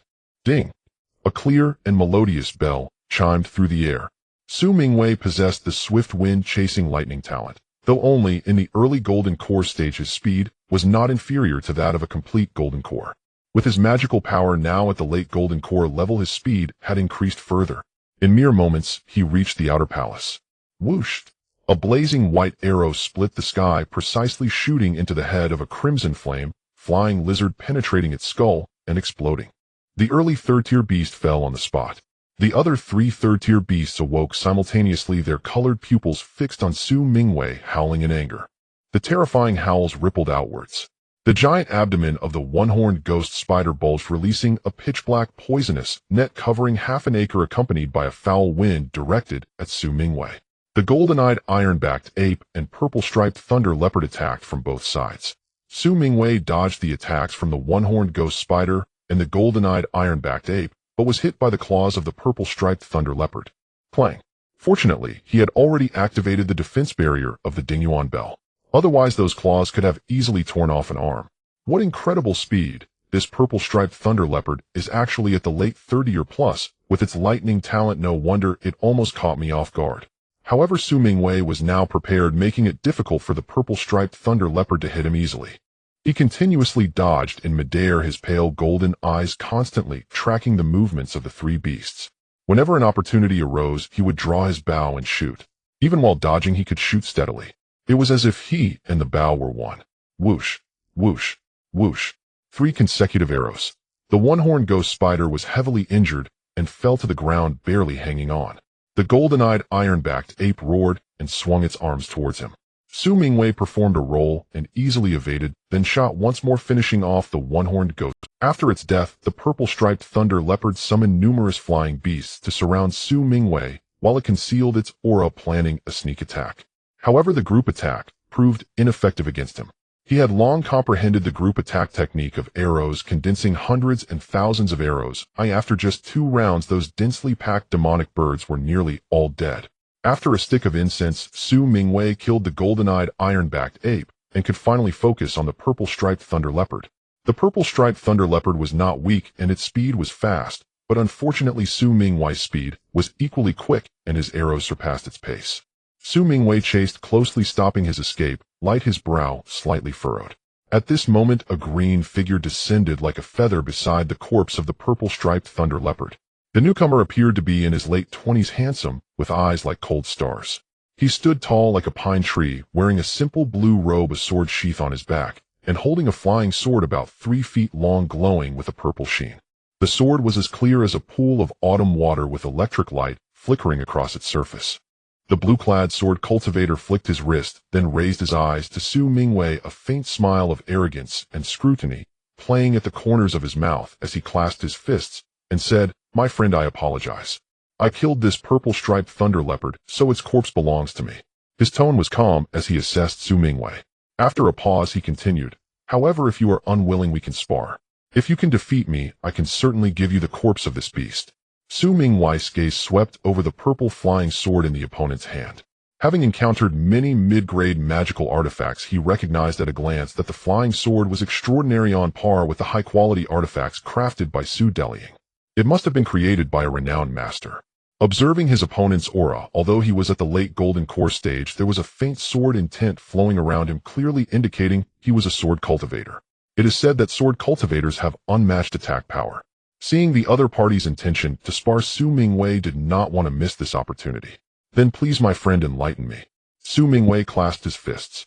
"Refreshing."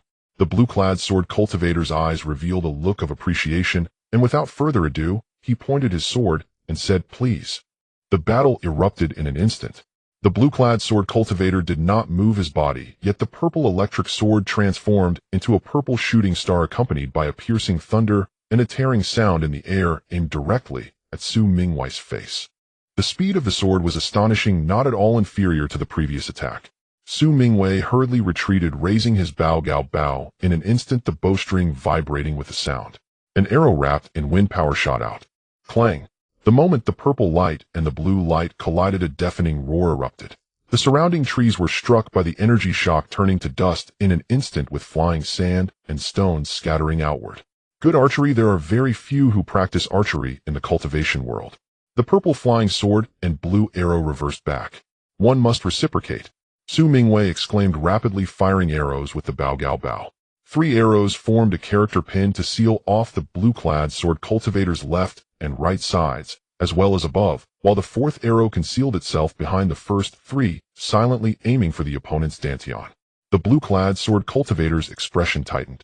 He remained calm, and the purple electric sword flew back in an instant, circling around him to create a dense, impenetrable purple sword screen.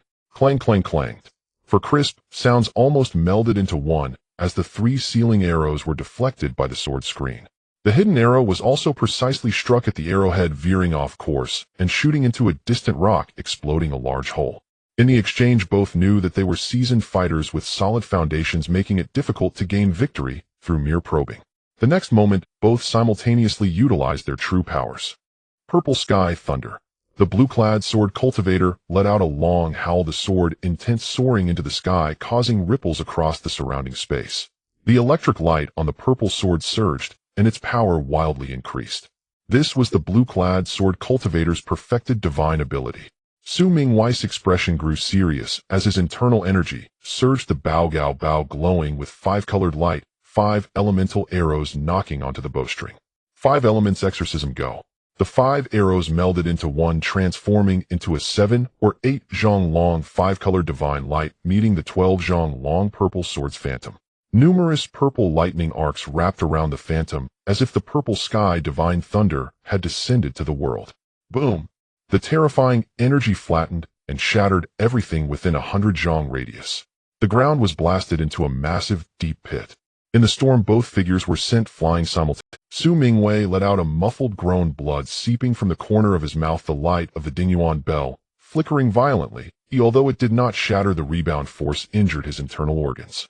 Fortunately, his physical body was not weak, looking much better than the pale face of the blue-clad sword cultivator. The blue-clad sword cultivator was the first to sheath his sword, the purple electric sword transforming into a streak of light and returning to its sheath. He wiped away a trace of blood from the corner of his mouth and smiled. "My friend, your archery is extraordinary. I admire you. How about we end it here for today?"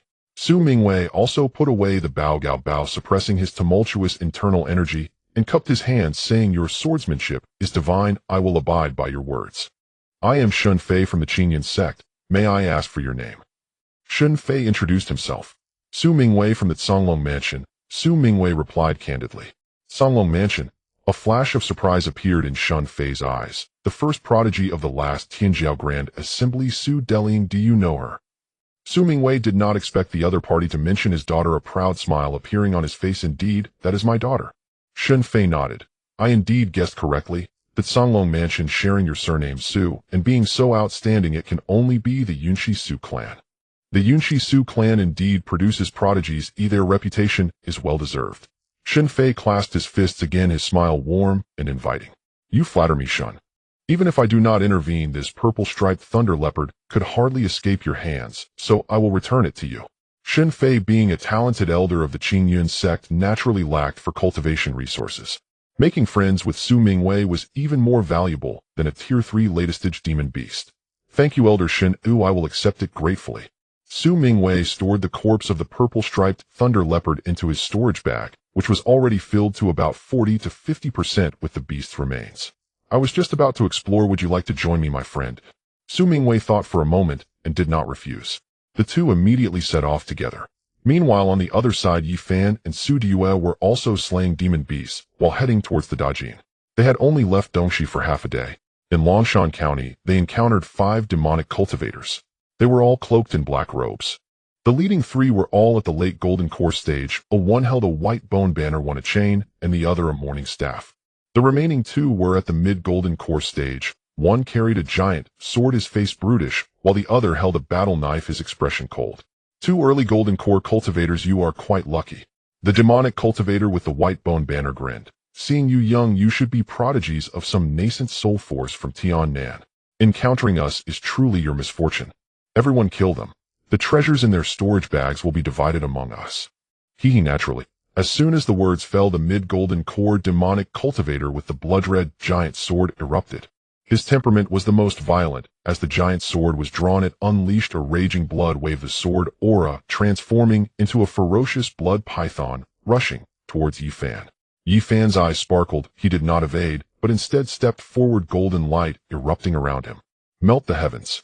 The boost of small success in battle intent was comparable to a small success in divine ability combined with a strength rivaling a Tier 3 demon beast and surging mana. With this punch, it was both firm and bright. Boom! The blood python wailed and disintegrated. The expression of the blood sword demonic cultivator changed drastically as he felt an unresistible immense force flowing along the sword body. The giant sword was directly blasted away. The remaining power of the punch broke multiple bones in his sword-wielding right hand, nearly incapacitating him. Yi Fan intended to pursue and slay him directly. The mid-golden core demonic cultivator wielding the morning staff had a skull resembling a baby's head at the top of his staff that let out a harrowing scream. Yi Fan felt his divine soul being impacted. Fortunately, his divine soul was not truly at the early golden core stage, so the influence was minimal. However, he still momentarily lost focus, missing the opportunity to kill the giant sword demonic cultivator. A black chain surged from the shadows like a snake attacking from the dark. At this moment, Su Diyue struck out with her sword, sending a moon-white sword light that directly knocked it away.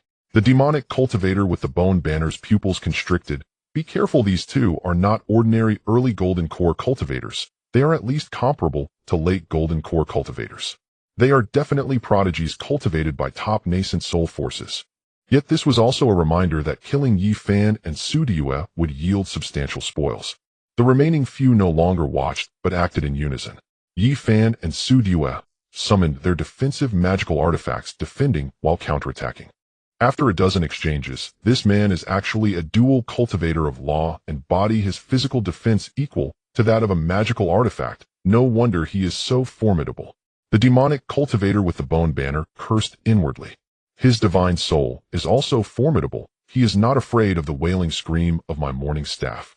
The morning staff demonic cultivator also spoke. Yi Fan faced 3 opponents, battling 2 mid-golden core cultivators and the chain-wielding demonic cultivator. Su Diyue fought against 2 demonic cultivators with the bone banner and the morning staff, showing no signs of falling behind. The bone banner demonic cultivator, frustrated after prolonged attacks, suddenly bit his tongue, spitting a mouthful of essence blood onto the banner. 10,000 ghosts devour soul. The bone banner radiated with light, the ghostly shadows swelling in power, coalescing into a massive ghostly claw aimed at Su Diyue. Su Diyue's expression turned cold as she transmitted, "Hold off the others for me. I will use Tying to kill him. Alright. Yifan did not refuse at all.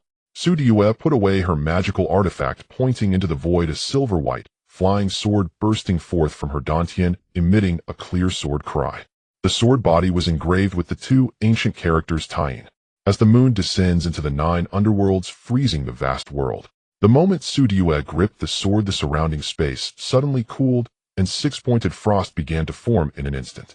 Slash. Su Diyue unleashed her full power, combining her divine ability physique and the enhancement from her weapon spirit Morong Yun. This sword's power reached the peak of a 4th-grade magical artifact strike. Seeing Su Diyue attack with all her might, the Morning Staff demonic cultivator's defenses weakened, and he attempted to launch a sneak attack. Yifan threw out the Jinyang shield, layering another protection over Su Diyue, while he himself braced against the attacks from the other 3. No. How can this sword's power be so strong? The ghostly claw of the bone-bannered demonic cultivator was easily shattered, and the moon-white sword light even broke through the defenses of his low-grade magical artifact, cleaving him in two. Su Diyue waved her sleeve, collecting his corpse, storage bag, and magical artifact. Seeing Yifan injured and bleeding, she immediately swung her sword towards the weakest giant sword demonic cultivator, who was already heavily injured and was now directly slain by Su Diyue. Seeing Su Diyue like a god of death, the remaining few were immediately frightened and scattered in flight, turning into black smoke and escaping. Su Diyue did not pursue, looking at Yifan and asking, "Husband, how are you?" Yifan patted his chest, grinning, "You know how tough I am. If you can joke, it seems you are fine, but it really is chaotic now. We have encountered 5 demonic cultivators in such a short time. If they were all at the perfected golden core stage, we might be in danger." Su Diyue said, "With Master backing us, what is there to fear? This journey is meant for fighting and killing." Yifan was filled with battle intent. After collecting the giant sword demonic cultivator's corpse, magical artifacts, and storage bags, they continued onward. Su Deling's situation was much easier. Su Diyue could only unleash an attack comparable to that of a perfected golden core cultivator and a fully realized divine ability by fully exerting herself with Tying. But Su Deling's power had already reached the late golden core stage, and her divine ability was perfected with her spiritual sense techniques, also showing some accomplishments. With her innate magical artifact and her bloodline, she could unleash the might of a top-grade magical artifact. Thus, in her usual state, she was already comparable to such strong cultivators. When she unleashed her full strength, she was similar to a perfected divine ability cultivator wielding a top-grade magical artifact.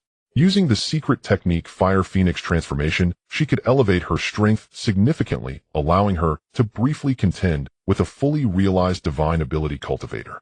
The reason it was only brief was due to the time limitations of the secret technique. Su Deling rode the 4-winged bright heavy bird, attracting numerous demonic cultivators along the way.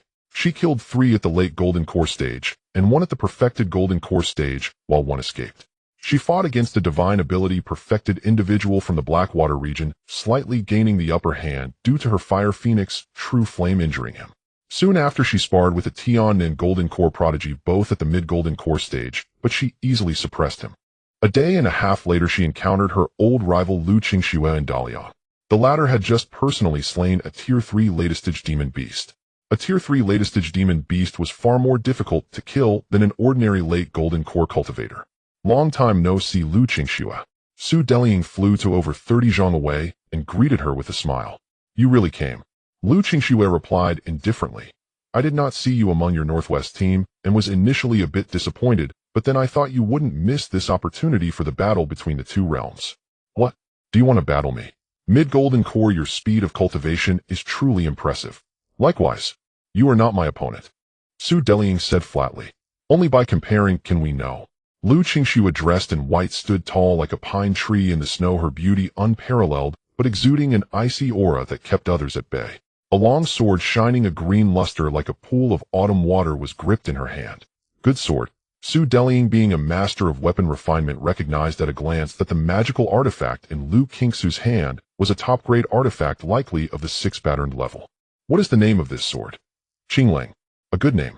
Just as the words fell, both retreated, each unleashing an astonishing aura. Clang! The Qinglang sword let out a clear and soaring cry that pierced the clouds. The sword's blue light radiated brightly, soaring into the sky, as if it resonated with its owner's intent, transforming into an utterly pure and ferocious blue sword light. The sword light was only about a zhang long, its blue glow swirling with faint intricate patterns appearing and disappearing on its surface.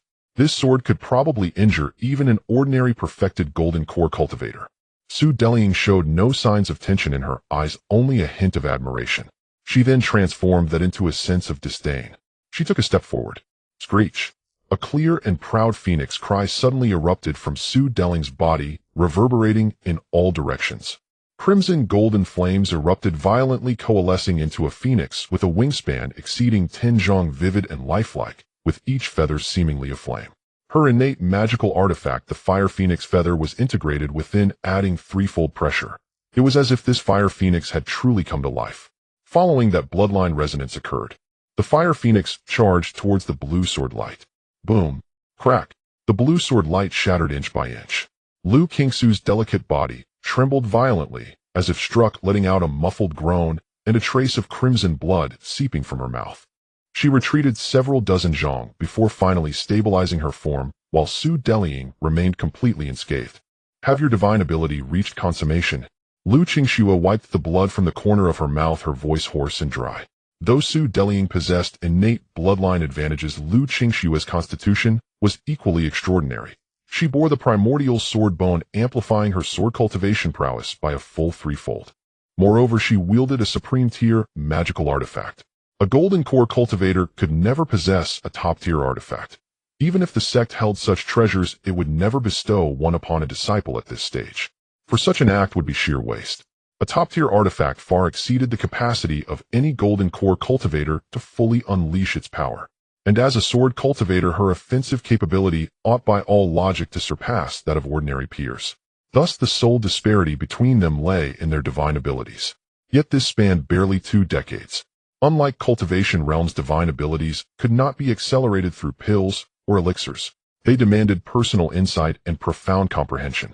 A congenial primordial spirit artifact could hasten such enlightenment, but no sect would ever grant such a treasure to a newly ascended golden core cultivator for divine ability cultivation. After all, even a hegemonic sect like the Qingyun sect counted over 50 golden core elders. Prodigious golden core cultivators were no rarity. Were each to petition for primordial spirit artifacts, the sect's reserves would deplete overnight. Hence, even hegemonic nascent soul sects reserved primordial spirit artifacts solely for critical junctures, such as when a cultivator reached the bottleneck of divine ability consummation. Until then, self-cultivation remained the norm. Indeed, Su Delying declared with quiet pride, to achieve consummation in a divine ability so soon after entering the mid-golden core realm was rarer than phoenix feathers. Lu Qingxue had attained minor mastery of her sword art divine ability several years prior. Reaching consummation through solitary cultivation alone would still demand at least another decade. How did you cultivate it so swiftly? That remains undisclosed. Su Delying offered a faint, knowing smile. The reason, of course, lay in the ancient vermilion phoenix's true spirit feather, and the sliver of true spirit blood it bore, that she had obtained within the celestial prodigy realm.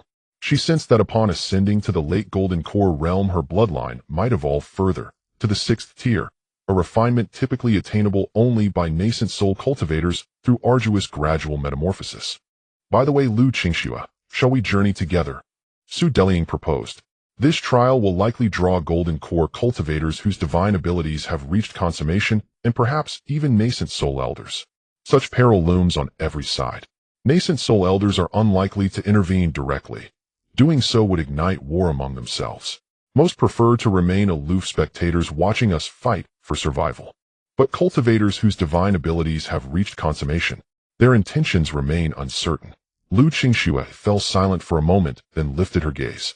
Very well, let us proceed together. Spoil shall be divided 7-3, I take 7, you 3. Why, oi? Because I am stronger, and my Su clan pales beside your Qingyun sect in scale and influence. Lu Qingxue inwardly scoffed. Was this era truly governed by the principle that poverty conferred moral authority? How old are you now? 78. That is nearly the same age as my nephew. May I call you Sister Qingxue? Lu Qingxue's expression darkened as she began to regret partnering with Su Delying. For Su Delying, the Su clan's future path was fraught with difficulty. Cultivating goodwill with a prodigy of a hegemonic nascent soul sect, like Qingyun sect, might one day yield invaluable support. Soon thereafter they encountered Zhang Xuanji fleeing pursuit. Su Delying intervened without hesitation, not only because the patriarch of the Xianyue sect shared cordial ties with her grandfather, but also because her fifth uncle Su Mingxian had been his senior brother in cultivation. Duty compelled her aid. Thus their duo became a trio, and spoils were redistributed 5-3-12. Zhang Xuanji likewise wielded a supreme-tier artifact, yet as a nascent golden core cultivator, he could harness merely 4 or 5/10 of its power, far less than Lu Qingshue's 7 or 8. Still united, the three stood capable of confronting even a divinity ability consummated foe. Together they slew numerous demonic cultivators from the Blackwater region and several third-tier demonic beasts. The following dawn pale light seeped across the sky. Su Delying, Lu Qingxue, and Zhang Xuanji traversed the skeletal remains of a ruined market town, when suddenly violent spiritual energy collisions and furious roars erupted ahead. The tremors were intense, clearly the clash of peerless golden core cultivators. The three exchanged glances and approached stealthily. A short distance away atop a relatively open expanse of rubble, battle raged fiercely. A youth with long ice-blue hair struggled desperately to hold his ground. In his hand, the Xianbing Zhampa sword clashed against the massive halberd of a burly, ferocious man. The youth was none other than Bing Qianjinjuan of the Canglong Alliance. The savage, demon-charged giant was Tianlang Jinjuan of the Tanling Mansion, whom Su Delying recognized instantly. Both wielded supreme-tier artifacts. Tianlang Jinjuan brandished the Tianlang halberd, each swing unleashing a howling wolf spirit's roar, its destructive force terrifying beyond measure. Layer upon layer of Bing Qianjinjuan's ice walls shattered under its onslaught, forcing him backward step by step, blood already staining his lips. Farther off upon the cracked earth lay a figure breathing feebly. It was Yang Qi, another golden core elder of the Canglong Mansion, who had entered the prison realm. A ghastly wound gashed across his chest, deep enough to expose bone, still radiating turbulent demonic energy. He was grievously wounded, utterly incapacitated. I know both men. You two intercept the demonic cultivator. I'll tend to Elder Yang Qi. Lu Qingshue's frost-clear eyes swept the battlefield, and she gave a slight solemn nod. Zhang Xuanji nodded in agreement. Two streaks of light shot forward, converging upon the fray. Another pair of fools rushing to their deaths. Sensing intruders, Tianlang Jinjuan roared with laughter. His assault intensified rather than waned. With a sweeping arc of the Tianlang halberd, he hurled Bing Qianjinjuan backward several zhang. Then he split off a vicious halberd shadow, hurling it toward Lu Qingxue and Zhang Xuanji. Lu Qingxue snorted coldly, her Qinglang sword unsheathed in a flash. Azure swordlight flared, cleaving straight into the shadow. Zhang Xuanji swung his dust whisk. Together they barely absorbed the blow, yet their chi churned violently, hearts clenched with awe. What terrifying strength this man possessed. With two new allies sharing the burden, Bing Qianjinjuan caught his breath, though the three together could only barely withstand the onslaught. Meanwhile, Su Delying had already darted to Yang Qi's side. She knelt, her divine sense scanning his injuries in an instant, her brow furrowed deeply. Soul-C's shaken meridians ruptured in multiple places, internal organs damaged and corrupted by brutal demonic energy. His wounds run deep indeed.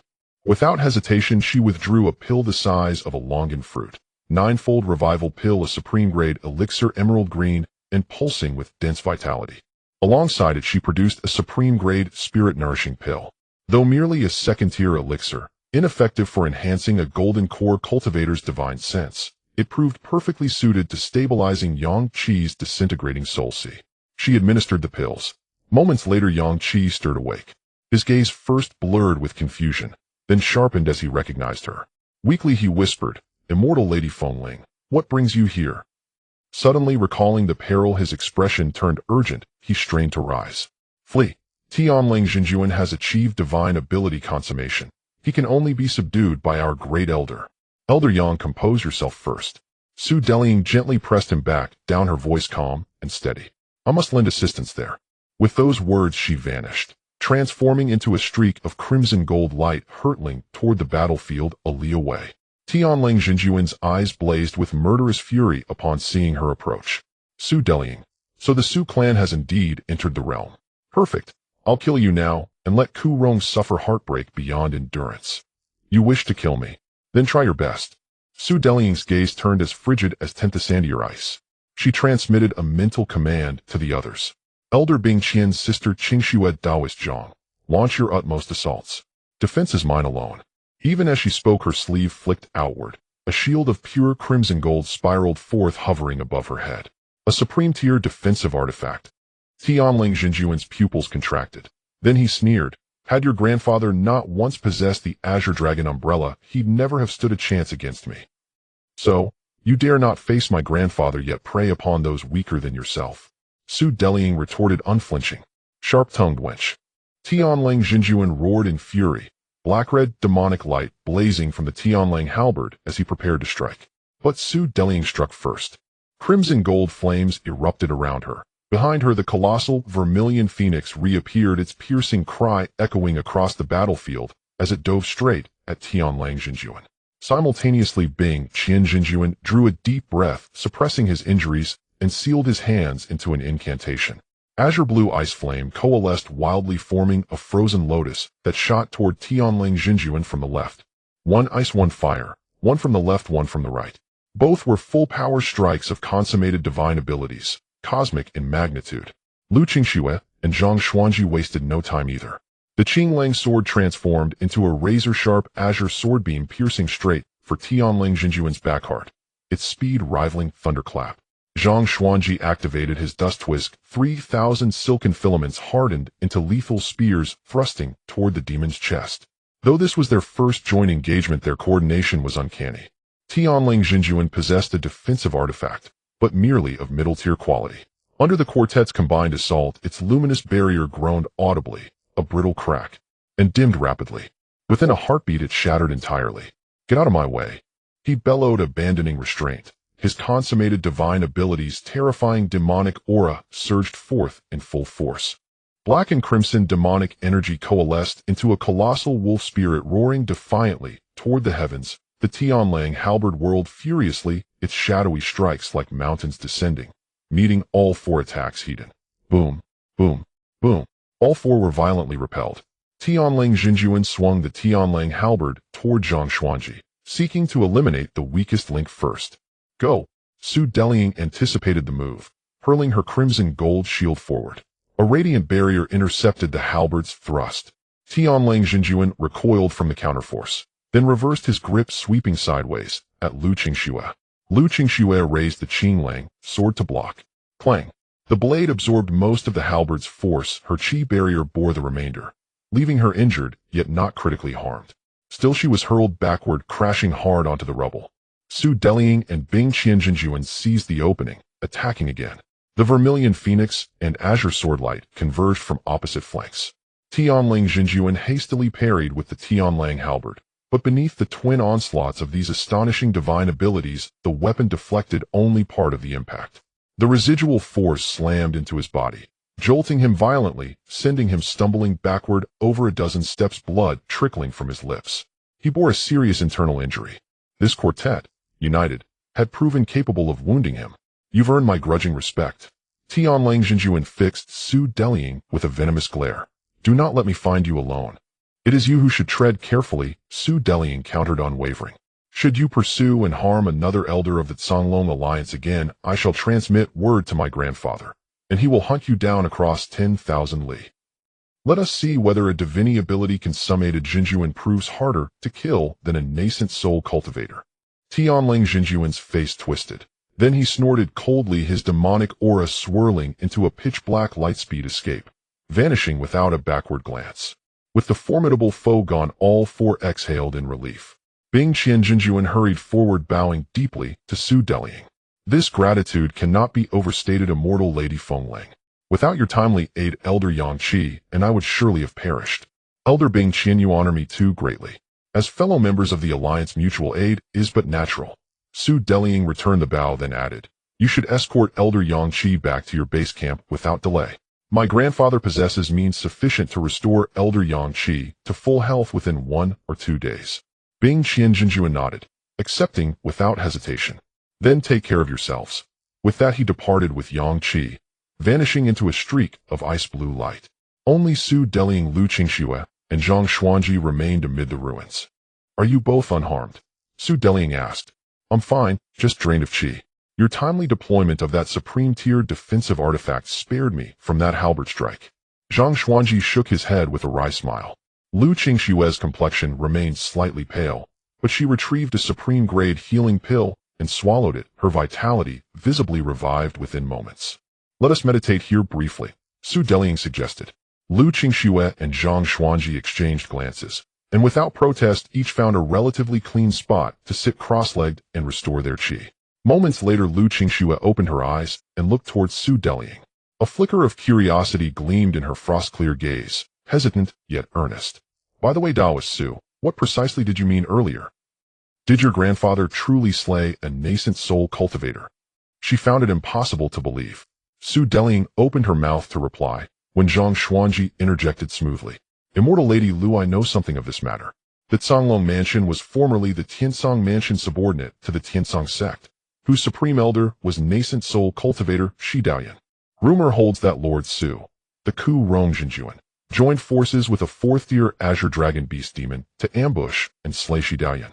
Shortly thereafter Lord Su consolidated the Tiansong Mansion and founded the Canglong Alliance, thus renaming it the Canglong Mansion. Your grandfather is a nascent soul cultivator. Lu Qingshue's astonishment deepened.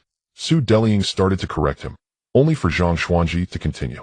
No, he belongs to our generation by cultivation lineage. According to intelligence from my Xianyue sect, he formed his golden core shortly after the Celestial Prodigy Assembly. How long ago my grandfather formed his golden core is hardly your concern to recount. Su Delying shot Zhang Xuanji an exasperated look. Haha, my apologies, my apologies. Zhang Xuanji chuckled awkwardly. That's impossible. Lu Qingshue's disbelief crystallized into stark incredulity. Then he is at most mid-golden core. How dared he join a siege against a nascent soul cultivator? Even with a supreme-tier defensive artifact, he'd be powerless before a nascent soul elder. My grandfather's affairs are not for public discourse. Su Delying stated calmly. She would divulge neither his true strength nor his hidden trump cards to outsiders. Sister Qingxue, simply regard him as a peerless prodigy beyond mortal reckoning. Do not measure him by conventional standards. Should you wish to pay respects, I may accompany you in a few days. He would undoubtedly welcome the chance to meet a peerless talent such as yourself. Seeing Su Delying's reticence, Lu Qingshuo, though burning with curiosity, wisely chose. She took a deep breath and nodded slightly.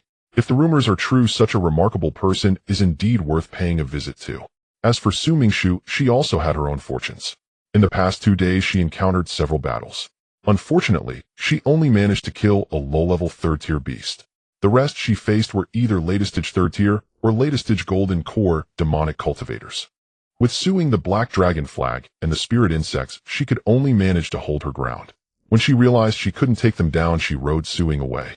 Ordinary golden core perfected cultivators couldn't catch up. Thus she had yet to encounter any significant risks. However, on the third day, she came across the lethal beast that the Su family had long desired. Its wings spread over 20 zhang, its entire body covered in black feathers like ink with dark red flames swirling at the edges, and it had 2 heads. It's the two-headed black flame sparrow. Su Mingwei, Su Mingyuan, and Su Mingshu had all seen its appearance in the memory fragments of Ren Xiaoyao captured by Su Chuan. The other side is.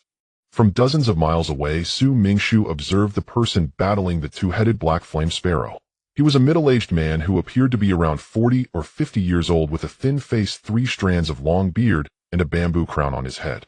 Dressed in a loose green robe embroidered with patterns of myriad beasts, the sleeves billowed in the wind, giving off an ancient vibe. He stood in midair, his expression calm, his gaze sharp as lightning, and he was forming hand seals, seemingly preparing to unleash some powerful divine ability. The fluctuations of spiritual power are immense and pure, and the Tao rhythm flows harmoniously. He appears to be a powerful golden core perfected cultivator. This middle-aged man was using treasures and divine abilities from the periphery to attack the two-headed black flame sparrow. Meanwhile, up close there was a massive creature engaged in close combat with it. It was a dragon crocodile over 20 zhang long. Its entire body was covered in diamond-shaped green scales, each the size of a bowl, with metallic luster at the edges. Along its back were rows of bone spurs, each several feet long, glimmering with a cold blue light. Its teeth were as sharp as short swords, spewing out a foul-smelling green toxic mist. Its limbs were sturdy as pillars, and its claws were as sharp as hooks. The green-scaled dragon crocodile is a water attribute beast with venomous attacks. Judging by its aura, it should be a latest-stage third-tier beast, and not far from the peak of the third tier. This is roughly equivalent to a human cultivator at the 9th layer of golden core. Su Mingshu observed quietly. The green-scale dragon crocodile was bulky, and while it could fly as a late-stage third-tier beast, its dodging and movement speed were far inferior to that of the peak third-tier, two-headed black flame sparrow. However, the green-scale dragon crocodile had astonishing defenses. Even when faced with the claws and black flame attacks of the two-headed black flame sparrow, it could withstand them. Thus, it adopted a defensive strategy. In an ordinary battle, the green-scale dragon crocodile would undoubtedly be in a suppressed position, but there was also a powerful golden core perfected cultivator assisting. Even the two-headed black flame sparrow could not gain the upper hand. This person's strength is truly remarkable. I estimate that currently only my father can defeat him, Su Mingshu thought to herself. However, her arrival had already been noticed by the middle-aged cultivator and the two-headed black flame sparrow. They were too preoccupied with their battle to pay her any mind. Cut. The middle-aged cultivator unleashed his full power, activating a high-grade treasure flying sword infused with the essence of his perfected divine ability, directly piercing through the wings of the two-headed black flame sparrow.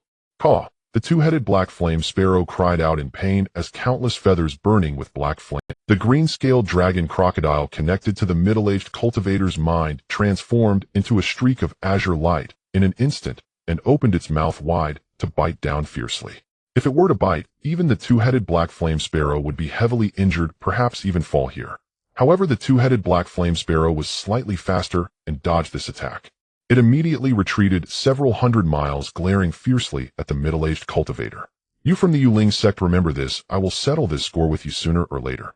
After saying this, it glanced at Su Mingshu and immediately flapped its wings to leave. Though injured, its speed was beyond the reach of ordinary golden core perfected cultivators. Friend from afar, you have watched for so long, why not come over for a chat? Su Mingshu heard this and considered sending Suing over, but stopped a few miles away, not daring to approach too closely. Because the gap in strength between the two sides was too vast. Even if she could switch places with Su Chuan, she estimated that before Su Chuan arrived, she would be seriously injured or even perish. I am from the Yuling sect Yuguihong.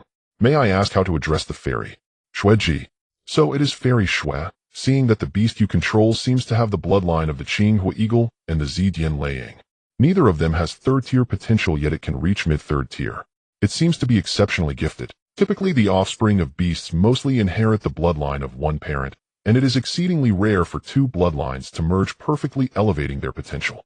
Su Mingshu was slightly taken aback, not expecting the other party to discern part of Su Ying's background so quickly. However, he only guessed half right. Su Ying's Zidian Laying bloodline was not inherited, but mutated. Does the senior have any matters? If not, I shall take my leave. Su Mingshu said. May I ask if Fairy Shue has a master? If not, I would like to invite you to join my Yuling sect. I do not boast, but in the entire Tiannan our sect is the foremost in the path of beast taming. If you wish to deepen your understanding of beast taming, you might consider it. You want me to join the Yuling sect? Su Mingshu paused slightly and asked in surprise, why? To be able to control a mid-third tier beast at the early stage of Golden Core is something only a few top talents within my Yuling sect can achieve. This requires innate talent.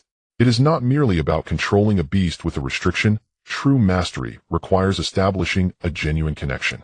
The relationship between a beast master and the beast is more of a partnership.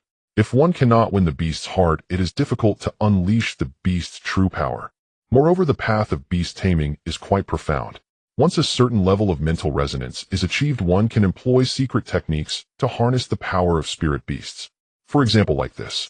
Yu Guihong immediately formed seals and cast a mysterious secret technique, causing both himself and the green-scaled dragon crocodile to emit a green glow. A moment later, a layer of green armor appeared on Yu Guihong, resembling the scales of the green-scaled dragon crocodile. This is the beast armor secret technique, and there are also spiritual connection techniques to borrow the innate abilities of spirit beasts and others. Su Mingshu felt a bit envious, but this matter was significant. It could not be decided by her alone. Fairy Shue, consider it. If you agree, I can have my ancestor from the Yu family, a high elder of my Yuling sect, accept you as a personal disciple. He is a mid-nascent soul and is expected to become a powerful nascent soul cultivator. This matter is significant. I need to think it over. If there is an opportunity, I will definitely visit the Yuling sect. Su Mingshu said little more and chose to leave. The direction she departed was precisely where the two-headed black flame sparrow had flown off. Is this a coincidence? Yu Guihong watched Su Mingshu leave and murmured softly. Well, if she can survive this war between the two domains, it indicates her potential is even more outstanding. He paused, and then pondered deeply. This girl's aura seems to have just stepped into the golden core stage, which indicates she must have controlled that Ziqing laying during her foundation establishment period. What kind of innate talent does she possess? It was precisely because of this speculation that Yu Guihong immediately stepped forward to invite her. Even within the Yuling sect, such a talent could only be seen once every 200 or 300 years. Master, at this moment the voice of the green-scaled dragon crocodile echoed in his sea of consciousness. What is it? That female immortal has a wonderful fragrance, instinctively making us beasts feel close to her. What, even you are affected? Yu Guihong's heart jolted. The green-scaled dragon crocodile was a ferocious and violent beast. Had it not been tamed by him, it would have been exceptionally savage. Even a peak third-tier beast would dare to challenge it. Could it be that this girl possesses the talent of universal affinity? That is a talent rarely seen in a millennium, allowing one to control spirit beasts without being influenced by the beast race. Moreover, the compatibility would be exceedingly high. There is a chance of nurturing a latest-stage fourth-tier great beast. Wait, she wouldn't want to provoke that two-headed black flame sparrow, would she? Even if it is injured, she cannot afford to provoke it. However, if I were to assist her in her moment of crisis, I believe her wariness towards my Yuling sect would diminish considerably. With this in mind, Yu Guihong immediately followed her. Meanwhile, Su Mingshu contacted Su Chuan. Father, I have discovered the two-headed black flame sparrow, and it is currently in a wounded state. Oh, who managed to injure it? There is a person named Yu Guihong from the Yuling sect who has a green-scaled dragon crocodile close to the peak of the third tier, and he himself is a perfected golden core cultivator. He possesses a high-grade treasure. Yu Guihong of the Yu family. Could it be that there is also a nascent soul ancestor in his family? Now, Father, how do you know? Do you know him? He said that his ancestor is a high elder of the Yuling sect with mid-nascent soul strength.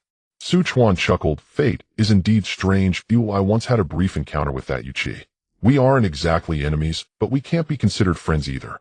I see, so Yu Guihong previously invited me to join the Yuling sect, saying he could have his ancestor accept me as a personal disciple. Initially, I was considering it due to the mysterious secret techniques of the Yuling sect. Now I think I will pass. No need to rush, let's see how this matter unfolds. If you can obtain the inheritance of beast taming in the ancient battlefield, if not, then you may wish to take a step further in the path of beast taming. The Yuling sect is indeed the best choice. But the Yu family is not. The Yuling sect is quite large with many factions. The Yu family has a mid-nascent soul high elder, and their power is indeed strong. But above them is another great cultivator. To seek protection, one should seek the strongest. Such a backing is significant. Even if he later learns that you are from the Songlong mansion, Yunshi Su family, he won't easily provoke you. Su Mingshu began to ponder. This matter is not urgent. We can take our time to plan it out. Yes, Father, I will listen to you. Su Mingshu smiled and said, as for the two-headed black flame sparrow, you give me a rough location and I will personally go track and capture it. As for you, Yu Guihong has noticed your talent in beast taming. He will likely follow you closely, waiting to increase his affinity with you. This is a rare free bodyguard. You can make good use of it. If you can gain some beast taming secret techniques without any cost, that would be even better. Indeed, Father is wise. Su Mingshu turned around. Upon noticing Yu Guihong appeared puzzled, and said, could it be that I misjudged? Is she not going to find that two-headed black flame sparrow? After a moment he convinced himself, of course a peak third-tier beast, no matter how unwise she is, she wouldn't dare to provoke it. Currently the prison-like land is fraught with dangers for her. Patience will eventually yield opportunities. If I can have her join the Yu family, then in a few hundred years the Yuling sect may very well be led by my family. After a quarter of an hour, a streak of azure light flashed across the sky like lightning. Su Chuan released his divine sense and began to fly forward rapidly. However, the probability of finding this way was minimal. We can no longer let this go. Let's see what hints the Tianji Daoyan has. After a moment, in the southwest there is chaos and there will be gains. Although it's a bit vague, it is sufficient. Were it not for the chaos of the heavenly machine, Su Chuan could even clearly calculate when and where a person would appear. However, if that person has heavy karmic ties, the difficulty of deduction increases. Let's head southwest and see what this chaos is. Su Chuan did not activate any divine abilities, simply flying at a normal speed. Half an hour later, he sensed chaotic fluctuations of spiritual power coming from afar. Each fluctuation was extremely powerful, all at the level of golden core perfection. There were demonic cultivators from the black water domain Tian and cultivators and beasts present. Su Chuan immediately accelerated. Soon he saw a certain area where several mountain peaks had been flattened with three major factions positioned in a triangle. To the north were 5 demonic cultivators from the Blackwater domain. To the southwest were 3 peaked great beasts, one of which was the two-headed black flame sparrow, and to the east were 4 Tian cultivators. No, to be precise, there were 5 people, but one seemed to be at odds with the other 4 standing several dozen zhang away. Interesting, it turns out 4 of them are old friends. Su Chuan's lips curled slightly. The 5 from Tiannan included Qing Xian Jinjuan from the Xian, Yu Sek the elder from the Lei family, and the Jinjuan of the Liang and Tianlong, as well as another who seemed to be an elder from the Eastern Qing Su sect. He had once met them at the Young Talents Conference. However, unfortunately, Su Chuan could not recall their names. Tianlong, my friend, since the people from Tian Nan do not welcome you, why not come to our Blackwater domain? If we kill them, we can divide the treasures and resources on them. With your addition, those 3 beasts would not be impossible to slay. On the other side, among the 3-tier beasts too, were from the avian species, including the two-headed black flame sparrow. The other was a creature resembling a lion, but as powerful as a dragon, with dragon horns on its head and strong limbs. It was covered in layers of intricate dark golden scales, and its eyes were the size of dark golden bells with slit-like pupils. With a flicker of its gaze, an innate majesty emerged. Is this a swan in IA? This was Su Chuan's first time encountering such a dragon-like exotic species. Among the 3 beasts, it exerted the second most pressure on him, while the two-headed black flame sparrow came third. First, Su Chuan believed that if he guessed correctly, it should be the 9 nether sparrow. Humans really like to scheme against each other. The 9 nether sparrow said in a deep voice, I don't mind if you 2 sides first determine a victor. Then you can come and reap the benefits, right? Haisha replied coldly. Among the 5 from the Blackwater domain too were elders from the Tian Sha sect, Haisha and Baisha, who had battled with the two-headed black flame sparrow a few days prior. Both had sustained injuries. In this place, the 3 factions are mutually restrained. After the recent skirmish, they have gained a general understanding of each other's strength and are now on high alert. For if one side suffers heavy losses, the remaining faction may seize the opportunity to devour them. Heavenly Wolf, my fellow cultivator, you are a practitioner of Tian, and surely you would not be deceived by their sweet words. Oi. Qing Xian, how I conduct myself is beyond your authority to interfere. They are merely sparring with words, yet none choose to strike. If this continues, they will soon disperse. Su Chuan pondered for a moment before stepping out from the shadows with a faint smile. This place is indeed lively. As the voices collided, all 3 parties turned to look. It's you. Ku Rome. Su Chuan, what brings you here? Could it be that fairy Feng Ling sent you to hunt me down? The two-headed black flame sparrow exclaimed. Qing Xian, the true monarch of the burning sun and the elder of the Lei family, all spoke up. Finally, Heavenly Wolf's pupils constricted, filled with vigilance. Su Chuan was someone he had watched grow, and his apprehension towards him far exceeded that of anyone present. Even though he had now achieved mastery of his powers, he truly did not wish to confront Su Chuan. For this meant he would have to fight with all his might. Hey Ming, do you know this person? Jiu Yu Sparrow inquired. Brother Yu Huang, he should be a top golden core cultivator from a certain nascent soul force in Tiannan. It is due to his presence in the Su clan of Dongxi that they have not been destroyed. Dongxi Su clan. One of the golden core powers in the prison of chains, which has nearly been annihilated above foundation establishment, leaving only the Su family. What a waste! With millions of demon tides, they couldn't even wipe out a single golden core force.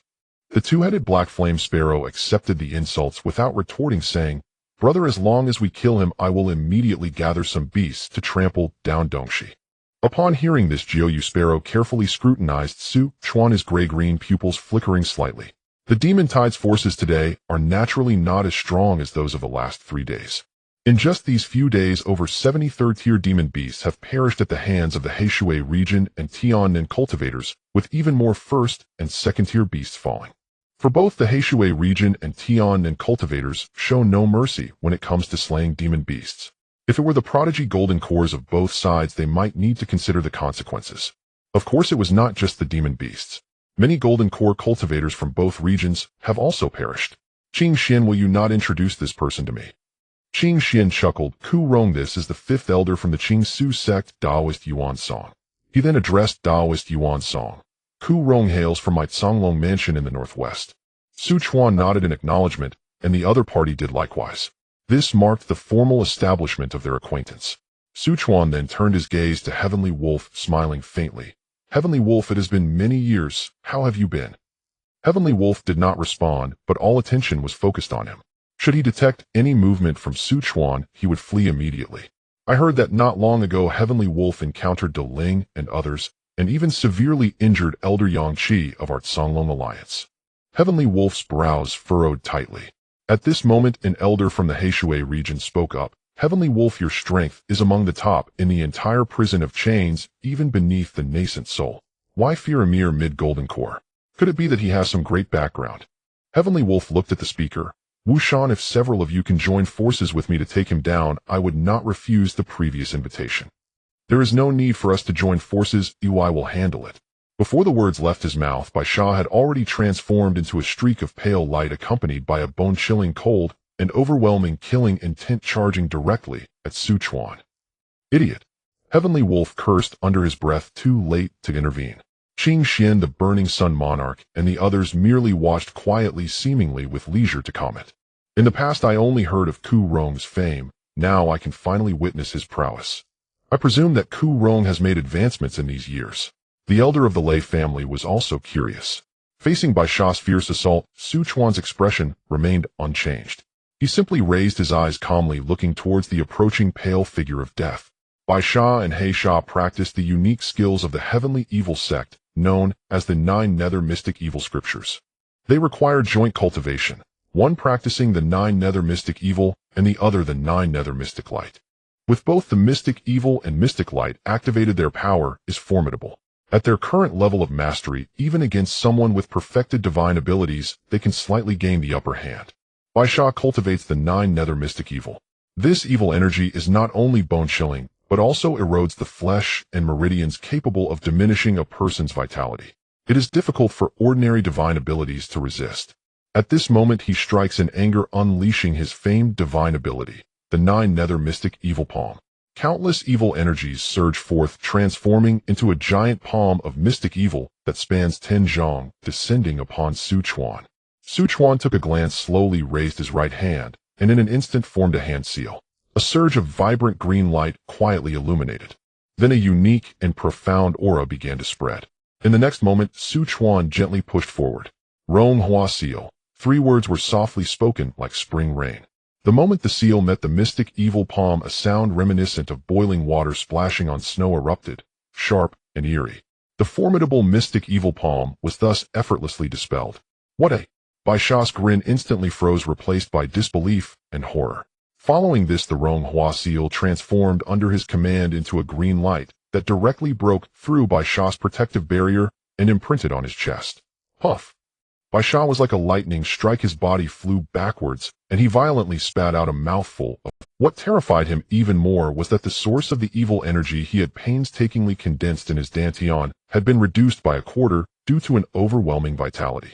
To recover this energy would take at least 20 to 30 years of effort. My evil energy source, you. Bai Sha glared in fury, but a trace of fear also lurked within. A casual strike shattered his divine ability, even diminishing his evil energy source. Even if their paths of cultivation had some mutual restraint, it still showcased Chuan's power. He was undoubtedly a perfected cultivator.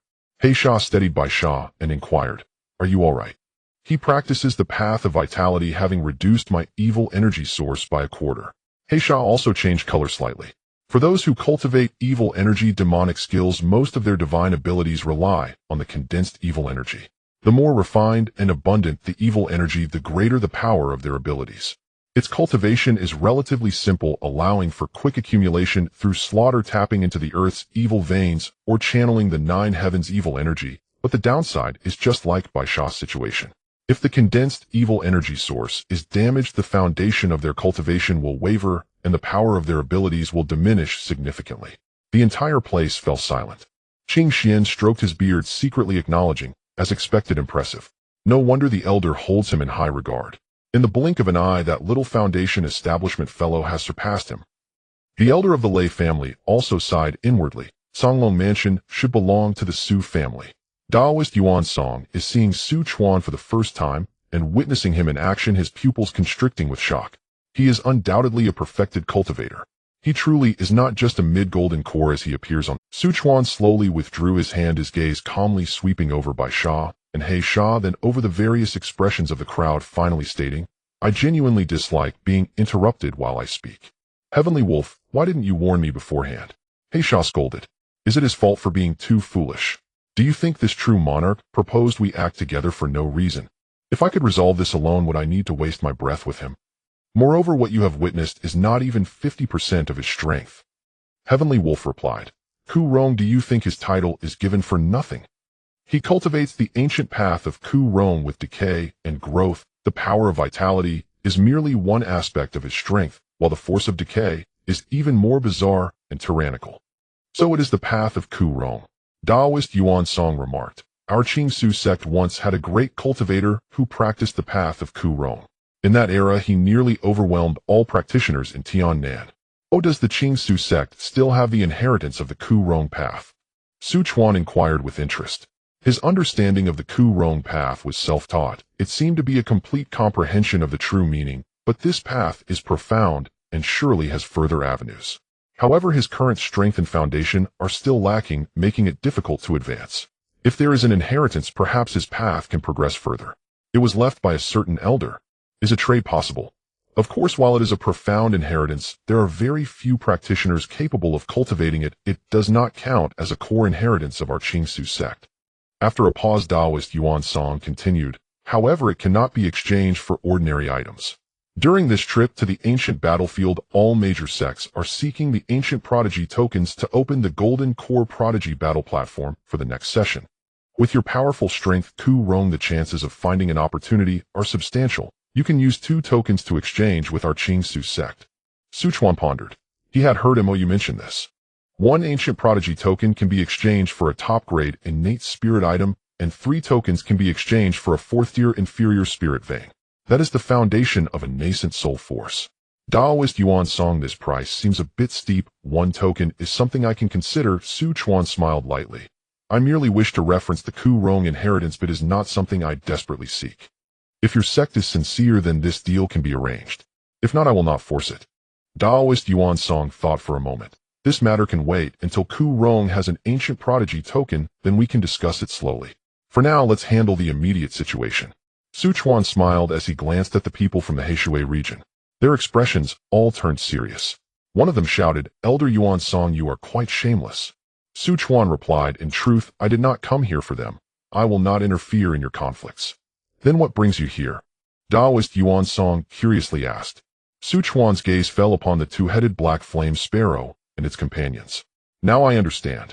The elder of the Lei family immediately comprehended. Given Ku Rong's strength, it is indeed unnecessary to concern himself with us, but he has irreconcilable conflicts with the demon beasts. Everyone was puzzled. The elder of the Lei family continued, Ku Rong arrived here in advance because there is a golden core family established by his Su clan descendants in this area. And the demon beasts aim to eliminate all forces above foundation establishment.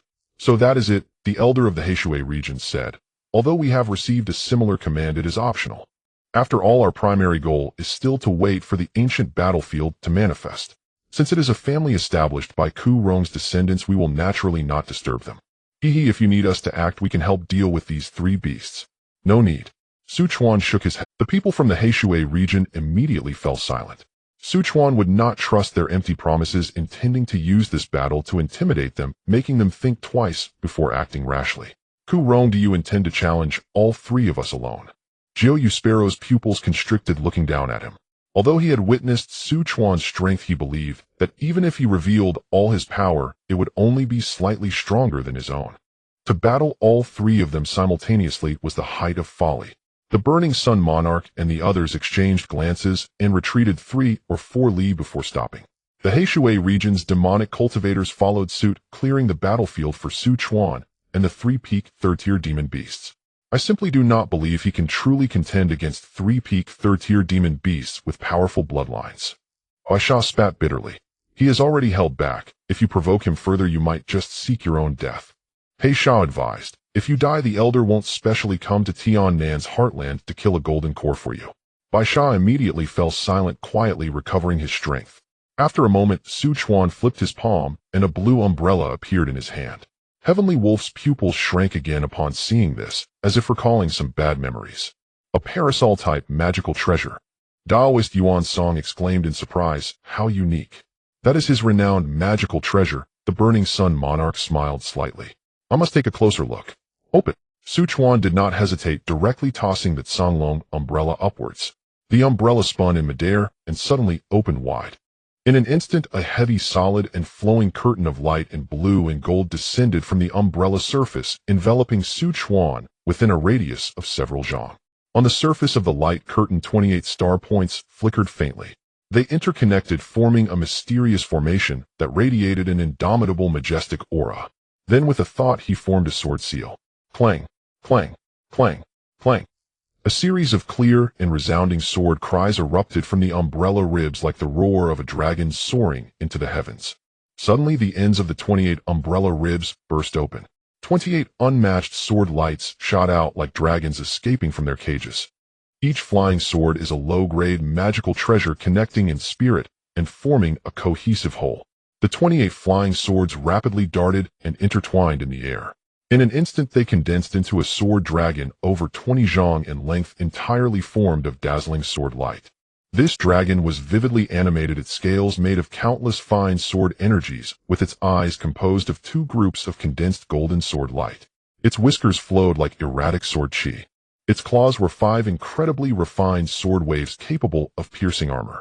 The sword dragon's sword chi surged into the sky, stirring the winds and clouds, exuding a terrifying sword intent that could shatter the heavens and pierce through the void. Its overwhelming might had already surpassed the limits of the golden core level, comparable to the attack of a nascent soul cultivator in the early stages. Go! Chuan pointed his sword. Roar! The sword dragon let out a soul-shaking roar toward the heavens. The massive body moved, tearing through the air with a terrifying sword intent that made the very space tremble, charging fiercely towards the 3-headed beast. Wherever it passed, the space shook violently, as if it were about to crack apart. The 3-peaked beasts no longer held any contempt, their eyes filled with utmost gravity and horror. They sensed a lethal threat emanating from the sword dragon. The 9 nether sparrow was the first to act, letting out a long cry, its wings suddenly unfurling, feathers as black as ink standing on end. A dark power erupted from the depths of its bloodline. It opened its mouth and spewed forth a stream of black air that was neither fire nor storm. This wind was silent, yet could sever bones and corrode gold. It was the innate divine ability of the 9 nether sparrow, the 9 nether black wind. The swan and I also roared, its dark golden scales suddenly illuminating with lightning patterns crackling loudly. It suddenly stood upright, its front claws striking fiercely at the void. Boom!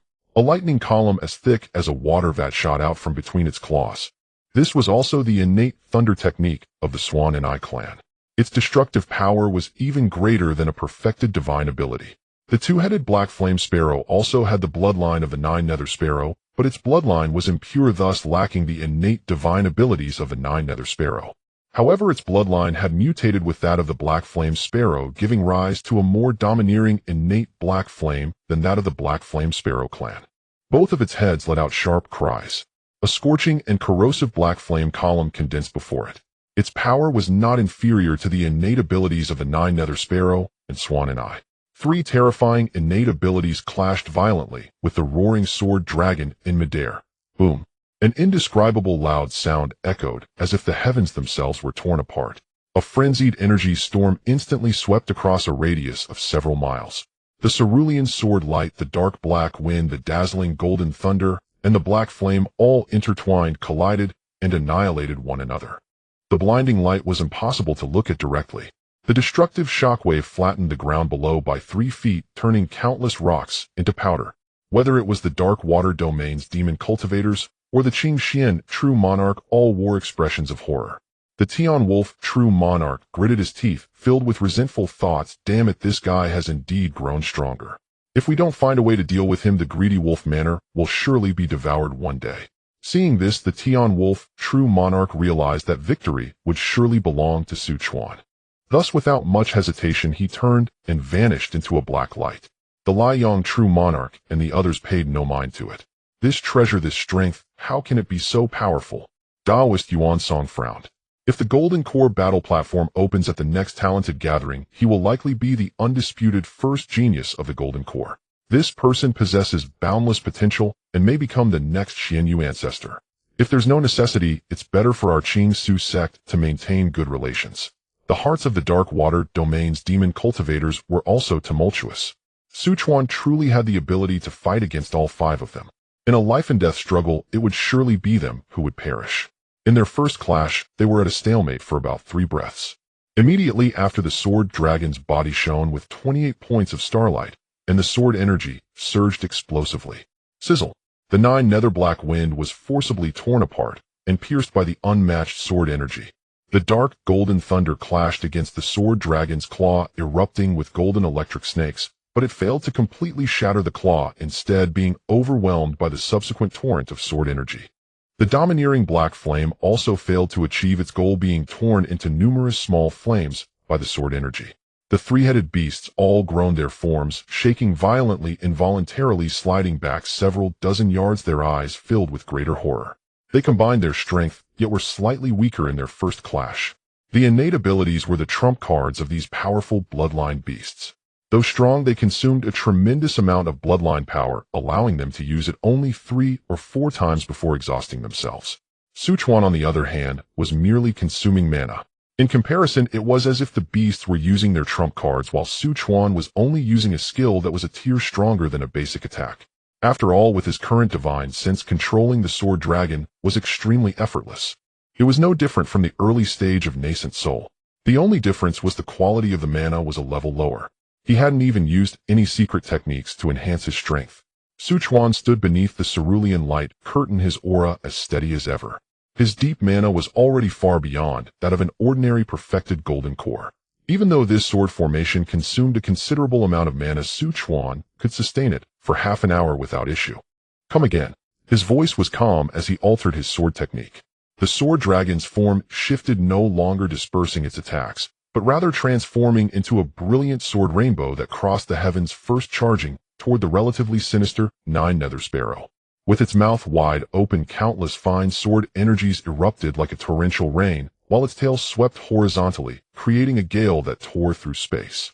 The 9 nether sparrow shrieked, hastily spewing forth the 9 nether black wind to resist, while simultaneously darting away. However, the sword dragon was too fast and the attacks too dense. The black wind could not completely block all the sword energy. Several sharp and unmatched gung gold sword energies pierced through the black wind, striking fiercely against its wings. PFF. Black feathers flew and demon blood sprayed forth. The 9 nether sparrow let out a cry of pain. Its left wing was slashed open with a wound deep enough to see bone. The sword energy surrounding it continued to erode its demon power and vitality. Seeing its companion injured, the swan roared and pounced, its claws entwined with dark golden thunder, viciously clawing at the sword dragon's back, trying to save its companion.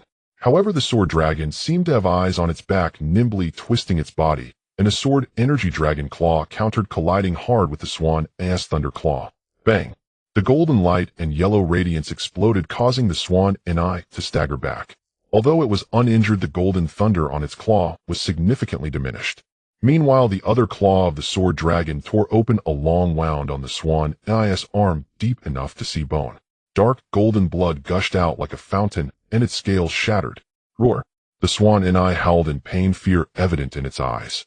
Its defenses were top-notch among the demon beasts, with scales as solid as the finest mid-grade defensive magical treasures, yet under the sword dragon's claws they were utterly insufficient. The 2-headed black flame sparrow fared the worst. Its bloodline was already impure, and its strength slightly lacking. It instinctively sensed that Chuan was targeting it. Seeing the sword dragon's ferocity, it subconsciously wanted to flee, but its movements slowed by half a beat. In the moment the sword dragon injured the 9 nether sparrow and forced back the swan, its enormous tail swung out like a divine whip, striking solidly at the base of the black flame sparrow's left wing. Crack! The sound of bones cracking echoed. Screech! The 2-headed black flame sparrow let out a wretched scream. Its left large wing twisted downward at an unnatural angle, almost severed by that tail strike.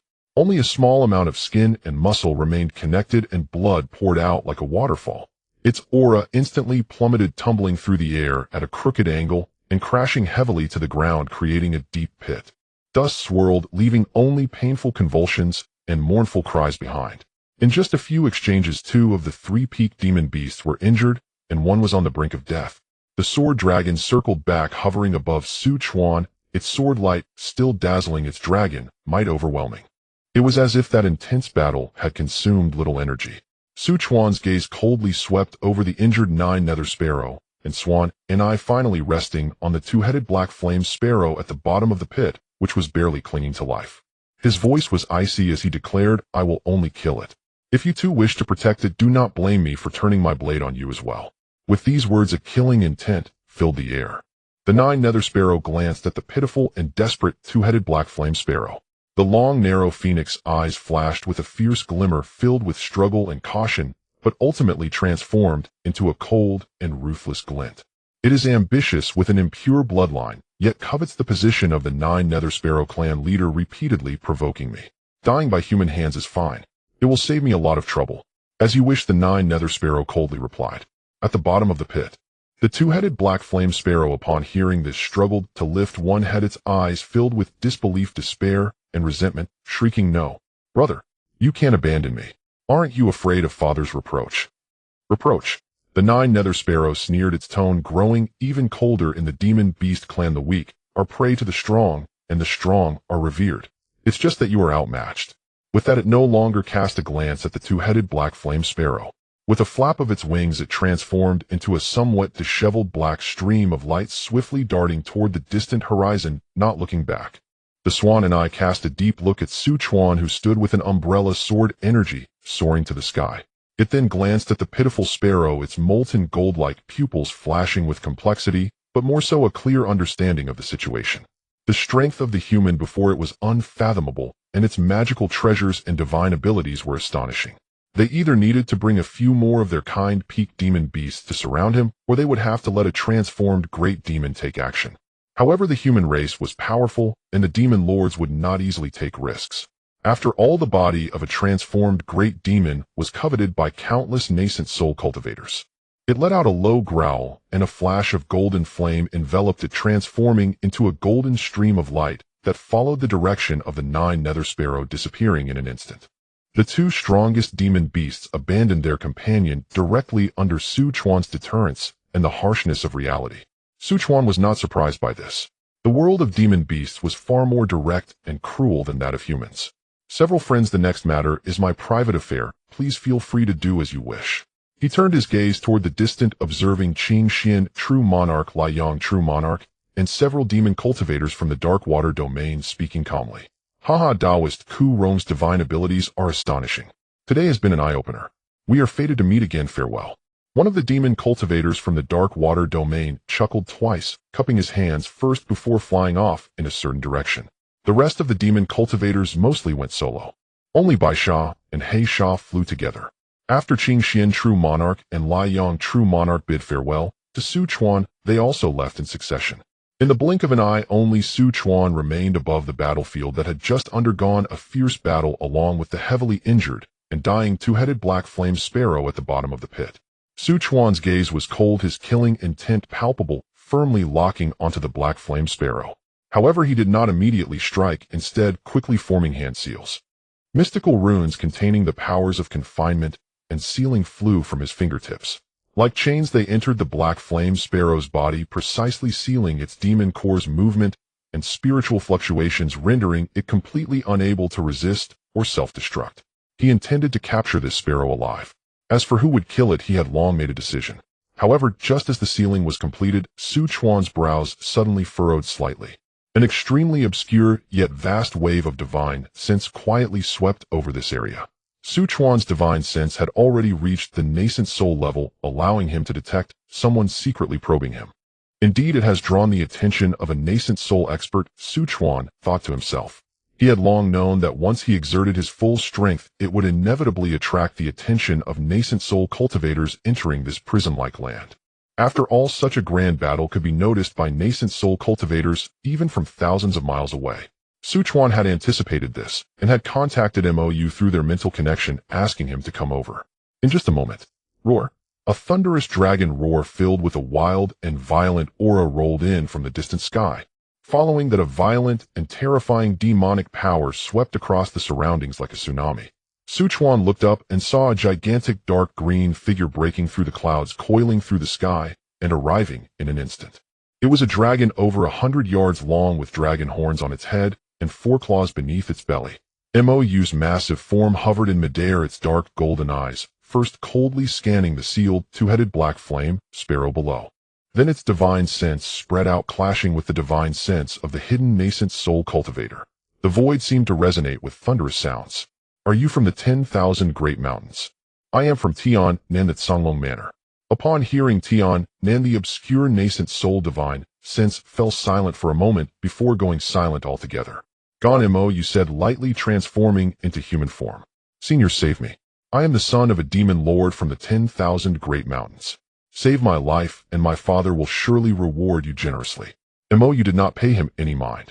Su Chuan waved his sleeve, drawing the massive body into a spirit beast bag, and then put away that Songlong treasure umbrella. This place is not suitable for lingering.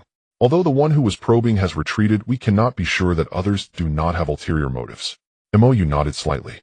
Su Chuan concealed Mou's aura, and the two quickly returned to the cave stream. Almost as soon as they left, several nascent soul divine senses swept in. Unfortunately, the aura here had been erased by Su Chuan, and they could not track Su Chuan and Mou's whereabouts. The prison-like land was neither too big nor too small.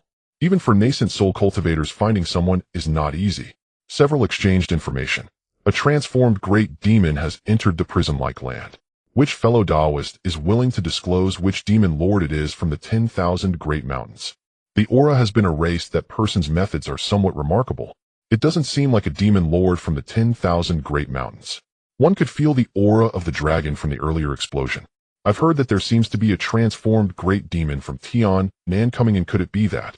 From the spirit control sect? No, it seems to come from the northwest region. After a brief exchange of information, the several nascent soul cultivators dispersed. In the Baihan Pond, Su Chuan and Mou returned quietly unnoticed. He patted the spirit beast bag, releasing the severely injured two-headed black flame sparrow whose massive body resembled a small mountain. Su Chuan transmitted his voice to Su Mingyuan. At this moment, he was in the large residence, closing himself off to comprehend various low-grade, third-level talismans. Mingyuan. Su Chuan's voice rang in his mind. Father, is there something you need from your son? The time has come. The blood feud for killing my clansmen must be avenged.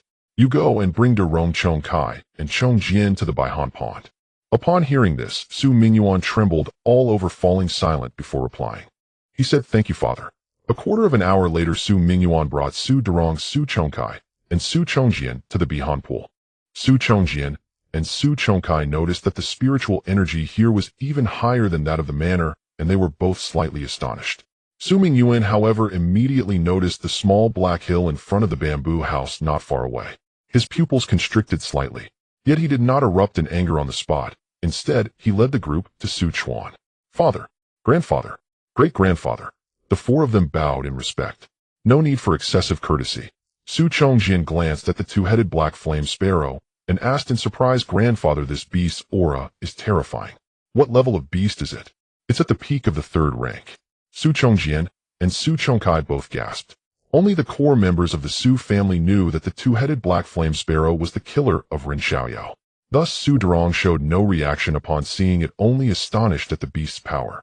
Su Chuan formed a hand seal, and a stream of light entered the body of the two-headed black flame sparrow, granting it the ability to speak. "Kuro Rongzhenjuan, if you wish to kill me, then do so. Did you bring me here just to let these low-level cultivators gawk and humiliate me? You certainly deserve to die, but I will make sure you die understanding why.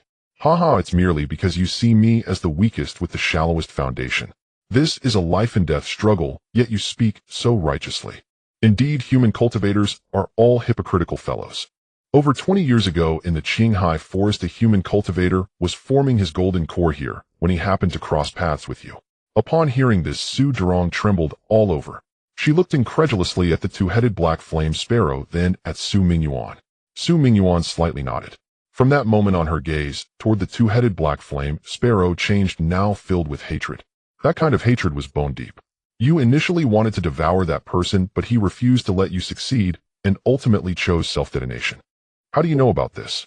The two-headed black flame sparrow was slightly taken aback. There shouldn't have been anyone else present. Could it be that the Tree King old fellow informed you? What is your connection with him? By now, Su Chongkai fully understood why this beast appeared here. Most other beasts were dead. Oh, why was it so special? Great-grandfather wanted to capture it alive. Su Chongkai's eyes were bloodshot as he stared intensely at the two-headed black flame sparrow. The person who self-detonated was my son-in-law. and also one of the core members of the Su family. He is his master and father-in-law. This is his wife and his 2 sons. The 2-headed black flame sparrow was immediately dumbfounded. So it was like this. No wonder you have been watching me closely. That person was indeed a member of your Su family. What a pity I couldn't eat him back then. You should die. You should die. You should die. Su Chongkai suddenly erupted with rage, and a flying sword appeared in his hand, which he controlled to stab fiercely at the 2-headed black flame sparrow. Clang clang clang, sparks flew, but not a single scratch was left. Su Chongkai's current strength was at the early stage of foundation establishment, but even if he unleashed all his strength, he couldn't injure the 2-headed black flame sparrow in the slightest. Its feathers had a defensive power comparable to that of a mid-grade magic treasure. This was simply not something a magic weapon could harm. How could a mere ant injure me? The 2-headed black flame sparrow was like a mad prisoner before execution. Thank you, grandfather, for constantly remembering my husband's revenge. If my husband knew in the underworld, he would surely be very gratified. Su Durong immediately knelt down and bowed to Su Chuan. Su Chongkai and Su Chongjian did the same. Get up, Su Chuan said. My Su family will always remember those who have contributed to the family, and we will always repay kindness and seek revenge for grievances. After a pause, he looked at them. You must take revenge with your own hands. Su Durong glanced at Su Mingyuan, who clasped his fists, and said, Please, father, take action. Even if this beast is heavily injured, it is not something I can easily kill. Let alone Durong Chongkai and Chongjian.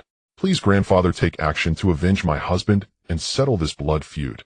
Please, great-grandfather, take action to avenge my father. All right.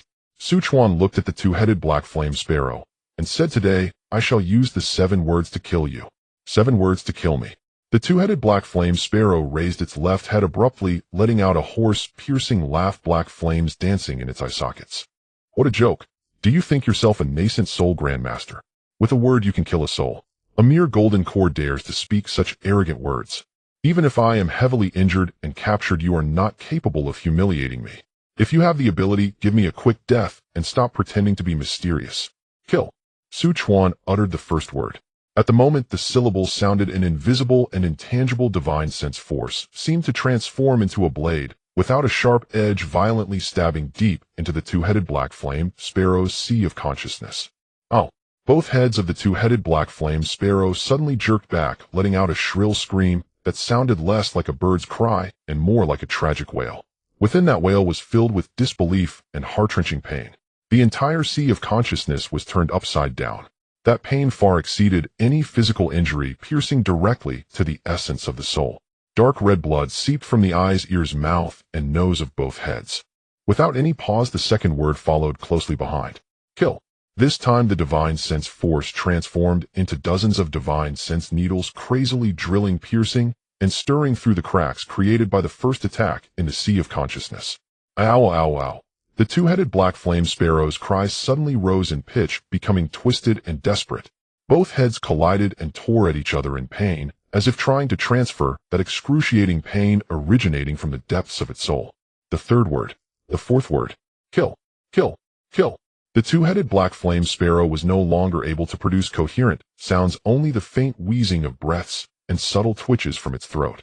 Its massive body felt as if all its bones had been extracted. In the next moment, the last trace of its weak life force abruptly ceased. It twitched once more, and then lay completely still. Blood slowly stopped flowing from its 7 orifices, but those bloodstains had already dried and turned black. Both heads remained in a dying position, no longer showing any signs of life. The soul was extinguished, and the body perished. Su Chuan raised his hand and grabbed, forcibly extracting a lingering soul which he collected. Then he formed his fingers like a blade and sliced through the air. The chest of the 2-headed black flame sparrow split open, and a demon core the size of a fist slowly floated out. Lastly, he formed a hand seal. Instantly, thick and viscous black flame sparrow blood was refined. Its color was dark red, almost black, exuding astonishing vitality and residual demonic power, coalescing into a sphere and falling into another jade bottle. The corpse rapidly shriveled at a visible rate.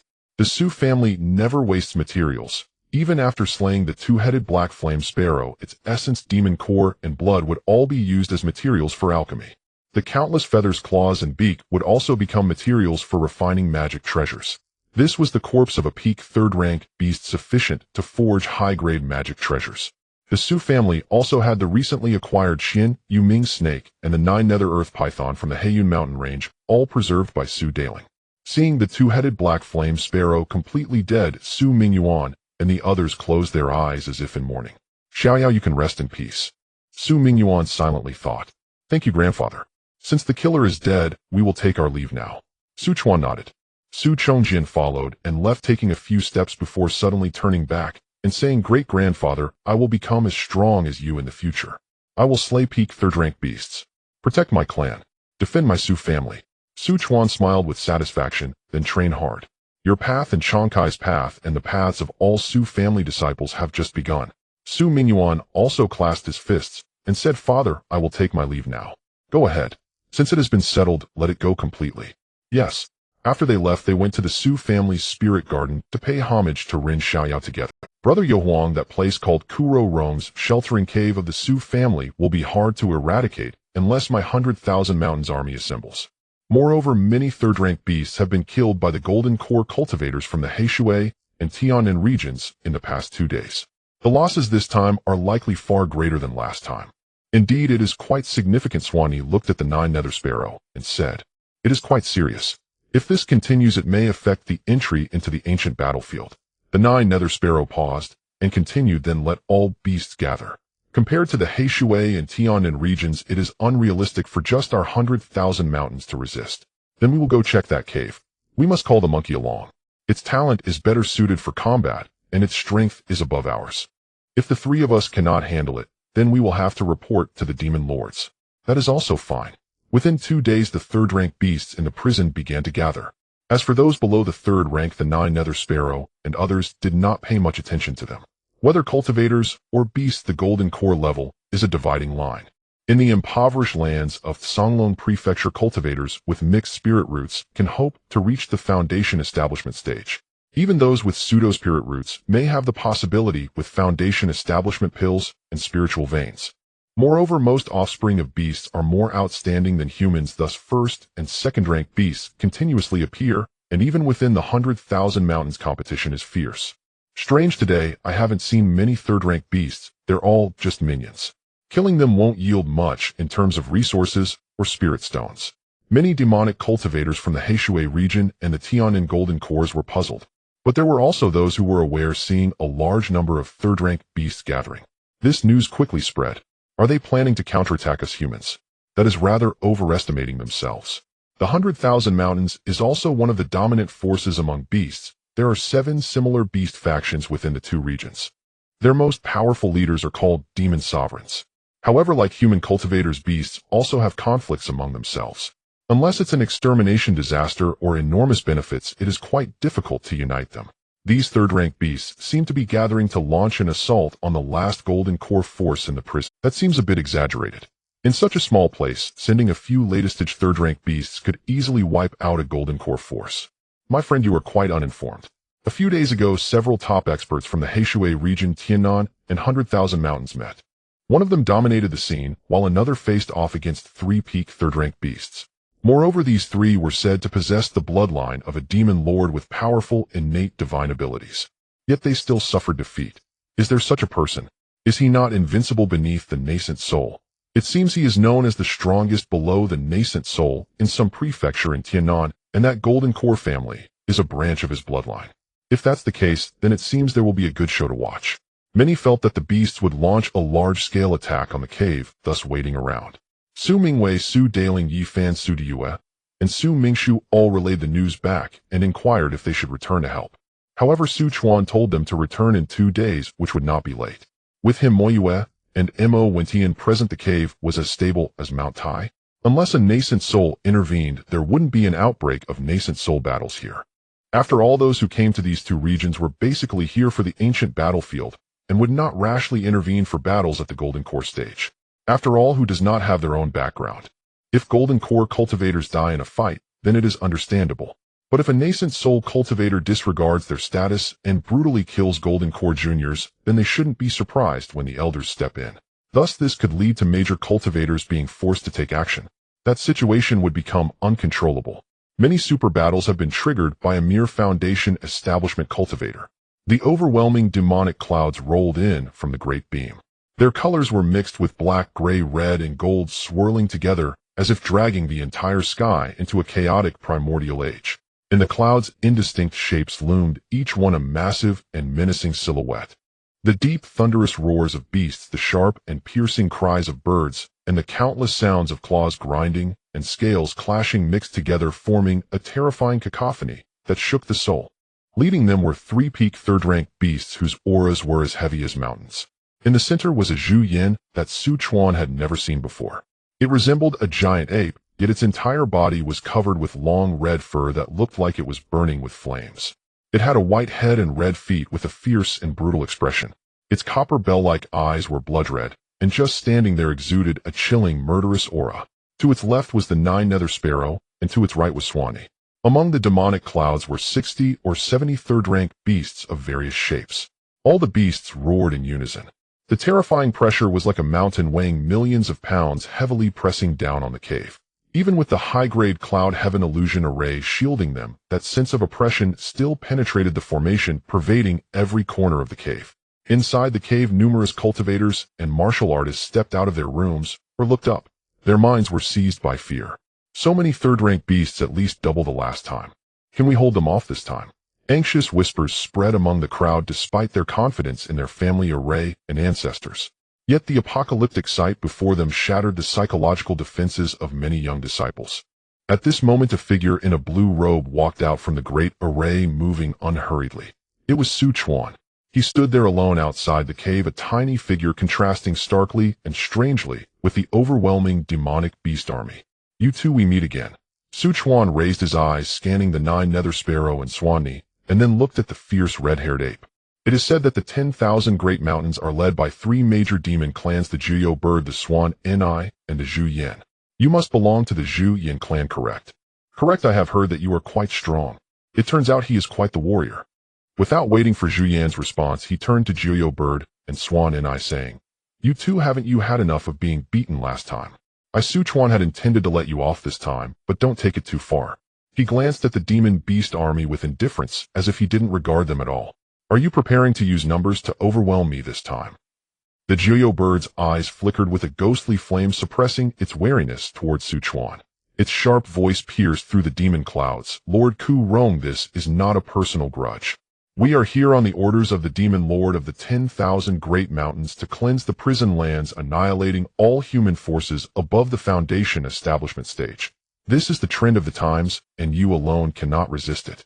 Over 90% of the human forces in the prison lands have already been wiped out.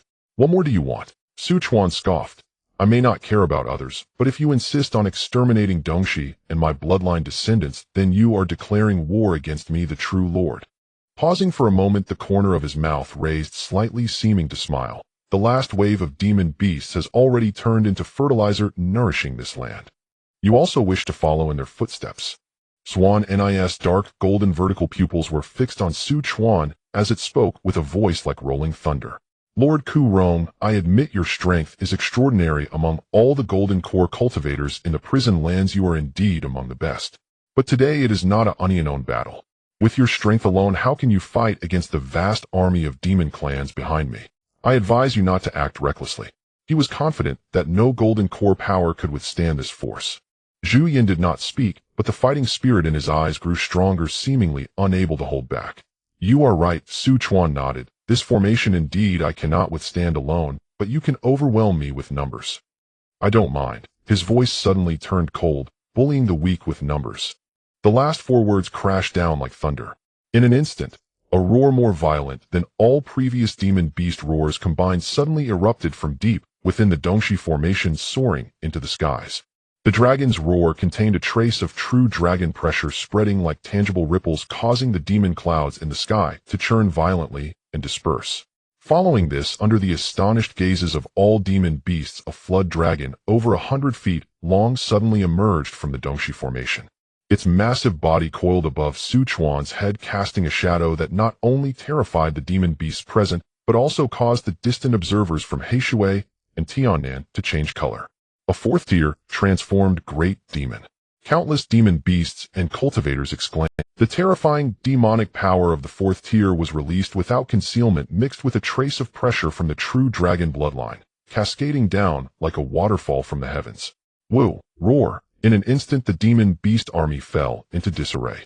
Those with weaker bloodlines in the early third tier felt as if a natural enemy was staring at them, their limbs weak and their demonic power sluggish. The sounds of terrified whimpering rose and fell. The flying demon beasts even began to sway, barely maintaining their forms. Even the mid to late third-tier demon beasts felt as if a mountain was pressing down on them, their blood energy surging. This was the fear stemming from their bloodlines. However, this was not the end. The next moment, buzz. Another equally vast, yet more serene and balanced pressure erupted. This was the divine sense pressure belonging to a nascent soul cultivator. Near Dongshi, a figure dressed in a plain gray robe with white hair and a youthful face seemed to step out from the void. His steps were slow, but with each step a faint ripple of spiritual energy naturally emerged beneath his feet, as if resonating with the rhythm of heaven and earth. In just a few steps he had silently appeared beside Su Chuan. Mo wore a smile, stroking his long beard, his warm gaze sweeping over the demon beast army across from him. His voice was not loud, yet it clearly reached the ears of every demon beast. I am Mo, the Supreme Elder of the Songlong Alliance. Lord Ku Rong is the Grand Elder of our alliance. If you wish to kill him, you are making an enemy of me. His tone was calm, yet it contained an undeniable authority. All of you get lost. Mo was less polite. With his mouth open, he exhaled a hot breath of sulfur, his voice booming like thunder, otherwise die. He would not speak of any kinship. In his eyes, those who dared to invade Dongshi were all enemies. Jiuyo Bird Swan Ni and Zhu Yin exchanged glances, all looking extremely heavy. If it were just Su Chuan alone, they could rush in and easily kill him, overwhelming Dongshi. But now there was a transformed great demon and a nascent soul lord. The situation changed immediately. Moreover, that transformed great demon exuded a rich, true dragon bloodline capable of exerting a measure of true dragon pressure. The three of them had strong bloodlines and were not greatly affected. However, the other third-tier demon beasts, the weaker they were, the more they were affected. Some could barely exert 60 to 70% of their strength. Even if there were only Su Chuan and his companions, if a fight broke out, the demon beasts present, including them, could be slaughtered completely. What should we do? Jiuyo Bird Swan Ni and Zhu Yin communicated with their divine senses. With such a grand entrance, many cultivators from Heishui and Tianan had also come to join the fun. If they were scared off by a few words, they would surely lose face for the 10,000 great mountains. Whether to fight or not was a dilemma. At this moment, Su Chuan suddenly chuckled and said, "Of course, if you came here to spar with me, then the other two need not interfere." Jiuyo Bird's eyes lit up. This seemed to be a good way out. He seems quite nice. Zhu Yin scratched his head. Jiuyo Bird said, "He probably doesn't want to make the situation too tense. Since he has given us a way out, then we." Swan and I said, "Can only accept it, but in that case we cannot take action against the Su family of Dongshi anymore. What difficulty is there in that? He just wants to protect his bloodline descendants. Rather than negotiating, let him move the entire Dongshi away after surviving the ancient battlefield. After all, as long as the next era does not have any golden core families, the strongest force here after 1,000 years will probably be at a level similar to now." "You actually had a clever thought this time." Jiuyo Bird looked at Zhu Yin and said, "Let's do it as you suggested. The Su family of Dongshi is likely just an exception. They are a variable, and since we cannot eliminate this variable, we can only move them away. In that case, I will handle the sparring." Jiuyo Bird and Swan and I shot him a glance, not wanting to compete with him. After the three discussed, Zhu Yin stepped forward saying, "I have heard you are strong. I came this time specifically to spar with you, Lord Ku Rong. They are just here to assist." This was completely losing face. Those watching secretly shook their heads and laughed. A demon beast is indeed a demon beast. Their face is thicker than treasures. Su Chuan glanced at Mou and Mo Wentian. Mou transformed into human form and retreated to the side with Mo Wentian. "What do you go by, eh?" "My name is Zhu Jinxing, given to me by my father." Zhu Yin waved his hand and said, "All right, enough chit-chat, let me see your strength. Show me that sword dragon, and let's see if it's as formidable as the innate divine powers of my Zhu Yin clan." "As you wish." Su Chuan nodded, saying no more. With a thought, that Songlong umbrella reappeared in his hand. He tossed it upward, the umbrella surface spun open, and a curtain of azure light fell. Immediately 28 dazzling sword lights whizzed out from the umbrella bone, rapidly intertwining and condensing in midair. Roar! The dragon's roar shook the heavens, and a sword dragon over 20 feet long and entirely composed of fierce sword energy reappeared. The dragon scales of sword light flowed The dragon's eyes emitted a sharp brilliance, and the overwhelming sword intent and pressure instantly filled the heavens and earth. This time the battle was observed by many, with even nascent soul cultivators peeking. He only prepared to use 80% of his strength. Good. Zhu Yan roared, standing firm and not avoiding, instead pounding his chest with both fists. Red demonic energy erupted from his body like a volcanic eruption shooting into the sky. His towering form transformed into a red shooting star, actively colliding with the sword dragon that charged towards him. He intended to withstand the sword formation's power, comparable to a nascent soul attack, with his physical body. Foolish. The watching Mou scoffed. The next moment the red shooting star collided with the azure sword dragon with a thunderous crash. Boom. Blinding light and violent energy exploded. The sword dragon roared, and countless sharp sword energies like a storm mercilessly shredded Zhu Yan's protective demonic barrier and robust body. Zhu Yan's fists danced wildly, each punch containing the power to shatter mountains and split the earth.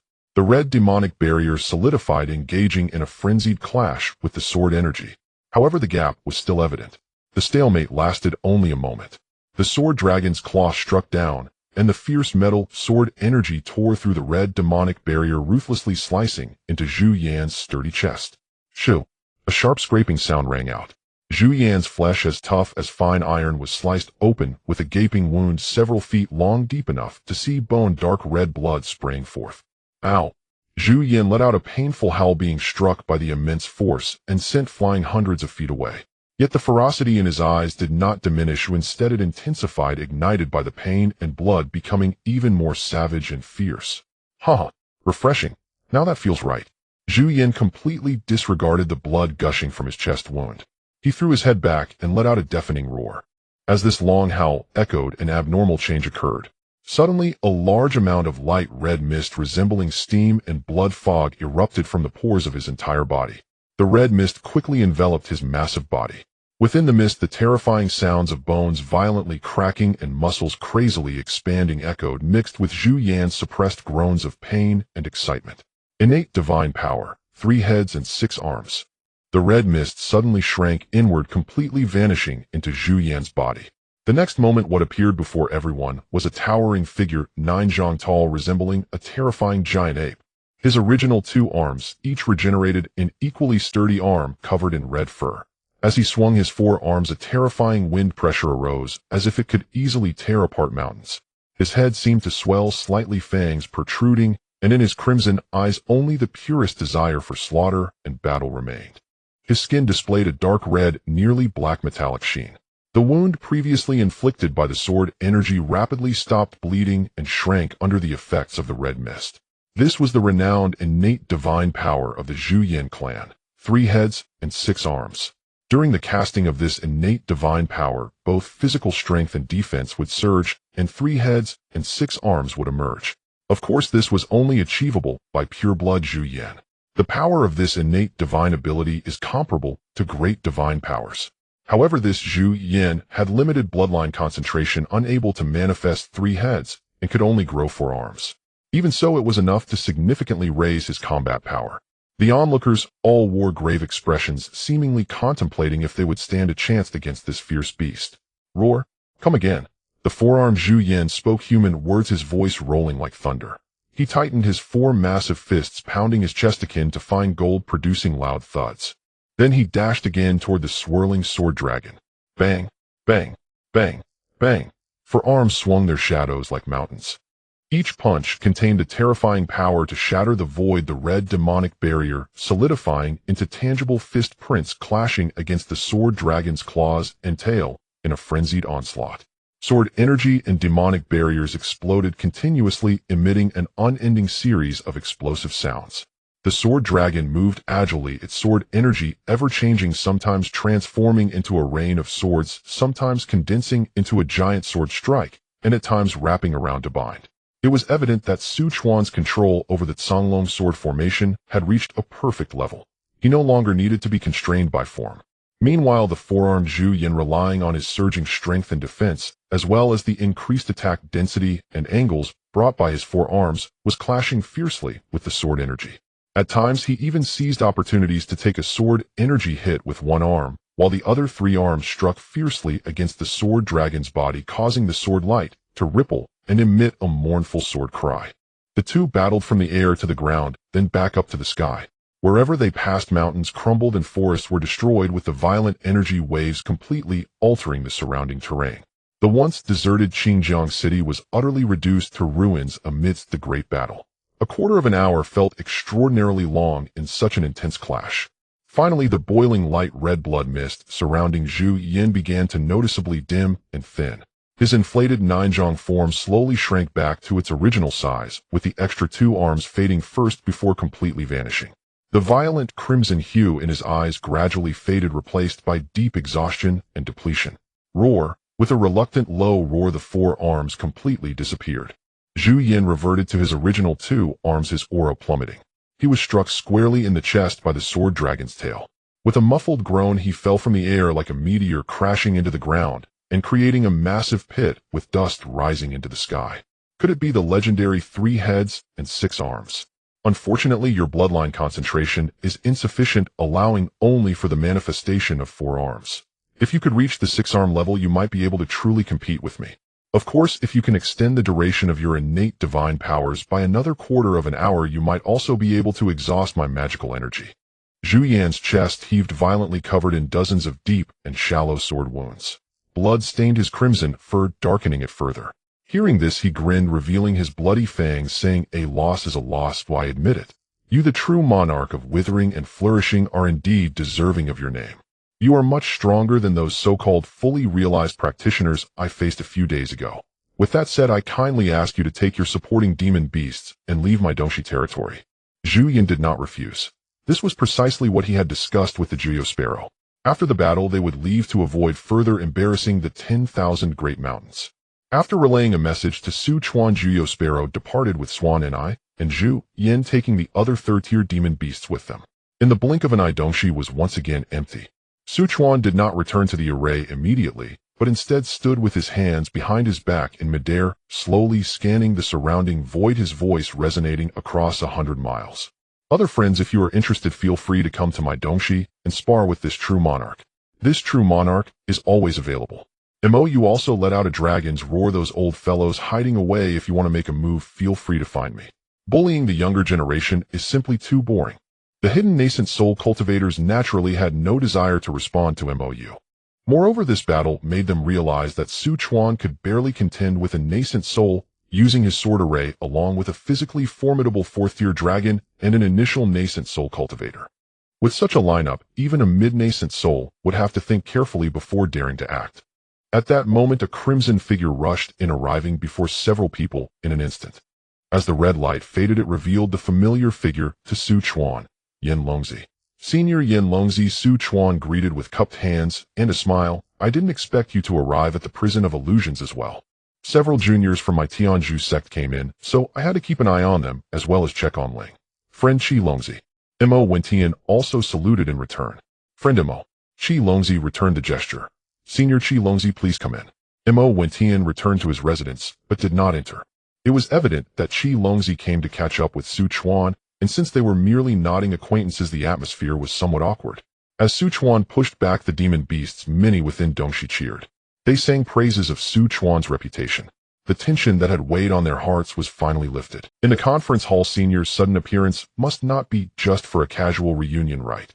"You are still as astute as ever." Qi Longzi stroked his beard and smiled. "Previously, when Lai Yang brought the other disciples back, he also mentioned your matters. I was initially skeptical, but upon seeing you today, it was indeed true." He paused, sighing. "Your growth rate is truly astonishing, far beyond what I and my senior brother anticipated. With the Canglong Mansion as your foundation, I imagine your Su family's progress will not stop here. The Tianzhu sect is no different. Senior will also have the opportunity to step into the realm of great cultivators in the future, allowing the Tianzhu sect to ascend even higher." "I appreciate your kind words, friend Su." Qi Longzi said, "The purpose of my visit is to ask for your assistance. You want me to help? You should have heard about it. Various forces have agreed that mid-nascent soul cultivators cannot enter the ancient battlefield. Although those entering are mostly randomly teleported, they will generally land in a certain area and won't be transported to too dangerous places. Thus, there are still chances of encounters. If you happen to meet disciples of my Tianju sect, please lend. Once we exit the ancient battlefield, my sect can prepare a top-tier magic treasure as a reward according to your specifications, though the materials will have to be provided by your Su family. Su Chuan's eyes lit up. In the future, Su Chuan planned to refine a treasure that could secure the destiny of his clan to maximize the use of clan luck. However, he did not think highly of merely a mid-quality level. It would take Su Ling another 20 or 30 years to refine a top-quality magic treasure. Though this may seem slow, Lai Yang, at over 500 years old, could only just manage to refine a top-quality magic treasure. This indicates that the higher one goes, the harder it becomes. Furthermore, Su Ling's own cultivation must not lag behind. After all, strength is the guarantee of everything. Senior Qi Longzi, you are too polite. This is only to be expected. However, if I don't encounter, the promise remains. Qi Longzi smiled as he took out a token, saying, "This is a special token. Wherever my Tianju sect disciples are within 1,000 miles, it will sense them. You can check their locations." Just like this. Qi Longzi demonstrated, and several light points appeared in the void, with the only green point indicating Dongxi, while the others were all red points. If the red light is faint, it indicates that they are in peril. Wait, this range is not just 1,000 miles, is it? That's because the ancient battlefield is special. The range of divine sense detection is compressed tenfold, and this kind of detection artifact is the same. In the outside world, it could reach 10,000 miles. Compared to bloodline detection methods, it's still lacking. It's a pity that sects do not develop like families, and most do not share the same bloodline. It's simply a case of settling for less. Su Chuan took the token, saying, "I agree to this matter and will not let you down. In that case, I will take my leave first. By the way, Senior, if the ancient battlefield opens and you have nowhere to go, you can come to my Dongxi to rest." "You little schemer." Qi Longzi chuckled, then left. Within the ancient battlefield, the stronger one is the more qi they attract. Those like Su Chuan who possess nascent soul combat power at the golden core stage have a greater chance of survival. Su Chuan's battle quickly spread. Su Mingwei and Su Ling, upon hearing the news, let out a sigh. Su Duan also began to venture out, encountering Tian and cultivators and Blackwater domain demon cultivators several times, battling 5 or 6 times over the course of a few days. However, he always fled halfway through each time. Though he possessed late golden core level magic power, along with mid-quality offensive and defensive magic treasures, and the purple Luo Heavenly Fiend Lantern as a trump card. At this moment, the place of imprisonment claimed the lives of the most self-important late golden core cultivators. The weak had hidden away, avoiding others or banding together. Many golden core cultivators with complete cores and fully realized divine abilities possessed top-quality magic treasures, roaming alone, hunting demon beasts, or confronting the opposing forces. Once a late golden core cultivator engages in a clash, their magical energy would be overly expended. Even if they could escape this battle, it wouldn't be long before they would be targeted and slain by hidden enemies. After all, the fluctuations of battle can be sensed even 1,000 miles away by golden core cultivators. Many would rush over to take advantage of the disturbances. "Friend, I see you are also at the early golden core stage. How about joining us for a bit of action?" Su Duan gazed at the 3 golden core demon cultivators, his expression contemplative. "What's wrong? Are you unwilling?" The 3 seemed to have intentions of encirclement. "Are you truly planning to make a move? If the battle attracts top-tier golden core cultivators, that would be troublesome." Su Duan spoke lightly. The 3 paused their steps. Su Duan continued, "Of course, I also fear for my life. There's no harm in acting together. However, if you turn on me." One of the only mid-golden core sturdy men among the 3 said, "You need not worry, friend. Since we seek a way to survive and return to the Blackwater domain, we will naturally swear an oath. United against the outside." Su Duan pondered, quietly looking at the time predicted by my grandfather for the manifestation of the ancient battlefield. It is about to begin. He was unsure how to blend into the Blackwater domain demon cultivator group, but this was a good opportunity to create an impression. Perhaps at a crucial moment, he could even have the 3 vouch for him. "All right, if there is a vow to bind us, I will join." The 4 immediately swore an oath. "By the way, how should I address you, friend?" "I am Wang Dehai, this is Zhang Gui, and this is Song Xing. We are all loose cultivators." "What a coincidence. I am also a loose cultivator practicing the demonic arts of the Fiend Qi." Su Duan added, "As for names, you can call me Wendio. Feel free to address me however you like." "One friend." The 3 smiled and cupped their fists. Thus, Su Duan blended into the demon cultivator group. During this period, when encountering late golden core cultivators, he did not use mid-quality magic treasures, but instead relied on low-quality ones to fight. After all, one must be cautious of others. To early and mid-golden core demon loose cultivators, mid-quality magic treasures are considered rare treasures. If he dared to reveal 2 items, they would certainly become greedy and covetous. As for the vow, it was not so strict as to have no loopholes. On the 6th day of the Tian and cultivator's arrival, Su Mingwei and Su Deling nearly returned to Dongxi simultaneously and met outside. Senior brother Shun, junior sister Lu. The 2 Qingyun sect disciples were surprised to see each other. What was crucial was that they met in this place Dongxi. Seeing the other's confusion, Shun Fei smiled, saying, I encountered Mingwei while traveling. We sparred a bit and have been traveling together since. Sister Qingxue is traveling with me, as well as him. Su Deling pointed to Zhang Xuanji. Why do I become him when it comes to me? Zhang Xuanji felt speechless. Who told you to always hold us back? Su Deling said with a smile. Deling, don't be foolish, guests are here. Yes, father, Su Deling replied. Lu Qingxue and Zhang Xuanji were taken aback, and then looked at Su Mingwei. Greetings, uncle. Both offered their respects. You two need not be so polite, you just speak freely. How lively it is. At the entrance of Dongxi, 2 flashes of red and blue light rushed in and landed before everyone. It was Su Diyue and Yi Fan, the couple. Uncle Su Diyue and Yi Fan performed the junior's greeting, and then looked at Su Deling, saying, Sister, you two have returned. Oh, what a coincidence, Su Deling smiled.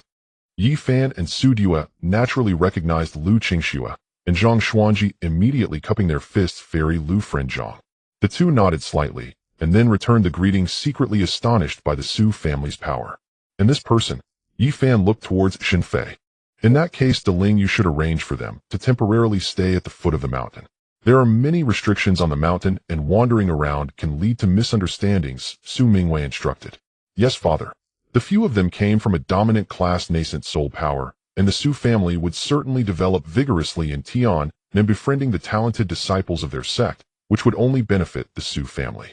This was also the reason why Su Mingwei and Su Deling invited them to Dongxi. Sister Qingxuan Zhang Xuanji Daoist Shin, I apologize for the inconvenience for half a day. Thank you, Fairy Fengling. Compared to sleeping outside in the wind and rain, this is already 10 times better, Shin Fei said. Su Deling nodded. I have matters to attend to, so I won't disturb you for now. I will come find you later. If you wish, you may also stroll around to appreciate the pastoral scenery of Dongxi. With that, she left. The 3 naturally had no interest in wandering around.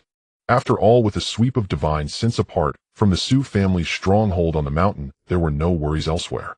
After Su Deling left, she hurried to Bihan Pond. At this moment, Su Mingwei, Su Mingyuan, Su Mingxuan, and all the Golden Core members of the Su family were present. Even Mei Yun had come out of seclusion. Grandfather. Su Deling bowed slightly. Su Chuan nodded slightly, then said, Tomorrow the ancient battlefield will open. Those preparing to enter should get ready. Everyone fell silent. Once inside, try to use bloodline tracking secret arts to find the nearest person to meet up with before taking action. And do not easily trust anyone or any demonic beasts that appear. Each one is a competitor. Although the land of prison is a battlefield, there will still be nascent soul cultivators entering secretly, watching over the talented disciples of their sects or families.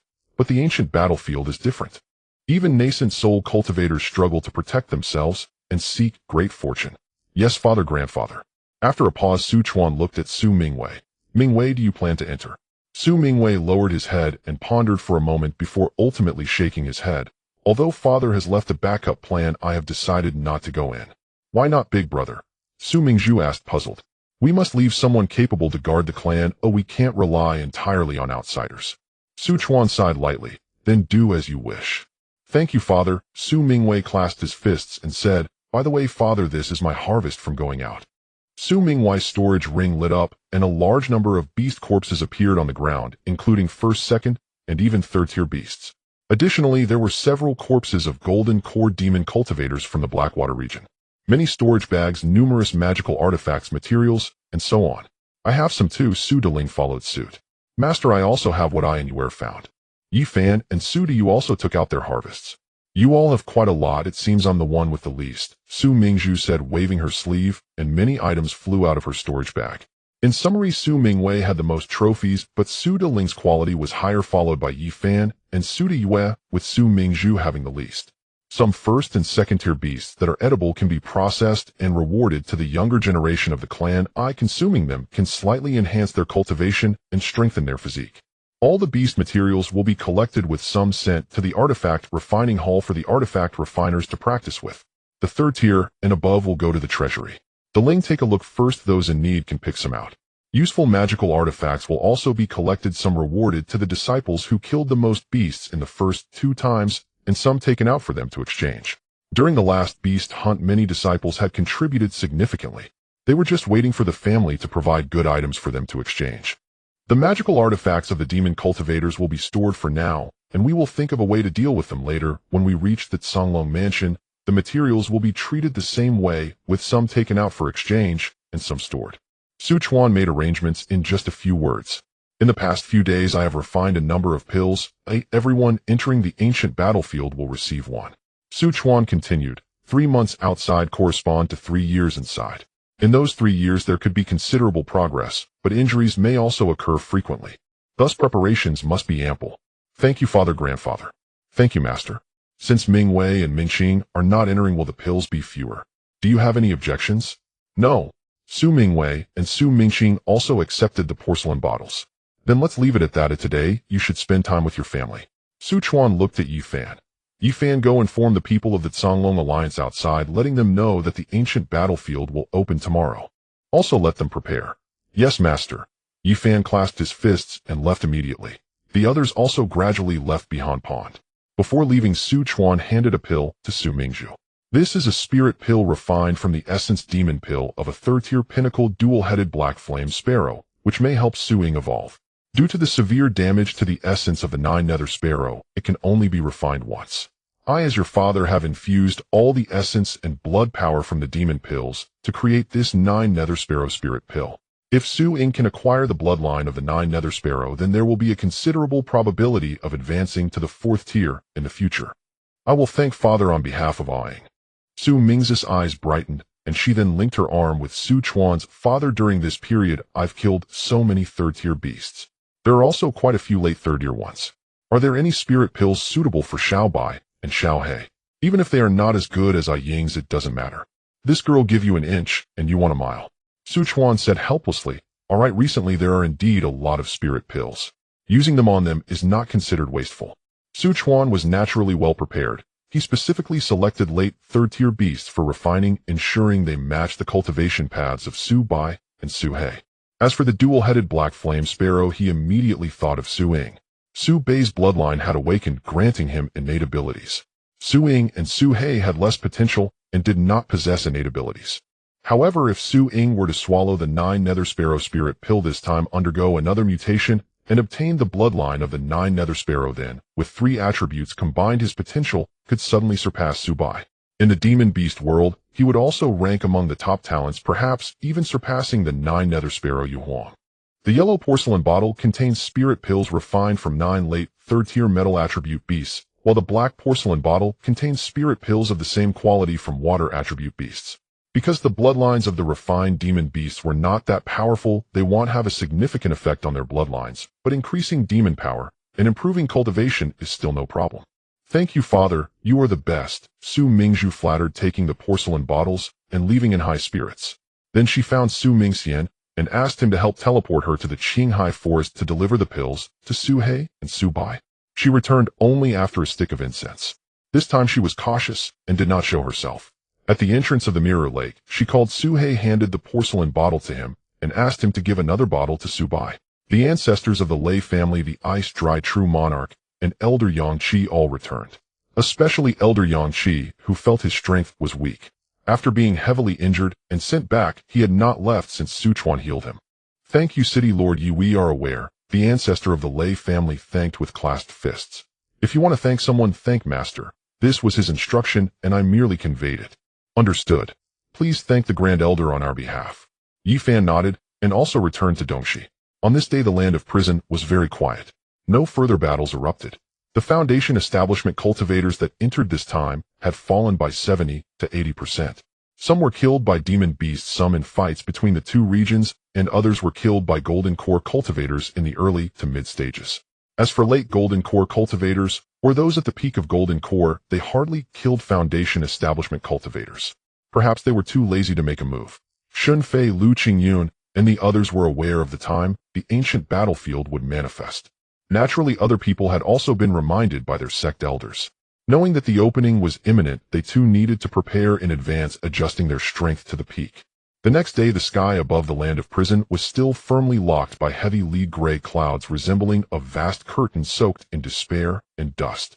Only a few thin, distorted rays of sunlight struggled to penetrate the gaps in the clouds, weakly falling onto the scarred earth below.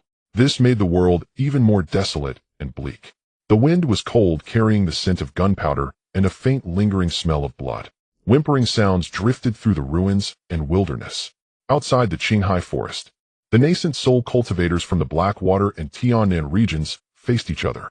Suddenly the elder sitting on the black lotus opened his eyes and two beams of substantive black light shot out. He rose and stood in the air. With a wave of his sleeve, he put away the black lotus. Friends, the time is almost here, it should begin. The moment his voice fell, the great cultivators from both sides opened their eyes. Then let us begin, said the Qingyun sect's Qingfeng elder.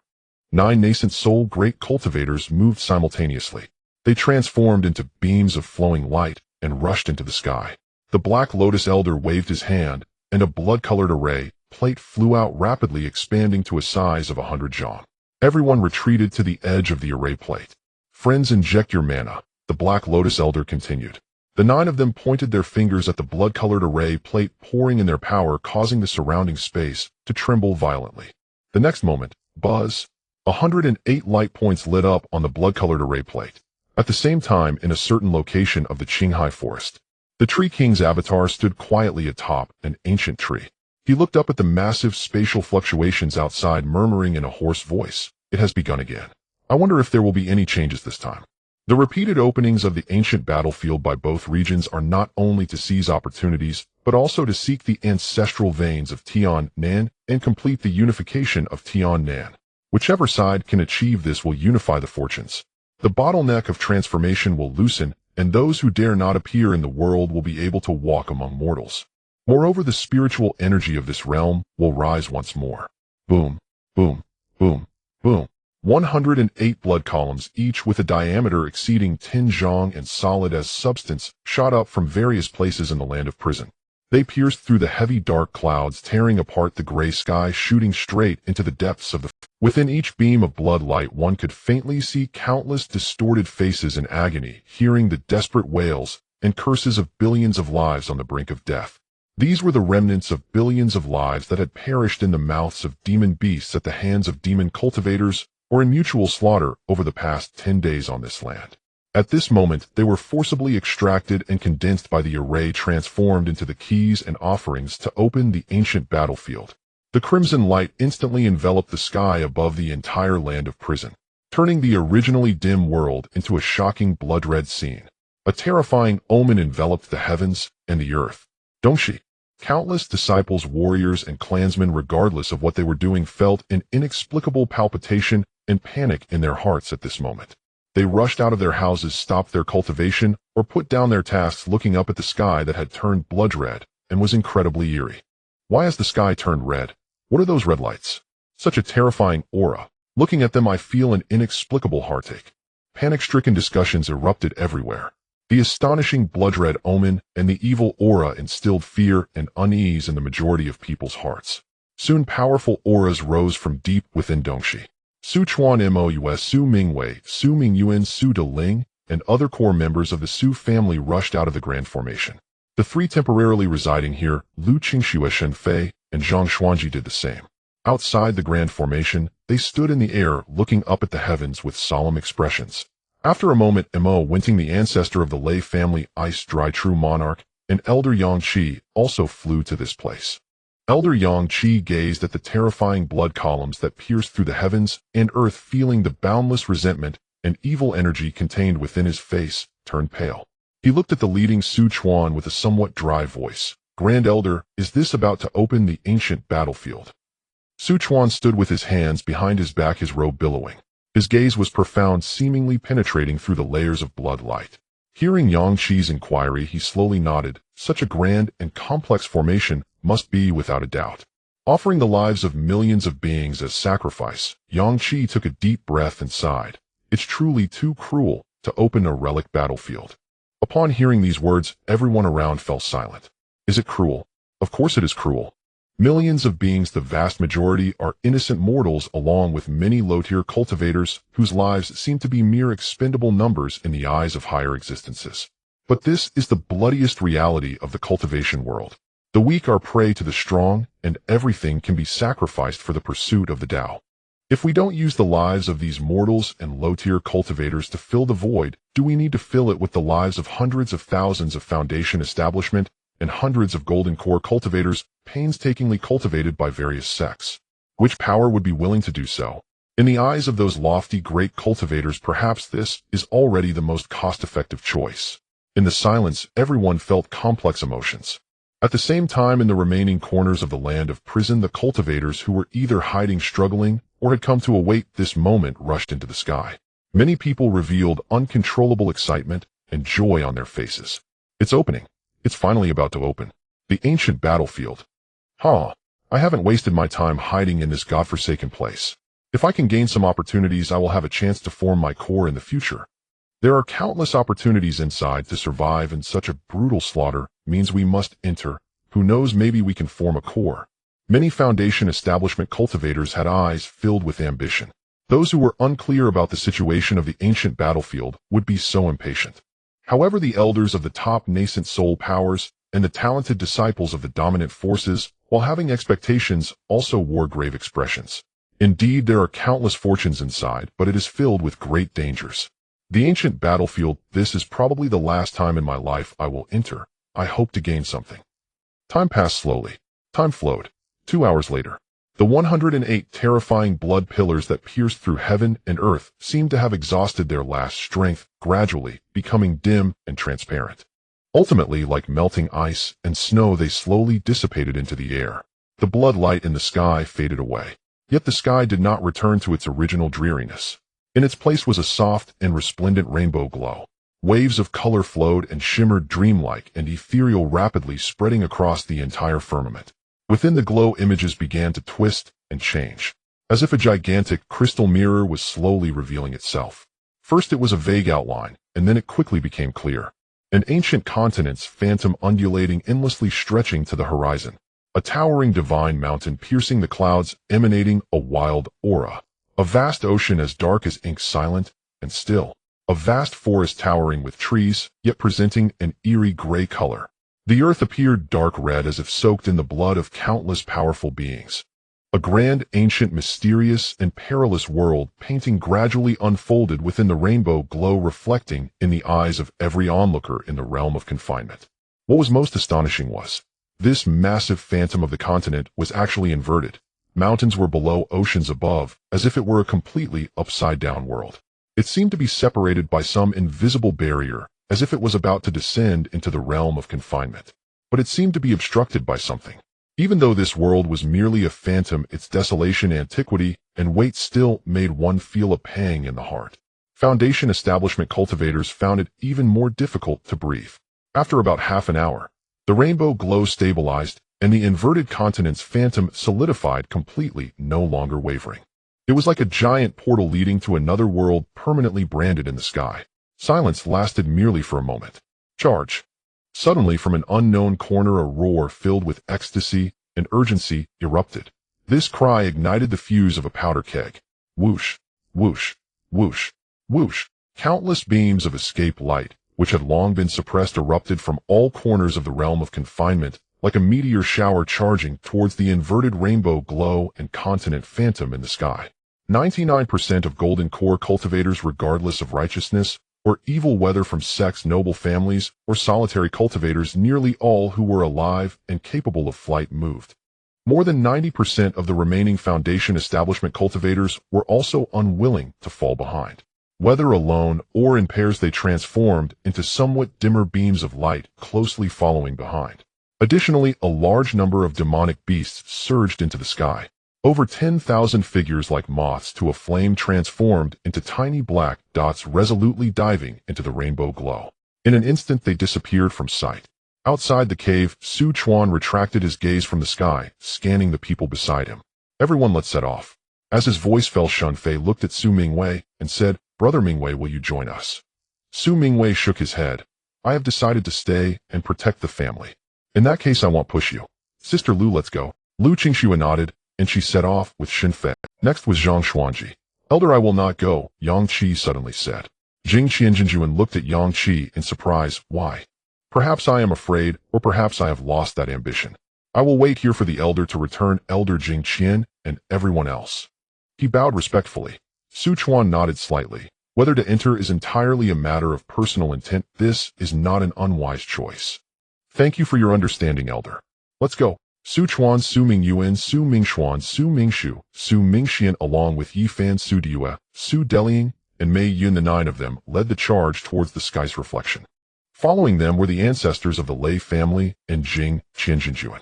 Compared to Yangqi, both of them had hopes of reaching the nascent soul stage, or rather were just a step away from breaking through. Thus, even if the ancient battlefield was a dragon's den or a tiger's lair, they were determined to venture forth. As for the spirit beasts, they naturally remained in their spirit beast bags. Watching Su Chuan and the others' figures vanish, Imo Wentian sighed softly. No wonder the elder came early to protect this local clan. If the members of this branch are so outstanding, Imo would also choose the same. Even if it is difficult, one must strive for it. Yang Qi also said, yes, if all these people reached Songlong Mansion in Yunqi City, the Su family's foundation will be greatly enhanced, thus becoming a true nascent soul family. The development of noble families differs from that of sects. Although nascent soul families also absorb golden core guest elders, the number will not be too many. Primarily, it is still based on their own family's golden core members. Su Mingwei and Su Mingxin clasped their hands and returned to the cave. Imo Wentian and Yang Qi also returned to the nearby encampment. In the encampment, there were 500 Foundation Establishment disciples, but only a few dozen returned this time. Many of them gained a lot. This is the joy of plundering. One dies, and another becomes rich. The strong strides forward while the weak become mere corpses underfoot. Upon entering the rainbow glow, Su Chuan felt an invisible pulling force drawing him into a certain void. When he reappeared, he found himself in a stone forest. Su Chuan expanded his divine sense. As expected, with his initial stage nascent soul divine sense, it only spread out to about 20 miles, and the coverage still remained within the stone forest. One stone peak after another rose from the ground. Some dozens of feet in height resembled a sword leaning against the sky, while others 100 feet tall stood like pillars supporting the earth, ominously arrayed, pointing straight at the firmament. They were not monotone gray. Some stone peaks were deep like iron, while others resembled bony fingers, many of which bore large dark brown stains.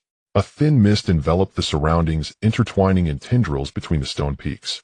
The earth in sight was a nearly scorched dark brown, as hard as iron. Other than a few clusters of similarly dull iron-like thorny, dead matter, nearly no greenery was visible. The surroundings were silent, with only the sound of wind slipping through, and the wailing echoing through the stone forest added an extra layer of desolation and eeriness. Su Chuan checked his storage bag and spirit beast bag. Both could be opened normally. He also looked into the family tree, and there was no anomaly. With a thought, he could still open the Su family cave sky and enter. This is indeed an unexpected joy. If there is danger, entering the cave sky to hide for a few days would not be a problem. No fortune or misfortune. Try again. Su Chuan did not dare to fully trust it, using the heavenly mechanism, Tao evolution, ensuring that the backlash of the heavenly mechanism was avoided. Sure enough, the content of the divination was different. In the ancient battlefield, unless one was a master of divination, it would be impossible to obtain correct and useful information, as if the heavenly mechanism here was chaotic, even distorting results. In the northwest of the stone forest, there is a small fortune, but also dangers, yet for myself, it is manageable. Su Chuan again performed a normal divination, and the results turned to a small misfortune. Then came great misfortune, small fortune, and great fortune. Su Chuan sighed lightly, then dashed rapidly towards the northwest direction, flying while using his divine sense to probe, searching for the so-called opportunity. After a stick of incense, he indeed discovered a piece of mountain copper alloy half a person tall. This is a 4th grade mid-grade refining material. Such a large piece would attract even mid-stage nascent souls. Then his divine sense swept across, immediately startling 5 or 6 nearby demonic creatures. They seemed to be very sensitive to divine sense. Roar, roar, roar. A series of thunderous roars erupted, breaking the long silence of the stone forest.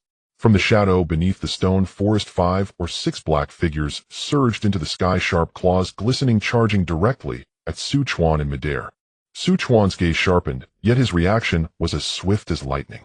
He formed a hand seal with his left hand, while his right hand spread out in front of him and shouted control. In an instant, the Azure Dragon umbrella materialized out of thin air. The umbrella opened with a swish, and in an instant a solid azure gold light curtain fell, like an inverted giant bowl, firmly protecting Su Chuan within a radius of several dozen feet. Bang, bang, bang. The demonic creatures slammed violently against the light curtain, producing a dull thud and stirring energy ripples like circles, yet they were firmly blocked outside, unable to advance an inch. Taking advantage of this moment, Su Chuan's gaze flickered like lightning, coldly sweeping over the attacking demonic creatures. They maintained twisted human-like skeletal forms, yet were covered with bizarre deformities. Some had twisted pitch-black horns sprouting from their heads, others dragged thick tails covered in bony spikes, and some had ruined, torn flesh wings extending from their backs. Their skin was a dull gray-brown rough, like weathered rock. Their faces were contorted and ugly with fangs protruding. Upon closer inspection, many of the demonic creatures bore terrifying large scars, the scars forming purple-black or dark red hard scabs resembling ugly patches. Their hands were even more horrifying, with claws that had mutated to lengths of 3 or 4 inches, dark red and black in color, with the tips faintly glowing with a greenish hue. Low intelligence, are these the Qi? Su Chuan murmured. As their attacks were thwarted, the demonic creatures became even more frantic. A dark red, bizarre energy visible to the naked eye surged around them, wrapping them like flame and dense fog, exuding an aura of violence, chaos, and decay. They frantically waved their claws, leaving behind dark red afterimages, continuously tearing and crashing against the Azure Dragon umbrella's light curtain, emitting incomprehensible roars and howls. Where the dark red energy met the azure gold light curtain, a continuous hiss of erosion could be heard. Energy corrosion. Su Chuan stood at the center of the light curtain, his robe moving without wind and his brow furrowed. His mind raced, and with a flip of his hand a black ancient seal appeared out of thin air. The seal's clasp was ancient, revealing mountain patterns. Go! With a low shout, the black seal shot forth, rapidly expanding to a height of about 10 feet, wielding the might of wind and thunder, smashing towards the foremost demonic creature. Boom! That creature was solidly slammed to the ground, the sound of rocks shattering and bones breaking clearly audible. Yet its body twisted for just a moment, then it struggled to rise again, dark red energy swirling around its damaged areas as it howled and lunged forward once more. In its eyes there was only chaos and madness, showing no signs of pain. Truly troublesome. Su Chuan's gaze sharpened, controlling the mountain seal for continuous strikes. After several heavy blows, the demonic creature had lost an arm and a leg, yet its movements only slowed slightly, with the sinister energy surging incessantly. It seems to indeed be the Qi, as mentioned by the Tree King. Su Chuan understood in his heart. Normal treasures cannot harm it, nor can divine sense attacks. Only true meaning of supernatural powers can restrain them. Could it be due to the conflict of energies? Upon thinking of this, he immediately changed his approach. With his left hand forming seals, his right hand pressed into the air, a mysterious light glimmering in his palm as an intricate mark coalesced. It was his self-created supernatural technique, Glorious Seal. Subdue. The Glorious Seal descended like a feather, imprinting itself on the demonic creature's chest. Upon contact, it was like boiling soup splashed on snow. Hiss! A wave of foul-smelling black smoke surged out from within the demonic creature, its dark red energy fluctuating violently, dissipating somewhat. For the first time, the demonic creature emitted a shrill wail, its body twisting madly, as if enduring pain far beyond its physical form. Effective. Su Chuan's eyes lit up, and without hesitation, he unleashed 3 consecutive Glorious Seals. The wailing abruptly ceased. As the last trace of dark red energy escaped from the demonic creature's body, its grotesque shell collapsed like a sand tower, instantly turning into a pile of gray-black dust devoid of any vitality. Su Chuan no longer held back, moving swiftly within the light curtain, continuously casting Glorious Seal. Wherever the clear light reached, the evil aura dissipated. The remaining 5 Qi transformed into flying ash in their painful howls. Once the last demonic creature vanished, Su Chuan stood still, gathering his seals. The azure gold light curtain hanging from the Azure Dragon umbrella had thinned by nearly half, rippling continuously. He looked at the ground strewn with ashes and murmured, "These Qi only possess the attacking power comparable to early-stage golden cores, yet they can rely on that bizarre energy to nearly wear down a high-grade defensive treasures barrier." No wonder the Tree King said that even nascent soul cultivators could fall if surrounded. If dozens of Qi attacked together, even a high-grade treasure's defensive barrier would probably shatter in less than a quarter of an hour. And if one were to be harmed by the Kai's attack and suffer the corruption of that bizarre energy, it would surely be extremely troublesome. Even before being expelled, one's strength would greatly diminish. Chuan analyzed slightly, his brow furrowed. His gaze swept again over the piles of dust below, revealing a look of disgust. After these Qi die, they leave no remnants, no materials, no essence, blood, completely obliterated. Compared to demonic beasts, they are truly worthless. Fighting with them is both dangerous and a waste of time. He lightly scoffed, putting away the Azure Dragon umbrella and Zhongxian seal. He also stored away the half-person tall piece of mountain copper alloy into his storage ring. Having such a harvest, it wasn't a wasted trip. Then Chuan began to form seals to perform the bloodline tracking secret technique. However, after a quarter of an hour, several faint senses returned from his soul, evidently due to the extreme distance. The nearest ones are over 100,000 miles away. This is not a good omen. He revealed a helpless expression. If it were in the outside world, a distance of 100,000 miles. With his perfected teleportation divine ability, it would only take less than half a stick of incense. Yet the ancient battlefield is fraught with danger. Divine sense is suppressed, and the results of divination are also distorted. He could only use it once a day. He did not dare to act recklessly. Determining the direction, Chuan transformed into an inconspicuous azure light, cautiously darting towards the location of that faint sense. On the way, he took out the jade token gifted by Yan Longzi, sensing whether there were any disciples of the Tianzhu sect nearby. Although this task was cumbersome, it was within his ability, and he did not mind lending a hand. After all, a top-tier treasure as a reward was quite tempting for him, especially since he intended to refine this top-tier treasure into the secret treasure of the Su clan's fate. Such a treasure refinement method is not even available in the Tianzhu sect, primarily because there are very few techniques that can utilize the path of fate, which are rare even in ancient times. On the other end of Chuan's bloodline sensing, it was Su Mingxian. At this moment he appeared somewhat disheveled. Having disturbed over a dozen Qi for the sake of 10 or so Kongming stones, he was aware of their strangeness and did not dare to engage easily. He could only flee. As for those Kongming stones, he had only obtained 3 or 4. Like Chuan and Su Mingxian, they quickly discovered a considerable amount of high-grade materials, but few were obtainable, mostly held by nascent soul cultivators. Most were being hunted down like Su Mingxian. Those who dared to confront the Qi heathen had either perished or were corroded by strange energy, forced to flee rapidly. Of course, many wandered aimlessly without any gains. The sky over the ancient battlefield was gray and seemed devoid of the changing of day and night. After traveling for a day or two, Chuan had barely covered half the distance. Along the way, he had already encountered 3 waves of Qi attacks.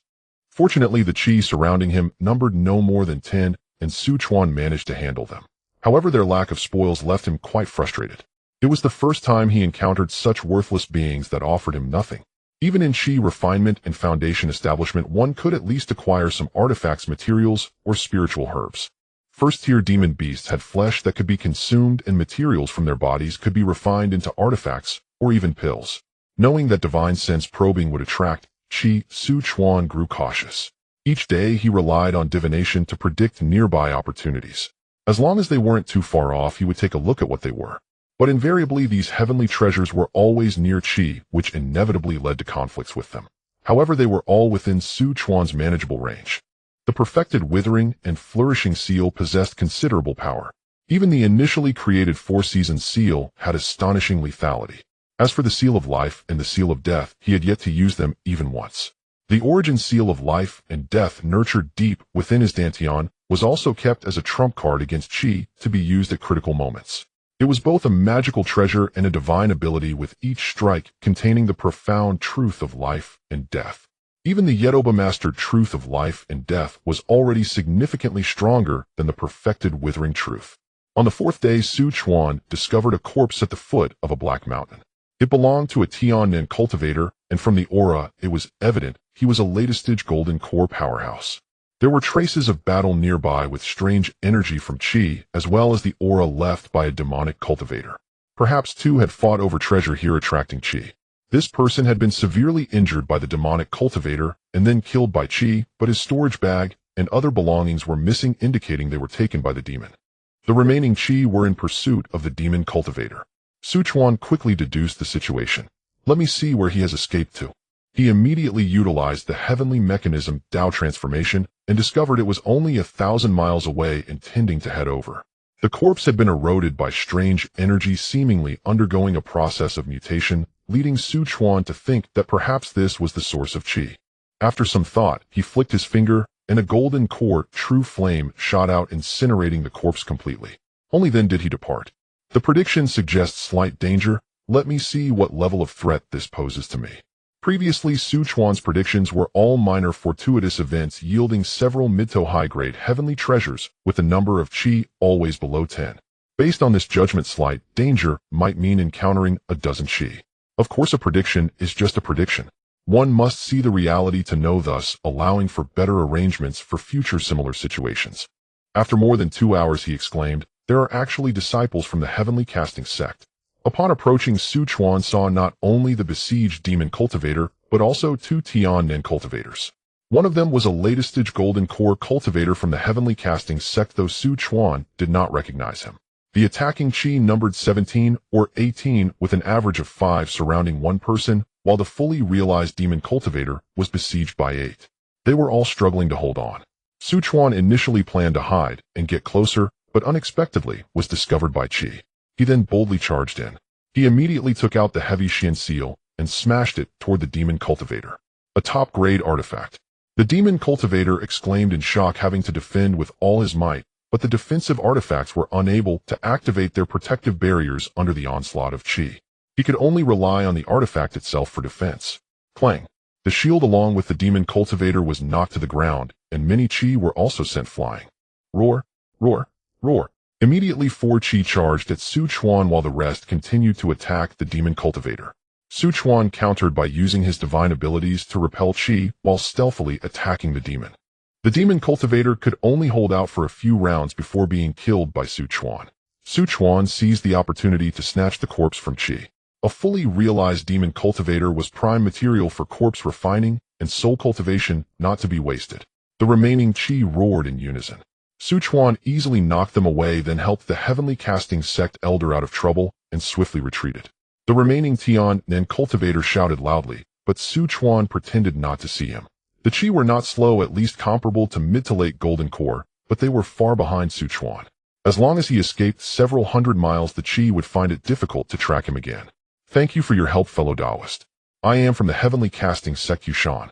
After ensuring safety, the person cupped his fists in thanks. This is a transaction I made with Senior Qi Longzi. If I encounter disciples of the heavenly casting sect, I will assist them. But please do not misunderstand, Su is not here to be your bodyguard. The ancient battlefield is perilous. Fellow Taoist Yushan, you should find a place to hide. You can leave after 3 years. Then can I accompany you, fellow Taoist? No, Chuan decisively refused. I have my own matters to attend to. Understood. Thank you again for your help, otherwise you would have faced great peril this time. Senior Qi Longzi must have warned you that these demonic beings' qi can only be harmed by divine. Indeed, but the consumption of mana by divine abilities is too great. If that fails to kill once mana runs out, we will only await death. Chuan understood it was due to shallow comprehension of divine abilities. Relying on minor mastery of divine abilities, it would take at least over a dozen times to completely kill a qi. Great mastery might require about 5 times. And with perfected divine abilities, an average of 2 uses could slay them. Chuan's mana was even more abundant than that of an ordinary fully realized golden core cultivator. Caution aside, his strength was also a reason for his relative ease on the ancient battlefield thus far. Be careful yourself, do not lose your life for some opportunities. Su bids farewell. Chuan departed. On the way back to the battlefield, he indeed found another cultivator dead, with multiple bite marks on his body. As for the qi, although still nearby, Chuan had no intention of engaging them. He snatched the corpse and fled. They howled in frustration, but could no longer sense Chuan. After expelling the strange energy, Chuan fed the 2 corpses and souls to the Blood Fiend Ghost King. The body of the Blood Fiend Ghost King became increasingly solid.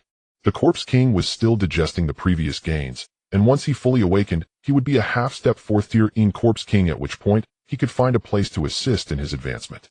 Chuan continued on his journey, still divining for opportunities daily, but not every attempt yielded results. If an opportunity strayed far from his path, Chuan would ignore it. As time passed, 3 days had gone by. This fluctuation of mana is Mingxian. Su Chuan's expression brightened as he rushed towards the source of the battle. Soon he saw Su Mingxian being besieged by over 10 qi. His attacks were not very lethal to qi, but fortunately his formations were numerous and varied, hindering their movements.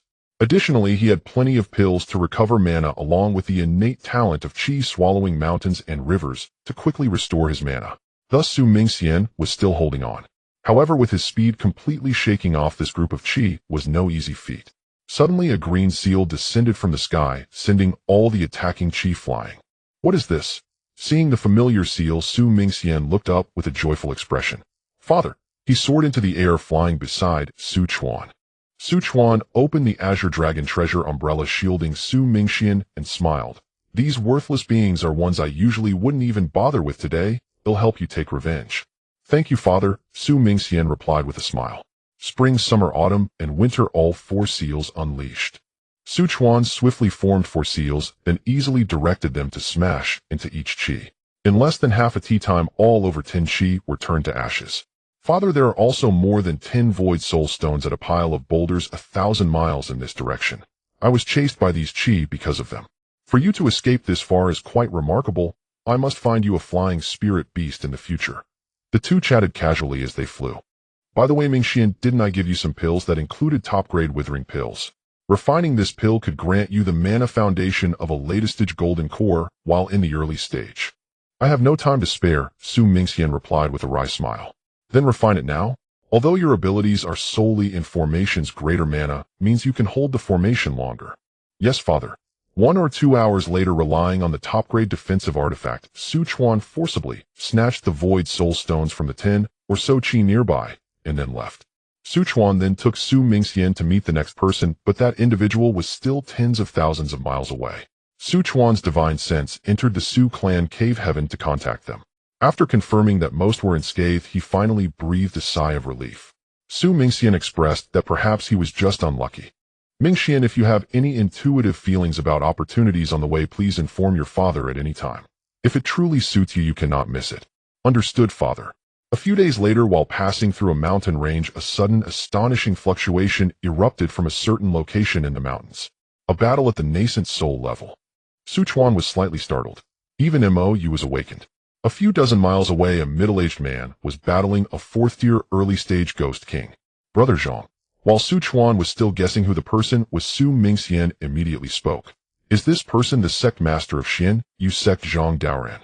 Indeed. For him to take action, this place must possess extraordinary treasures. Su Chuan and Su Mingxian approached. Then Su Chuan transmitted his voice. Sect Master Zhang, this is Tsang Longfus Su Chuan. Do you need my assistance? Friend Ku Rome. Junior brother, you are here too. I've met Brother Zhang. Su Mingxian cupped his fists in greeting. Zhang Daoran could not afford to be distracted, quickly asking, Friend Ku Rome, what do you seek to gain from helping me? I will help you deal with those encircling qi and drive away that 4th-tier ghost king. For the treasures here, we can split them 6 to 4. How does that sound?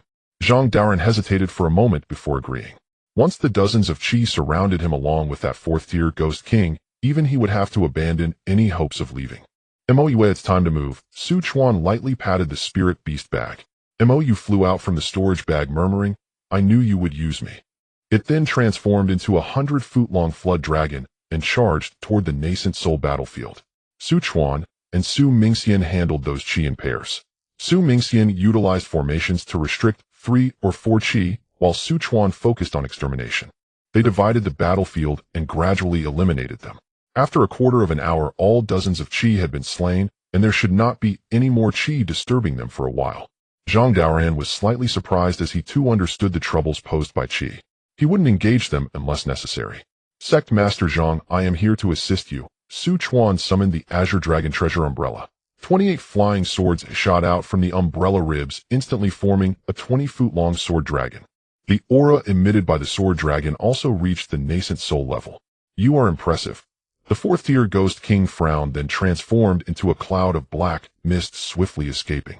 Once a ghost creature reaches the 4th tier, their divine abilities become formidable. Without means to restrain them, it is extremely difficult to kill them. Zhang Daoran seemed to be a sword cultivator. Though his attacks were strong and comparable to early nascent soul, he was not adept at dealing with ghost creatures. Mou was the same. Thus, after several moments of battle, they had not dealt any real damage to the 4th-tier ghost king, who easily escaped. Seeing the Ghost King depart, Chuan dismissed the sword dragon with a wave of his sleeve, but he did not retract the Azure Dragon treasure umbrella, still holding it. Sect Master Zhang, Chuan approached and inquired, "What treasures are present here that warrant such great effort on your part?" "The 9-leaf soul lotus, and it is about to mature." "Is it really this kind of treasure?" "We must retrieve the 9-leaf soul lotus quickly. If we delay too long, we will be entangled by qi again," Zhang Daoran stated. "That makes sense." The three entered the cave where the Yin energy was thick, chilling to the bone. They soon discovered the 9-leaf soul lotus deep within the cave. It is said that the 9-leaf soul lotus is extremely precious, and only nourished by the Yin energy of a 4th-tier Ghost King can it produce lotus seeds. To grow from a single-leaf soul lotus to 9 leaves requires a massive amount of divine souls fed to it, at least equivalent to 30 or 40 golden core divine souls. He must be looking to break through his mid-stage bottleneck. Perhaps this item can also help us cultivators increase our divine sense, benefiting all below the late nascent soul stage. After a pause, he continued, "There are 8 mature lotus seeds in total, and considering the spirit herb itself, Zhang can let you choose first." "I will not refuse," Chuan smiled. "Then I will take 3 lotus seeds along with the spirit herb itself." Zhang Daoran was somewhat surprised and thought for a moment. The spirit herb itself is worth more, but it cannot be cultivated by ordinary means, valued at 3 mature lotus seeds. This division is fair, and Zhang agrees to it. Su Mingxian said to Su Mingxian, "Junior brother Mingxian, when do you plan to return to the sect? You shouldn't wander outside for too long. This matter has been permitted by Master. When it's time to go back, I will return to the sect." Upon hearing this, Zhang Daoran said no more and clasped his fists, saying farewell. He then left directly. "It seems your senior brother has some criticisms of you." Su Mingxian smiled awkwardly. Chuan took the 9-leaf spirit lotus and sent it to the Su clan's cave heaven to be planted. He then left. At that moment, dozens of qi gathered nearby. If Chuan and the others delayed for another quarter of an hour, they would likely be blocked at the cave entrance. The roars of the qi gradually subsided behind them. Chuan and Su Mingxian continued their journey. They encountered demonic cultivators from the Blackwater region, cultivators from Tiannan, and demon beasts. Some sought his help, but Chuan ignored them and did not take the opportunity to strike. There were also demonic cultivators leading a large number of qi, over hoping to take advantage of the chaos to ambush the two. To outsiders, Chuan and Su Mingxian looked like a mid-stage golden core and an early-stage golden core, essentially just delivering food on the ancient battlefield. But in the blink of an eye, the inexperienced had transformed into a dragon. The demonic cultivator was struck into the qi poured by Chuan in one move and ultimately perished at their hands. Chuan collected the body and fed its soul to the 9-leaf spirit lotus. A complete golden core soul allowed the last lotus seed of the 9-leaf spirit lotus to fully mature. However, further lotus seed production would require the assistance of 4th-grade ghostly beings. As for the demon beasts, Chuan did not hold back regardless of whether they meant harm. He encountered a swan and eye and aimed to kill it to refine a spirit pill to aid Su Hei's transformation in the future. After all, on the ancient battlefield, he had no worries. The true dragon bloodline of the Swan and I might surpass even the 2 previous upgrades of MOU. But unfortunately, the Swan and I was not so easy to kill. It possessed a talent similar to lightning escape, vanishing in an instant, making it impossible for Chuan to continue the pursuit. Even if he could, it would be a case of suffering greater losses. Days passed. That 4th-grade Ghost King actually came looking for him. Chuan immediately released MOU to confront it. "A mere shape-shifting great demon cannot stop this king. Return my 9-leaf spirit lotus." "How do you know the 9-leaf spirit lotus is with me and not with another nascent soul senior?" "That 9-leaf spirit lotus has been cultivated by this king for over 1,000 years. Naturally, I can sense it. If you return it to me, I will let you go." Truly troublesome. MOU attack. Upon hearing this, MOU roared and immediately condensed hundreds of icy spikes, shooting them towards the 4th-grade Ghost King like a torrential rain. Almost simultaneously, Chuan pointed with his sword technique, and a clear dragon's roar echoed through the clouds. 28 flying swords emerged from the Songlong umbrella and intertwined in the air. In an instant, they transformed into a scaled clawed sword dragon that soared into the sky, flanking the Ghost King from another side. The sword energy was chilling and unmatched in sharpness. The Ghost King let out a fierce howl. Thick, inky black, ghostly energies surged around him, morphing into countless vicious claws that collided fiercely with MOU's ice spikes and the sword dragon. The thunderous roars were incessant, and the energy turbulence crushed the rocks below into dust. Chuan did not stop. He fixed his gaze on the battle, seizing an opening, and made swift moves with both hands. His left hand radiated vitality, forming a glowing green seal of life, while his right hand exuded a chilling death aura, solidifying into a dark seal of death. The two seals moved in tandem silently, yet swiftly striking towards the Ghost King's flank. The Ghost King was fully occupied dealing with Mou and the Sword Dragon. Caught off guard, the two seals struck successively against his protective, ghostly energy. Sizzle. Out. A piercing scream erupted from the Ghost King's mouth, and the ghostly energy around him boiled and dissipated violently.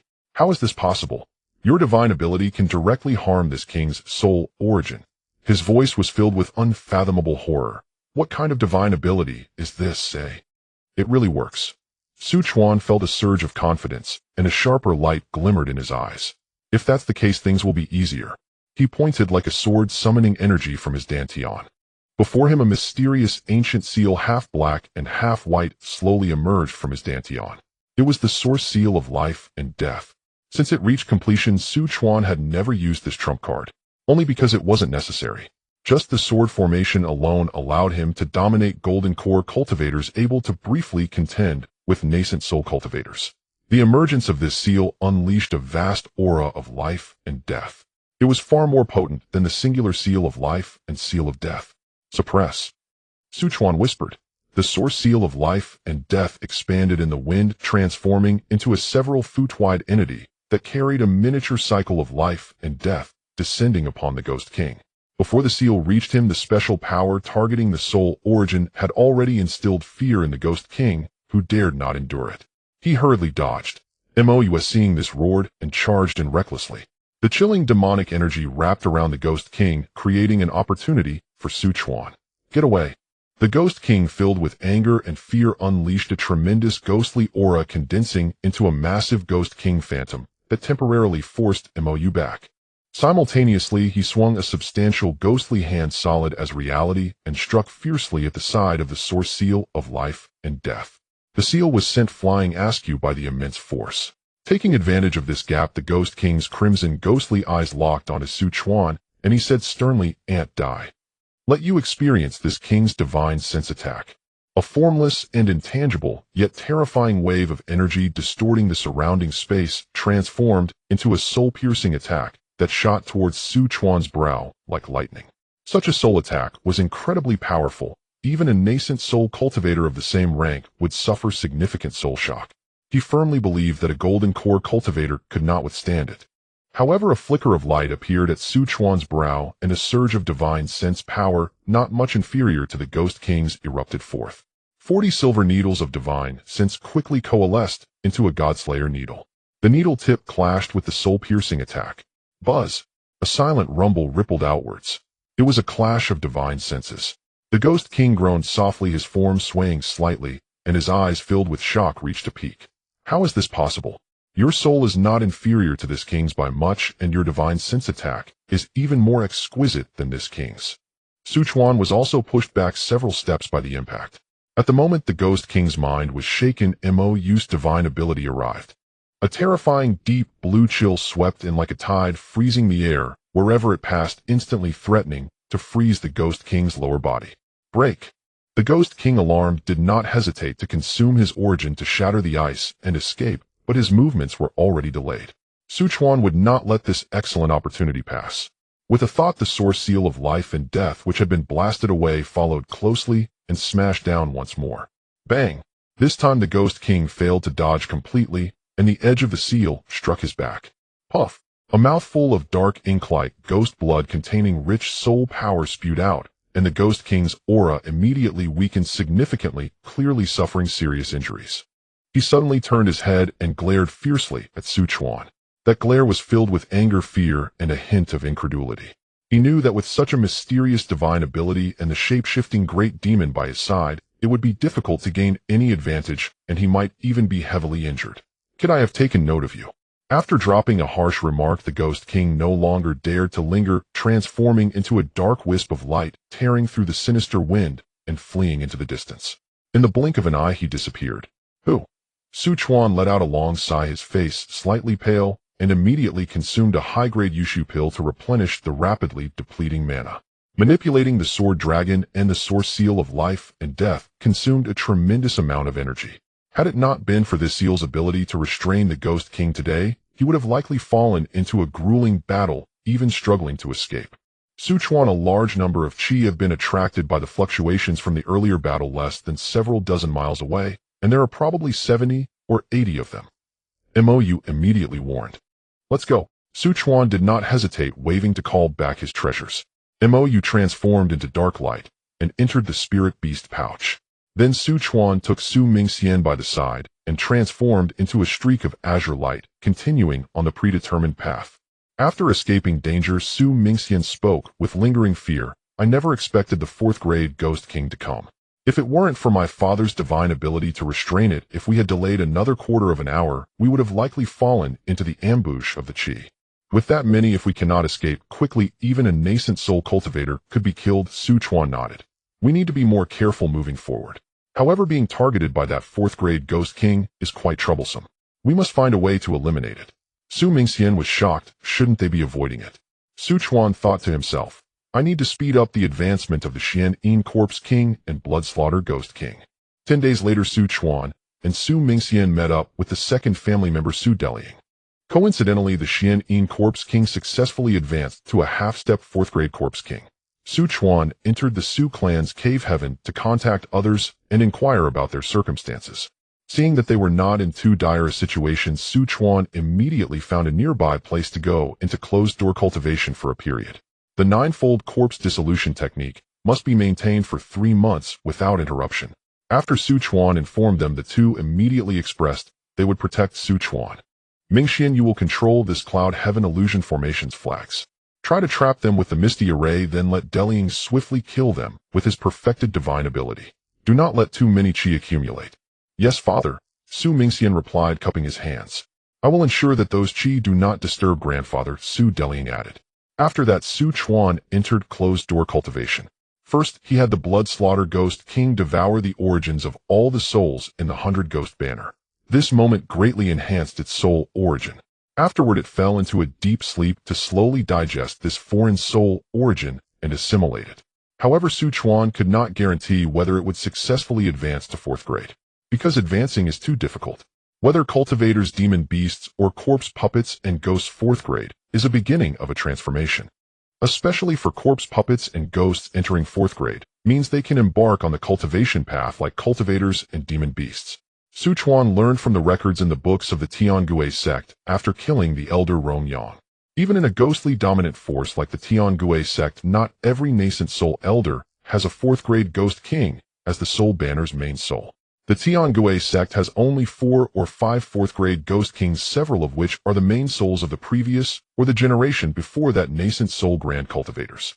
In this generation, only the newly advanced great cultivators within the sect have cultivated their own 4th grade Ghost Kings. It seems this is also due to the opportunities found on the ancient battlefield.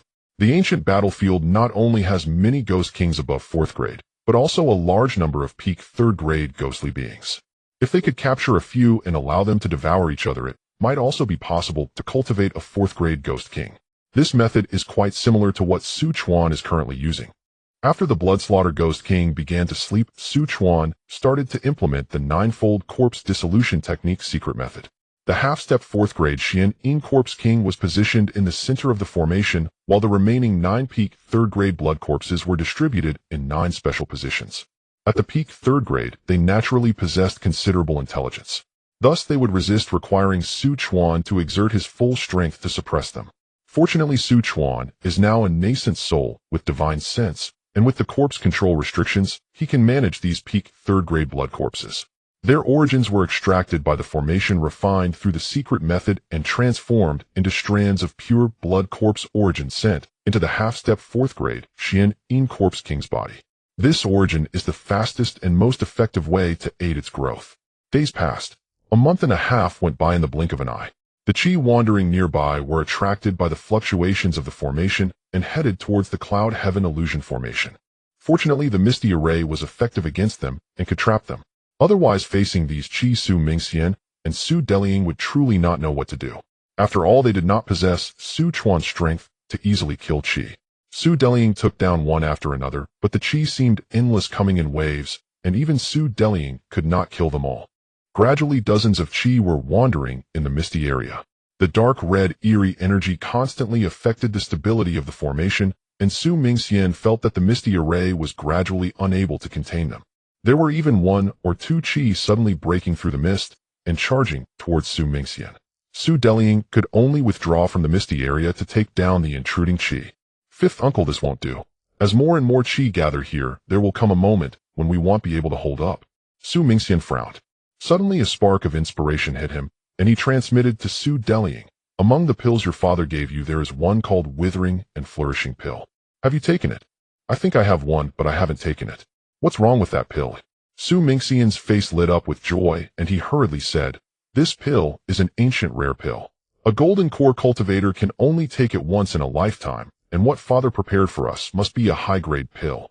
Even if taken in the early golden core stage, there is a chance to directly elevate to the late golden core level of mana quality, and right now your mana quality is comparable to the late golden core stage. If refined, the mana quality could very likely reach the golden core perfection level. In this way, you would be able to unleash perfected divine abilities with much less mana. The richness of your mana might even reach perfection. Such a miraculous pill. Su Delying was astonished. I have already refined it, and now my mana and richness are indeed comparable to the late golden core stage. You need not doubt this. I will do my best to fend off these Qi for a day, Su Mingxian said. But my array skills still lack a little, so I can only hold for one day. Delying understands. Then before I finish my closed-door cultivation, I will trouble fifth uncle to hold them off for now. I can hold them back, but killing them is too exhausting.